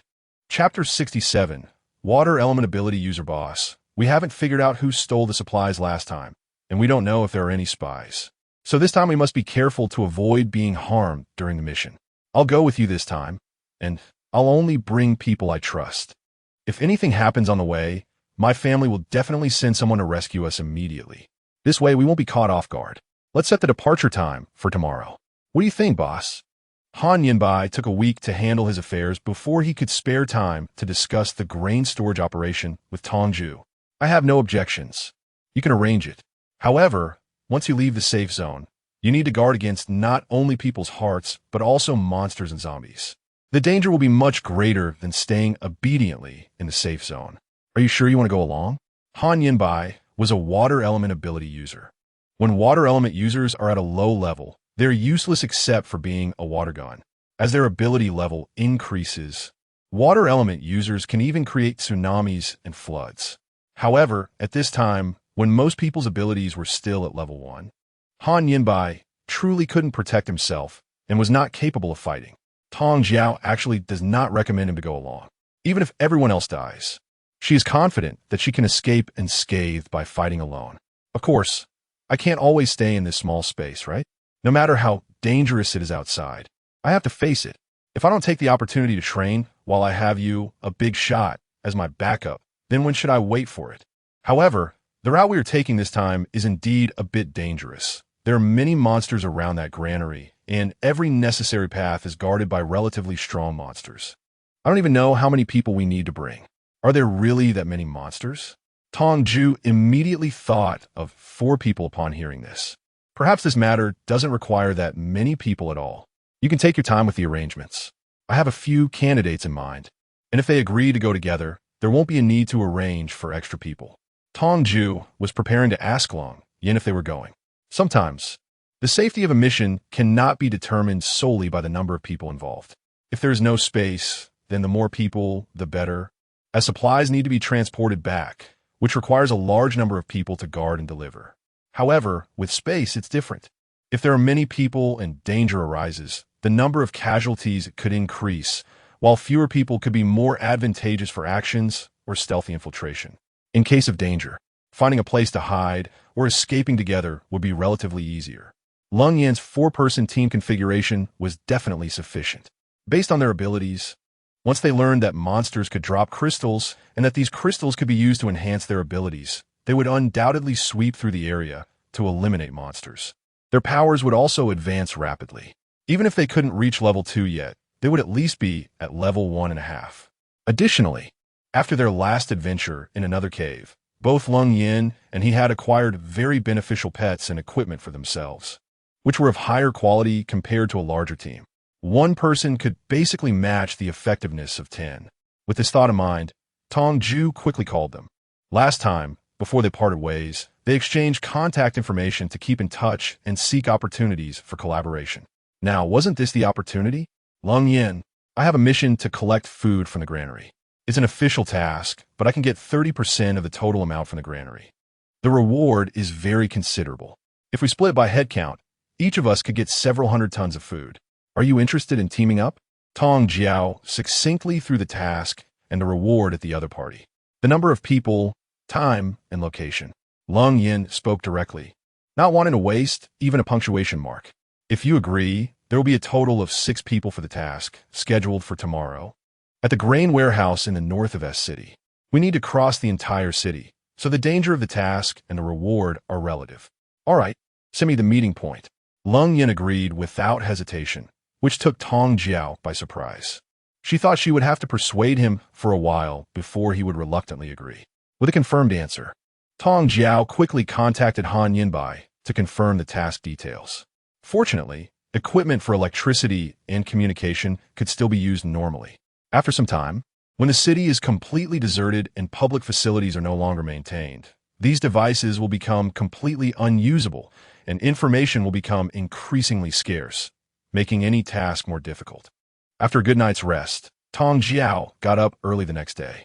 In the early morning, monsters are the laziest and least active, and their perception and capturing abilities toward humans are relatively weakened. Choosing this time to set off, if they act quickly, they should be able to reach their destination early. Lung Yin and the others arrived on time at the back door of the safe zone near the back mountain, still in black windbreakers and black sunglasses, looking like they were going to a fashion show. So handsome, so handsome. Why have I never seen these 4 people before? I don't know. They might be new arrivals. The back mountain was almost filled with people, and Lung Yin's eye-catching attire, along with their striking aura and looks. quickly attracted a lot of attention. Tong Jue sighed helplessly. She chose to approach the exit near the back mountain to avoid drawing attention. In fact, she underestimated people's pursuit of beauty. With those four standing there, it was unlikely to be low-key. When they saw Tong Jue arrive, Tang Lingyun was the first to greet her. "Sister Hua, if I had known last time, I would have gone with you. I'm choosing to join now. Is it still possible for me to come along?" Chapter 68. Why did they capture your family? Tang Lingyun's enthusiastic wailing left Tong Jue confused. But there were important matters to attend to, and after Tong Jue and the others got into the car and set off, Tang Lingyun began to recount her grievances since they parted ways. "Sister, you have no idea. Not long after we returned last time, our families were taken by the safe zone. They threatened us to work for the safe zone. Wah. Now we can't even leave if we wanted to." "Why did they capture your families?" Tong Jue had a puzzled expression on her face. She didn't know much about their safe zone and had never been there. But normally, safe zones would adopt a more gentle approach to recruit powerful ability users, and it was unlikely they would resort to such drastic measures right from the start. "Sigh. It's strange to say this, but during our meal, I casually mentioned that I was somewhat tempted by the idea of following you. After all, the young lady is a spatial ability user, and being by your side has limitless potential. I don't know which bastard overheard and informed the safe zone. Previously, the safe zone had been subtly indicating their intention to recruit us, but we had declined. They were afraid we would leave. So they came up with this underhanded trick to keep us bound." Tang Lingyun sighed deeply, expressing her helplessness and guilt about the situation. "Your strength is indeed formidable. But is it really necessary for you to be indispensable?" Tong Jue continued to inquire. "This matter is still my fault. After returning, I couldn't help but show off a bit, bragging to others about our gains from exploring the collapse cave. I know that wealth should not be flaunted, but I thought that the boss would eventually use his branch, and it would be exposed sooner or later. It was better to share the news and give others a heads up. As a result, not only was it not remembered by others, but it also drew their attention. Goodness, Tang Lingyun really is a big mouth, saying whatever comes to her mind." Tong Wei helplessly shook her head, but then thought it was an opportunity for herself. "After returning from this mission, I'll see if there's a chance to bring your family out as well. But to be honest, life in our safe zone is quite tough. As you can see, almost all the survivors are living outdoors in the back mountain. However, this situation shouldn't last long." Tong Jue once again extended an olive branch. "Great. It's wonderful that the young lady is willing to help. Actually, it mainly involves me and Inyang. Both of us, along with the boss, are from out of town, and our families are not here. They have held back my mom and Inyang's sister, and the boss is just sticking with us out of loyalty, purely accompanying us to endure the humiliation in the safe zone." Tang Lingyun nodded repeatedly with joy, and he wasn't that foolish. The reason for venting this frustration upon meeting Tong Jue was to seek her help. After all, Tong Jue was the only one outside the safe zone who wanted to recruit them. They had become too famous within the safe zone. Although it wasn't difficult to bring just one person along in terms of ability, every move they made was under the surveillance of the safe zone. Any slight abnormality would raise the vigilance of the safe zone.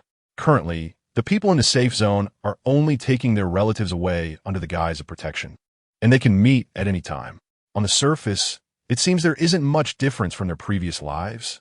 But once the safe zone detects any signs of them wanting to escape, they would directly transfer them to a place unknown to them, making things even more troublesome and complicated.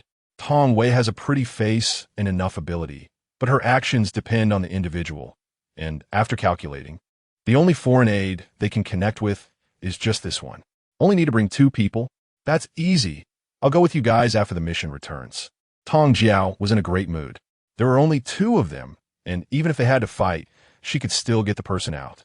The car sped down the wide road, crashing directly into monsters and zombies without stopping for a moment. This car was modified by Han Yinbai's family, who had quickly modified several off-road vehicles in response to the current situation, significantly improving their protection and stability. Even if she drove it to the point of almost losing control, there was no danger of flipping over. It was evident that there were still quite a few survivors in the city who had not evacuated. Occasionally, they could see a few people, accompanied by dogs, going out to gather supplies. These were mostly people who were reluctant to leave their homes or firmly believed that the monsters would eventually be completely wiped out. Soon, they crossed through the city center. Han Yinbai's subordinates had drawn a distribution map of the monsters in the city while conducting rescue operations, allowing them to avoid danger smoothly. They arrived in the suburbs much earlier than expected. The suburbs were the most dangerous. The granary was less than 2 kilometers away from the outskirts, but it was an open area with no tall buildings to conceal their movements. Monsters were visible everywhere. They couldn't drive any further. In the car, it was indeed a bit difficult to use their abilities. After getting out of the car, they found cover and cautiously approached the granary. Chapter 69, Granary Operation 1. Tong Jue didn't care about the other monsters. They were all low-level creatures that were easy to deal with. A spray of hot weapons would be enough to get past them. What she cared about was a huge monster covered in eyes at the entrance of the granary. This monster was called the Hundred-Eyed Ghost. It had no hearing or smell and resembled an oversized caterpillar covered entirely in eyes. Any direct eye contact with one of its eyes would lead to detection. If the gaze lingered too long, a person could even hallucinate, standing dazed while being eaten by the Hundred-Eyed Ghost. The monster was classified as C-level, which was beyond the capability of the several level 1 and 2 ability users present. The monster at the entrance looked dangerous, so she suggested taking a detour to see if there were other entrances. Tong Jue didn't want to confront the Hundred-Eyed Ghost directly unless absolutely necessary. The disparity in strength was too great, and trying to kill it would be excessively difficult, potentially at a cost that was hard to bear. It could be said that there was an 80% chance of it being a futile effort. The others listened obediently. No one contradicted Tong Jue or slacked off, and they all followed her suggestion to take a detour. After 2 hours, they had circled the granary and despairingly discovered that every entrance had a hundred-eyed ghost guarding it, like a gatekeeper, seemingly existing solely to protect the granary. This outcome forced Tong Jue to think deeply. Since Shanggu viewed the world and the apocalypse as a game map in a game, all the settings must have a traceable origin. Perhaps the locations of the monsters were all pre-programmed by Shanggu. Schools, neighborhoods, and city streets were all human gathering places. Most of the monsters that appeared in these areas were F-level small monsters, and even ordinary people without abilities had a chance of escaping. Granaries, pharmaceutical factories, and water plants stored essential supplies for human survival, and at least sea-level monsters would roam inside and outside. On long routes like mountains and rivers that humans needed to traverse, at least B-level monsters lurked. As for S-level monsters, she had only seen one in 10 years. When it appeared, it nearly destroyed half the city. Countless lives and blood had been sacrificed just to kill it, buying time for others to escape and relocate. These settings were like game mechanics, but reality was not a true game. Although the front door of the granary was guarded by the Hundred-Eyed Ghost, there were only some small monsters wandering around other areas. Perhaps they could find a loophole. Tong Jue's brain was working rapidly. She slowly raised her head to look at the sun gradually setting in the sky, and a flash of inspiration struck her. That's right. The most powerful aspect of the Hundred-Eyed Ghost is its countless eyes. As long as she could create a visual blind spot for it, she could avoid a direct confrontation. Tong Jue silently fixed her gaze on Han Yinbai. Bringing this guy along was indeed a wise decision. The sun is just right now. The best way to create a visual blind spot is to use sunlight refraction to create strong light. Of course, a refracting mirror would be the best choice, but they can't cover themselves with mirrors at every angle. So besides mirrors, water is a better option. The shimmering surface of the water can refract sunlight, and water can completely envelop all of them. Han Yinbai, can you surround us with a water curtain? Tong Yao turned to Han Yinbai and asked, "Can do it, but my ability is quite weak. Although we are not many, I can't hold up such a large water curtain for long." Han Yinbai was certainly willing to contribute, but was also afraid that she would be unable to keep up. How long do you think you can hold on?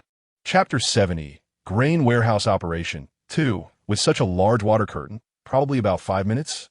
Han Yinbai estimated her ability and answered with the shortest time. 5 minutes was definitely manageable, but anything longer would require her to grit her teeth and endure. All right, that's enough. When we confront that big bug later, none of you should look at it, and definitely don't make eye contact with the eyes on its body. Han Yinbai will create a water curtain to cover us. and the monster won't detect us. Once we get in, don't let her guard down. Immediately search for the grain warehouse. Tong Jue quickly formulated a battle plan. No one had ever been to this granary. The Bai outside was just the first hurdle, and once inside, there was no telling how many dangers they would face. Every step had to be taken with caution. Big boss, is it really okay? Han Nianbai was facing so many monsters for the first time and felt a bit apprehensive. As a rich second generation and official second generation, he could live comfortably and safely until old age as long as his family didn't fall. This time, he actively volunteered for the mission, not only to train himself, but also to establish a deeper revolutionary friendship with Tong Jue. Although he was still somewhat sheltered by these 5 big bosses at the center, he still felt a bit shivery. Just listen to me and you'll be fine. Tong Jue raised her hand and crushed a large number of monsters, shaking her hand in response. They were almost at the front of the 100-eyed ghost, and the corpses of monsters piled up behind them were countless. Even if crystal stones were dropped, they didn't dare to pick them up. The surrounding small monsters respawned quickly. Tong Jue estimated the time and hurried her pace madly before the low-level monsters respawned. The terrain here was open. If the monsters behind them respawned in large numbers before they entered the granary, they would certainly be attacked from both sides. By then, not to mention breaking in, even the possibility of escaping would be greatly reduced. That would truly be a case of calling for help with no response. Fortunately, their group's strength was sufficient, and the small water monster she had recruited a few days ago was also working hard. At this moment, the small water monster was wreaking havoc not far away. Perhaps due to her insufficient strength, the small water monster could only grow up to 2 meters tall at most, which was vastly inferior compared to the Bai. Otherwise, she would have directly let the small water monster devour and kill the Bai. Finally, they reached the front of the Bai. Its enormous, caterpillar-like body writhed back and forth as if patrolling. With each step it took, the ground would make a loud, rustling sound. From a distance, the numerous eyes all over the Bai were not clearly visible, and visually it wasn't that horrifying. One could only see its densely packed eyelashes fluttering, which wasn't so strange. But once they got closer, the countless eyes right in front of them, all wide open, made it feel as if even if the Bai didn't notice them, those eyes were all staring at them, sending chills down their spines. Han Nianbai shivered. They had to infiltrate under the gaze of this giant monster filled with eyes, and the process was truly a test of their heart's endurance. Han Nianbai quickly summoned the water screen. Tong Jue pulled him and quickly reminded him. The monster behind them was about to revive, and if they continued to dawdle, they wouldn't be able to get in. Oh! With that shout, Han Nianbai came to his senses and quickly stretched out his hand to activate his ability, creating a water curtain that surrounded them in a 360-degree angle. The sun was setting, and the golden sunlight was pouring down on the earth, with the light closest to the horizon. Chapter 71, Grain Warehouse Operation 3. Han Nianbai thickened the water curtain a bit, making it almost impossible to see the outside road from within. With the sunset shining outside, it was even harder to see inside through the shimmering water surface. The path to Tong Jue is estimated to be about a straight walk of 100 meters to reach the granary. A few of them held their breath and slowly moved forward, while Tong Jue's heart raced wildly. Various unexpected events could occur during their infiltration, and the 100-eyed ghost was still wandering around the area. At any moment, it might wander close to the water curtain, crossing through it and locking eyes with them. Tong Jue's greatest fear is this kind of situation. A few people listened to the sounds, cautiously sneaking around, checking the distance between the Bai and themselves with each step. They could already vaguely see the grain warehouse door right in front of them. Soon they would succeed.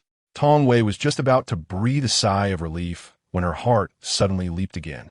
It really is true that what you fear most often comes to pass. The Bai had wandered to their backs without them noticing, and one eye pierced through the water curtain, discovering their traces. Just at that moment, Han Nianbai, out of curiosity, turned around and happened to make eye contact with that eye, instantly freezing in place, and the water curtain disappeared as well. Tong Jue secretly cursed, pulling Han Nianbai to start running wildly. Seeing that the water curtain had disappeared, Long Yin and the others didn't even need a reminder and followed suit. Running at full speed, Tong Jue quickly took out the strap from her pocket and tied it around her eyes. The gauze was relatively sparse, so it wouldn't obstruct her vision. Even if she made eye contact with the Baimugi, it could provide a buffer for her to escape in time. Before preparing to act, she had already distributed gauze to Lung Yin and the others, and the four of them followed suit, tying the gauze around their eyes as well. The Baimugi behind them pursued relentlessly, clumsily twisting its massive body as it chased after them. Fortunately, they were not far from the grain warehouse entrance. Tong Jue extended her hand and released the little water monster, instructing it to melt the door cleanly. Once they entered the grain warehouse, Tong Jue felt a chill. She never expected that the four Baimugi outside were just appetizers. The grain warehouse was densely populated with countless Baimugi. Did they just poke the monster's den? These creatures are like dogs. They hadn't heard a single sound outside, and with the Baimugi's massive size, the noise from so many of them moving at once should have been deafening. They must have all been in hibernation, only opening their eyes and moving after they came in, right? Damn it. Tong Xin had 1,000 complaints in her heart. But right now, she could only focus on escaping for her life. Han Yinbai, hurry up and wake up. Where's the granary? Tong Eo Pulid Han Yinbai, who was still trapped in the illusion woven by the Bai Mu Gue, and with 2 loud slaps, finally woke him up. Fortunately, Han Yinbai had not been staring at the Bai Mu Gue for long, and the pain was enough to pull him out of the illusion. Huh, big shot. It's so scary. There are so many monsters chasing me, wanting to eat me. As Han Yinbai came to his senses, he saw Tong Yao and almost burst into tears. Tong Yao knew he hadn't fully returned from the illusion, so she quickly took out the spare car from the space and shoved him into it. Luckily, before the apocalypse, she had prepared 3 cars and left one as a backup in the space. In this situation, sneaking in was simply out of the question. Tong Jue quickly got into the driver's seat, and Lung Yin and the others swiftly climbed into the car. Before they could settle in, Tong Jue slammed on the gas, and the car shot forward, leaving a long skid mark on the ground, with the piercing sound of brakes echoing in the empty granary. Tong Jiao's hands were almost spinning the steering wheel into a flower pattern as the car swayed left and right, weaving through numerous Bai Mu Gue. The wheels were constantly grinding against the ground, almost sparking. 20 grain depot locations. Hurry up. Tong Jiao pulled the dizzy Han Yinbai. The situation was urgent, and her tone wasn't good. Startled by her, Han Yinbai finally regained his senses, quickly took out the map and opened it, pointing at the red circles drawn on it. Chapter 72. Quick decision. These marked places are all indicated, and the routes have been drawn out as well. Tong Jue glanced at the map, silently memorized the location, and then opened the car window. Go, melt all the doors here. She had already observed that the monster attributes of the little black water did not disappear just because it recognized her as its master. Monsters would not attack each other, and since melting doors was something little black water was already skilled at, it was perfect for it to lead the way. Little black water melted all the doors of the granaries. She just needed to drive the car into the warehouse to quickly collect all the food. This would save a lot of time. A quick resolution, and then they would hurry to escape. Tong Jue followed the map's indicators and raced towards the nearest granary. Xiao He Shui was faster than them, weaving effortlessly among the 100-eyed ghosts. Although Tong Jue's driving speed was not slow, she had to navigate through twists and turns to avoid the attacks of the 100-eyed ghost. By the time they reached the first granary, Xiao He had indeed completely devoured the granary's large door. Tong Jue drifted the car into the granary, reaching her arm out of the window.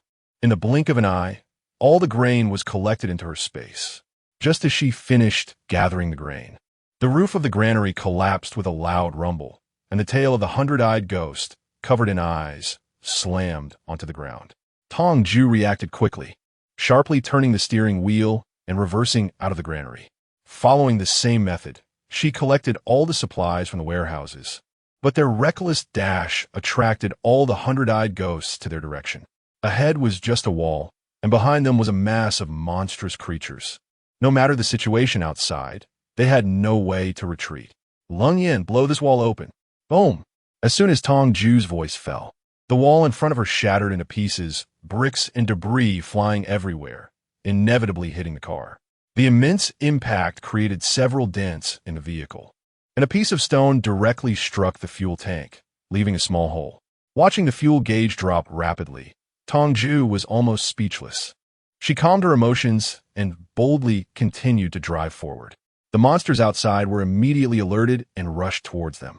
In front were countless small monsters, and behind were countless oblivious ghosts, with enemies closing in from both sides. Tong Jue wanted to charge straight ahead with all her might. The engine roared at high speed, and sparks flew from the wheels. At any moment, the fuel tank might explode.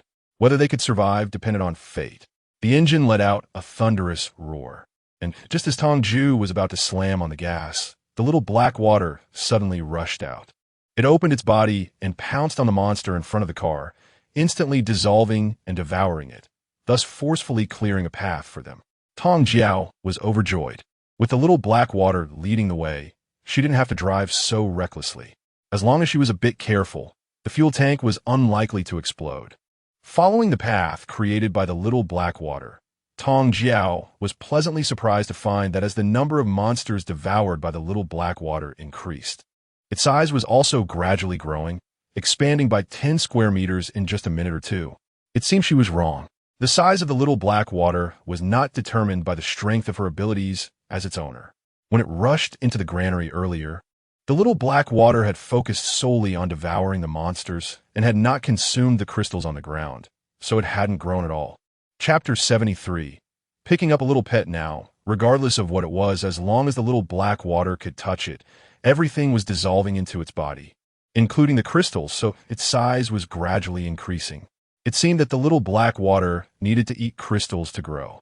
This meant that as long as she had enough crystals, this versatile pet, the little black water, could potentially grow even larger than it was when they first met. But she didn't have that many crystals. Tong Jue sadly discovered that despite holding so many resources, she was actually quite poor. The uses of crystal stones were still not widely known. Even if someone found out, most would keep it to themselves. Once the authorities discovered the uses of crystal stones, they would probably announce it to everyone. By then, the existence of crystal stones would no longer be a secret, and the currency for trading would likely be based on crystal stones and gold.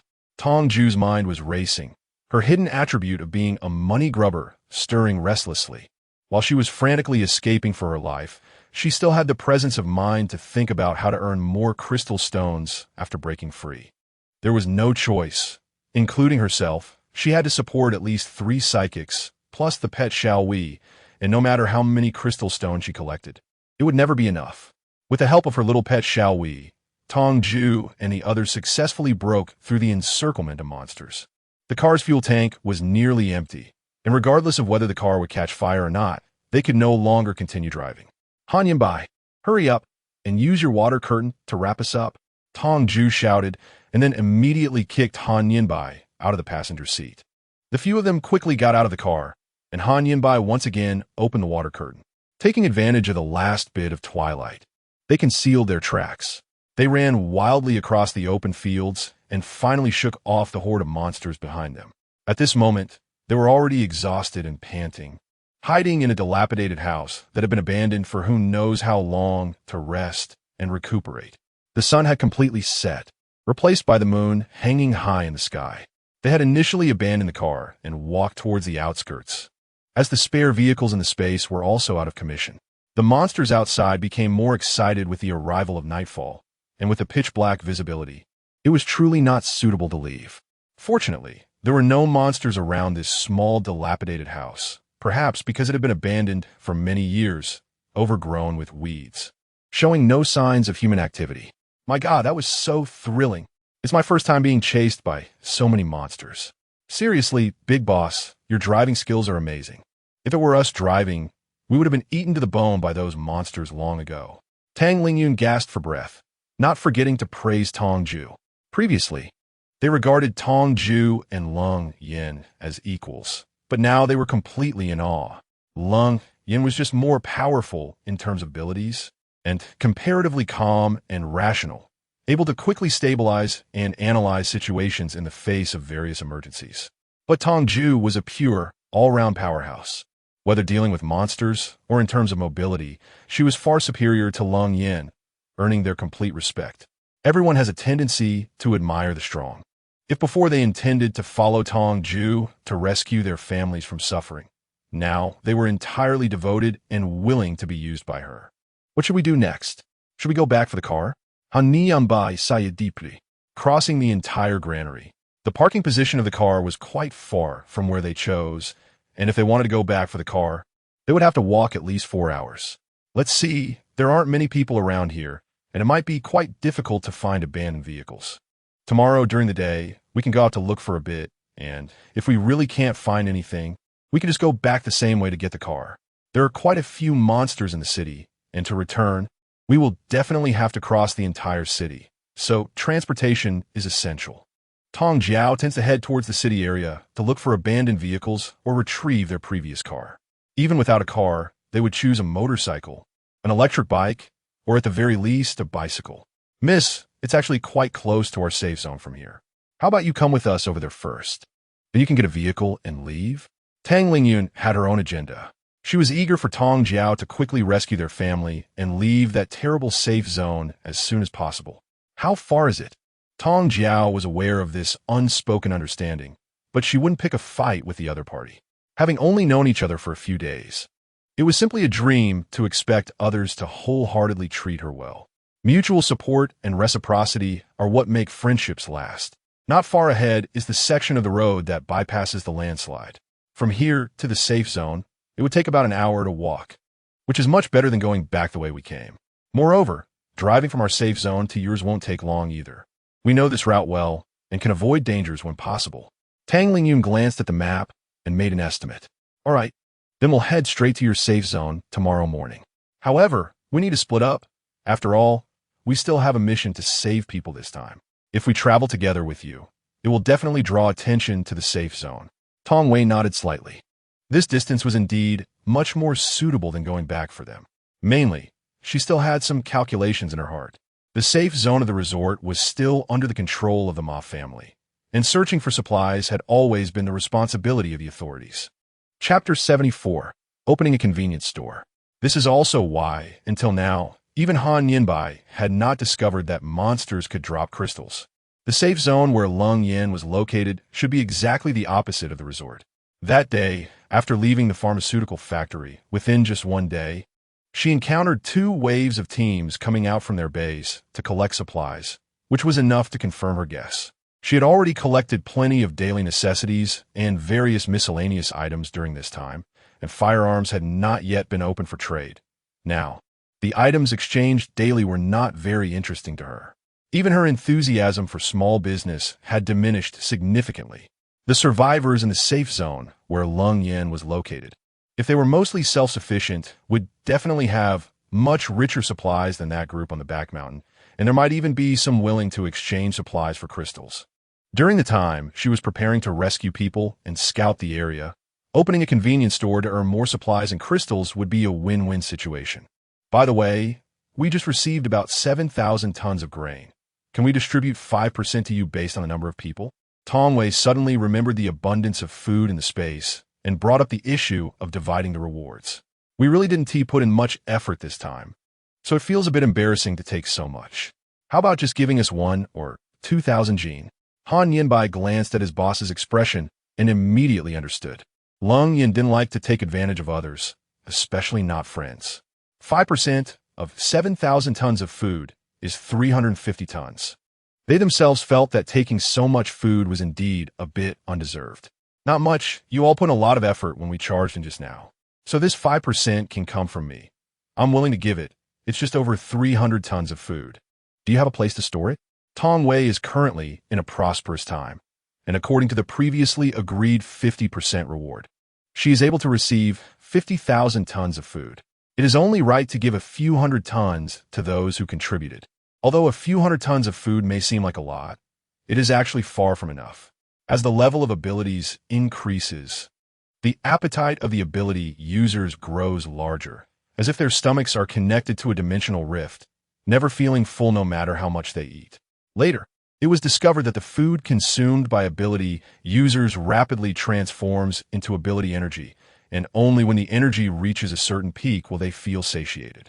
Because of this, During the later stages of the apocalypse, when resources are scarce, high-level ability users are reluctant to expend their abilities casually. This few hundred tons of food would only last them about a year once they reach level 2 ability users. Boss, let me interject. Let's deduct the rewards for these brothers from our side. Last time, it was thanks to you that we were able to calm the situation in the middle route. And the prestige tomorrow will also be given to us. I've discussed it with my family, and we are willing to give up another 20%. We can split it evenly. Han Yinbai hesitantly raised his hand to interject. He didn't contribute much in this operation and almost got everyone killed, which made him feel uncomfortable. If he didn't contribute more resources, he would feel twisted inside. All eyes turned to him, and there was a long silence. Tong Xian's mind was racing. 50%. That would be 3,750 tons. With so much more material, she could relax for a long time. Lung Yin and the other's eyes lit up, looking at Han Yinbai as if they were gazing at a rich fool. The five of them nodded in agreement. Tong Jue, sure. Han Yinbai, of course, no problem. It's settled then. This batch of supplies will be deducted from me. As for the storage issue, once you return to the safe zone with me, I'll arrange a few relatively hidden warehouses for you. The attention from the big shots made Han Yinbai misunderstand the situation. He proudly tossed his hair, feeling that he had finally accomplished something worth being proud of and gained the recognition and favor of the big shots. The route and follow-up plans were already set, and a few of them took turns keeping watch through this relatively peaceful night.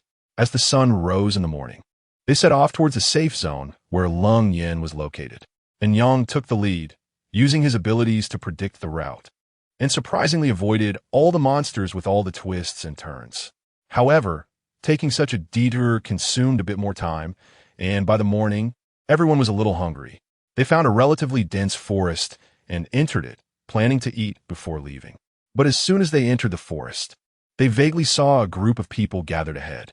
Lung Yin raised his arm to stop Tong Jue and the others. There are people from our safe zone's official team. Lung Yin quietly reminded them. You go ahead, I'll catch up in a bit.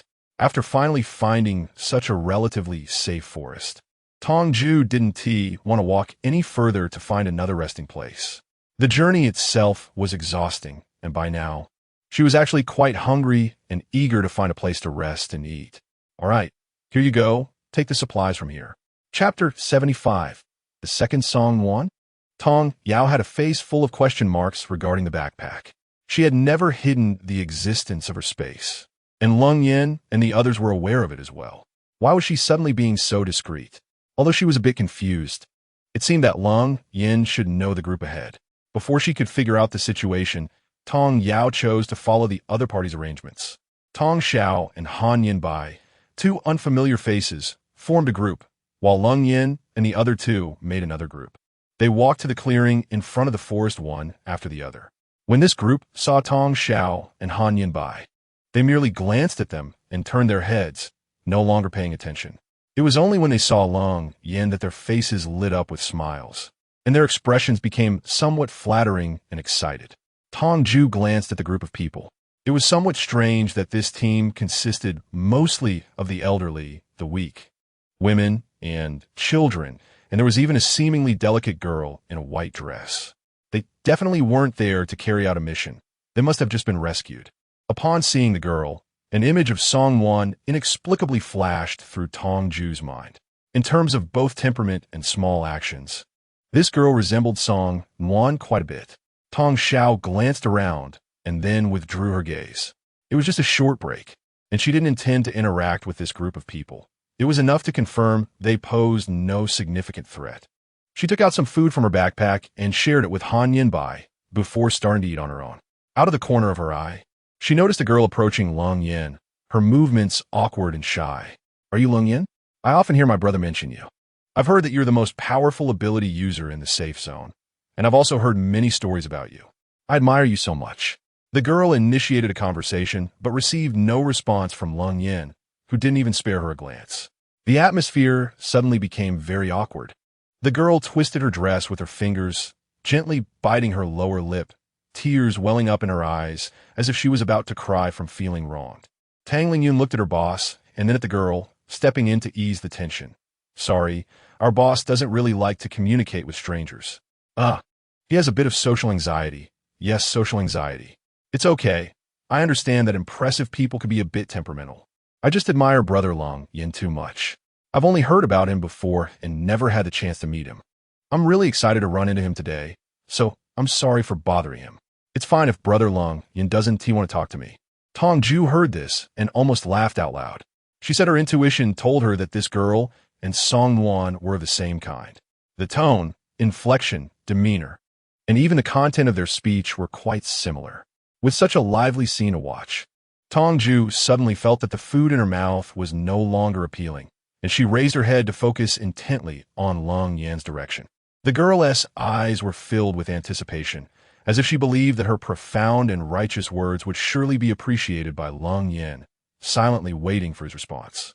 However, Long Yan did not like delicate and weak girls at all, or rather, he did not like weak people in general, especially those who remained weak in a world that had already fallen behind.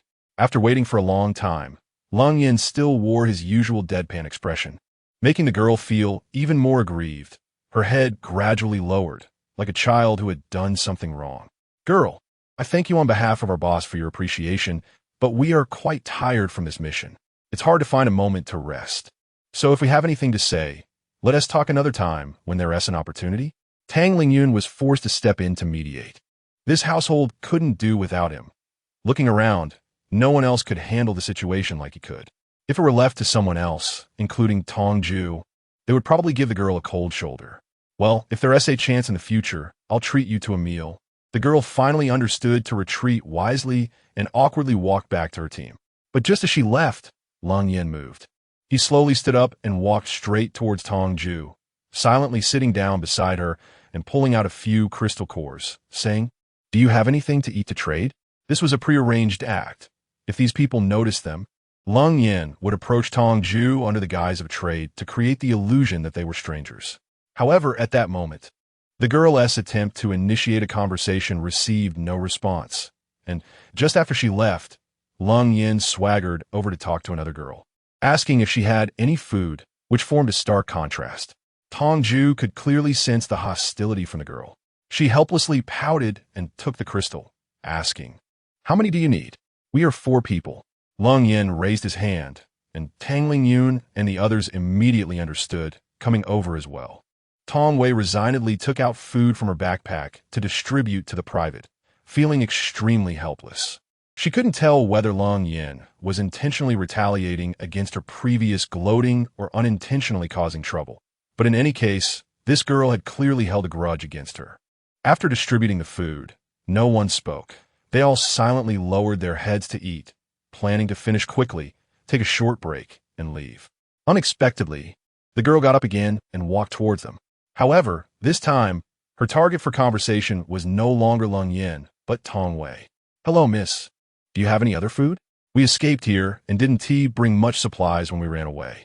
These kids have been hungry for a long time. Could you please share some food with us?" The girl directly asked for food, not mentioning anything about a trade, clearly wanting to take advantage without giving anything in return.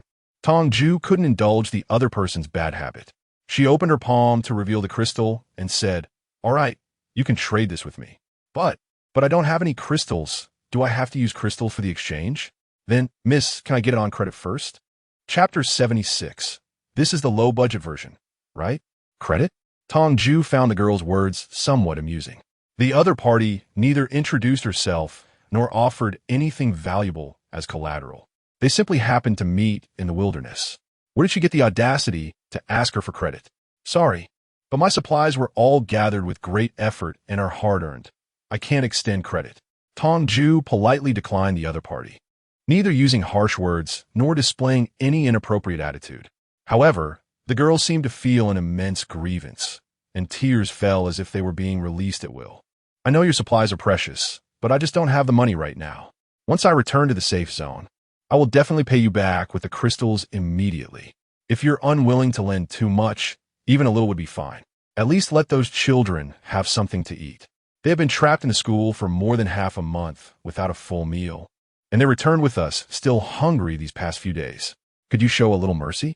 The girl pointed at the little ones behind her, tears in her eyes, pleading for Tong Jue to show kindness. Yet, there was not a trace of compassion in her own eyes. The cunning hidden deep within her gaze was truly foolish to the extreme. Tong Jue looked in the direction her finger pointed and immediately understood. The uniforms worn by these children were from a well-known, prestigious school, and the children inside were either rich or noble. Their parents were either tycoons or high-ranking officials. May I ask, are these children the ones you just rescued from elementary school? Which elementary school did you go to? Tong Jue looked at her with a smile that seemed to be both real and not, and asked, Guizi Primary School. The girl didn't understand why Tong Jue would ask this, her voice cracking for a moment before she adjusted her state and replied timidly, Is your mission this time specifically to rescue these students? They said. We went to rescue them voluntarily. After all, children are the hope of the future. They have no self-sufficiency, and if no one takes care of them, they will die before long. The girl sighed deeply, full of grand principles, then turned to look at the children not far away and gave them a gentle, sweet smile. So, how many primary schools have you visited? Tong Jue seemed oblivious to the big gift and continued to ask questions. The first school, what happened?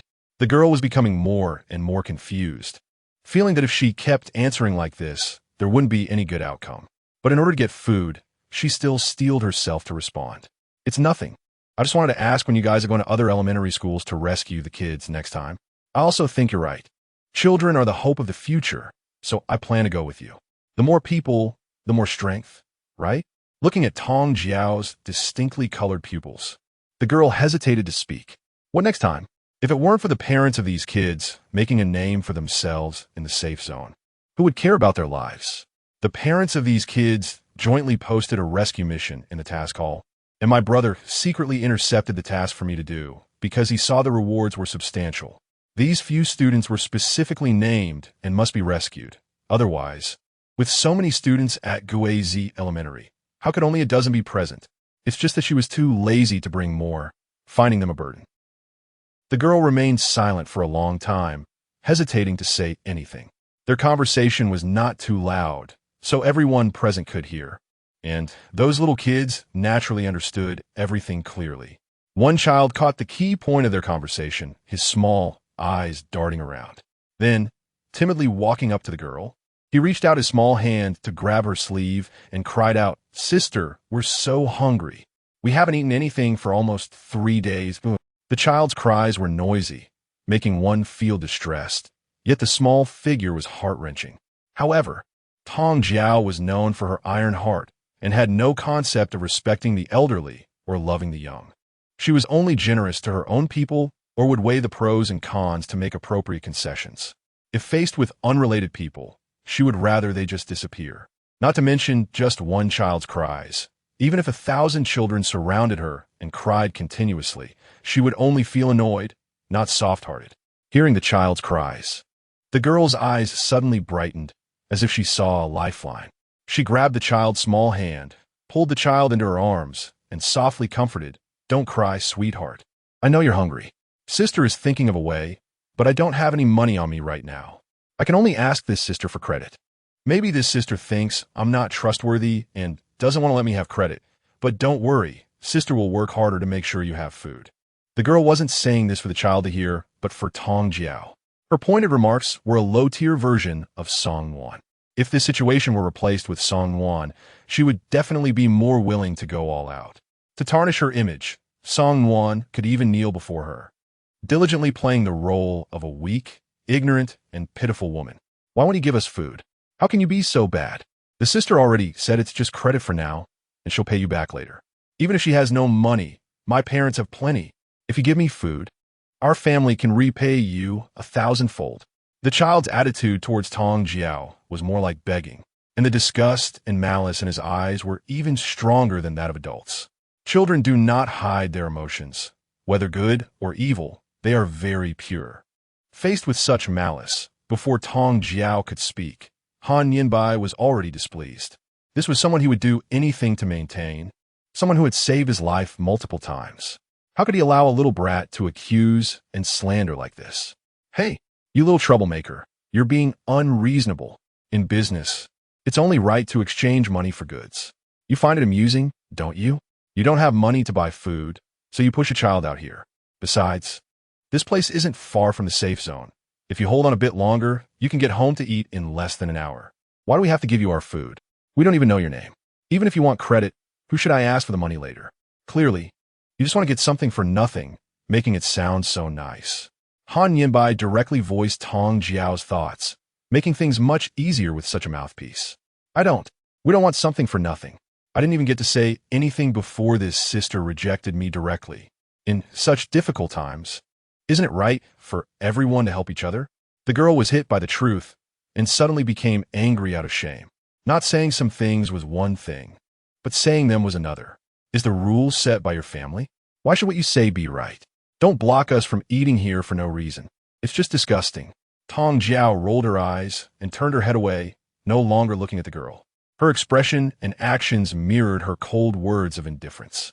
The girl, feeling embarrassed after her own antics, bit her lip and stomped her foot, furious, but she was utterly helpless in the face of Tong Jue's dismissive attitude. People like you, cold-blooded and heartless, surely have no good ending. Come on, let us go. Don't pay any attention to them. Whatever they say, they're only going to starve us. Once we get back to the safe zone, I'll definitely treat you to a full meal. Resorting to curses when you can't win an argument? This girl's level of green tea is really low. Finally, the girl walked away, and the world became quiet. Tong Jue and the others quickly finished their meal, regained some strength, and had no desire to linger any longer. They left the same way they came in, with Tong Jue and Long Yin following closely behind, pretending to be strangers. After replenishing their energy, their pace quickened significantly. After walking for another hour, they finally arrived at the entrance of the safe zone. The safe zone where Lung Yin and the others were located was an unfinished development area. All around were half-built structures, and the living conditions were a fraction of those in the resort safe zone. However, in terms of liveliness, the resort safe zone was worlds apart from this place. Tong Jue and Han Yinbai were unfamiliar faces. After registering their names at the gate, they received an identification badge and were free to enter and exit the safe zone. As soon as they entered, a young man with a thin frame and dark skin rushed over. You two must be new to our safe zone, right? Do you need a guide? I'm quite familiar with this area. If you need, you can hire me to show you around. Just give me some food. The boy humbly promoted himself. Tong Jue glanced at the bustling street and nodded slightly. All right, take us around. Receiving a positive response, the boy was overjoyed, his smile wide. In our safe zone, we distribute porridge to survivors every day from noon to 3 in the afternoon. If you want to get some porridge, you need to come early to line up. This time is fixed. If you come after 3, no one will be given porridge anymore. There are many survivors in the safe zone, and if you come late, you just have to go hungry. Over here is the task hall, where both the officials and survivors post tasks. There are all kinds of tasks, and the rewards vary. If you're capable, you can pick up tasks in the task hall to support yourself. If you don't want to take on tasks, you can also freely enter and exit the safe zone to look for supplies. The boy was a responsible guide, clearly explaining everything, and took them to visit every important location. It was Han Yinbai's first time visiting another safe zone, and seeing the lively atmosphere was already quite novel. Now that he had heard so many rules, he took out a notebook and diligently wrote them down one by one. The planning of this safe zone was indeed much more complete than in other places. At the beginning of the apocalypse, when everyone had not yet given up on returning to the city, very few safe zones established such a comprehensive system. Tong Jue had some admiration for the person in charge of this safe zone, but the actions taken by the other party were not quite commendable. Although in later years various safe zones would go to great lengths to compete for powerful ability users, it was rare for them to start resorting to coercion and temptation so early on. More importantly, the method chosen by the other party seemed somewhat unscrupulous. After wandering around for a while, Tong Jue did not see any trading places and asked with some confusion, "Is there no place here to buy and sell things?" The young man was momentarily taken aback. Those who came to the safe zone were mostly fleeing for their lives, and most would first want to understand the accommodation situation, rarely paying attention to trading places, which is why he overlooked this point. There is. Over there's an unfinished underground supermarket, which is the official trading place. However, the items sold there are relatively expensive, but also more useful. If you want to sell something, you would need to pay the corresponding rent. Behind the tallest building over there's a market where no rent is required, Everyone sets up stalls voluntarily and sells whatever they have. Would you like to take a look, boss? Do they still circulate the previous paper currency here? Tong Jue did not immediately respond to the boy's words. She was more concerned about the currency system in this safe zone. If it was gold, she still had some gold pearls available in her space. If they needed paper and pen, then she had not a single cent in her pocket, making it completely unnecessary to go out. The previous paper money was no longer accepted. Everyone was now using gold or the crystals dropped from monsters. The crystals dropped from monsters were now even more expensive than gold. Hearing this, Tong Jue was somewhat surprised. This safe zone truly was at the forefront of the apocalypse. She didn't expect that crystals had already become a circulating currency in this safe zone so quickly. Take me to the market to have a look. Tong Jue did not intend to go to the supermarket set up by the authorities, as those places only sold necessities and food, which she had in abundance at the moment. The spontaneous market set up by survivors was relatively more appealing to her. All right, I'll take you there right now. The young man readily agreed and led the two to the market. It was livelier here than on the street, but for some reason, everyone who saw Tong Jue and Han Nianbai chose to lower their heads in unison, as if they were afraid to make eye contact with the two of them. Tong Jiao was confused like a monk who couldn't figure things out. Do they really look that fierce? Brother, do we have any problems? Why do I feel like they're all afraid of us? Tong Jiao asked the young man with confusion. Boss, your clothes. But it's okay. They're just afraid of offending you. Usually, those who can go out to hunt monsters are all superpowered individuals, and we ordinary people don't really dare to offend them. Clothes? Tong Wei lowered her head in confusion and suddenly understood. The few of them had been rushing around until now, and apart from resting for a while in the small broken house yesterday, they hadn't had any time to stop. Fighting their way in and out of the monster horde, it was inevitable that they had gotten some of the monster's blood on them. At this moment, both she and Han Nianbai were covered in spots, looking disheveled and fierce. No wonder these people were so afraid. Chapter 77. Meeting the little girl again. Are there any public restrooms or similar places around? Tong Jue looked around and asked. This outfit was not only fierce for shopping, but also too eye-catching, which did not align with their purpose of keeping a low profile this time. It would be better to quickly change into clean clothes and tidy up a bit. Got it, boss. Please follow me. The young man led the two to a nearby public restroom. Tong Jue casually took out a piece of clothing belonging to Liang Yu's father for Han Nianbai and turned to go into the women's restroom. Bro, don't take this lightly. Keep an eye out for me. If you see that girl, notify me immediately. You have no idea how much I've been bullied today. Those kids were already listening to me, but after encountering that girl, they started crying and begging for food, and a few of them even began to complain about me. If I don't teach her a lesson, I definitely won't be able to swallow this anger. A series of delicate exclamations came from outside the restroom stall, and Tong Jue paused her hands while organizing her clothes, feeling that the voice sounded somewhat familiar. She quietly opened the stall door and recognized the girl outside through the gap. Wasn't this the girl who had tried to provoke her after failing to flirt with Lung Yin today in the outskirts? If she wasn't mistaken, the unlucky person that the girl had her eyes on should be herself, right? Bro, I'm really not being willful. Let me tell you, Lung Yin even approached that girl to talk today. You know how aloof our boss in the safe zone is. I made such a lowly attempt to initiate conversation and didn't even get a glance in return, yet she managed to get Lung Yin to approach her. I feel like there's definitely something fishy about it. Better safe than sorry. The person in charge has said that we absolutely cannot let Lung Yin and the others leave the safe zone. What if that girl knows them from before? Or if we miss some important information and something goes wrong? The person in charge would definitely blame us. If you see that girl, pay close attention. If she turns out to be useless and has no connections, I'll teach her a small lesson. But if she shows any capability, report back in time. It might even turn out to be a great achievement. All right, enough said. Bro, I'm going shopping to buy some jewelry or something. I know, I won't spend recklessly. After hanging up the phone, the girl washed her hands and touched up her makeup before leaving the public restroom. Tong Jue felt a headache from the girl's words. This person was cunning and not very clever, yet could fabricate reasons. Unexpectedly, she had actually guessed correctly by accident.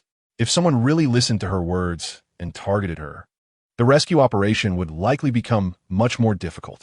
Ding dong. Her phone rang, and Tong Jue looked down to see a message from Lung Yin. They had previously agreed to enter the safe zone separately, and once they arrived, Long Yin and the others would send the location of their family members to her phone. During the rescue period, they would avoid meeting if possible.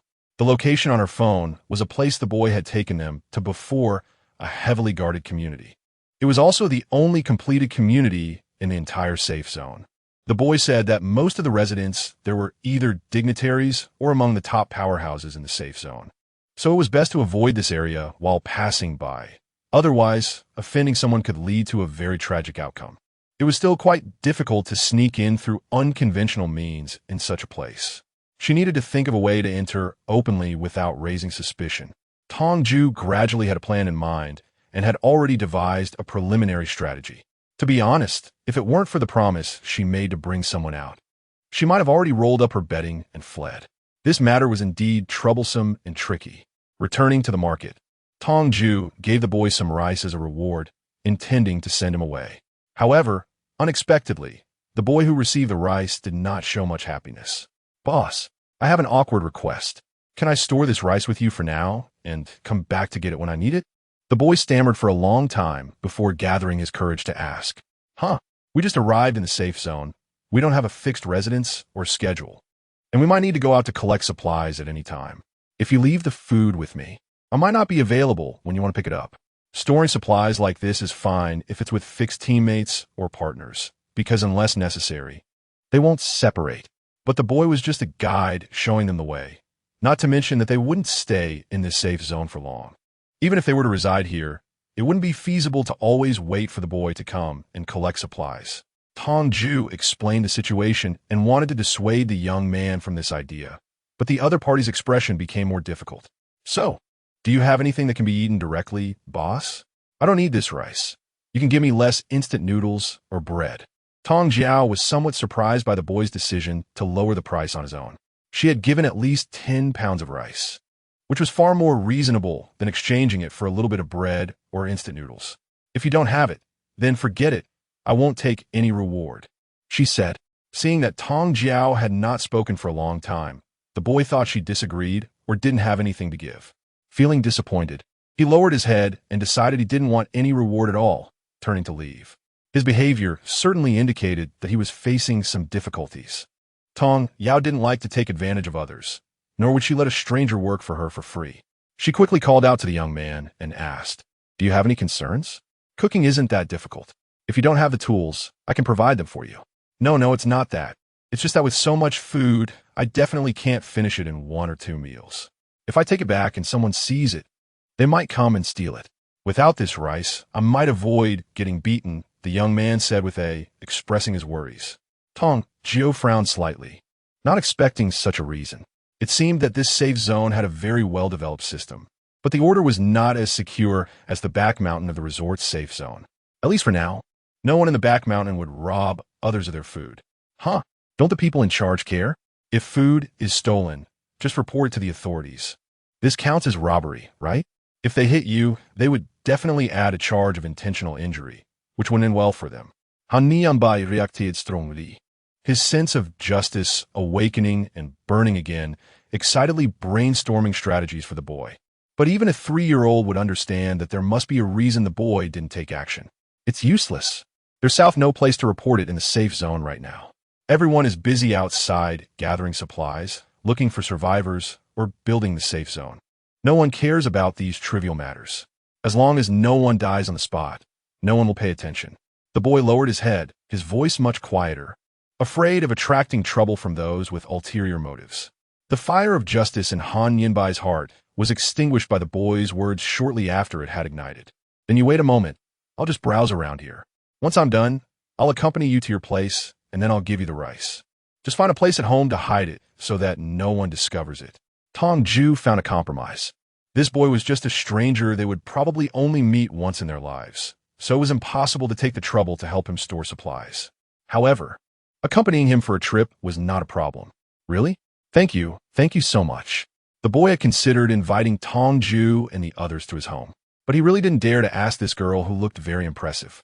Now that Tong Jue took the initiative to bring it up, he was naturally overjoyed. "It's nothing. Anyway, we don't have anything else to do today." Tong Wei waved her hand, interrupting the boy's excitement, and turned to stroll through the market. This lively little market was much more enjoyable than the dull back mountain.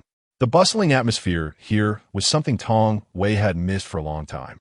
In her last life, she was hunted by Song Nuan and never settled in any safe zone, constantly moving alone between jungles and cities.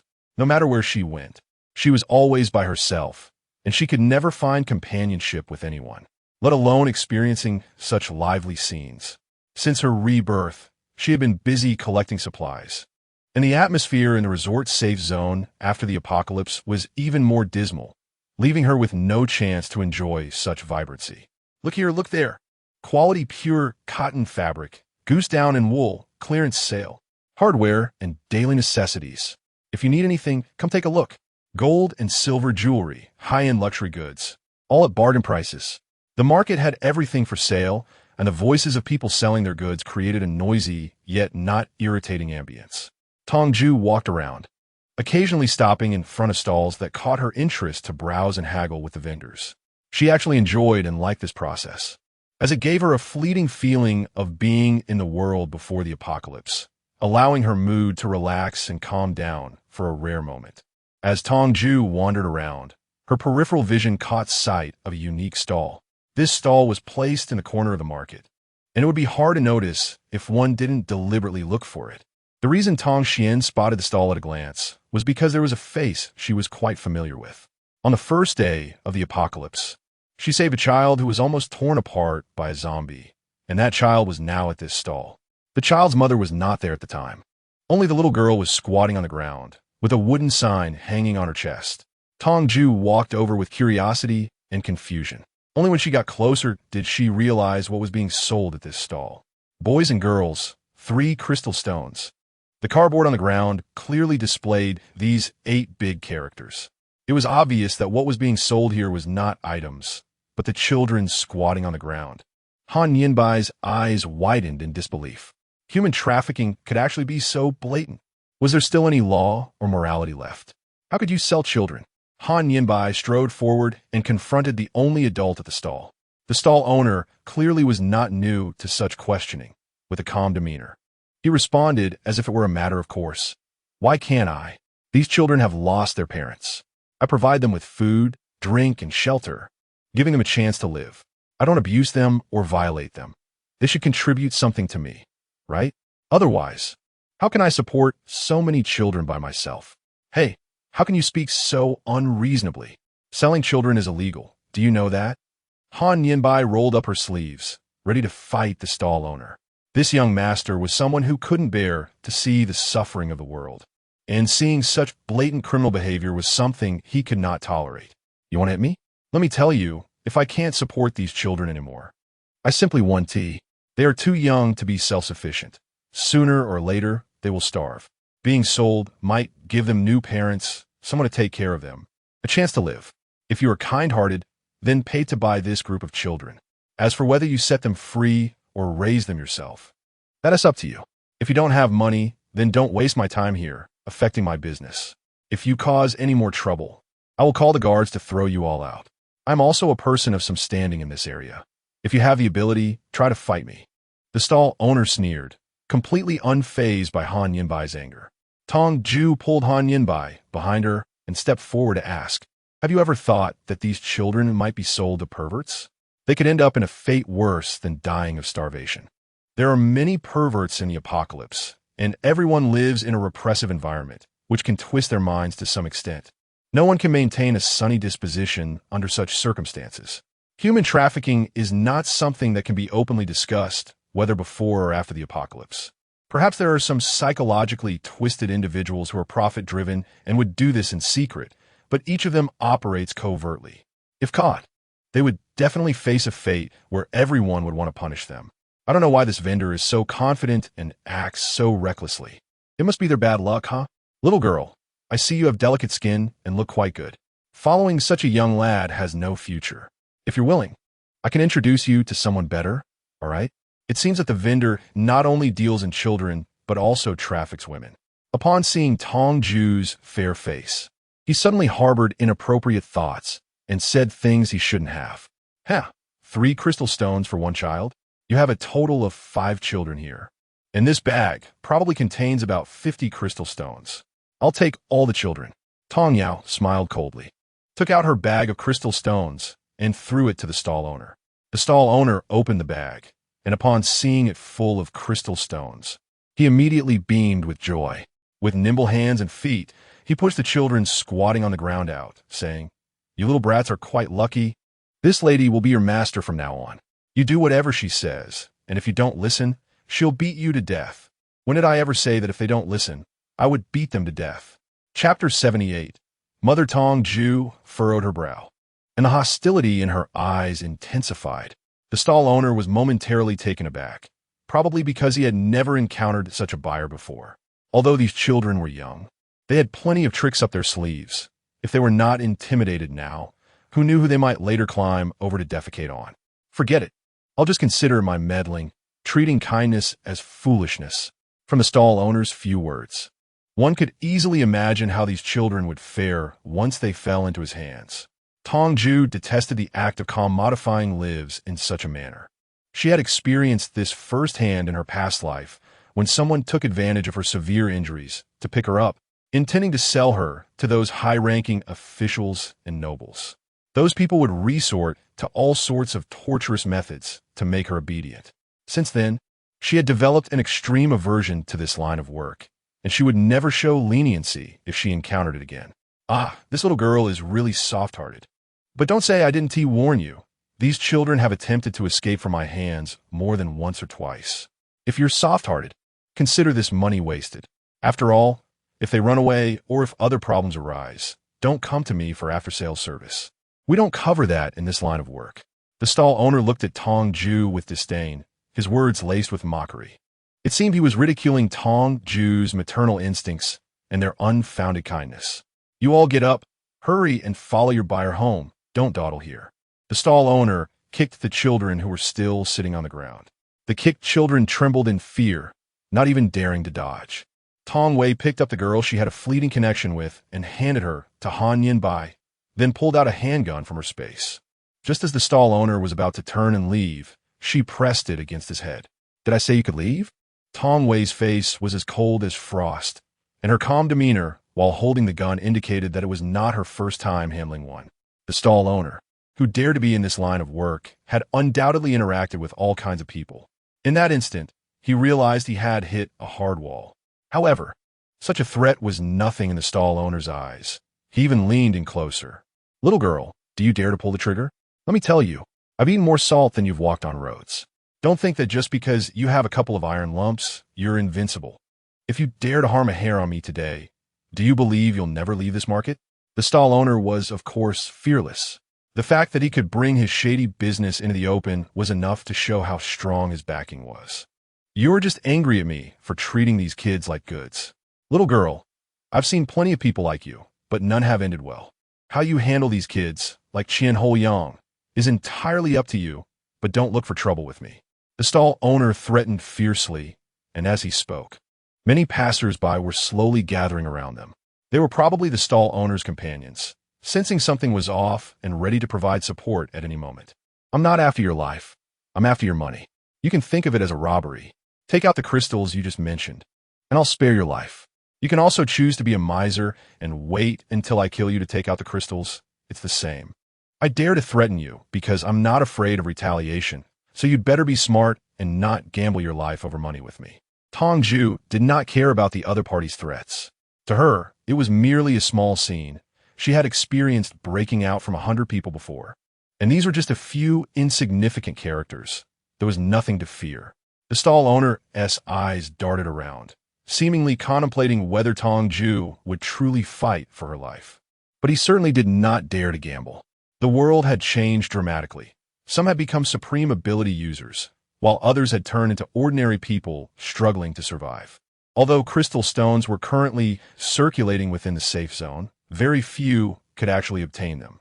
Killing monsters wasn't difficult. The challenge lay in retrieving the crystal stones from the monster hordes afterward. Many people were unable to collect a substantial number of crystal stones due to the monsters respawning too quickly or the sheer number of monsters. Therefore, anyone who could take out more than 50 crystal stones to buy a person was undoubtedly not someone to be trifled with. Tong Wei is a supernatural being. After she took out so many crystals, the stall owner already made up his mind. Weighing it carefully, it really wasn't worth risking his life for such a small amount of money. The more critical issue is that even if he lost his life, a dead person with no value would probably not be cared about by anyone. He is a profit-driven person, and the friends he makes are naturally profit-driven as well. So he simply cannot afford to take that gamble. Fine, I'll just consider today my bad luck, but you can't let me work for nothing. I've been raising these little ones since I started in the safe zone, and even the short ones have been raised for 3 to 5 days. If you want to take them away, you should at least compensate me for their food, right? The stall owner made one last struggle. He didn't want this deal to end up with him losing everything. Even if he couldn't make any money, he wanted to at least get back what he had put in. Leave a line for future encounters. Tong Wei did not intend to really force the stall owner into a corner. Since the other party was willing to make concessions, a peaceful resolution was also acceptable.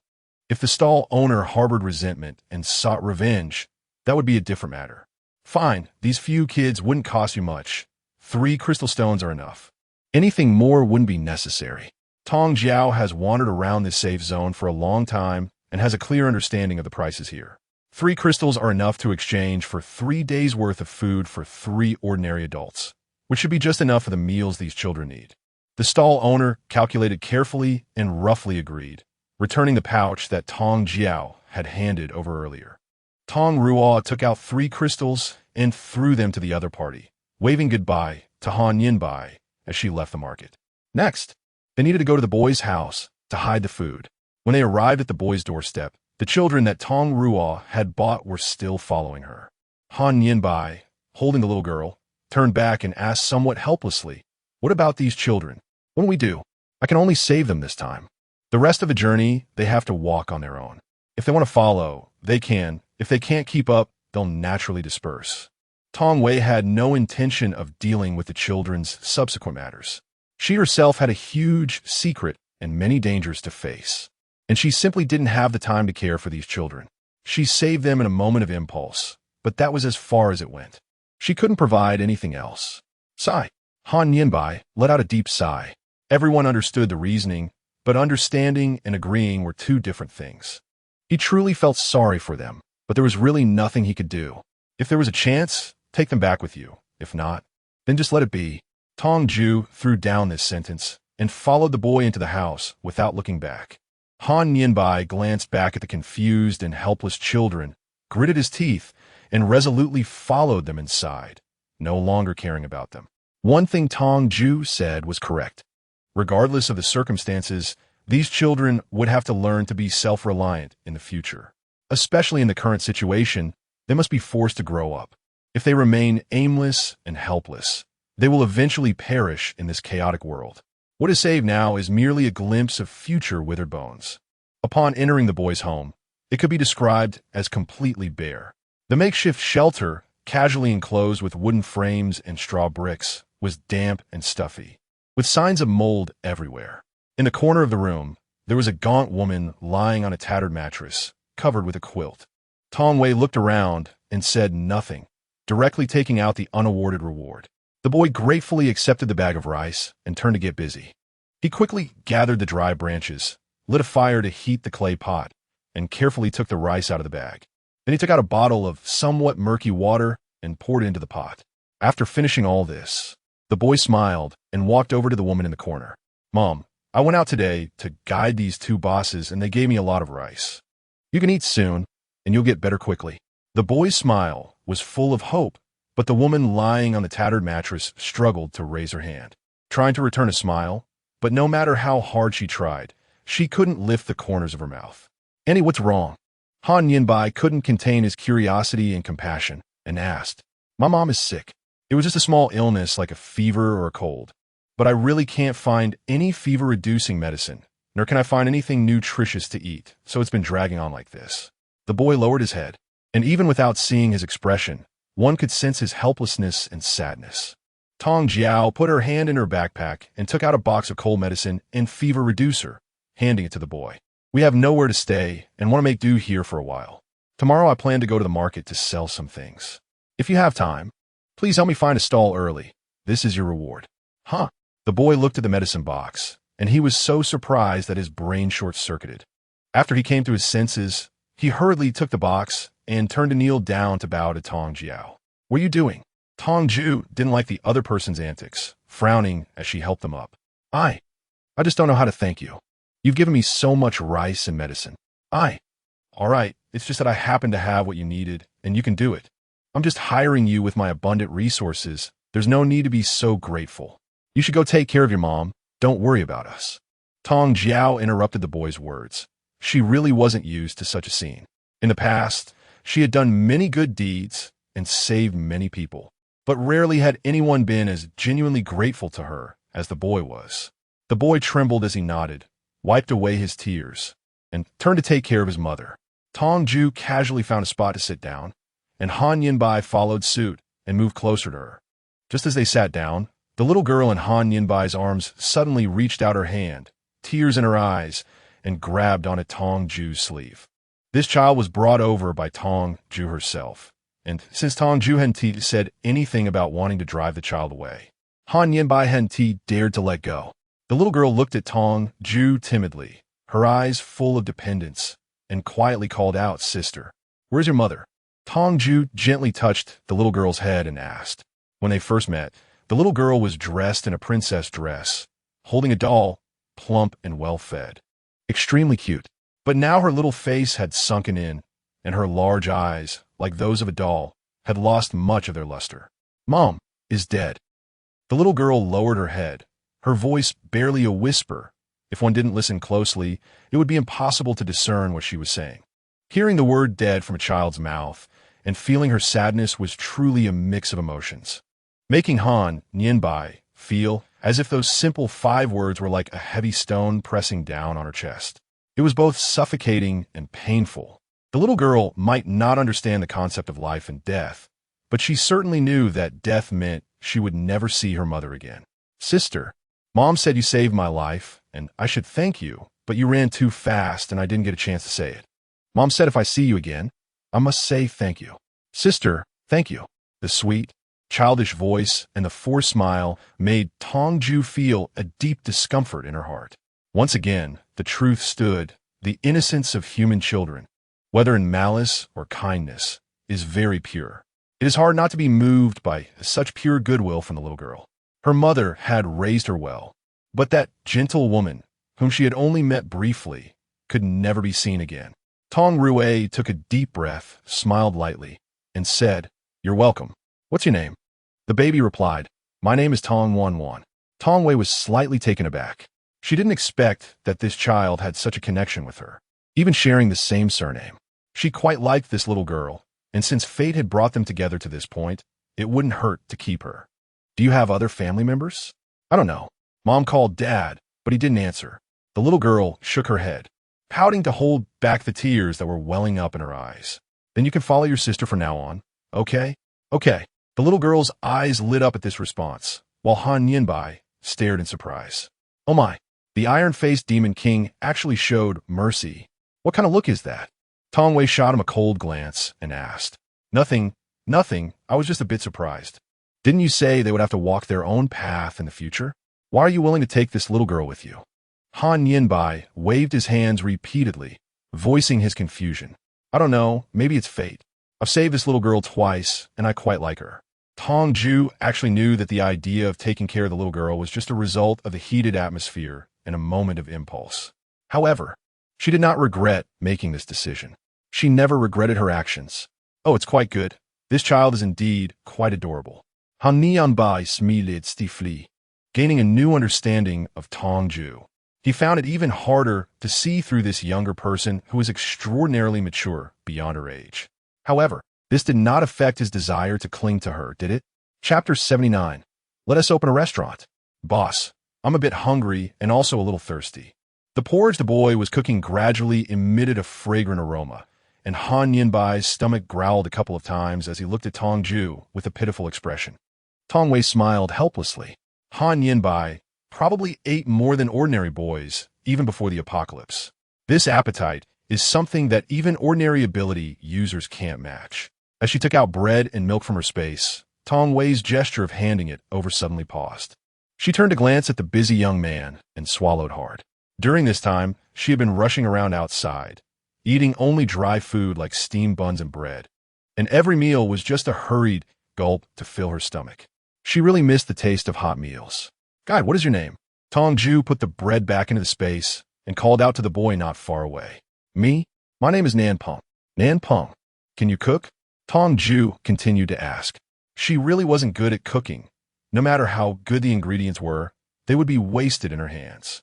As for Han Yinbai, the young master, it was even more so. The best he could do was manage to get a fire going. However, this young man, Nan Peng, cooked very fragrant rice and was very skilled in his operations. It was clear he knew how to cook. With so many adults in the room, he was probably the only one who could make a decent meal. "Sure," Nan Peng answered readily, very obediently. "All right, then help me turn these into dishes." Tong Jue spoke while taking out various ingredients from her backpack. Potatoes, chicken, vegetables, beef. She even pulled out a pot and an induction cooker from her bag. As for bowls and chopsticks, of course, they were not left behind either. This time, not only was Nan Peng, the child who had never seen much of the world, stunned, but even Han Yinbai was left speechless. "I said big shot. No matter how big your backpack is, it can't possibly hold so many things, right? You might as well just conjure them up directly.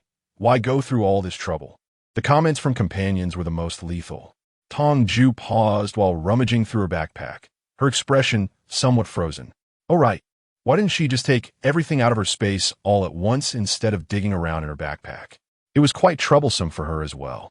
Ever since entering this safe zone, she had been using the backpack to cover her ears while stealing a bell, getting so used to rummaging that this ridiculous behavior had emerged. But could she admit that this was her own problem? Of course not. She also cared about her image. "I'm willing to do this. Do you still want to eat?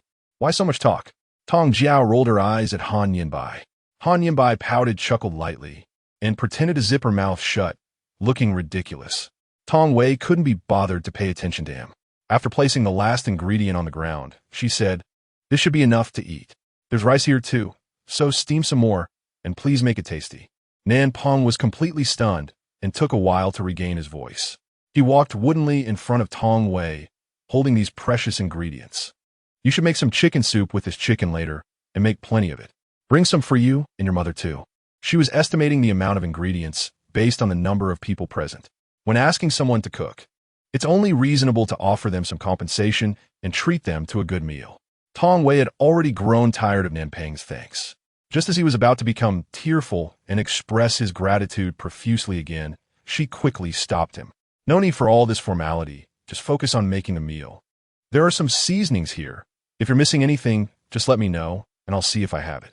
Nan Peng nodded excitedly, hugging the ingredients and moving to the side to start cooking. This kid was indeed quick and nimble, both in handling the ingredients and cooking speed. As oil, salt, sauce, vinegar, and various seasonings went in, a fragrant aroma instantly filled the entire room. Tong Jiao was already itching to eat. Just smelling the aroma made her very happy. 2 hours later, all the dishes were finally ready. Tong Jiao took out a folding table and chairs from her space, eagerly preparing to dine. There were oil-sought ed mushrooms, steamed asparagus, potato chicken pieces, boiled fish. 13 dishes in total were spread out on the table, each one full of color, aroma, and flavor. Tong Jue picked up a piece of boiled fish with her chopsticks and brought it to her mouth, the spicy and fragrant flavors instantly awakening her taste buds. The fish was tender and smooth, complemented by the aroma and heat of the dried chili, enhancing its freshness. The spiciness was just right, even for those who are not used to eating spicy food. Next came the sweet and sour pork. This dish is time-consuming and labor-intensive, and it's quite challenging to make well, especially without using ketchup. Tong Wei took a sniff of the meat chunk in her hand, and the sweet and sour aroma immediately filled her nostrils. Unable to wait any longer, she took a bite, and the crispy outer layer made a satisfying crunch. The meat inside was perfectly tender, cooked just right. This culinary skill was truly worthy of applause. After savoring such a delicious dish with another chopstick full, Han Yinbai began to eagerly devour it.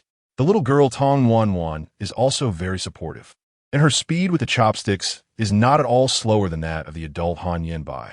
The food is quite delicious. Have you learned how to make it before? Tong Jue temporarily set down her chopsticks and asked Nan Peng seriously.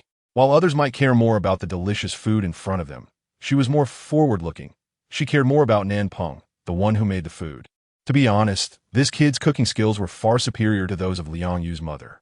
If she could, she really wanted to just pack this kid up and take him away.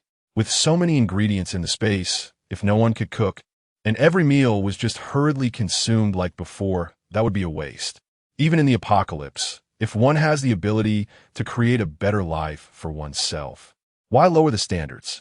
Having learned from her grandpa, her family had a history of being imperial chefs, and her grandpa also said she had quite a talent. But now this skill seemed to be of little use. Nan Peng seemed to really enjoy being a chef. The pride he revealed when mentioning his ancestors being imperial chefs was very obvious, and when he talked about his talent, his expression was full of nostalgia. It wasn't entirely useless, you see. As Tong Jue was halfway through her words, the wooden door of the small broken house was kicked open with a bang. A skinny, disheveled man staggered in from outside. Upon seeing the man, Nan Peng's face instantly went pale, and he shot up from the stool, his expression anxious and uneasy. "You little beast, sneaking in and eating well while your father is away? I could smell it from far away. What the hell do you mean?" Tong Jue frowned, listening to the other person's tone and way of addressing. This scene before her was probably a family matter, and it was not appropriate for outsiders like them to interfere. "I don't have. These things aren't mine," Nan Peng explained quietly, shrinking his neck and appearing very timid. "Not yours. Don't fing joke with me. Which family these days has food to spare and would send it to you? Hurry up. How much did you make today? Hand it over to me. I'm going to drink and pack these dishes quickly. We can sell them outside." The man waved his hand impatiently, speaking rudely. Nan Peng caught a glimpse of Tong Jue's displeased expression and felt even more anxious. "These dishes really aren't mine, and I didn't make any money today either. Can you please not go out to drink? My mom is sick, and we still don't have money to buy medicine. Get lost. Your mom is about to die. Why waste money on medicine? I want to drink, and you little brat think you can control me? When your mom married me, she brought along a burden like you, and I didn't say anything. Do you really think you can step all over me? Also, pack these meals quickly. I don't care whose they are. If they're in my house, they're mine." "Oh, so he's not even a biological father." Tong Jue glanced at Nan Peng and continued to eat with her head down. It's hard for a fair judge to settle family matters. With her stepfather treating them this way, Nan Peng kept enduring, making it even harder for others to say anything. "My mom isn't going to die. She will definitely live longer than you. Get out. My mom has long wanted to stop living with you. This is no longer your home." With foul language directed at his own mother, Nan Peng could no longer hold back and suddenly became emotional. "I still have a marriage certificate with your mom. We'll talk about divorce when we go to the Civil Affairs Bureau. This is not my home." "Fine. You don't want to move, huh? Then I'll do it myself," the man said, about to grab the plate on the table. Tong Jue was quick and hit the back of his hand with her chopsticks, causing him to cry out in pain. "Ouch! Ouch! You dirty woman! Why do you have to hit me in my own house?" The man questioned angrily while holding his hand. "Your house? Didn't the true owner of this house say that you've been kicked out? Besides, if you want to take my things, what right do I have to not hit you?" Tong Jue casually threw the chopsticks on the ground. What a pity. Such a good pair of chopsticks ended up with the trash, and now they could only go into the garbage bin along with it. "I am his father. Why does he have to kick me out? If you leave your things in my house, then naturally they are mine. I can take them however I want. How can that be called stealing?" The man's shameless and rogue demeanor was somewhat ridiculous. Tong Jue was too lazy to say another word to such a person, giving him a cold glance before taking out another pair of chopsticks from her space to continue her meal. Being completely ignored made the man furious, and he reached out to flip the table. Han Yinbai also struck with his chopsticks, looking at the man with disdain and warning. "Hey, uncle, if you don't leave now, this night will become an unforgettable one for you. I really dislike being disturbed while eating, got it?" Although Han Yinbai usually seemed laid back and not very serious, he was trained as the heir of a large family, and his easygoing nature was just part of his good temperament. When things got serious, the necessary momentum was definitely not lacking. "You little brat, just you wait." The man was intimidated by Han Yinbai's presence, and, realizing that these two were not people he should provoke, left in a hurry after throwing down some harsh words, clutching his hand. Nan Peng sat back down on the stool, dejected, stubbornly holding back tears and clenching his fists until the veins bulged. What I was trying to say is, I'm in need of a chef. Would you like to be my chef? You and your mother will have enough meals, and the salary will be separately calculated. I'm planning to open a small restaurant. Tong Jue understood the reason behind the young man's helplessness and frustration. He was taking care of his seriously ill mother. Even if he wanted to leave, he couldn't go far. His stepfather had left harsh words, probably waiting for a time when there would be no one around to cause trouble. This was a deadlock for the young man, but she could easily help him break this deadlock. Perhaps happiness had come too suddenly, and the young man was momentarily caught off guard, tears still welling in his eyes, his expression one of shock and disbelief. Unwilling? Tong Jue chuckled lightly and asked again, Are you willing? Of course I am. Thank you. Thank you. No need to thank me so eagerly. However, we need to agree on one thing. I won't stay in this safe zone for too long. I'm just resting here for the time being. I will definitely leave in the future. Are you willing to leave with us along with your mother? Tong Jue's words made the young man hesitate clearly. His mother was currently in extremely poor health and not suitable for travel. She was his only family in this world, and he wanted to do everything he could to keep her. However, if he didn't leave and rejected such a good job, once his stepfather caused a scene, his mother would likely become even more exhausted, heartbroken, and depressed. Nan Peng's expression was dark and unclear. After much inner turmoil, he finally made up his mind and gritted his teeth in agreement. All right, I'll take my mom with me. Wherever you go, my mom and I will follow. You can focus on cooking. That's my strong suit. Tomorrow, we'll set up a stall at the market and sell snacks. You can make whatever you know how to, and just let me know what ingredients you need. As for pricing, you can decide. I'm not too familiar with the prices in the safe zone yet. Tong Jue plans to open the small shop tomorrow. The people in the safe zone are much wealthier than the survivors in the back mountain. She is truly unwilling to go back without making a fortune. The market. Boss, you may not know, but not many people who go to the market have crystal stones or money. Everyone is just trying their luck, begging for food. And opening snack shops there might not earn any money. Good wine needs no bush, just do a little less. Even if it doesn't sell, your brother can eat it all. His appetite is quite large. Just go ahead and make it confidently. Tong Jue was not worried about the situation mentioned by Nan Peng. For thousands of years, the people of Huagua have never stopped their pursuit and passion for food. After wandering around for a while today, she saw no restaurants. Only a large cafeteria in the safe zone. How could the big pot meals in the cafeteria be more delicious than those from a small restaurant? Moreover, she was confident that with Nan Peng's skills, even if a restaurant were open next to a garbage dump, people would still eat there happily. Chapter 80. Putting on a good show, the so-called snack stall. 3 tables, 6 chairs, 1 iron pot, and 3 people. The sight of such a scene at the market was indeed quite novel. With the influx of many visitors drawn by reputation, the already bustling market became even more lively. Tong Jue sat by the stove, her hands sore from collecting crystal stones. As she expected, Nan Peng's cooking was exceptionally good. The pot had only been on for about an hour, yet the delicious aroma wafted for miles, enticing many to come. The dishes, rich in color, fragrance, and taste, didn't need excessive promotion. A large number of people willingly offered up crystal stones, eager to indulge. Even those without money, though watching others eat, were already drooling and reluctant to move an inch. This is the charm of good food. Tong Su was filled with emotions. In her eyes, Nan Peng was now a walking money tree. This young man was definitely not just good at cooking. It was likely that he had awakened some kind of culinary superpower.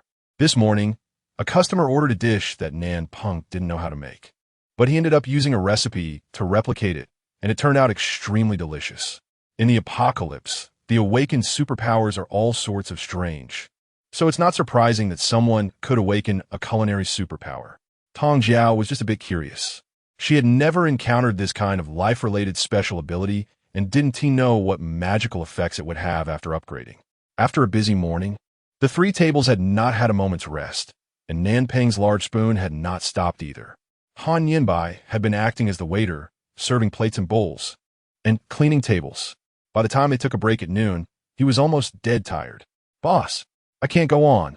I request a rest for the afternoon. I don't even know how many customers I've served this morning, and my legs and arms haven tea stopped moving. I'm going to collapse. Please have mercy. Han Yinbai lay on the dining table, wailing loudly. Even the array of delicious food in front of him could no longer arouse his interest. All he wanted at that moment was to rest. He wished he could just lie on the ground and give up. Look at you, so pathetic, Nan Peng said, having wielded the spoon all morning. This job is much more tiring than just running around. The kid here is younger than you and hasn't complained about being tired. Yet you, an adult, are already howling like a pig. Tong Xian smiled helplessly and teased, but I really can't do it anymore. I really can't keep going. Han Yinbai cried out, even showing signs of wanting to throw a tantrum. Your stamina is really not up to par. You should exercise properly. Not to mention facing monsters in the future. Even in dangerous situations, with your stamina, you wouldn't be able to escape. Tong Jue Papi. And Xiao spoke with righteous indignation and heartfelt concern. Anyway, she would absolutely never admit to her little thoughts about not making enough money. Alas, the boss is right, the boss sees clearly. Han Yinbai let out a wail, resignedly picked up his chopsticks, and took a few bites of food that tasted like chewing wax. There was no way around it. If Tong Jiao didn't nod in agreement, he wouldn't dare to make the decision to skip work and run away on his own. However, there was some truth to this. His stamina was indeed considerable. He ate more than others, but his strength was less than others, and his intake and absorption rates were completely disproportionate. He actually wanted to change his current state. Indeed, his physical condition was not suitable for surviving in the apocalypse. He couldn't possibly stay holed up in the safe zone for the rest of his life, could he? However, everything must be done step by step. Let's just leave it at this for today and continue to train you tomorrow. I'll give you two a break this afternoon. I happen to have some matters to attend to. Tong Wei changed the subject, and Han Yinbai immediately snapped out of his daze, his eyes shining brightly, looking as happy as a 3-year-old. Boss, I knew you weren't that kind of greedy boss. You wouldn't be that inhumane. Just feel free to go ahead and do your work. You don't have to worry about anything here. Just leave it to me. It sounded as if there would be something to handle here. All right, you all take a break. I'll finish eating and go take care of things first. Tong Jue put down her chopsticks and strode out of the small, shabby house in Nampeng. This morning, she finally received a letter from Long Yan. Tang Lingyun and In Yang's family finally had the opportunity to leave the neighborhood today, although they were still under certain surveillance. It was much better than being in that neighborhood where eyes were everywhere.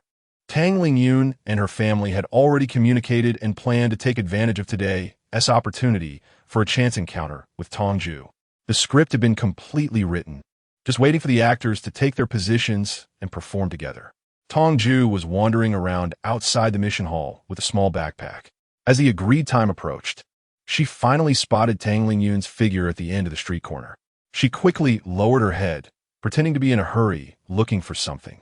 After confirming her target, she accidentally bumped into Tang Lingyun's mother.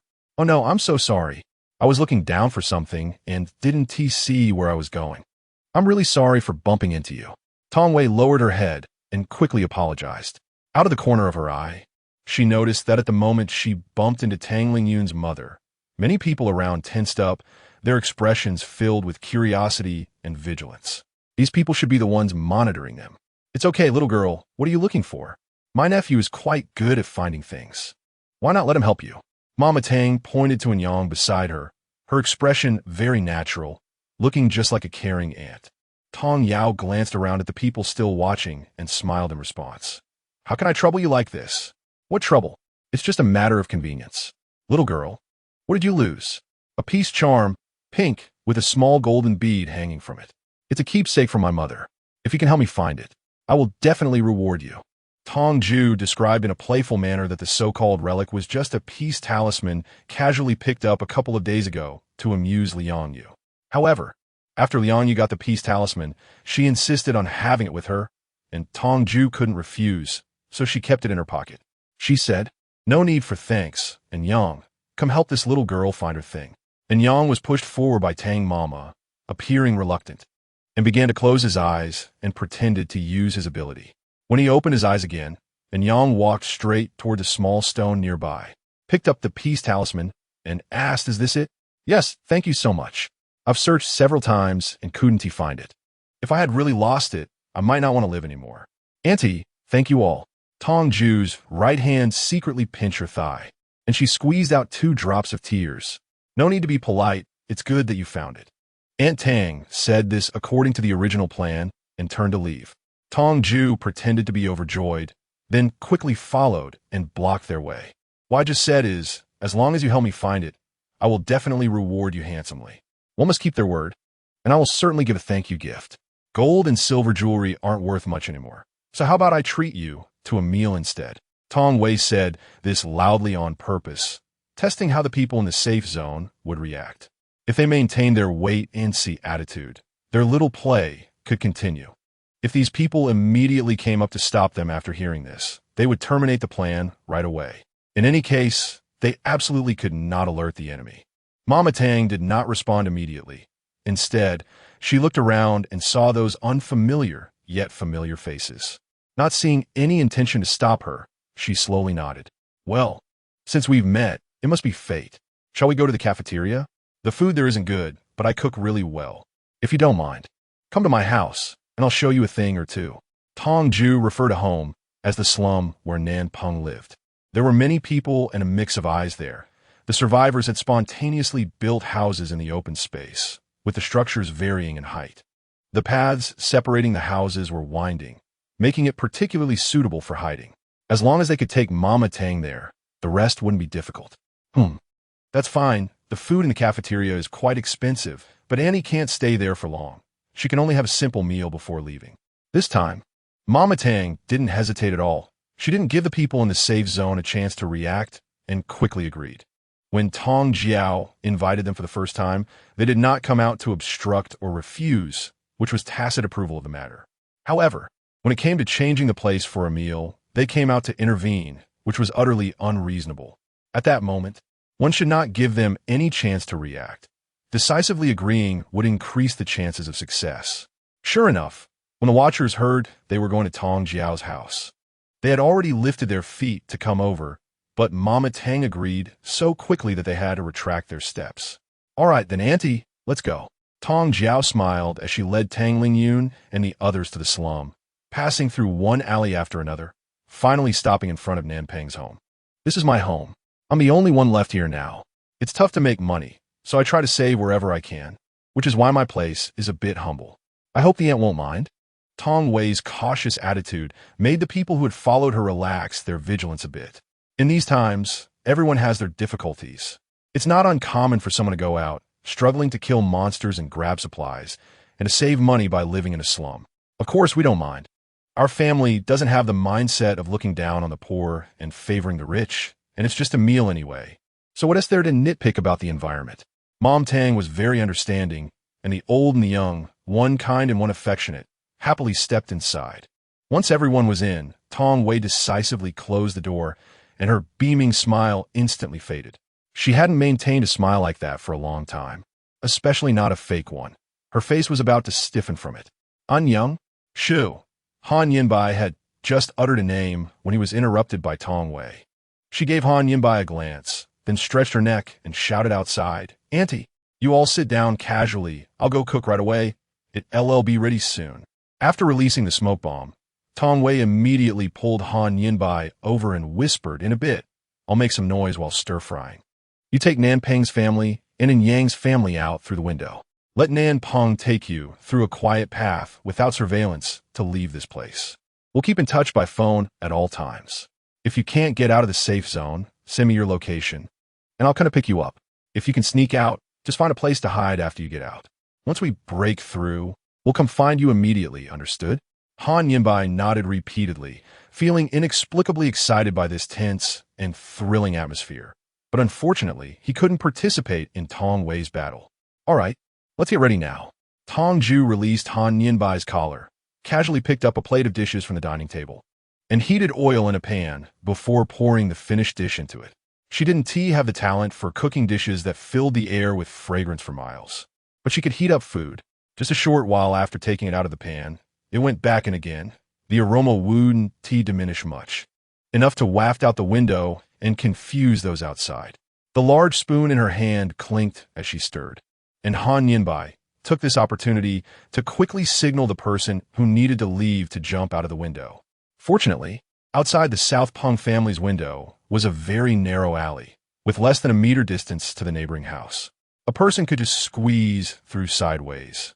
The top had already been sealed off with cement, and there was only one route on the other side. Those monitoring from the front door could only see a wall from this direction and didn't have to worry about being discovered by someone waiting outside. Estimating that the time was almost up, Tong Jue finally set down the spatula in her hand, waved her arm, and sent all the kitchen utensils into the space. She exchanged a glance with Tang Lingyun. "Miss, your dish smells so good. I have 2 brothers who want to come and try it too. I just sent them a location. Hope you don't mind?" "Of course, I don't recommend having too many people for a meal. It's just lively." The 2 raised their voices and shouted the pre-prepared lines. "All right, my 2 friends have arrived, but they're not familiar with this route. And this is my first time too. Could you accompany me to pick them up?" "Sure." After finishing the last 2 lines, the 2 of them stepped out of the door one after the other, swaggering confidently toward the outside of the slum. The person monitoring at the door was wearing a Bluetooth headset. Upon seeing them come out, their mouth opened and closed as if saying something, but judging by their demeanor, they didn't seem to have any intention of stopping them. They were probably confirming whether Lung Yin and Zhao Wu had actually arrived near the slum. However, this wasn't important. The later they noticed, the more distance Han Yinbai and the others could gain. Tong Jiao and the others deliberately slowed down their pace as they approached the slum. They immediately spotted Lung Yin and Zhao Wu, who had been waiting for a long time. Ding dong. The phone rang, and Tong Jiao looked down to see a message from Han Yinbai. Fortunately, the slum was located right at the edge of the safe zone, allowing them to run out at an incredible speed, and they had already reached outside the safe zone. They had managed to sneak out, and now that the 4 of them were together, there was no need to be cautious anymore. With such confidence, leaving the safe zone, it seemed that no one would dare to stop them. Chapter 81, finally out. A coincidence, a very coincidental one.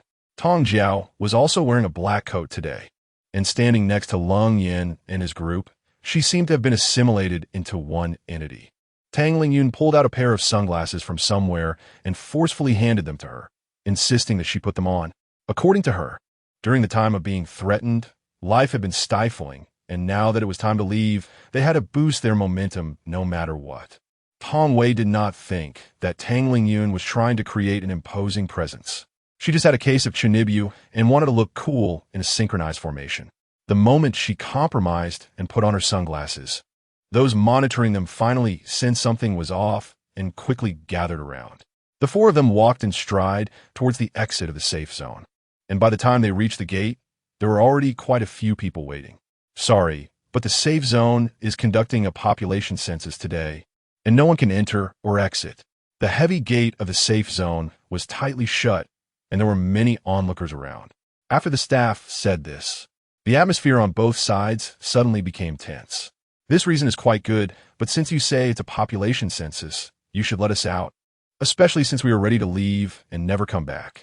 Tang Lingyun finally felt a sense of relief, raising her chin high and looking disdainfully at those who attempted to confine them. "What kind of joke are you making? Your family is still in the safe zone. What will happen to them if you leave?" Tong Rue frowned upon hearing this. When she came out, she clearly saw that each of these staff members was equipped with a walkie-talkie, so the message transmission wouldn't be slow. The distance from the safe zone's gate in the slums is not short. They couldn't possibly be unaware that Tang Mama and the others had already been relocated. Why threaten with this tactic? Do they really think I'm afraid of them? Confine the families of the ability users in order to invite the ability users, such despicable means, and they can still promote it? They have no shame at all, do they? Tang Lingyun got angry at the mention of this. Although the safe zone provided good food and drink for her mother, the accommodations were monitored by 360 degrees without any blind spots. Even a most private bathroom was not spared. Her mother was living under such surveillance and was on the brink of a breakdown. "Mr. Tang, what are you saying? Our safe zone has only arranged accommodations for your family out of a protective mindset, providing free food and drink every day, with 4 dishes and a soup, including meat and rice. Such a good thing is something others can't even ask for. How has it turned into confinement for you?" The staff, with their heartbroken appearance, could easily deceive those who didn't understand the situation, making them think that Tang Lingyun and the others were ungrateful. What nonsense! Who cares about your little favors? I don't need you to arrange anything. I can lead my mother to a better life on my own. Why do you have to meddle in our affairs? I haven't even mentioned the 17 or 18 cameras in our house yet. You are the one who is playing the victim. Tang Lingyun might have really been holding in her frustration for too long. At this moment, her anger was particularly strong, and with just a few words. She was easily provoked, determined to clarify this matter no matter what. Tong Jue keenly noticed that the scolded staff member showed no sign of anger at all. Instead, there was even a hint of smugness in their eyes, and the corners of their lips curled up slightly for a moment. It seemed their mood was quite good. Something's wrong. They were deliberately trying to provoke Tang Lingyun. Don't engage with them anymore. Let us get out quickly. They're intentionally stalling for time. Tong Jue stopped Tang Lingyun, who was still wanting to curse, with a serious expression. Tang Lingyun, who hadn't finished cursing, realized this upon hearing those words. Among this team, he had the highest emotional intelligence, but being too close to the situation made him confused. And it was only when he touched a sensitive topic that he became so irritable. After Tong Jue's reminder, he instantly became alert. Upon further reflection, he was filled with dread and broke out in a cold sweat. These people must have sensed that they had already relocated their families, dragging out time to find them, intending to kidnap their families back and threaten them. Damn, I almost fell for it. I don't have time to waste with you. Hurry up and open the door. We need to go out. If you don't open it, we'll break in. Tang Lingyun pulled out her usual long knife from her waist, took a few steps forward, her attitude firm and resolute.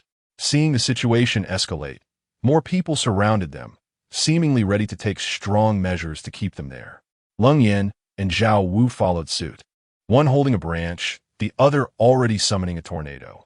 He said, "We can't go out," which means we can't go out. Today is a census day, and even we can't come and go as we please. This rule is absolute and applies equally to everyone. I hope you can cooperate with our work. Stop with these pompous words. Today we're going to step out of this safe zone. If you insist on stopping us, then we'll fight. And I'm not afraid of you. Tang Lingyun took another couple of steps forward, gradually closing in on the staff who had been confronting them. The people surrounding them stepped back, unsure whether to resort to violence. The crucial question was, even if they used force, would they be able to win? Not letting us out, huh? Then you've offended us. Tang Lingyun knew deep down that they couldn't continue to hold out like this. And as he lifted his leg to charge through, a kind-looking middle-aged man stepped out from the crowd, smiling as he blocked his path. Oh dear, everyone in the safe zone is someone important. How did it come to this? Little Tang, what's going on? If you have any grievances, talk to Uncle, and he will help you resolve them. Unless it's a deep-seated grudge, there's no need to escalate to violence. I don't want to waste more words. My mom has such a good relationship with you, and you directly set up surveillance to trap her, using it to threaten me to stay in the safe zone. I can overlook what you've done to my mom, but I must go out today.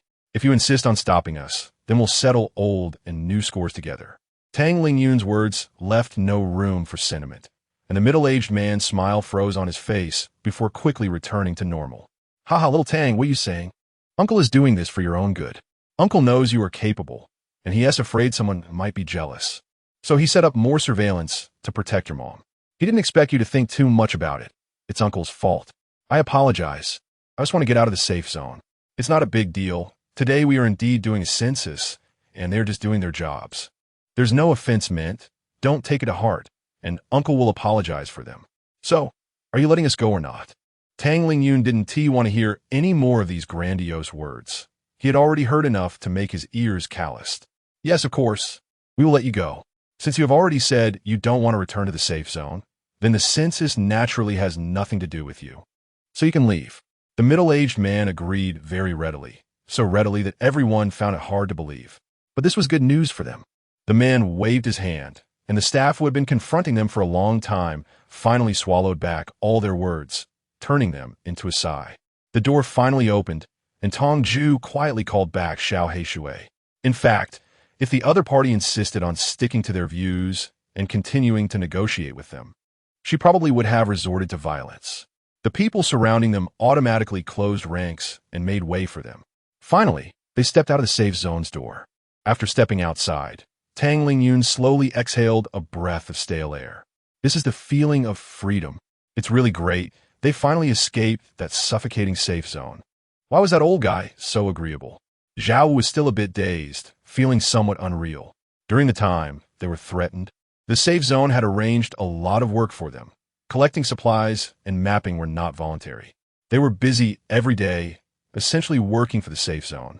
The things they brought back from outside were mostly confiscated by the safe zone, leaving them with very little. Otherwise, with their abilities, they wouldn't have been so dumbfounded when Tong Jue mentioned those hundreds of tons of food. Whatever, they are out now, right? Tang Lingyun responded nonchalantly. Just as he finished speaking, Tong Jue's phone rang. The urgent ringtone gave Tong Jue a bad feeling, and she quickly answered the call, hearing Han Yinbai's weak and anxious voice. Boss, you guys come quickly. The people from the safe zone are coming to grab people. I can't hold on much longer. Okay, I'll be there right away. Tong Yao quickly hung up the phone and took out the car that Lung Yin had prepared for her from space, urging the few of them to get in quickly. Hurry up. We need to go to the safe zone to rescue people. Han Yinbai can't hold on much longer. Damn, no wonder this old man is so eager. He has been waiting for me. Tang Lingyun cursed, quickly getting into the car, followed closely by Lung Yin and the others. Without even closing the car door, Tong Yao stepped on the gas. They sped down the road, circling most of the outer perimeter of the safe zone, and finally arrived at the location where Han Yinbai and the others were hiding. It was an abandoned, small tile-roofed house, and from a distance, they could see 30 or 40 people surrounding it, all looking fierce and not to be trifled with. They were continuously banging on the broken door, urging the people inside to open up. The appearance and attire of these people clearly indicated they were not from the safe zone. They looked more like a group of small-time thugs. Hey, what are you guys doing? Tang Lingyun shouted as she got out of the car, drawing their attention toward herself. The man leading the door-knocking slowly turned around, and the scar on his face looked very menacing. Where did this little brat come from? Mind your own business and get lost. I'll pretend I didn't TC you. Huh? Tong Yuen had a face full of question marks. How could the person who came to catch her not recognize the one being caught? You don't recognize me? Tang Lingyun was also confused and pointed at herself as she asked, where did you come from? Why should I know you? Hurry up and leave. Don't waste my time here. When I was out in society, you were still pissing yourself somewhere. I have a mission today and no time to chat with you. Whatever path you're on, it's none of your business, so don't meddle, got it? This door hides my family and friends. How is it not related to me?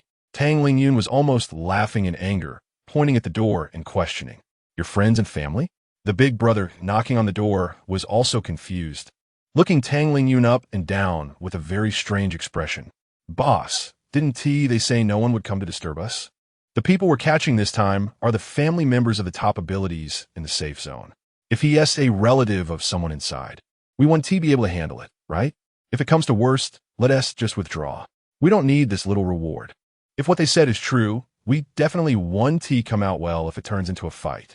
The big brother's little brother with shifty eyes leaned in close, speaking softly, but it couldn't escape Tang Lingyun's enhanced five senses. After hearing his little brother's words, the big brother began to have doubts. He knew all too well what kind of dealings they were involved in. He was well aware of the kind of people he had to deal with. And with Tang Lingyun making her identity clear, he naturally started to consider retreating. What do you understand? This job was never a legitimate one. Do you think if we go back now, those people in the safe zone will let us off? Do you know what happens if we mess up? The big brother wasn't just someone who knew how to be tough without thinking. From a moment, he chose to become someone else's lackey. He knew that useless people had no value in surviving. They had done too many dirty jobs, and if such an important task failed in their hands, they would face severe punishment, and the consequences of either retreating or advancing were beyond what he could bear. What are you mumbling about over there? Didn't the person who came explain clearly who we are? Do you think my ears are just for decoration? Tang Lingyun couldn't take it anymore and reminded them. The big brother finally realized that he had been told last time that among these ability users, there was one with the ability of insensitivity. It became awkward, and the atmosphere turned very uncomfortable. Their so-called whispering conspiracy sounded like loud shouting in Tang Lingyun's ears. The big brother was someone who could bend and stretch. After a moment of awkwardness, he immediately put on a smiling face, leaned towards Tang Lingyun, and offered a cigarette, saying, "Little brother, we're just here to do our job and make a living. If we go back empty-handed, we won't be able to explain ourselves. Besides, Our superiors instructed us to bring the person back unharmed. So we're not here to make things difficult for you or hurt you. How about you come back with us? We can make it convenient for both sides, and we can all part amicably. I can fulfill my duty, and you won't have to suffer any harm. Chapter 82. The captive head of the family stopped trying to scare us. With just you few. Do you really think you can make us suffer? It's broad daylight. Are you still dreaming? I'll count to 3 if you don't leave. Let us see who the real drowning dog is. Tang Lingyun sneered coldly, her disdain almost overflowing. The big brother's eyes darted around. He looked at his little brother beside him, then at the cold yin and the 3 behind Tang Lingyun, and finally, he gritted his teeth and left. In this remote area, even if a fight broke out, there was likely no one to support them. Even if they won, if anyone on their side got hurt, they wouldn't receive any treatment afterward. Right now, there were no hospitals or clinics in the safe zone. If someone got sick, they had to tough it out or go outside to find medicine. If they got injured fighting monsters outside and returned without anyone to bandage them up, it wasn't worth risking their lives over a mission. The big brother still had plenty of leverage over the upper echelons of the safe zone. Even if this mission failed, he wouldn't die. It was certainly better than risking everything. A group of people left in a flurry, and Tang Lingyun quickly ran to the door and knocked. To his surprise, the door that the group had struggled to pry open was easily pushed open with just a gentle touch from him. Tong Jue hurriedly rushed forward in quick steps and indeed saw Han Yinbai, pale-faced, slumped on the ground with a vacant expression. What happened to you? Tong Wei asked anxiously. In this room, besides Han Yinbai, there was no one else with any combat ability. It seemed that the reason that group of people couldn't break down the door just now was all thanks to him. She was not without a conscience. She was just being cautious. Until she saw someone's true feelings, she was unwilling to give her own heart. Han Yinbai was willing to listen to her, desperately protecting these few people behind him who had no relation to him and whom he wasn't familiar with. This was enough to move her. Big shot, you finally arrived. You didn't disappoint. You managed to hold those people back. It's just that my ability is too weak to drive them away. So I could only reduce the density of the water to seal the doors and windows. You done very well. Let's go. I'll take you home. Han Yinbai was so weak that his speech was intermittent.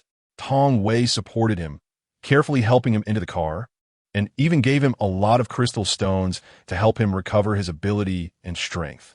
The car slowly started, and this time Tong Wei drove without the previous feeling of speed, instead driving very steadily and slowly. After taking a long detour, they finally returned to the safe zone of the resort. Tong Wei pushed open the car door, and a bone-chilling cold wind rushed in. She couldn't help but shiver. Her lips pressed into a thin line, and her brows furrowed tightly. The wind blowing in April was surprisingly cold like this, which was quite abnormal. The last time she felt this way was on the eve of a cold wave. A cold wave approaching? Could it be? Tong Jiao's brows furrowed deeper as she clearly remembered April of her last life. The weather was very normal, with the changing of seasons and no signs of anything unusual. So when the cold wave hit later on, it caught everyone off guard and caused great losses. The situation in this rebirth was completely different from her last life. After meeting Shanggu, Tong Jiao understood that she could not rely too much on her past memories, but she never expected even the weather to become so unpredictable. It's better to be prepared first. Right now, there was no shortage of food, but the biting cold wind was indeed a bit strange. She needed to go out and gather some winter supplies as a precaution. Big boss, what are you thinking about? Han Nianbai. Having regained most of his abilities on the way and now lively and energetic, asked in confusion when he saw Tong Jiao staring blankly with vacant eyes after getting out of the car. Nothing, just feel like the weather is a bit abnormal. Yeah, I noticed that too as soon as I got out of the car. The wind feels so cold, like it's about to enter winter, and it's almost summer. How can it still be this temperature? Could it be going to rain? As a cold wind blew past, Han Yinbai instinctively shrank his neck and looked up at the sky, expressing his thoughts. If that were the case, it would be nice. With monsters invading and the apocalypse, all sorts of strange things have happened. It's not impossible for the weather to go haywire. Is there enough winter supplies in the safe zone now? Tong Jue was unconvinced. She didn't think this was a sign that it was going to rain, and she subtly reminded Han Yinbai. Winter supplies? Isn't it too early to prepare those now? Even if the weather is changeable, It wouldn't suddenly jump from spring to winter, right? Han Yinbai was a bit skeptical, but she also started to have doubts in her mind. It's better to be prepared than to be caught unprepared. After all, they would have to prepare sooner or later. Without a heating system now, were they supposed to rely on their integrity to get through the winter? It might be better to get ready early.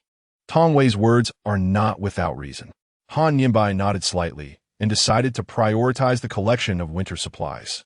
All right, I'll arrange it as soon as possible. However, there aren't many clothing factories around our city. Even if there are, they're just small ones.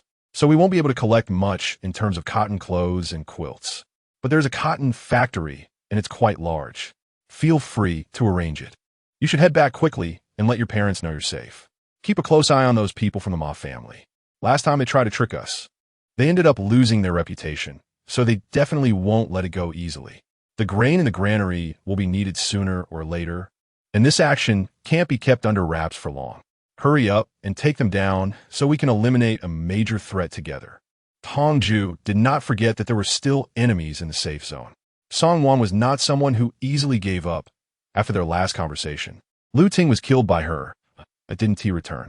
As long as Song Wan wasn't foolish, she would have sensed something. She might lay low for a while because of Lu Ting's death, but she would never give up on her intention to deal with her. Instead of sitting and waiting for death, it was better to take the initiative. So she decided to take advantage of Han Nianbai's confrontation with the Ma family to stir the pot and drive Song Wan out of the safe zone. After all, even Ma Chong had changed. In her previous life, Song Wan was driven away by him, and then she encountered one man after another who obeyed her every command. If she continued to stay here, how could she help Song Wan collect stamps? I understand now. We have food and quite a few chips in hand. So dealing with the Ma family isn't that difficult after all. I can even say that victory is in my grasp. Just give me another month, and I will definitely bring them down. Han Nianbai looked very confident, and rightly so. Their family had the most weapons, while the Ma family's previous victories were merely due to taking advantage of their family being out searching for survivors, pulling most of the strong ability users in the safe zone to their side. Now that the survivors had been mostly rescued, their family members had returned, and the food was already in place for this operation. Taking down the Ma family was indeed not a difficult task. All right, I'll wait for your good news.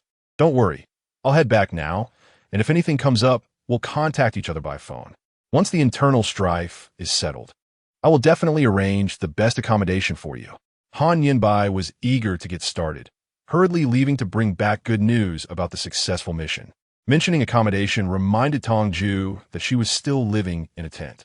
She turned to Si Lung Yin and the others and said directly, "Well, the situation in this safe zone is quite complicated. Almost all the survivors have been driven to the back mountain to set up camp.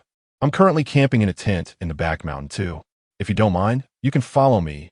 I have a few tents available.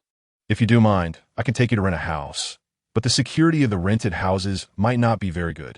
It's up to you whether to stay or go." Tong Yao doesn't necessarily want to keep Lung Yin and the others with her anymore. Previously, out of considerations for their mutual interests, she might have tried various ways to entice them to stay by her side and travel together. But now, after going through life and death situations together 2 or 3 times, it wouldn't be an exaggeration to say they share a bond of life and death. From a genuine friendship perspective, she chooses to respect their choices. "What are you talking about, miss? In this situation, it doesn't matter where we stay. Besides, you helped us rescue our family, and you've treated us well. We have no reason to go elsewhere," Tang Lingyun stated first, and Lung Yin and the others nodded in agreement. They are also people who value loyalty and friendship. Otherwise, they wouldn't dislike being insincere with others and would prefer to stick to their small group of 4 without wanting to engage with anyone else. "All right, then let's go. We'll help you set up the tents later. If you need anything, just let me know." Tong Jiao smiled knowingly, and everything was unspoken. She couldn't say any cheesy words, so she could only prove through actions that she had already regarded these for people as her own. The first step was to take them back to set up the tent, and then she introduced Lu Yunan and Liang Yu to them. Since they would all be partners who would see each other often in the future, it was necessary to get familiar with each other. Everything went smoothly at first.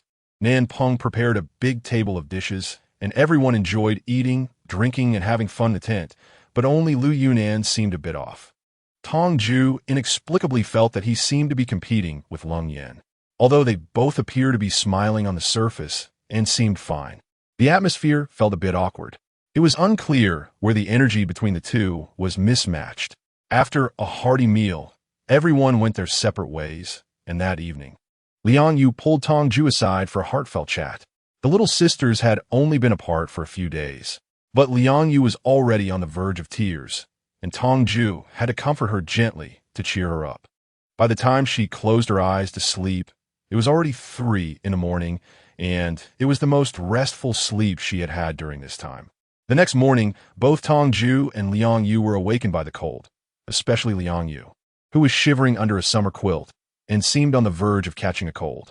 Tong Wei opened the tent and looked outside, only to be stunned in amazement. Snowflakes as big as goose feathers were falling from who knows when, and the thick snow had already piled up to her calves. As soon as she opened the tent, the fluffy white snow directly collapsed into the tent. The entire back mountain was wrapped in a silver glow, and the originally lush green trees had all been dyed white. It snowed? Liang Yu was also surprised, her mouth agape as she stared at the snowy scene outside, unable to help but reach out to pinch her own cheek. Confirming that this wasn't a dream, her expression became even more terrified. What was going on? Snow in April? It was almost May, and the weather was supposed to be warming up for summer, yet it was snowing. What was meant to come had finally arrived. Tong Yao let out a deep sigh. No matter how clever she was, there was nothing she could do to predict this. Just the day before, everything was fine, and now it was snowing heavily. She had originally planned to go out to collect supplies for the winter, but now it seemed there was no time left at all. The snow showed no signs of stopping, and she didn't know how long it would continue. With the current thickness of the snow, it would be extremely difficult to drive out without any human intervention to clear it. Tong Jue quickly found a quilt and a cotton coat from the space and draped them over Liang Yu. She then got up and went to the tents of Lung Yin and Lu Yunan to deliver more quilts. These were all taken from Liang Yu's home. Fortunately, when Liang Yu's parents left, they packed up everything from their house. Liang Yu's home had everything needed for daily life, regardless of the season. It was just enough to sustain the few of them without any problems. Boss! Just after delivering the quilts, Han Yinbai rushed over. The heavy snow caught everyone off guard, and Han Yinbai, wearing several spring and autumn jackets, was shivering from the cold. Upon entering the tent and feeling the warmth of the stove, he let out a sigh of relief and took a moment before stating his purpose. Boss, you really are amazing at predicting things. Just yesterday you reminded me that it would snow today. Luckily, I was cautious and went to the nearby mall last night to bring back a large batch of off-season clothes. Considering the timing, they should be back by tonight, otherwise, even I would freeze to death in this weather. The nearby mall? You mean the one to the south? Tong Xiao recalled the shopping mall they passed by when they arrived. That mall indeed sold clothes and bags. Yes, that's the one. Although it boasted high-end brands, it only sold private label clothing. The previous geographical location wasn't great, situated in a large suburban area, so merchants would clear out or sell off-season clothes there. There were quite a few cotton coats in the underground warehouse, and I had people scour them all. Hearing this, Tong Xiao was momentarily at a loss for words. To put it bluntly, private labeling is essentially fraudulent, and it seems that it's only due to such deceit that Han Yinbai was able to collect so many cotton coats in such a short time. Since the supplies have been found, why did you rush over? Right, I almost forgot the main issue. Didn't I tell you that the previous head of the Ma family had mysteriously disappeared? I found that a bit suspicious, so I had someone investigate. Guess what? We found the imprisoned head of the family under the villa where Ma Chong lived. Chapter 83. April's Cold Winter What? The news brought by Han Yinbai truly shocked Tong Xiao. The son imprisoned his own father? What kind of twisted operation is this? Right? Isn't it surprising, boss? There is something even more terrifying. When we found the Ma family head, he was already on the brink of death. Although he is now rescued, both his mental state and physical condition are particularly poor, essentially equivalent to being disabled, and the chance of recovery is very slim. Seeing Han Yinbai's somewhat strange expression, Tong Xiao knew he wasn't exaggerating and was even holding back. Huh, all of this was done by Ma Chong, that biological son? That's too insane. Liang Yu's ears perked up at such explosive news, leaning in closer and closer until she couldn't help but exclaim. Yes, This matter not only involved Ma Chong, the biological son, but also the old head of the Ma family, his biological father. The Ma family head must have committed some sin. To end up with such two blood relatives, it's truly pitiful. Han Yinbai sighed deeply, feeling a myriad of emotions. In the Ma family, counting up, there is only one good person, and he was tormented by his own father and son. Truly, good people get no rewards. So what were they after? Liang Yu frowned and continued to ask. She couldn't imagine what kind of deep hatred could lead to such enmity between the old and the young. Ah, Sister Liang Yu, you've hit the nail on the head. The most terrifying part is that the Ma family head has no animosity towards these two at all, especially Ma Chong, this son, who is usually spoiled by his father. He gets whatever he wants as long as it's not too excessive. So what does he want? Liang Yu was even more confused, racking her brains, but couldn't figure out. What does he want? A particularly absurd reason. When we took the Ma family head away, Ma Chong seemed to be a bit mentally unstable. He kept shouting for us to kill the Ma family head, saying that this old guy would die sooner or later. So it would be better for him to die now to avoid blocking his marriage to Song Wan. Not only did he want his father to die, but he also wanted him to suffer a tragic end, leaving his corpse in the wilderness. Han Yinbai curled his lips, his expression full of mockery and disdain. Why would he say such things? What is so good about Song Wan? Song the Great Green Tea? Why does he have to marry her? Upon hearing Song Wan's name, Liang Yu became even more spirited at that moment. She wished she could run in front of Ma Chong and pry open his brain to see what kind of trash was inside. Who knows, if you ask me? He is suffering from delusions. I've been competing with him since we were kids. Nobody knows better than me how good his father was to him. When we were young, none of our circle of friends envied him. As long as he didn't commit any major crimes, his family let him do whatever made him happy. What kind of parents wouldn't want that? I didn't expect that in the end. He didn't cherish it, and on top of that, he thinks his father should die sooner rather than later, wanting to send his own father to hell earlier. How come I never saw this person was so cruel, so ruthless? Liang Yu and Han Yinbai were baffled, but Tong Xiao could roughly understand. When she heard Ma Chong say that the Ma family head obstructed him from marrying Song Wan, she could guess. In her past life, Song Wan's first publicly acknowledged boyfriend was Ma Chong. At that time, Song Wan's ambitions weren't so grand. She only wanted to marry well, and Ma Chong was the best choice for her. However, in the end, Song Wan and Ma Chong parted ways unhappily, and she was kicked out of the safe zone. The Ma family head probably played a role in this, or perhaps he was the one who broke them apart, taking action to drive Song Wan out of the safe zone. Song Wan is petty and vengeful. Sometimes she even suspects that Song Wan has a grudge book, recording everyone who has offended her. No matter how outdated the grievances are, as long as she has the chance, she will repay them 1,000-fold without hesitation. So she estimates that in her past life, Song Wan held a grudge, and after being attacked by monsters and breaking the city in the safe zone, she retaliated against the Ma family members who had kicked her out. Ma Chang's death must have been quite tragic. In her past life, Song Wan was considered successful, and Ma Chong regretted not marrying her, not daring to compete with the powerful Song Wan, and ended up resenting his own father. Many people's minds are twisted by the hardships of apocalyptic life. Ma Chong is not the first nor the only one with such thoughts, so it's not surprising. The Ma family is indeed pitiful, but the discovery of this matter is extremely beneficial for us. The weather can change at any moment. With snow falling so heavily and so cold, they didn't prepare winter supplies, and now that this incident has happened, everyone has labeled them as heartless and ungrateful. Now the ability users under their family are reluctant to associate with them. Yesterday, I seized the opportunity and boldly went to capture Old Man Ma and Ma Chong. Surprisingly, no one stopped me. Their family has now completely fallen from grace. I came here thinking about arranging accommodations for you. It's not suitable to stay in a tent in such cold weather. Boss, gather your things and come with me? Han Yinbai finally managed to steer the topic back on track, realizing he had wandered off and almost forgot the purpose of coming today. The Ma family was so easily defeated by the Han family. This was unexpected for Tong Xiao. Indeed, one should not go too far in life.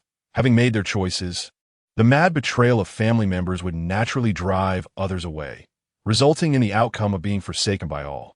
With so many people on the back mountain, will the resort houses be enough? Tong Wei nodded slightly. Indeed, such weather is no longer suitable for living in tents.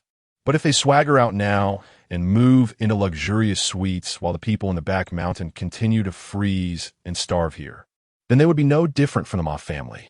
The resort may be large, but that's because it has incorporated the back mountain. Accommodating tens of thousands is not a problem. But how could a real residence hold tens of thousands of people? I have already started recruiting civil engineers and Earth-type ability users. If all goes well, we can build enough square footage in about a week. Mainly because we need to get through the winter. Only single-story houses are suitable for installing heated Kong beds, so we'll have to squeeze a bit. At the very least, we need to endure this terrible weather. After truly bringing down the Ma family, Han Yinbai took over the affairs of the safe zone and realized just how many messes there were to clean up. One trouble after another. There are also quite a few historical issues left by the Ma family. He could only do his best to address them. Perfection was definitely unattainable. Well, as long as we don't follow in the footsteps of the Ma family, that's fine. By the way, do you know about Song Wan, whom Ma Chong wants to marry? Tong Jue gave a brief reminder, steering the topic towards Song Wan. I know, she's the girl who's dating him. Originally, I planned to drive her and the Ma family away together, but she told me she was your sister, so I didn't dare to act rashly. I just provided her with good food and drinks in the villa area and kept an eye on her. I even intended to ask your opinion when I came, but I forgot while chatting. Ma Chong and Song Wan are inseparable every day, so Han Yinbai naturally has heard about Song Wan. I don't have a good relationship with her. We can even say we have a grudge. After my parents died, their family monopolized my parents' research achievements to get rich and use me as Song Wan's sidekick and servant. You understand what I mean, right? I understand. I was just saying, when this girl was with Ma Chong, she had good food, drinks, clothes, and fun. How could she not think of you, her sister? She even let you live in the back mountain, being self-sufficient, clearly indicating a bad relationship. Yet at a critical moment, she thought of you. I just wanted to check your intentions. If there's this talk, I can immediately kick her out. Han Yinbai also doesn't like Song Wan. He is a sworn enemy of Ma Chong. And of course, he doesn't have a good impression of Song Wan as Ma Chang's girlfriend. More importantly, he believes that Ma Chang's insane actions are all due to Song Wan's brainwashing. Furthermore, the once pampered Song Wan didn't remember her kinship with Tong Jue, but now that she is in trouble, she suddenly remembers. How could he not dislike such a toxic and heartless person? All right, then I'll trouble you with this. By the way, if possible, please arrange for Lung Yin and their residents to be together with us. No problem. Han Yinbai can handle this matter well. The residence has already been arranged, and now we are just waiting for Tong Jue and their arrival to move in. The allocation of slightly better residences is based on contributions to the safe zone. Those who contribute more get better accommodations, while those who contribute less get worse ones. Han Yinbai has arranged this very well, and no one can find fault with it. Tong Jiao and a few others packed their bags and moved to the villa area. There is no heating system now, and even the best houses feel cold inside. Fortunately, before the apocalypse, she had stocked up on portable heaters and other heating equipment, placing one in each room to keep the temperature from dropping too low. Moving from small tent to a large villa, apart from Tong Jiao, Lung Yin, and Lu Yunan, who were all rather aloof, everyone else was very excited. They were clamoring to have a nice dinner in the evening to celebrate the housewarming. In such weather, hot pot was the perfect choice, and Tong Jiao waved her hand, pulling out a lot of frozen meat for Nan Peng to prepare, and even rare wine. Tong Wei usually does not advocate for them to drink alcohol, and can even be said to strictly prohibit it. After all, in such a survival environment, you never know whether an accident or tomorrow will come first, so one must stay alert at all times. However, since everyone is happy today, it's not a problem to make an exception this once. In the evening, friends and their parents gather together, drinking a little, singing songs, eating hot pot, and chatting, creating a scene of family joy. This is extremely rare in the apocalypse, and Tong Wei couldn't help but relax, enjoying the rare moment of comfort. At this moment, she even deeply wanted to indulge in this atmosphere, not caring about old grudges or the sufferings of the world, just simply and happily spending this life with friends. But she couldn't. Some grudges, if not resolved, will be endless. Her relationship with Song Yuan is one of mutual animosity. One day, she will drag all those who have bullied and tormented her down to hell. Only then might she truly begin to enjoy a new life. The snow outside has been falling heavier, continuing for half a month. The thick white snow has almost covered the rooftops of the newly built houses. No one has time to go out and collect supplies, so they can only keep shoveling and clearing snow in the safe zone. The only thing to be thankful for is that there are many trees in the back mountain that can be used for firewood to keep warm, and the food they collected from the granary before is enough to sustain the current population of the safe zone for a year. Unable to go out, they've busied themselves with building a new hometown. Han Yinbai had gone to another safe zone last time, and, mimicking what he saw, created many facilities that other bases did not have, such as schools and hospitals, which he also expedited the construction of. The situation in the resort safe zone is probably the best among all the surrounding safe zones. This heavy snowfall is global, whether in the city or the suburbs. Everything is covered in snow, and even smaller monsters are naturally concealed beneath it. But monsters are not afraid of the cold. They will not starve or freeze to death. And the accumulated snow even becomes their natural concealment. Those who go out to collect supplies, if they are not careful, might run into a group of monsters and be devoured in an instant, leaving no bones behind. Such harsh weather and difficult living conditions have caused the human population to drop sharply again. Some inhumane safe zones have finally realized something and have begun to focus on protecting survivors, doing their utmost to preserve every life. Tong Wei was bored at home playing on her phone, casually messaging Song Xiaodi. Song Xiaodi had volunteered to leave with Song Yuan when she was kicked out. Outside, she acted as Tong Wei's eyes, closely following Song Yuan to monitor her in real time and relay messages whenever needed. Song Yuan arrived at the safe zone in the north and, using her own skills, connected with one supernatural being after another. Although her life was not as comfortable as in her previous life, it was not too bad either. Song Xiaodi, lacking in ability, had failed countless times in her attempts to assassinate Song Yuan, which is why she insisted on cooperating with Tong Wei. Tong Jue also liked having such eyeliner. Today, Song Yuan picked up an ability user outside again. When she saw the name sent by Song Xiaodi, she immediately stood up from the sofa. Song Xiaodi, new ability user. Yao Yu, ability deprivation. Goodness. Finally, the moment had come for this person to meet Song Yuan. Tong Jue turned off her phone, grabbed her car keys, and hurriedly headed out the door. Lu Yunan and Lung Yin happened to see her rush out at the same time and approached her, asking in unison, "Where are you going?" Lu Yunan, "Where?" Lung Yin. Chapter 84. Unable to swallow this anger. When did you two become so in sync? Tong Jiao laughed while getting dressed and teased that although the two of them lived under the same roof, they completely disliked each other. They usually avoided each other as much as possible and wished they would never appear in the same frame. Today was indeed unusual. Neither of them was focused on the other, but rather on her, who has a tacit understanding with him. "Where are you in such a hurry to go?" Lu Yunan said with a stern face, frowning as he asked. "I have something to take care of. There's news from Song Yuan, and it's not far away. So I'm going to check it out." Lu Yunan knew about the grudges and entanglements between her and Song Yuan, so she didn't need to hide anything. "Song Yuan, what trouble is she causing now? With such thick snow outside, it's not safe for you to go alone. I'll go with you," Lu Yunan said as he put on the clothes from the hanger at the door, while Lung Yin, not to be outdone, quickly put on his coat without saying a word. He had the attitude of sticking with her no matter what. "It's not a big deal. Is it really necessary for so many people to go?" Tong Rue was somewhat speechless. She wanted to dissuade the two from following, but unexpectedly faced unanimous opposition. "No, Song Yuan is cunning and resourceful. I can't feel at ease with you going alone. No, I'm going with you." Tong Jiao looked at the two with a face full of question marks, and after a moment of stalemate, she finally compromised. "Forget it. I'll just think of it as strength in numbers. So let us go together, but once we get there, you mustn't cause any trouble."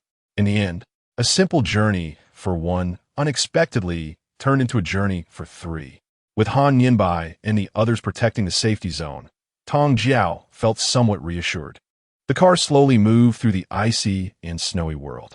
After driving for a while, Tong Jiao felt her eyes getting a bit blurry. Fortunately, She had 3 people with her. Taking turns driving could relieve her eyes a bit. Otherwise, after staring at the endless white for a long time, her eyes would probably go blind by the time they arrived. In such extreme and harsh weather, Song-won hadn't traveled far after being driven out of the safety zone. It took almost half a day to get there. Although it was called a safety zone, it was actually just a village. This village was relatively lucky. When the apocalypse came, no monsters had come near it. Due to the small population, there hadn't been any traditional burial practices over the years, and there were very few zombies, making it a rare, quiet place where humans used to live. However, the facilities here were definitely not as good as those in the officially established safety zones. Each household still had mud brick houses, and the number of survivors was very small. Moreover, the villagers seemed very xenophobic. As soon as their car entered the village, it attracted countless onlookers, all of whom were very alert. It was unclear what kind of means Song-won had used to thrive in this village. "What are you doing here?" A middle-aged woman with a strong accent stopped their car and asked. "Annie, we're just passing through and want to take a break. We were wondering if there's a place where we can stay for a few nights. Look at the heavy snow outside. It's not safe for us to try and rush back to the safety zone right now." Liu Yunan's face was still useful, looking gentle and weak. The middle-aged woman immediately relaxed her guard. "Oh, we don't have any empty rooms left here. You can go ask the village committee. If there's a place, the village chief will arrange it for you." "All right, thank you, Andy." Liu Yunan smiled slightly and slowly closed the car window, driving in the direction the woman pointed. The village committee was quite easy to identify. It was the most luxurious and grand building in the entire village. As soon as they entered the gate, Tong Jue came face to face with Song-won. At this moment, Song-won was dressed in an OL uniform, holding documents and looking utterly astonished. It said that enemies don't gather unless there's a reason. They always seem to meet unexpectedly like this. "Sister, what are you doing here?" Song-won took a step back. Although she was smiling, her eyes were filled with vigilance. "I came out to do a mission, just passing through. I want to take a break here, but I didn't expect to find you here. What with the outfit? No one is protecting you, so you have to fend for yourself?" Tong Jue can now speak calmly to Song Nuangsan. "People are like this. When the other party is weaker than you in terms of presence, or even a bit afraid of you, you won't easily be provoked into emotions and anger. Song Nuang is like this now. Both her presence and words have become much more restrained than before, as if she is afraid of her. It's just doing some work within her capability, casually making a living. If she wants to apply for housing, she just needs to turn left and walk to the end. I have something to do, so I'll be leaving first." It seems that Song Nuang is not inclined to approach her right now, just like a mouse fleeing in panic when it sees a cat. Tong Wei chuckled lightly, not paying much attention to the matter. After all, her purpose in coming this time was not Song-won, but rather to get close to Yao Yu, who was near Song-won. In her previous life, when she encountered Yao Yu, she had already fallen out with Song-won. Their first meeting was not far from the safe zone, where Song-won was, in a nearby village. She wanted to find some food in that village, and when she opened the cellar, she saw Yao Yu trembling inside. Yao Yu had a harmless appearance and cautiously told her that he would give her all the food if she would just spare his life. Out of pity, she said nothing and took none of the food from the cellar, leaving directly to look for food elsewhere. Unexpectedly, Yao Yu followed closely behind her with the remaining supplies from the cellar, no matter how hard she tried to shake him off. He was just a seemingly harmless little kid, so she didn't pay much attention to him and didn't chase him away. Occasionally, when encountering danger, she would even help him, and gradually they became familiar with each other. Yao Yu told her that he was the most inconspicuous and least loved child in his family. When disaster struck, he was asleep while his family hurriedly left with their belongings, with no one calling for him or remembering him. By the time he woke up, his home was already deserted and monsters and zombies roamed outside. He was too scared to step out, ultimately hiding in the cellar and surviving on pickles and dry food until now. This similar experience of being abandoned made her even more sympathetic towards the child, and she kept him close, almost inseparable. After 3 or 4 months, she had completely let her guard down around Yao Yu. But at that moment, Yao Yu unhesitatingly stabbed her in her sleep. In the wild, her vigilance was still intact. Although she appeared to be in deep sleep, her nerves were always on edge. So at the moment the knife came at her, she sensed it and woke up just in time. However, when she saw Yao Yu rushing towards her, she was still stunned in disbelief. Although she was lucky not to die immediately, she was seriously injured. After stabbing her, Yao Yu didn't give her time to react or think about a second stab. He jumped out of the window and fled. Her blood attracted the monsters nearby, and as she fought her way out, she had no time to question or search for Yao Yu. For Tong Jue, she had invested genuine feelings in him only to be betrayed in return. The next time they met was after she had been captured by Song Nuan. Watching Yao Yu, who was ingratiating himself with Song Nuan, she understood everything. All of this had been a trap from the beginning, a scheme set up specifically for her. Yao Yu was sent by Song Nuan to gain her trust and then kill her. Although she no longer cared about Yao Yu's betrayal, she had to take revenge. So, the moment Song Zhaodi sent her a message, she couldn't hold back and rushed over. She knocked on the door of the village committee office and stated her intentions. At first, the village committee staff refused to allow them to stay, unwilling to arrange accommodation for them. But in this world, money can make the impossible happen. Tong Jue simply placed 2 gold bars on the table, effortlessly persuading the other party to change their mind, even treating them like honored guests.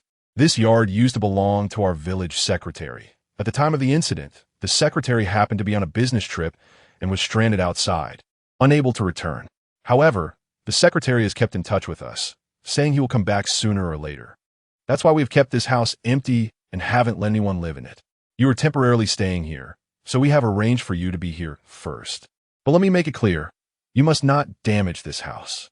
After you leave, we will clean it up and keep it for the village secretary to live in when he comes back. All right, understood. Tong Jue smiled slightly and stuffed 3 small gold beads into the hands of the person who brought them, coaxing them into a beaming smile, and then left without saying much, holding the gold beads. The 3 of them looked around the small courtyard, which was indeed much better than most houses in the village. Although the courtyard was not large, it was very clean, and the flower room had excellent lighting, making the whole place bright and cheerful. It had all the necessary amenities, including the ability to make a fire for heating, so warmth was not lacking. It was worth the 2 gold bars. Not long after they settled in, Song Zhaodi climbed over the wall and came in, seeing Song Zhaodi dressed in a red and green peasant outfit while eating. Tong Jue couldn't help but stare in surprise for a long time.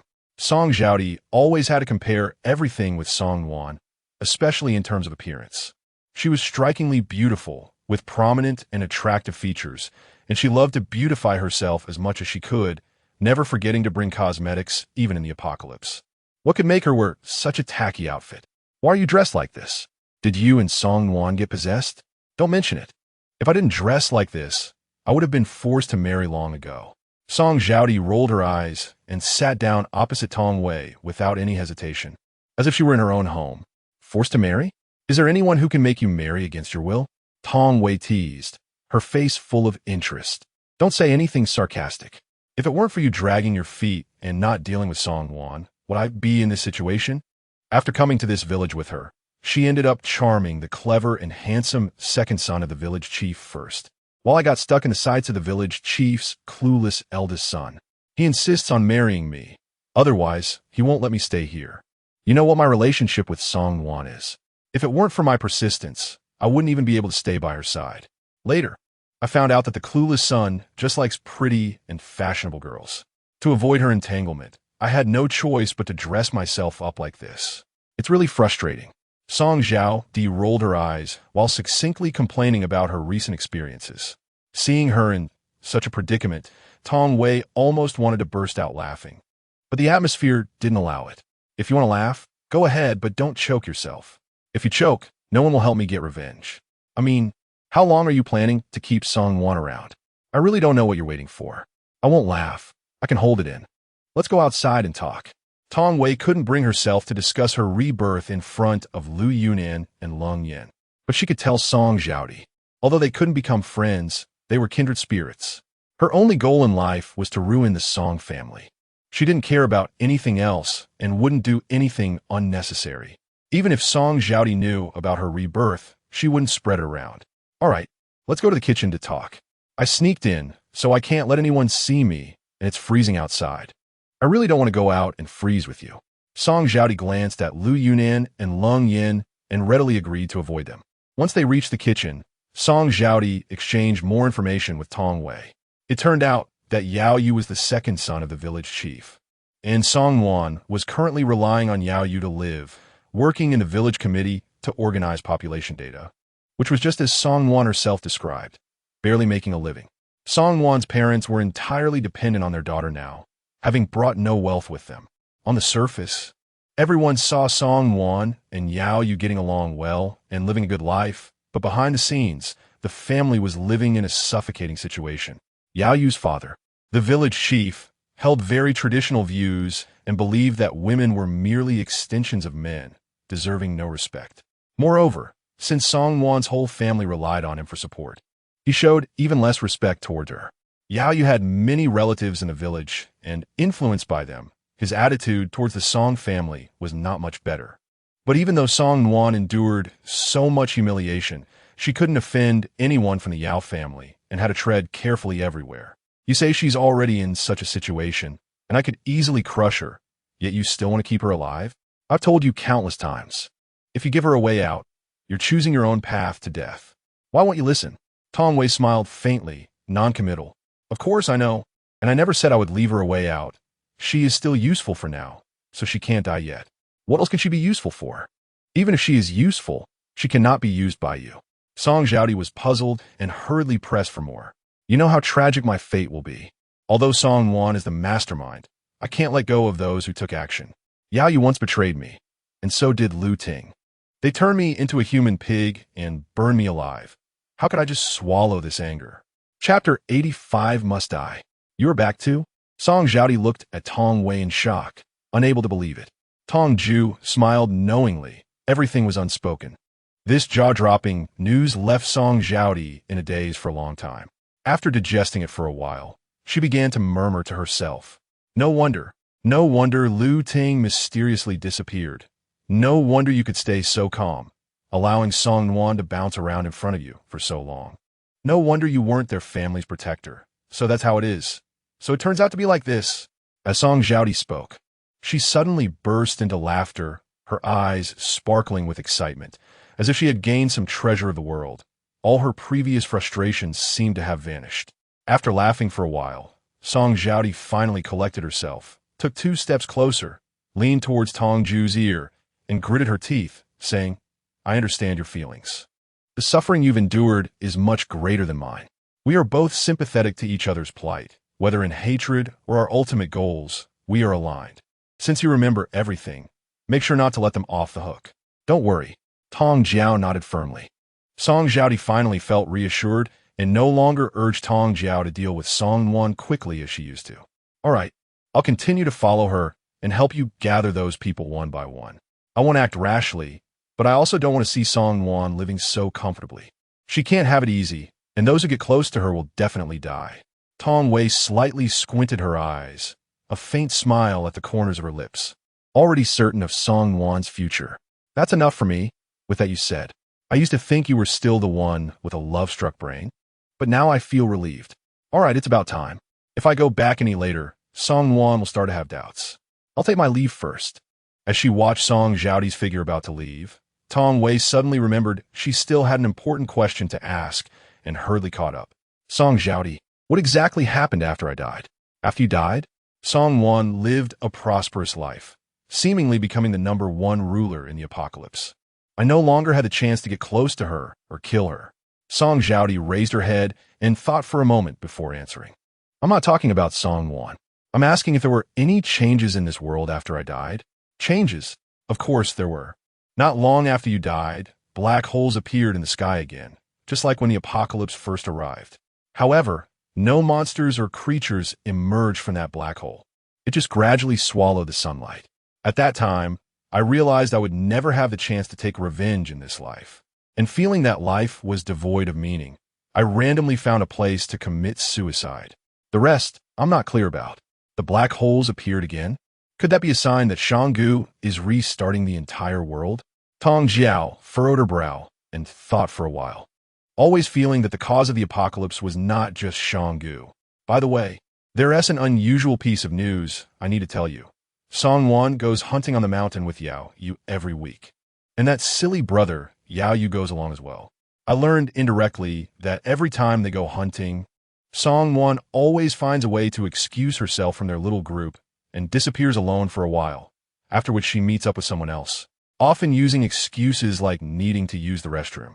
This can be seen as normal or abnormal. Song Wan was so domineering in the last life during the apocalypse. Yet I rarely saw her take on tasks or kill monsters. She would avoid bloody battles as much as possible. When they go hunting, they occasionally encounter zombies and monsters. But Song Wan seems particularly enthusiastic every time, which makes me feel something is off. I don't know if she's trying to establish a brave persona for herself or if she has other plans. Song Jiao suddenly turned around halfway, remembered this matter, and hurriedly told Tong Jue. Understood. Will she go hunting next? Tomorrow. They have already organized it. Tong Wei nodded slightly, having a rough plan in mind. Whether Song Wan was building a persona or had other secrets would soon be revealed. Moreover, this was a good opportunity to take action. In the remote mountains, it was normal for someone to die.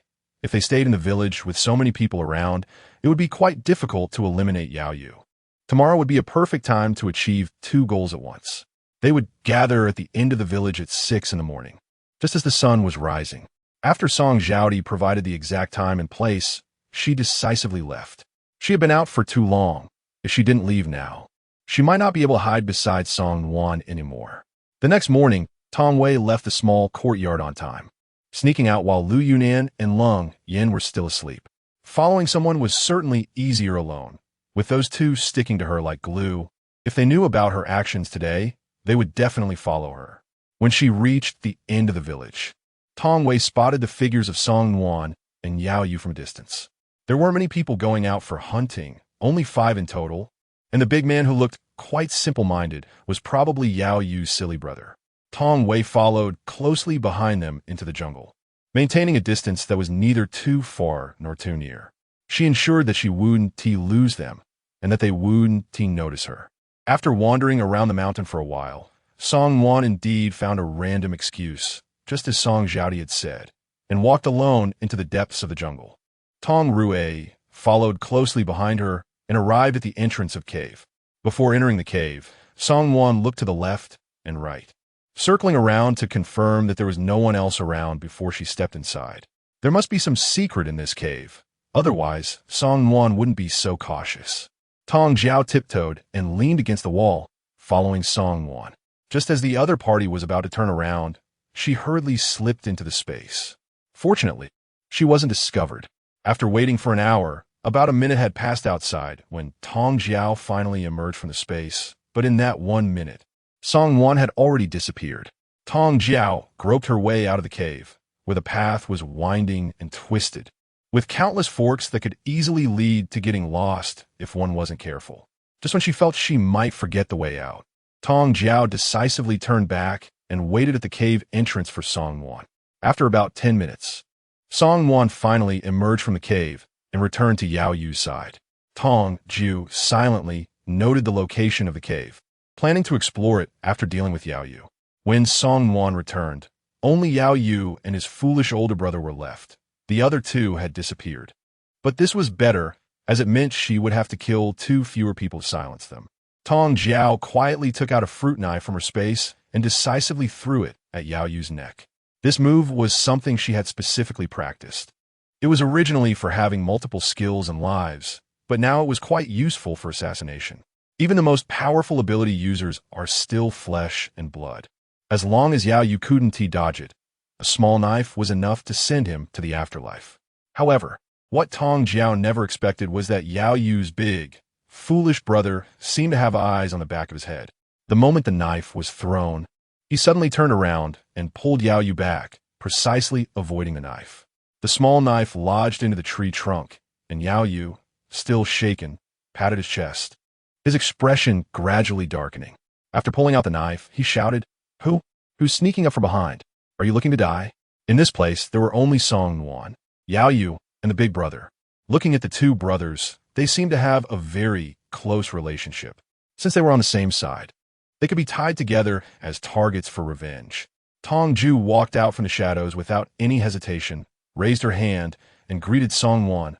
"Hi, my dear sister." "Tong Jue, it's you again. What do you want? I know I can't provoke you, but I've been hiding so far away. Why are you still relentlessly pursuing me?" "Yes, in the past, I indeed acted without considering your feelings, which made you sad and hurt. But it doesn't mean you should target me like this everywhere, right? And you can't hurt the people around me just because you blame me. Lu Ting has already been killed by you. What more do you want?" The moment Song Wan saw Tong Jue, she couldn't hold back her emotions anymore and questioned loudly, her words filled with grievance. "I don't want anything. I just simply want you to live in constant fear every day, to lose everyone around you just like I did." Tong Wei smiled slightly and slowly walked up to Song Wan. She raised her hand and aimed at Yao Yu to release her ability, all the while keeping her gaze fixed on Song Wan's eyes. Seeing the fear, helplessness, and anger in the other person's gaze made her feel at ease both physically and mentally. Yao Yu was suffocated by Tong Wei's ability and struggled to look at her foolish brother, crying out in pain, "Brother, hurry and save me." Tong Jue turned her head upon hearing the sound and saw her foolish brother, who had been watching the commotion nearby, suddenly pounce on Yao Yu. The moment he embraced Yao Yu, Tong Jue felt her supernatural ability had actually been cut off. Her ability was cut off? This was the first time she had ever experienced such a feeling in her 2 lifetimes combined. Tong Jue increased the output of her abilities. But Yao Yu's foolish brother was like an ability insulator. No matter how much power was directed at him, it would be nullified into nothing. Interesting. Could it be that Yao Yu's foolish brother has the same ability as Lu Yunan? Impossible. The rarity of special abilities lies in the fact that each special ability user has a different power. There may be similar functions, but they are never exactly the same. Lu Yunan's ability is devouring and storing, and she knows of another ability user who can strip others of their powers, so this one should be the nullification of abilities, right? "Brother, she's going to kill me. Protect me quickly. Get rid of her." Yao Yu shouted in anger. And then her foolish brother seemed to receive a command, releasing his hold on her, slowly rising, and turning to look at Tong Jue with vacant, lifeless eyes. Tong Jue did not sense the murderous intent from the other party, but she felt as if she were being targeted by a fierce beast, which immediately put her on high alert. However, in the next second, the big guy appeared in front of her at an incredibly unbelievable speed, raising his hand to swing at her stomach. Although it was a fist, Tong Jue felt a powerful gust of wind. If this hit her, it would likely cause internal injuries on the spot. There was no time to dodge, so Tong Jue quickly thought and shifted into space. After waiting for a short while, she exited the space. Based on the flow rate outside the space, Tong Jue's disappearance and reappearance were both extremely fast. To the eyes of the 3 people, it seemed as if the big guy's fist had swung out without hitting anyone. The moment Tong Jiao stepped out into the space, she took a small step back, and the big guy stumbled from the brute force he had unleashed, with his fist crashing directly into a nearby tree. Bang! The tree surprisingly broke into 2 sections, revealing a fist-shaped large dent on it. This was an extremely terrifying power. Combined with the big guy's speed just now, Tong Jiao speculated that the opponent was likely a rare dual-type ability user. Aside from a nullification ability, the other one was probably physical enhancement. Such a strong ability user, Tong Jiao had never even heard of before. A physical enhancement type ability user, when separating speed and strength, could already be considered a dual-type ability user. And with an additional nullification ability, it was simply terrifyingly powerful. It seemed that if she wanted to kill Yao Yu today, she would have to fight a tough battle. At this moment, Tong Jiao no longer held back, taking out a machine gun from her space and pulling the trigger without hesitation. However, the speed of the bullets was simply not enough to catch the big guy. Each time, he was able to dodge them with precision. Moreover, while avoiding the bullets, the big guy was able to close in on Tong Jiao, landing punch after punch. Tong Wei was somewhat taken aback by such an attack. Seeing that Yao Yu was about to run away, she quickly put away her machine gun and closed her long knife. The machine gun couldn't harm Yao Yu. He was a superhuman with hardened body, and his only vital point was his dantian. With the interference of a large fool, she couldn't ensure that she could accurately shoot at his dantian. If she attacked at close range with the knife, Yao Yu would definitely not be able to dodge it. Since she had already chosen to confront him head-on, this was her only chance. Otherwise, having made her intentions so clear upon their first meeting, Yao Yu would surely drive Song Nuan away after returning alive and find another place to hide. In such a vast world, if Yao Yu really wanted to conceal himself, she feared she would never find him again in her lifetime. Tong Wei rushed over recklessly, aiming the tip of her knife at Song Nuan, who was next to Yao Yu. Seeing that her target was not her own brother, the big guy's attack slowed down. Just as the blade was about to strike her, Song Nuan decisively sidestepped, pretending to trip, and fell in a panic behind Yao Yu. She really knew Song Nuan too well. This woman valued her life greatly. With a living person beside her to block the knife, how could she be foolish enough to stand there waiting to be cut? Tong Jue shook her wrist. The blade turned sharply, and she decisively thrust it into Yao Yu's dantian. Blood immediately gushed out. The big fool, seeing his brother injured, was filled with rage and charged at Tong Jue like a madman. She couldn't dodge this collision and could only endure it, altering her body shape to minimize the damage as much as possible. However, she was still knocked away, her back heavily crashing against a tree trunk, and she spat out a mouthful of fresh blood. Chapter 86. So you were the little mute. Tong Xian endured the pain in her body, struggling to stand up while leaning against the tree trunk, her hand gripping the long knife, trembling uncontrollably. The strength of the big fool was indeed immense. The impact left her feeling as if her internal organs had shattered. Fortunately, the knife had pierced Yao Yu's abdomen, leaving him barely clinging to life. Seeing his brother severely injured and on the brink of death, the big fool gradually descended into madness. He crazily pounded the ground, creating one deep pit after another in the dirt. Although this state seemed dangerous, it was actually quite easy to handle. Someone who was already not very intelligent, when lost to madness, would become even more reckless. At this moment, his attention was solely on Yao Yu, completely oblivious to everything else. Tong Jue gritted her teeth, enduring all the pain, and slowly walked behind the big guy with a knife raised. Sure enough, the other party was completely unaware of her approach, still lost in his own impotent rage. With a swift motion, the knife fell, and a round head gradually rolled away. The person who had just exuded an aura of invincibility instantly becoming a cold corpse. Yao Yu looked at Tong Jue with a face full of terror and hatred, unable to understand what had brought about his demise. Clearly, he had never even seen Tong Jue before. Tong Shuang slowly unwrapped the bandage around her wrist and placed the beads that could evoke memories of the past in front of him. After 3 seconds of eye contact, Yao Yu's expression changed completely. He was no longer confused, but more terrified, and he uttered the same words as Lu Ting. Tong Shuang, are you already dead? Yes, I am dead, so I have come to take your life now. Tong Jue forced a weak smile, thinking how satisfying it would be to take revenge on someone who no longer remembers past grievances. Only by letting the other party know the stark contrast between the success of the last life and the failure of this life could one make them regret until the end. No. This isn't the end of the world 10 years later. You are Tong Jue from 10 years ago. You're still alive at this moment. Brother? Big brother. Yao Yu, whose mind was sharper than Lu Ting's, quickly realized the current situation, but his attention was not on Tong Jue. Instead, he looked around, mumbling about his foolish big brother. When he saw his brother's corpse, he truly lost control.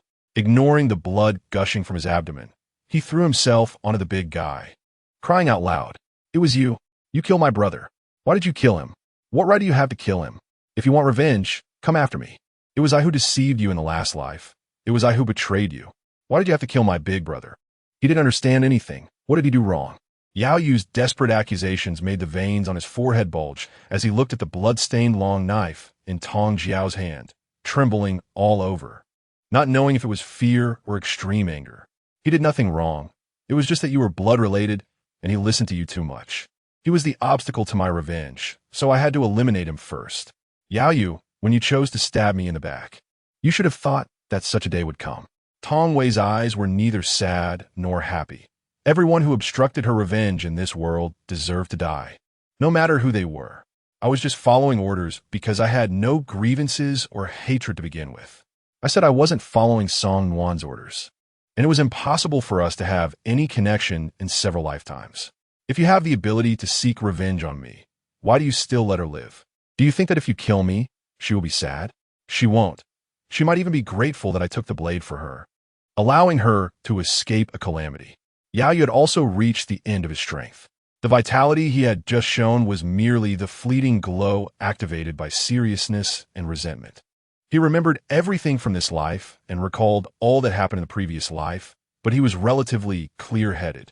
He had never trusted Song Wan in either life, and being by her side was merely for survival and benefit. I know, but regardless of your reasons, the deeds you committed have already been done and can never be erased. Whether you are her dog or her beloved, it cannot change my determination to kill you. Since you have remembered, then today's events are no longer a one-man show. Your life ends here, Yao Yu. Tong Jue's eyes darkened as she intended to deliver a fatal blow to Yao Yu.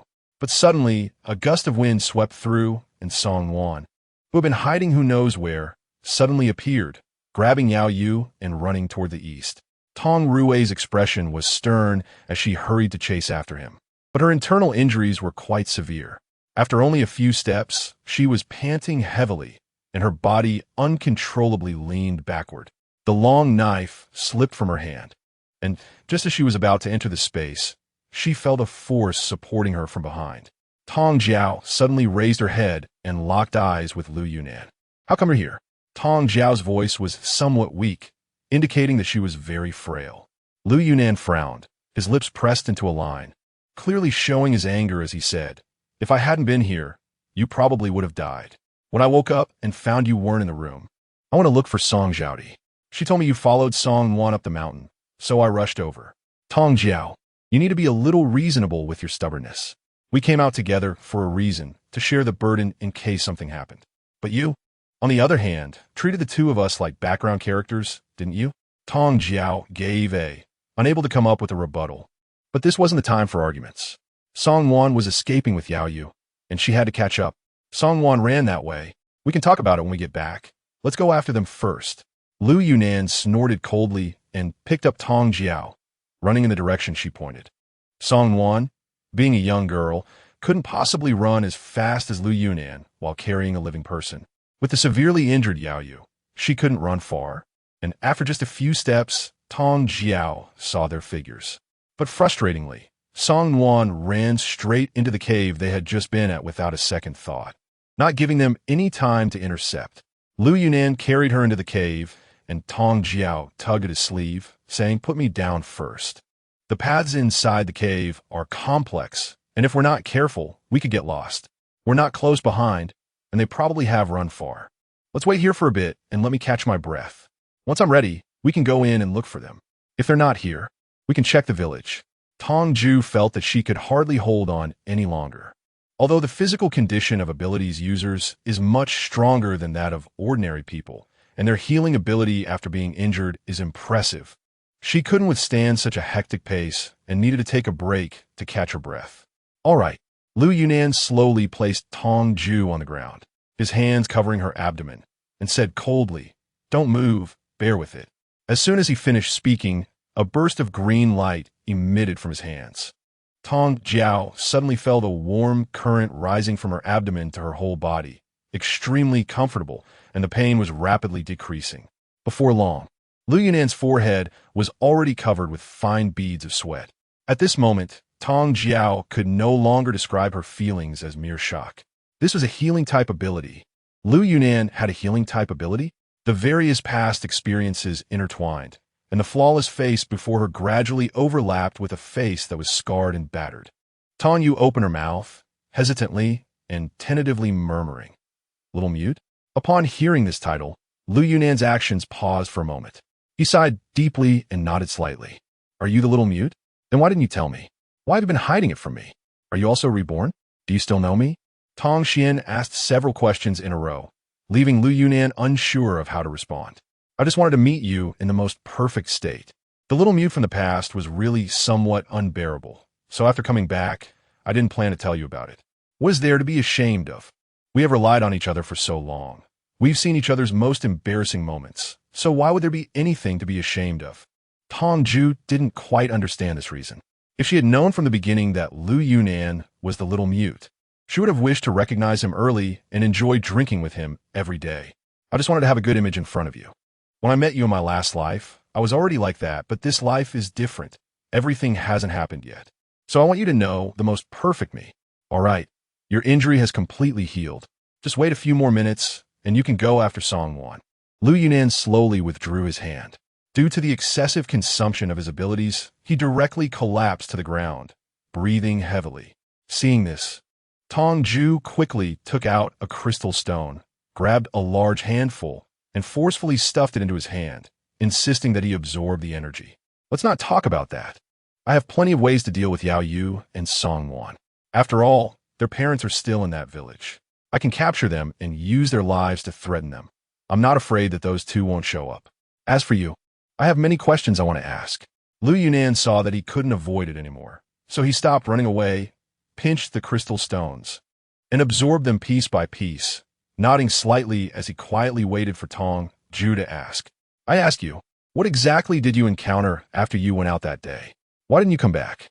Later, I searched the entire city and let alone bones. I didn't even see your clothes. I actually never dared to believe that you were dead. We didn't make an agreement that if one party encountered a desperate situation, they would leave a mark in place, at least to set up a grave for the other party. But I didn't see any mark. Although I felt that hope was slim later on, I never completely gave up searching for you. So after you went out that day, were you still alive? Tong Jue was eager to know whether her last efforts in her previous life were futile struggles or unwavering determination without results. Although exploring these questions seemed meaningless now, she just wanted to know the answer. For you, I will never go back on my word, so after I went out, I didn't actually die, and I left no marks. That day when I went out to get medicine for you, I encountered people from Song Wan's safe zone halfway, and they captured me. From then on, I was imprisoned by Song Wan in a dark room. Lu Yunnan's words were beyond Tong Jue's expectations. She was astonished as she processed this news and continued to question in confusion. Why is Song Wan so obsessed with you? I can see that she has feelings for you, but in her previous life, she was at such a level that she could have any man she wanted. Why did she have to imprison you? Moreover, at that time, your appearance was completely ruined, and your voice was hoarse. She shouldn't have been so obsessed with you. And clearly, I saw you being thrown out of the safe zone by her subordinates. In the third year of the apocalypse in my previous life, I encountered Song Wan. At first, we only had a cooperative relationship, but later she intentionally or unintentionally seduced me. I found it uninteresting and made an excuse to leave her team after just a few days. By the time we met again, it was already the 5th year of the apocalypse. I thought she would have given up after 2 years. So when she proposed cooperation again, I agreed. But there was no actual cooperative mission. She used the excuse of discussing battle plans before departure to trick me into her residence, drug me, and had one of her ability users take my powers, trapping me in the room. No matter how she threatened me, I refused to compromise. So she lost interest in me. Her subordinates, out of jealousy, poisoned me, ruined my appearance, and threw me out of the safe zone. However, Song Wan didn't give up. I don't know what she was holding on to. Later, when she imprisoned me again, she found a healing ability user to heal all my injuries and continued to pressure and tempt me.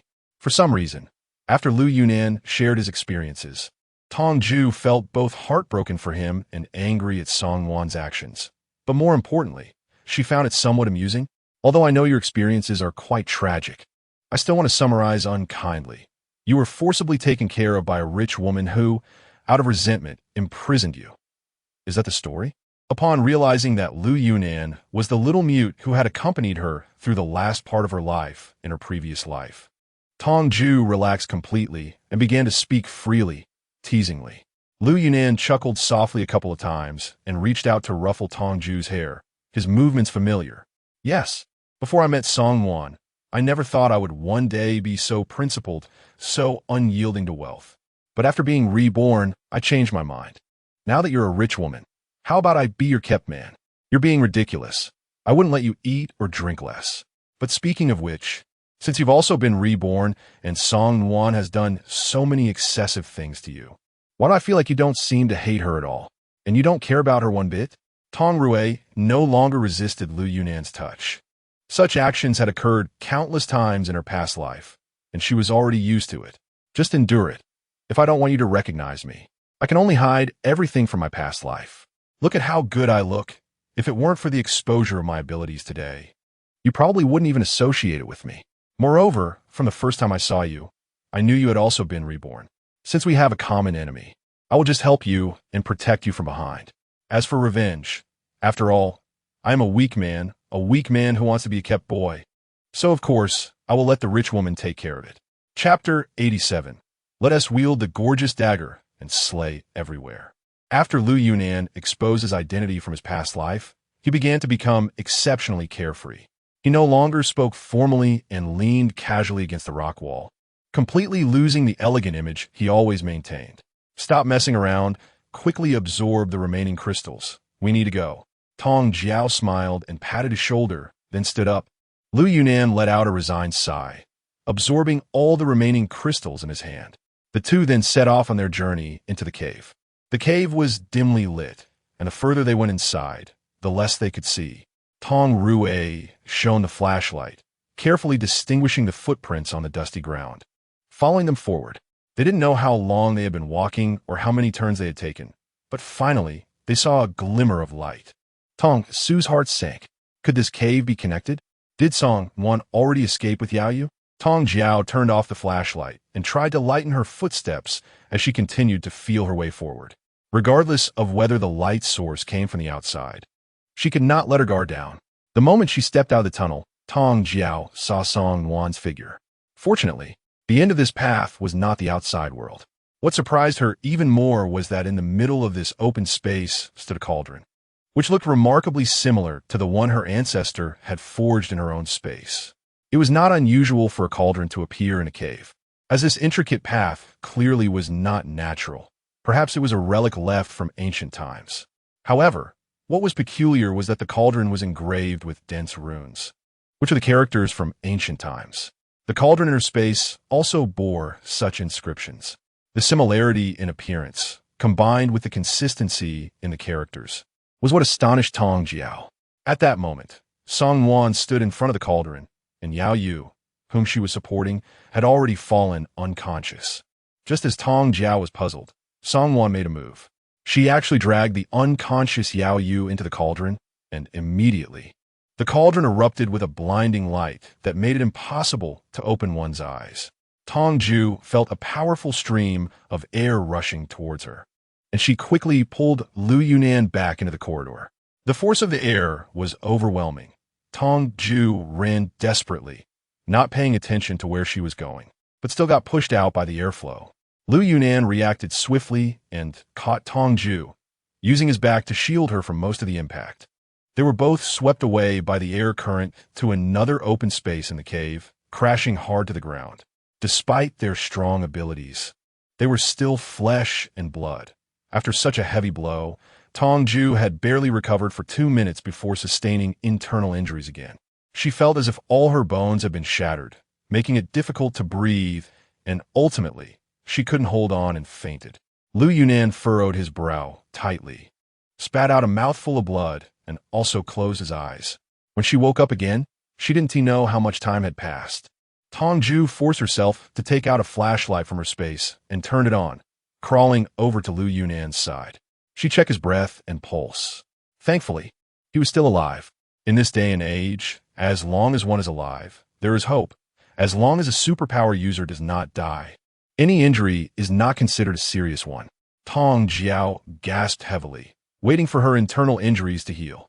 The healing ability that Liu Yunan had used to cure her still lingered in her body, enhancing her self-healing capabilities. Liu Yunan, being a healer herself, possessed a restoration ability much stronger than that of ordinary ability users. The two of them lay on the ground, counting the time, and after about a day and a half, they were both fully recovered.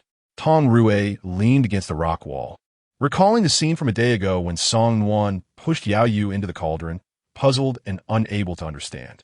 What exactly was the purpose of that cauldron? It was unlikely that Song Wan had pushed someone in without any reason. From the moment she entered this village, Song Wan's fear and avoidance of her were evident. During the fight, if Song Wan had intended to take advantage of the chaos, she wouldn't have immediately fled after seeing Yao Yu seriously injured. Yet afterward, she went to great lengths, risking her life to save Yao Yu. So what was her ultimate goal? When the airflow erupted, she had already exerted all her strength to escape, yet she was also injured. With Song so close to the airflow, could she possibly have gotten away? But Song valued her life so much that she wouldn't take risks without confidence, so she must have been sure, confident that the airflow wouldn't affect her. She likely had a high degree of control over it. Previously, every time Song went up the mountain, she would find excuses to leave, probably to go to this cave. This meant that Song was definitely not encountering the inner cauldron for the first time. Instead of fleeing immediately, she hurriedly came to the cave, indicating that she knew as long as she escaped here, she would be safe. The airflow from yesterday must have been the result of that cauldron. Tong Jue couldn't help but think of the cauldron of all things in her space. Both cauldrons were inscribed with ancient characters, but she wondered if the one in her space had such formidable destructive power. Little Mute, I'm going to check my space. You stay here and rest for now. I've left you enough food and water, as well as various emergency tools. If anything unexpected happens, don't worry about me and just leave. I will be safe in my space. Tong Jue left enough supplies for Lu Yunan and quickly entered the space. At this moment, the space had completely changed compared to when she first entered. In the fertile farmland, automated farming machines were busy coming and going. The water surface in the distance was no longer calm and picturesque, but instead rippled gently. On the grass, various kinds of poultry were happily running around, living leisurely. If others saw such a scene, they would surely stop to admire it. But Tong Jue was already used to it. These were the results of her hard work over such a long time. Her attention was now entirely focused on the cauldron in the main house. Tong Jue quickly walked to the small house, pushed open the big door, and went inside. She casually took some items from the warehouse that were not very useful from previous exchanges and threw them all into the cauldron. After about 2 or 3 minutes, the cauldron finally reacted. It slowly rose up, hovering half a meter above the ground, and began to spin rapidly. The speed of the cauldron's rotation was extremely fast, and Tong Jue tilted her head, staring at it without blinking. Finally, the cauldron gradually came to a stop and landed.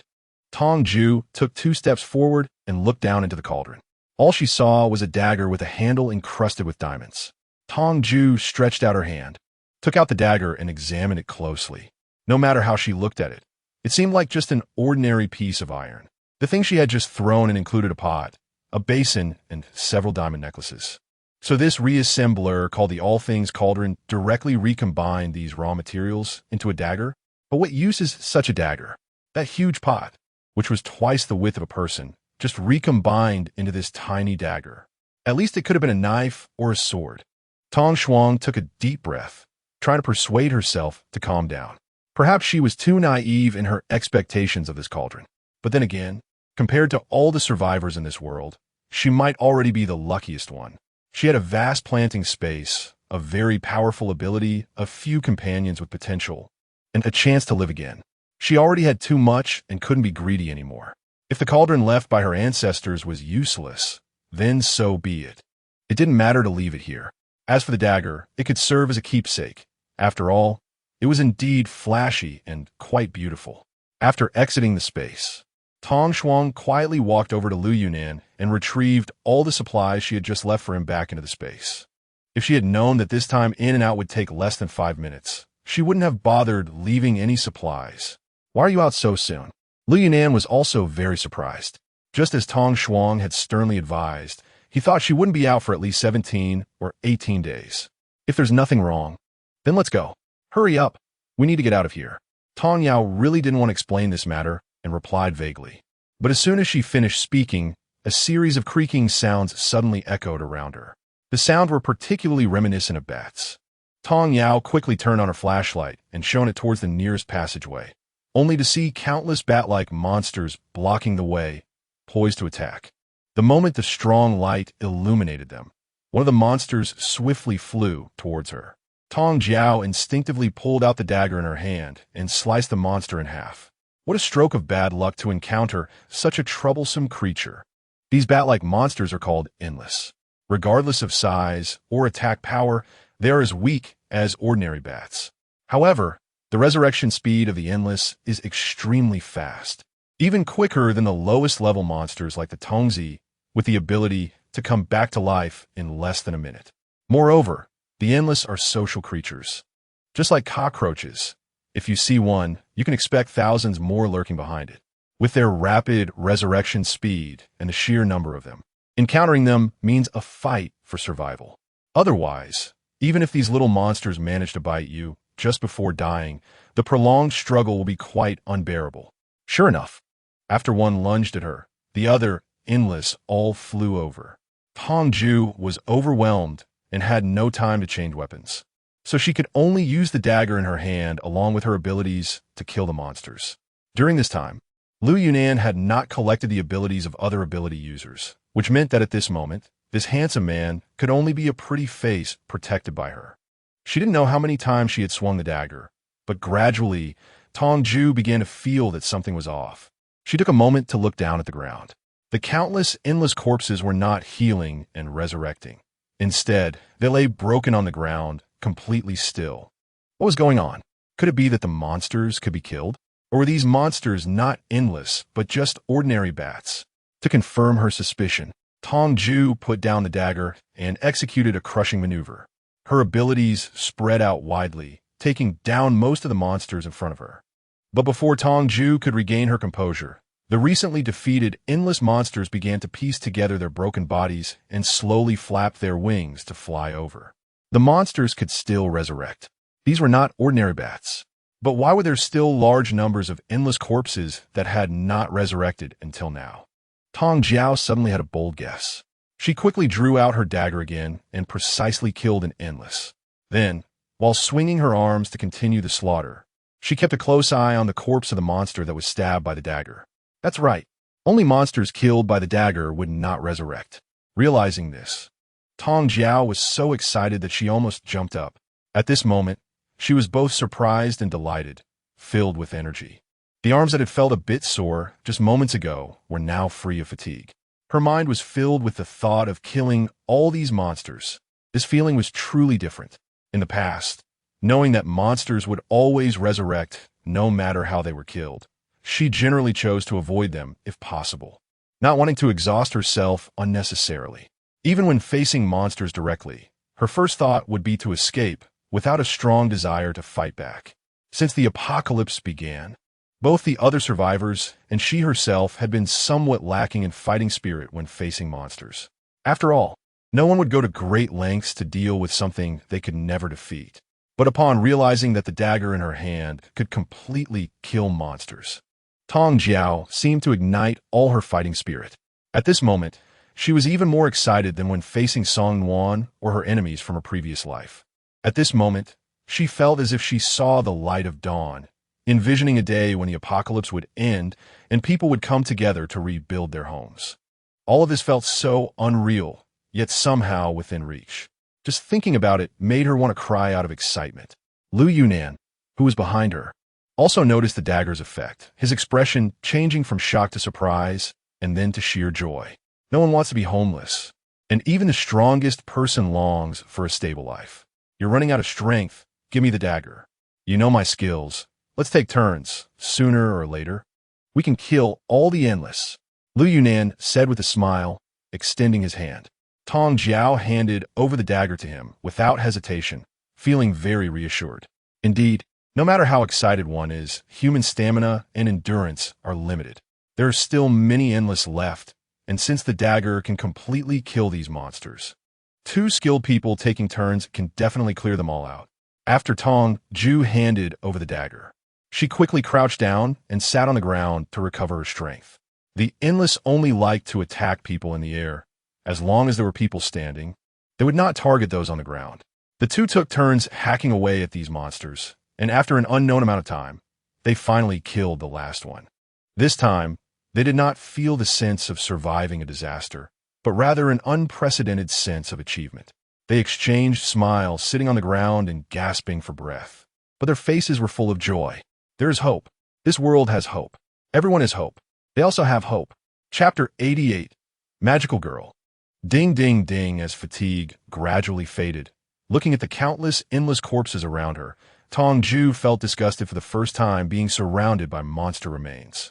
After all, these monsters used to resurrect on their own, and any broken flesh and limbs would eventually disappear, unlike the current mess.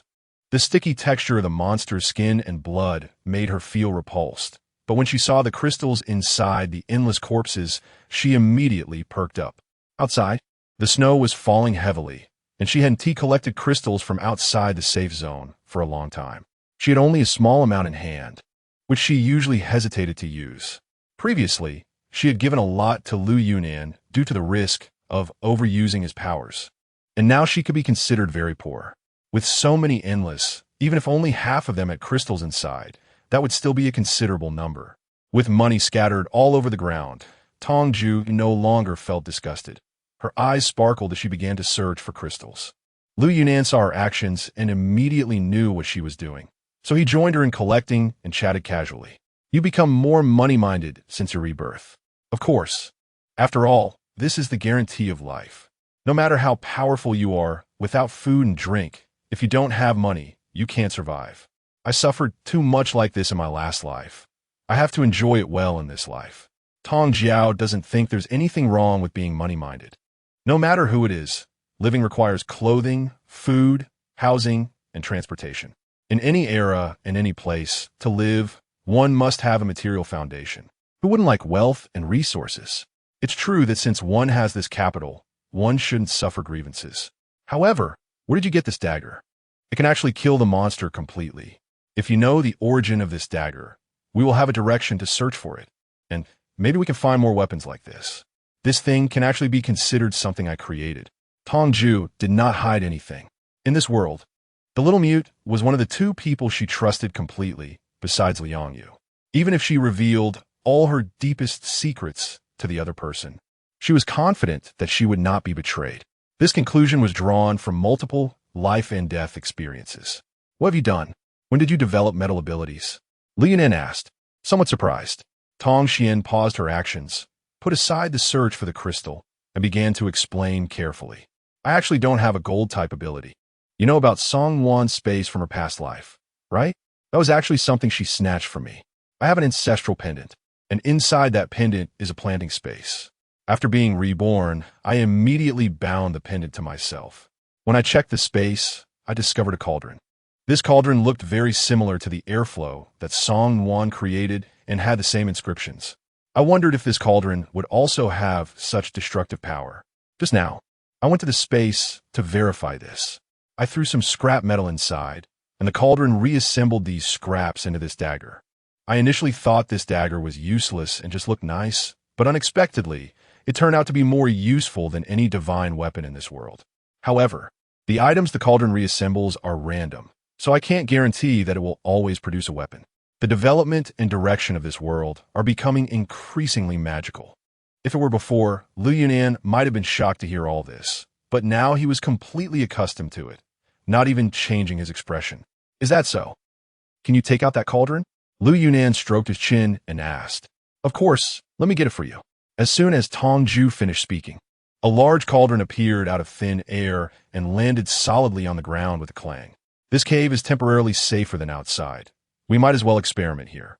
I remember you collected quite a bit of junk before, so let's stuff in whatever we can't use. We'll see what we can create. Even if we gamble on the probabilities, we shouldn't be that unlucky. Lu Yunnan expressed his opinion, and Tong Jue found his reasoning sound.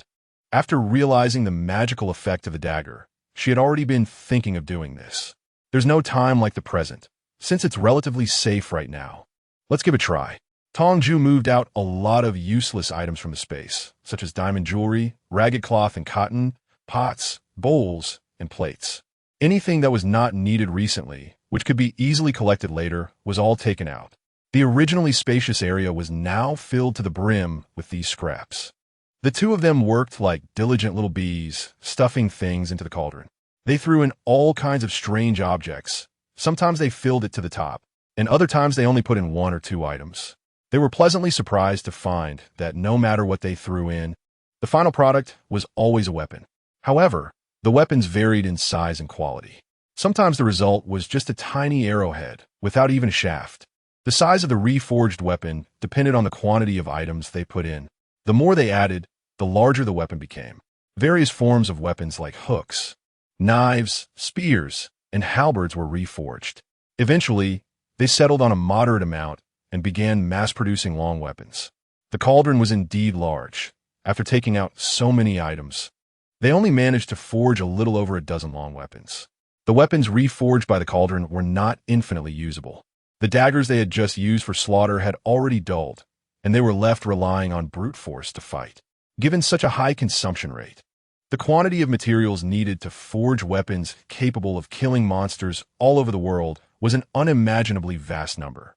However, these dozen weapons were sufficient for now, as Tong Jue had no intention of sharing them with others.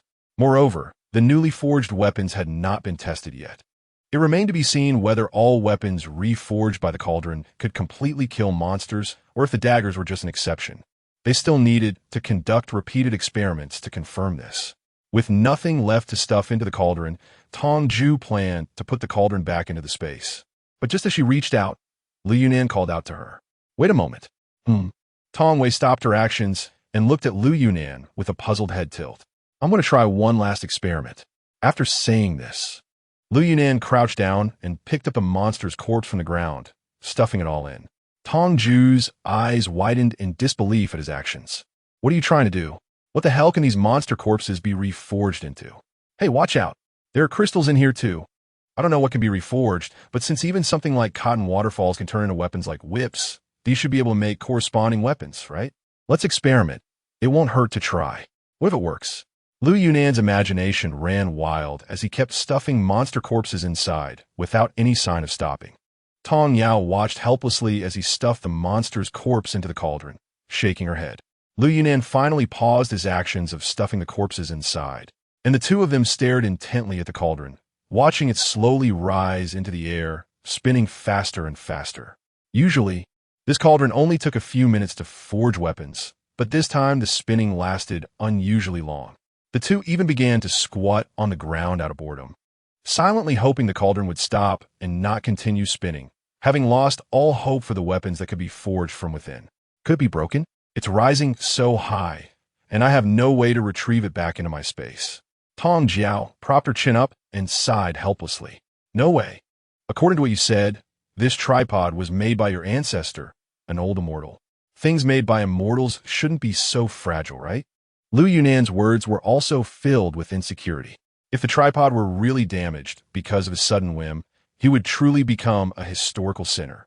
Hey, it stopped. Tong Jue watched as the cauldron slowly descended and hurriedly stood up to run forward. Fortunately, as long as the cauldron wasn't damaged, that would be fine. Lu Yunan followed and moved closer, taking out the items from the cauldron. It was a completely snow-white staff, embedded with a fist-sized crystal that emitted a white glow. What is this thing? Can a staff be considered a weapon? Tong Wei had never been exposed to any entertainment activities before. If she had watched more television, she would definitely associate it with certain magical items.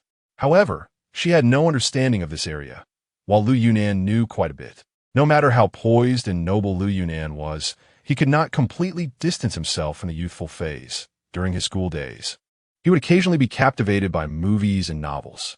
Upon seeing the staff, Lu Yunan immediately thought of a magic wand, imitating the main character from a magic movie. He waved it towards an empty space, and a beam of light shot out from the staff, striking in the direction Lu Yunan pointed. With a loud boom, the already fragmented corpses in that corner were completely blown to pieces. Tong Jiao was stunned, staring at the magical scene before her, feeling a bit at a loss. What is this strange development? Is this some kind of magic wand? Lu Yunan muttered. He had just instinctively made that move after picking up the staff, never expecting that this thing could actually emit energy and unleash such destructive power. Wow, compared to this thing, the weapons we just reforged are so weak. The excitement in Tong Jue's eyes grew even stronger as she mimicked Lu Yunan's earlier actions, frantically stuffing monster corpses into the top. To her, these disgusting monster bodies had completely transformed into extraordinary treasures. With so many endless corpses, she thought she could at least create 4 or 5 more staves like this one. While stuffing more monster corpses inside, Tong Jue's greed kicked in and she pulled out all the crystals. However, because of her greedy tendencies. The item she created this time turned out to be utterly useless, a plain, ordinary piece of concentrated monster bone. So, the real source of the magic that empowered this staff is the crystals? Tong Jue looked at the crystal in her hand, murmuring to herself. If that's the case, perhaps any combination of things with the crystal could forge weapons imbued with magical powers. Lu Yunan racked his brain again and came to this conclusion. Putting that aside for now, let's practice with all the monster corpses in this cave. Realizing the mistake she had just made, Tong Jue immediately corrected herself. Suppressing all greedy thoughts, and with her eyes closed, stuffed the remaining monster corpses inside. In the end, they obtained 2 identical staves. This trip was indeed a great success. They avenged themselves, found another trump card of Song Wan, and discovered the function of an abandoned all-things cauldron, as well as the effects of monster corpses and crystals. One surprise after another hit Tong Jue, making her feel almost unreal. All right, there's nothing more to practice. Let's take the cauldron back. We should leave now. Lung Yin is still waiting for us in the village. Lu Yunan reminded her, and Tong Jue finally remembered what she had forgotten. Their trip included 3 people, but the scene only depicted 2. She almost forgot that there was still a big brother waiting for them in the village. Probably all the dangers in the cave had been cleared away by them, and although the way out was long, it was very safe. Upon exiting the cave and seeing the vast white expanse and the bright sunlight outside, Tong Jue instinctively closed her eyes, taking a while to open them again. The 2 quickened their pace back to the village, where they saw white flowers hanging at every door. The villagers were mourning, and the ones being mourned were the deceased Yao Yu and his brother. Tong Wei thought that Song Wan, who had run away, would expose her for killing the 2 brothers of the Yao family and prepared to fight against the villagers. However, things did not develop as she had expected. When they were about to leave, the person who had initially received them began to chatter about the Yao family's matters. Song Wan returned to the village, telling the villagers that she encountered monsters on the back mountain and that the 2 brothers of the Yao family and 2 others were blocking the way, urging her to go back and get help. Seeing her disheveled appearance, the villagers believed her. When they went to the back mountain, they only found the mutilated bodies of brother Yao Yu and the 2 companions, while Yao Yu himself was still missing. The village chief vented his anger on Song Wan, the only one who returned safely, and drove her family out of the village, leaving that very night. Song Wan did not mention anything about Tong Wei and could even be said to have helped her destroy the evidence.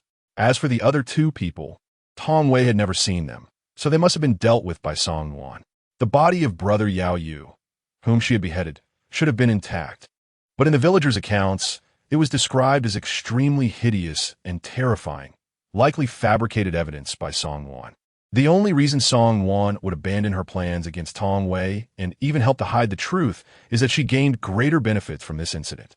It is unclear what the cauldron in the cave and Yao Yu's body brought her, allowing her to leave so willingly. Chapter 89. Poverty brings suffering, applicable in any era. Song Zhao Di did not respond, probably following Song Wan on a long journey, with no place to charge her phone, which had run out of battery. Tong Jue was unable to find out if Song Wan had experienced any changes, so she could only wait quietly for Song Zhaodi's response. There was no need to stay in the village any longer. Tong Jue and her companions got into the car and prepared to head back. There was no rush to return. Since they had discovered the uses of the WNWDing, it was best to make full use of it.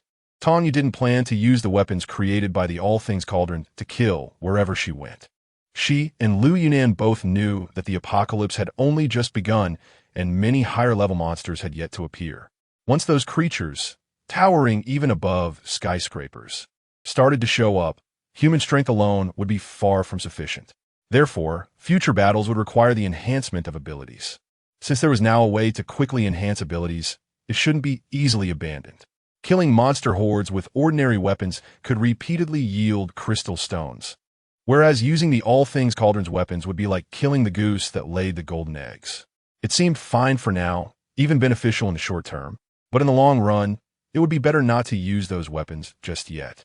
The low-level monsters known as Tongzi are everywhere. 3 people happened to pass by a school, which was filled with Tongzi on the playground, making it a perfect spot for them to farm monsters. The design of the playground is very peculiar. It's unclear whether it was intentionally designed to be unique or if it's due to the terrain. The entire playground is a semicircular shape with a slope, causing the snow to slide down along this curve, exposing the Tong Jue on the snow surface, which provides excellent visibility for combat, better than other open areas. The three stayed at this school for a full 3 days, resting in the security room at the front gate when they got tired, and then going back out to farm crystal stones once they had enough rest. Over the course of 3 days, with the efforts of the three, they managed to farm nearly 1,000 crystal stones. Tong Jue's powers were about to break through to level 2, and Lung Yin and Lu Yunan's abilities also reached level 2 the next day. As night gradually fell, the three of them had killed monsters all day and were preparing to retreat to the security room as usual, but as soon as they entered, they saw a strange figure. It was a disheveled woman wearing a blood-stained dress, trembling as she looked at the three of them. "Who are you? Where did you come from?" Tong Jue looked at the woman warily and questioned her. They had been wandering around this school for 3 days, without seeing a single ghostly shadow. The sudden appearance of a woman was indeed quite strange. I'm a teacher at this school. I saw you killing those monsters here, so I wanted to ask for your help." The woman's voice was very soft, sounding extremely anxious, and she kept her head down, seemingly very afraid. "A teacher? We've been here for 3 days. If you wanted to ask for help, why did you only appear now? And after the apocalypse for so long, how have you been living in this school?" Tong Jue does not easily trust strangers. In this world, the proportion of extremely malicious people is indeed less than that of good people. But the proportion of good people is also less than that of those who are selfish and petty. It was like this before the apocalypse, and even more so after. I observed for a few days and felt that you were very capable, so I bravely came here to wait for you while you went out to hunt monsters during the day. The school has a cafeteria that stocks some snacks and fruits that students love to eat. The surviving teachers and students have been living in the cafeteria, cutting back on expenses, and barely making it this far. But there's not much food left now. Although the woman is anxious, her speech is orderly and calm, indicating that she is a well-educated woman. Surviving teachers and students? Is there more than just you in this school? Yes, there are more than 150 students in the school, including the principal and 10 teachers. Tong Jue answered whatever the woman asked without any hesitation, showing a particularly honest and sincere attitude. The three of them exchanged glances. Over 150 students is not a small number. With so many students here, how could the rescue team easily give up on this place? Moreover, the monsters occupying these schools are not high-level monsters. Just a tank rolling over a couple of times could rescue all these students and teachers. Why wait for them to come? Haven't you had a rescue team come here?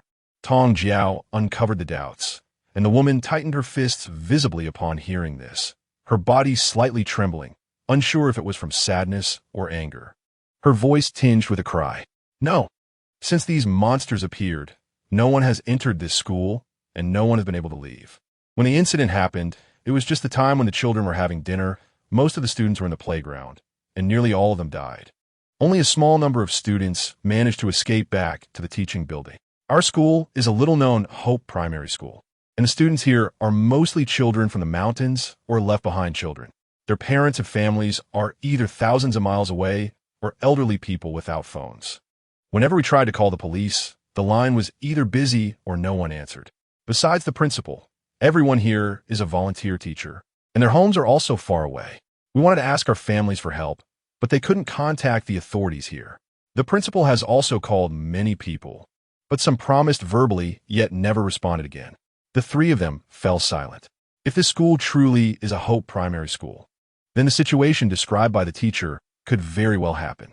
The students here come from families that are not even considered ordinary. Their parents are often not local, thousands of miles away, making it impossible to contact the local search and rescue teams, let alone challenge the local authorities to send someone to rescue the students.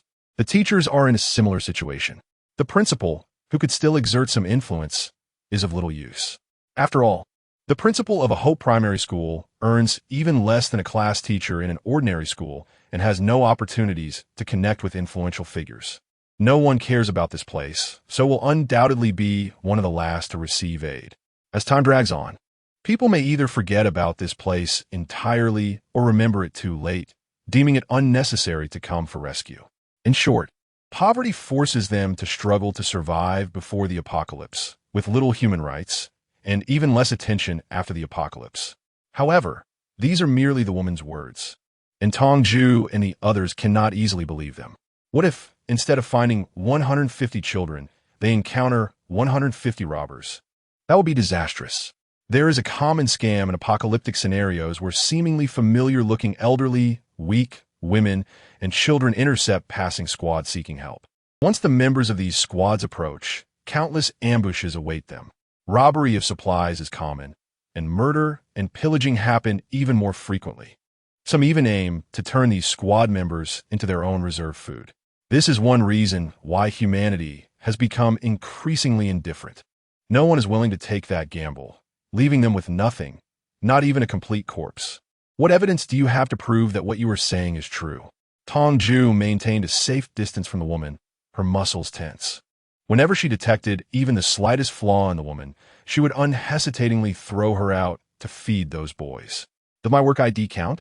It has my photo on it, and I also have a lesson preparation notebook. The woman searched her body, desperately trying to prove her identity, but was interrupted by Tong Jue. I'm not trying to confirm your identity or whether you're a teacher. That doesn't matter to us. What I need to confirm is whether there are really more than 150 students in the cafeteria, and whether what you said is a trap or a genuine plea for help. Tong Jue spoke while drawing a loaded handgun, aiming it at the woman's head, her expression cold and intimidating. What would an ordinary person do in such a scenario? Panic, fear, desperately explaining, trying hard to prove themselves. And what about an ordinary person who is lying? They would dodge, plead for mercy, argue fervently, even trying to hasten their own objectives. Although the reactions of the two are similar, there would definitely be differences in their words. Tong Jue stared intently at the woman, carefully observing her every move. This was a psychological battle.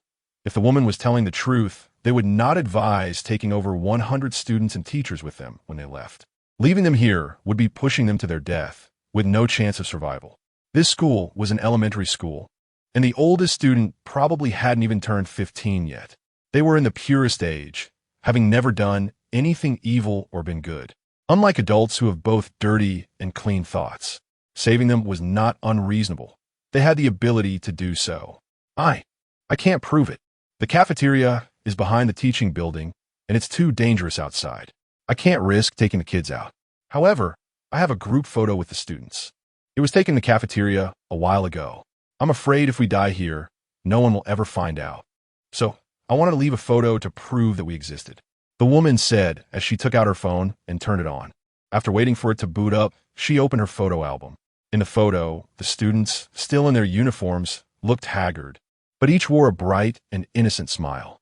Surrounded by the students were 10 teachers, with a gray-haired elderly man in the center. Interestingly, apart from the principal, the other 9 teachers were all women. Does your school only hire female teachers? No, there were male teachers before. But when the incident happened, everyone hid in the teaching building. After 2 days, they were so hungry that the male teachers volunteered to go out and distract the monsters to buy us time to escape to the cafeteria. But they couldn't outrun the monsters and didn't make it back. As she spoke about the male teachers, the woman's voice choked with emotion, nearly breaking.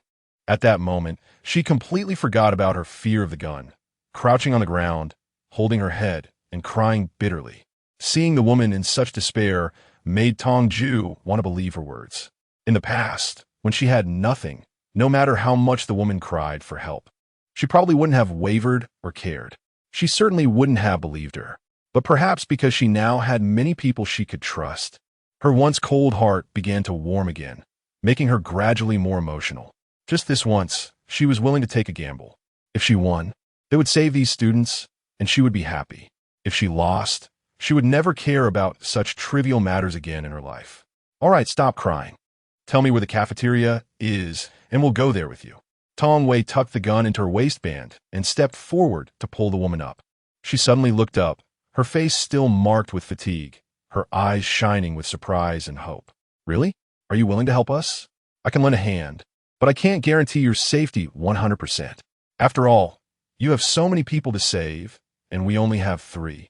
Even if we had 3 heads and 6 arms, we couldn't manage it all.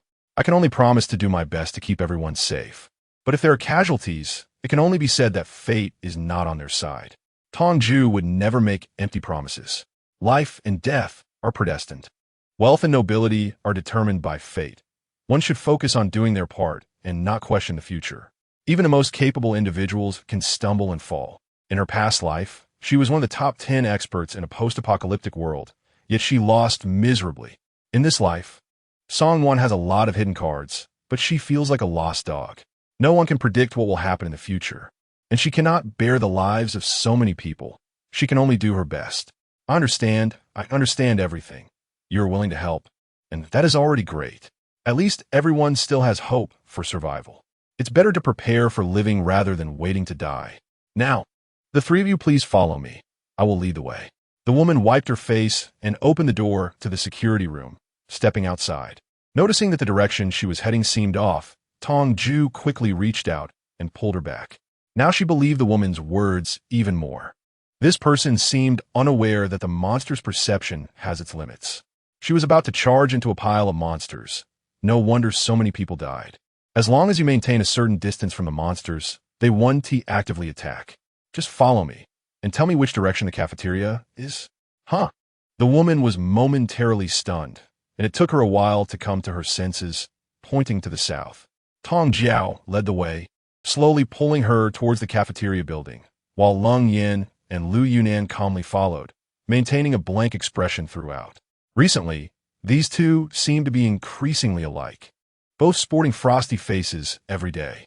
Lu Yunan used to have a bit of a smile, and his expressions were quite natural, but now it seemed he was also trending toward a poker face. There were no other strange creatures around, and they smoothly arrived in front of the cafeteria. Through the cafeteria windows, they could already see the situation inside. One little head after another eagerly peeked outside, while several teachers stood protectively behind the children, their expressions serious, seemingly more vigilant than the kids themselves. Tong Jue felt a sense of relief upon seeing this. It seemed she had made the right bet. The teacher was not lying, and they had not come to the wrong place. Chapter 90. If it really doesn't work, let's hold a funeral. After entering the cafeteria, Tong Jue couldn't help but feel a pang of sadness upon seeing the eager, longing eyes of the children. It was clear that these kids had not lived well before the apocalypse. Most of their clothes were patched up, and each student held tightly onto their backpacks, seemingly hoping that knowledge could change their fate. These are our students' classmates. These 3 older brothers and sisters have expressed their willingness to take us away. Everyone is saved now. Let's greet them and thank them. The female teacher who brought them introduced Tong Jue and the others with great solemnity, and the students responded enthusiastically, making it feel as though a leader was inspecting them. Tong Jue felt a mix of amusement and helplessness.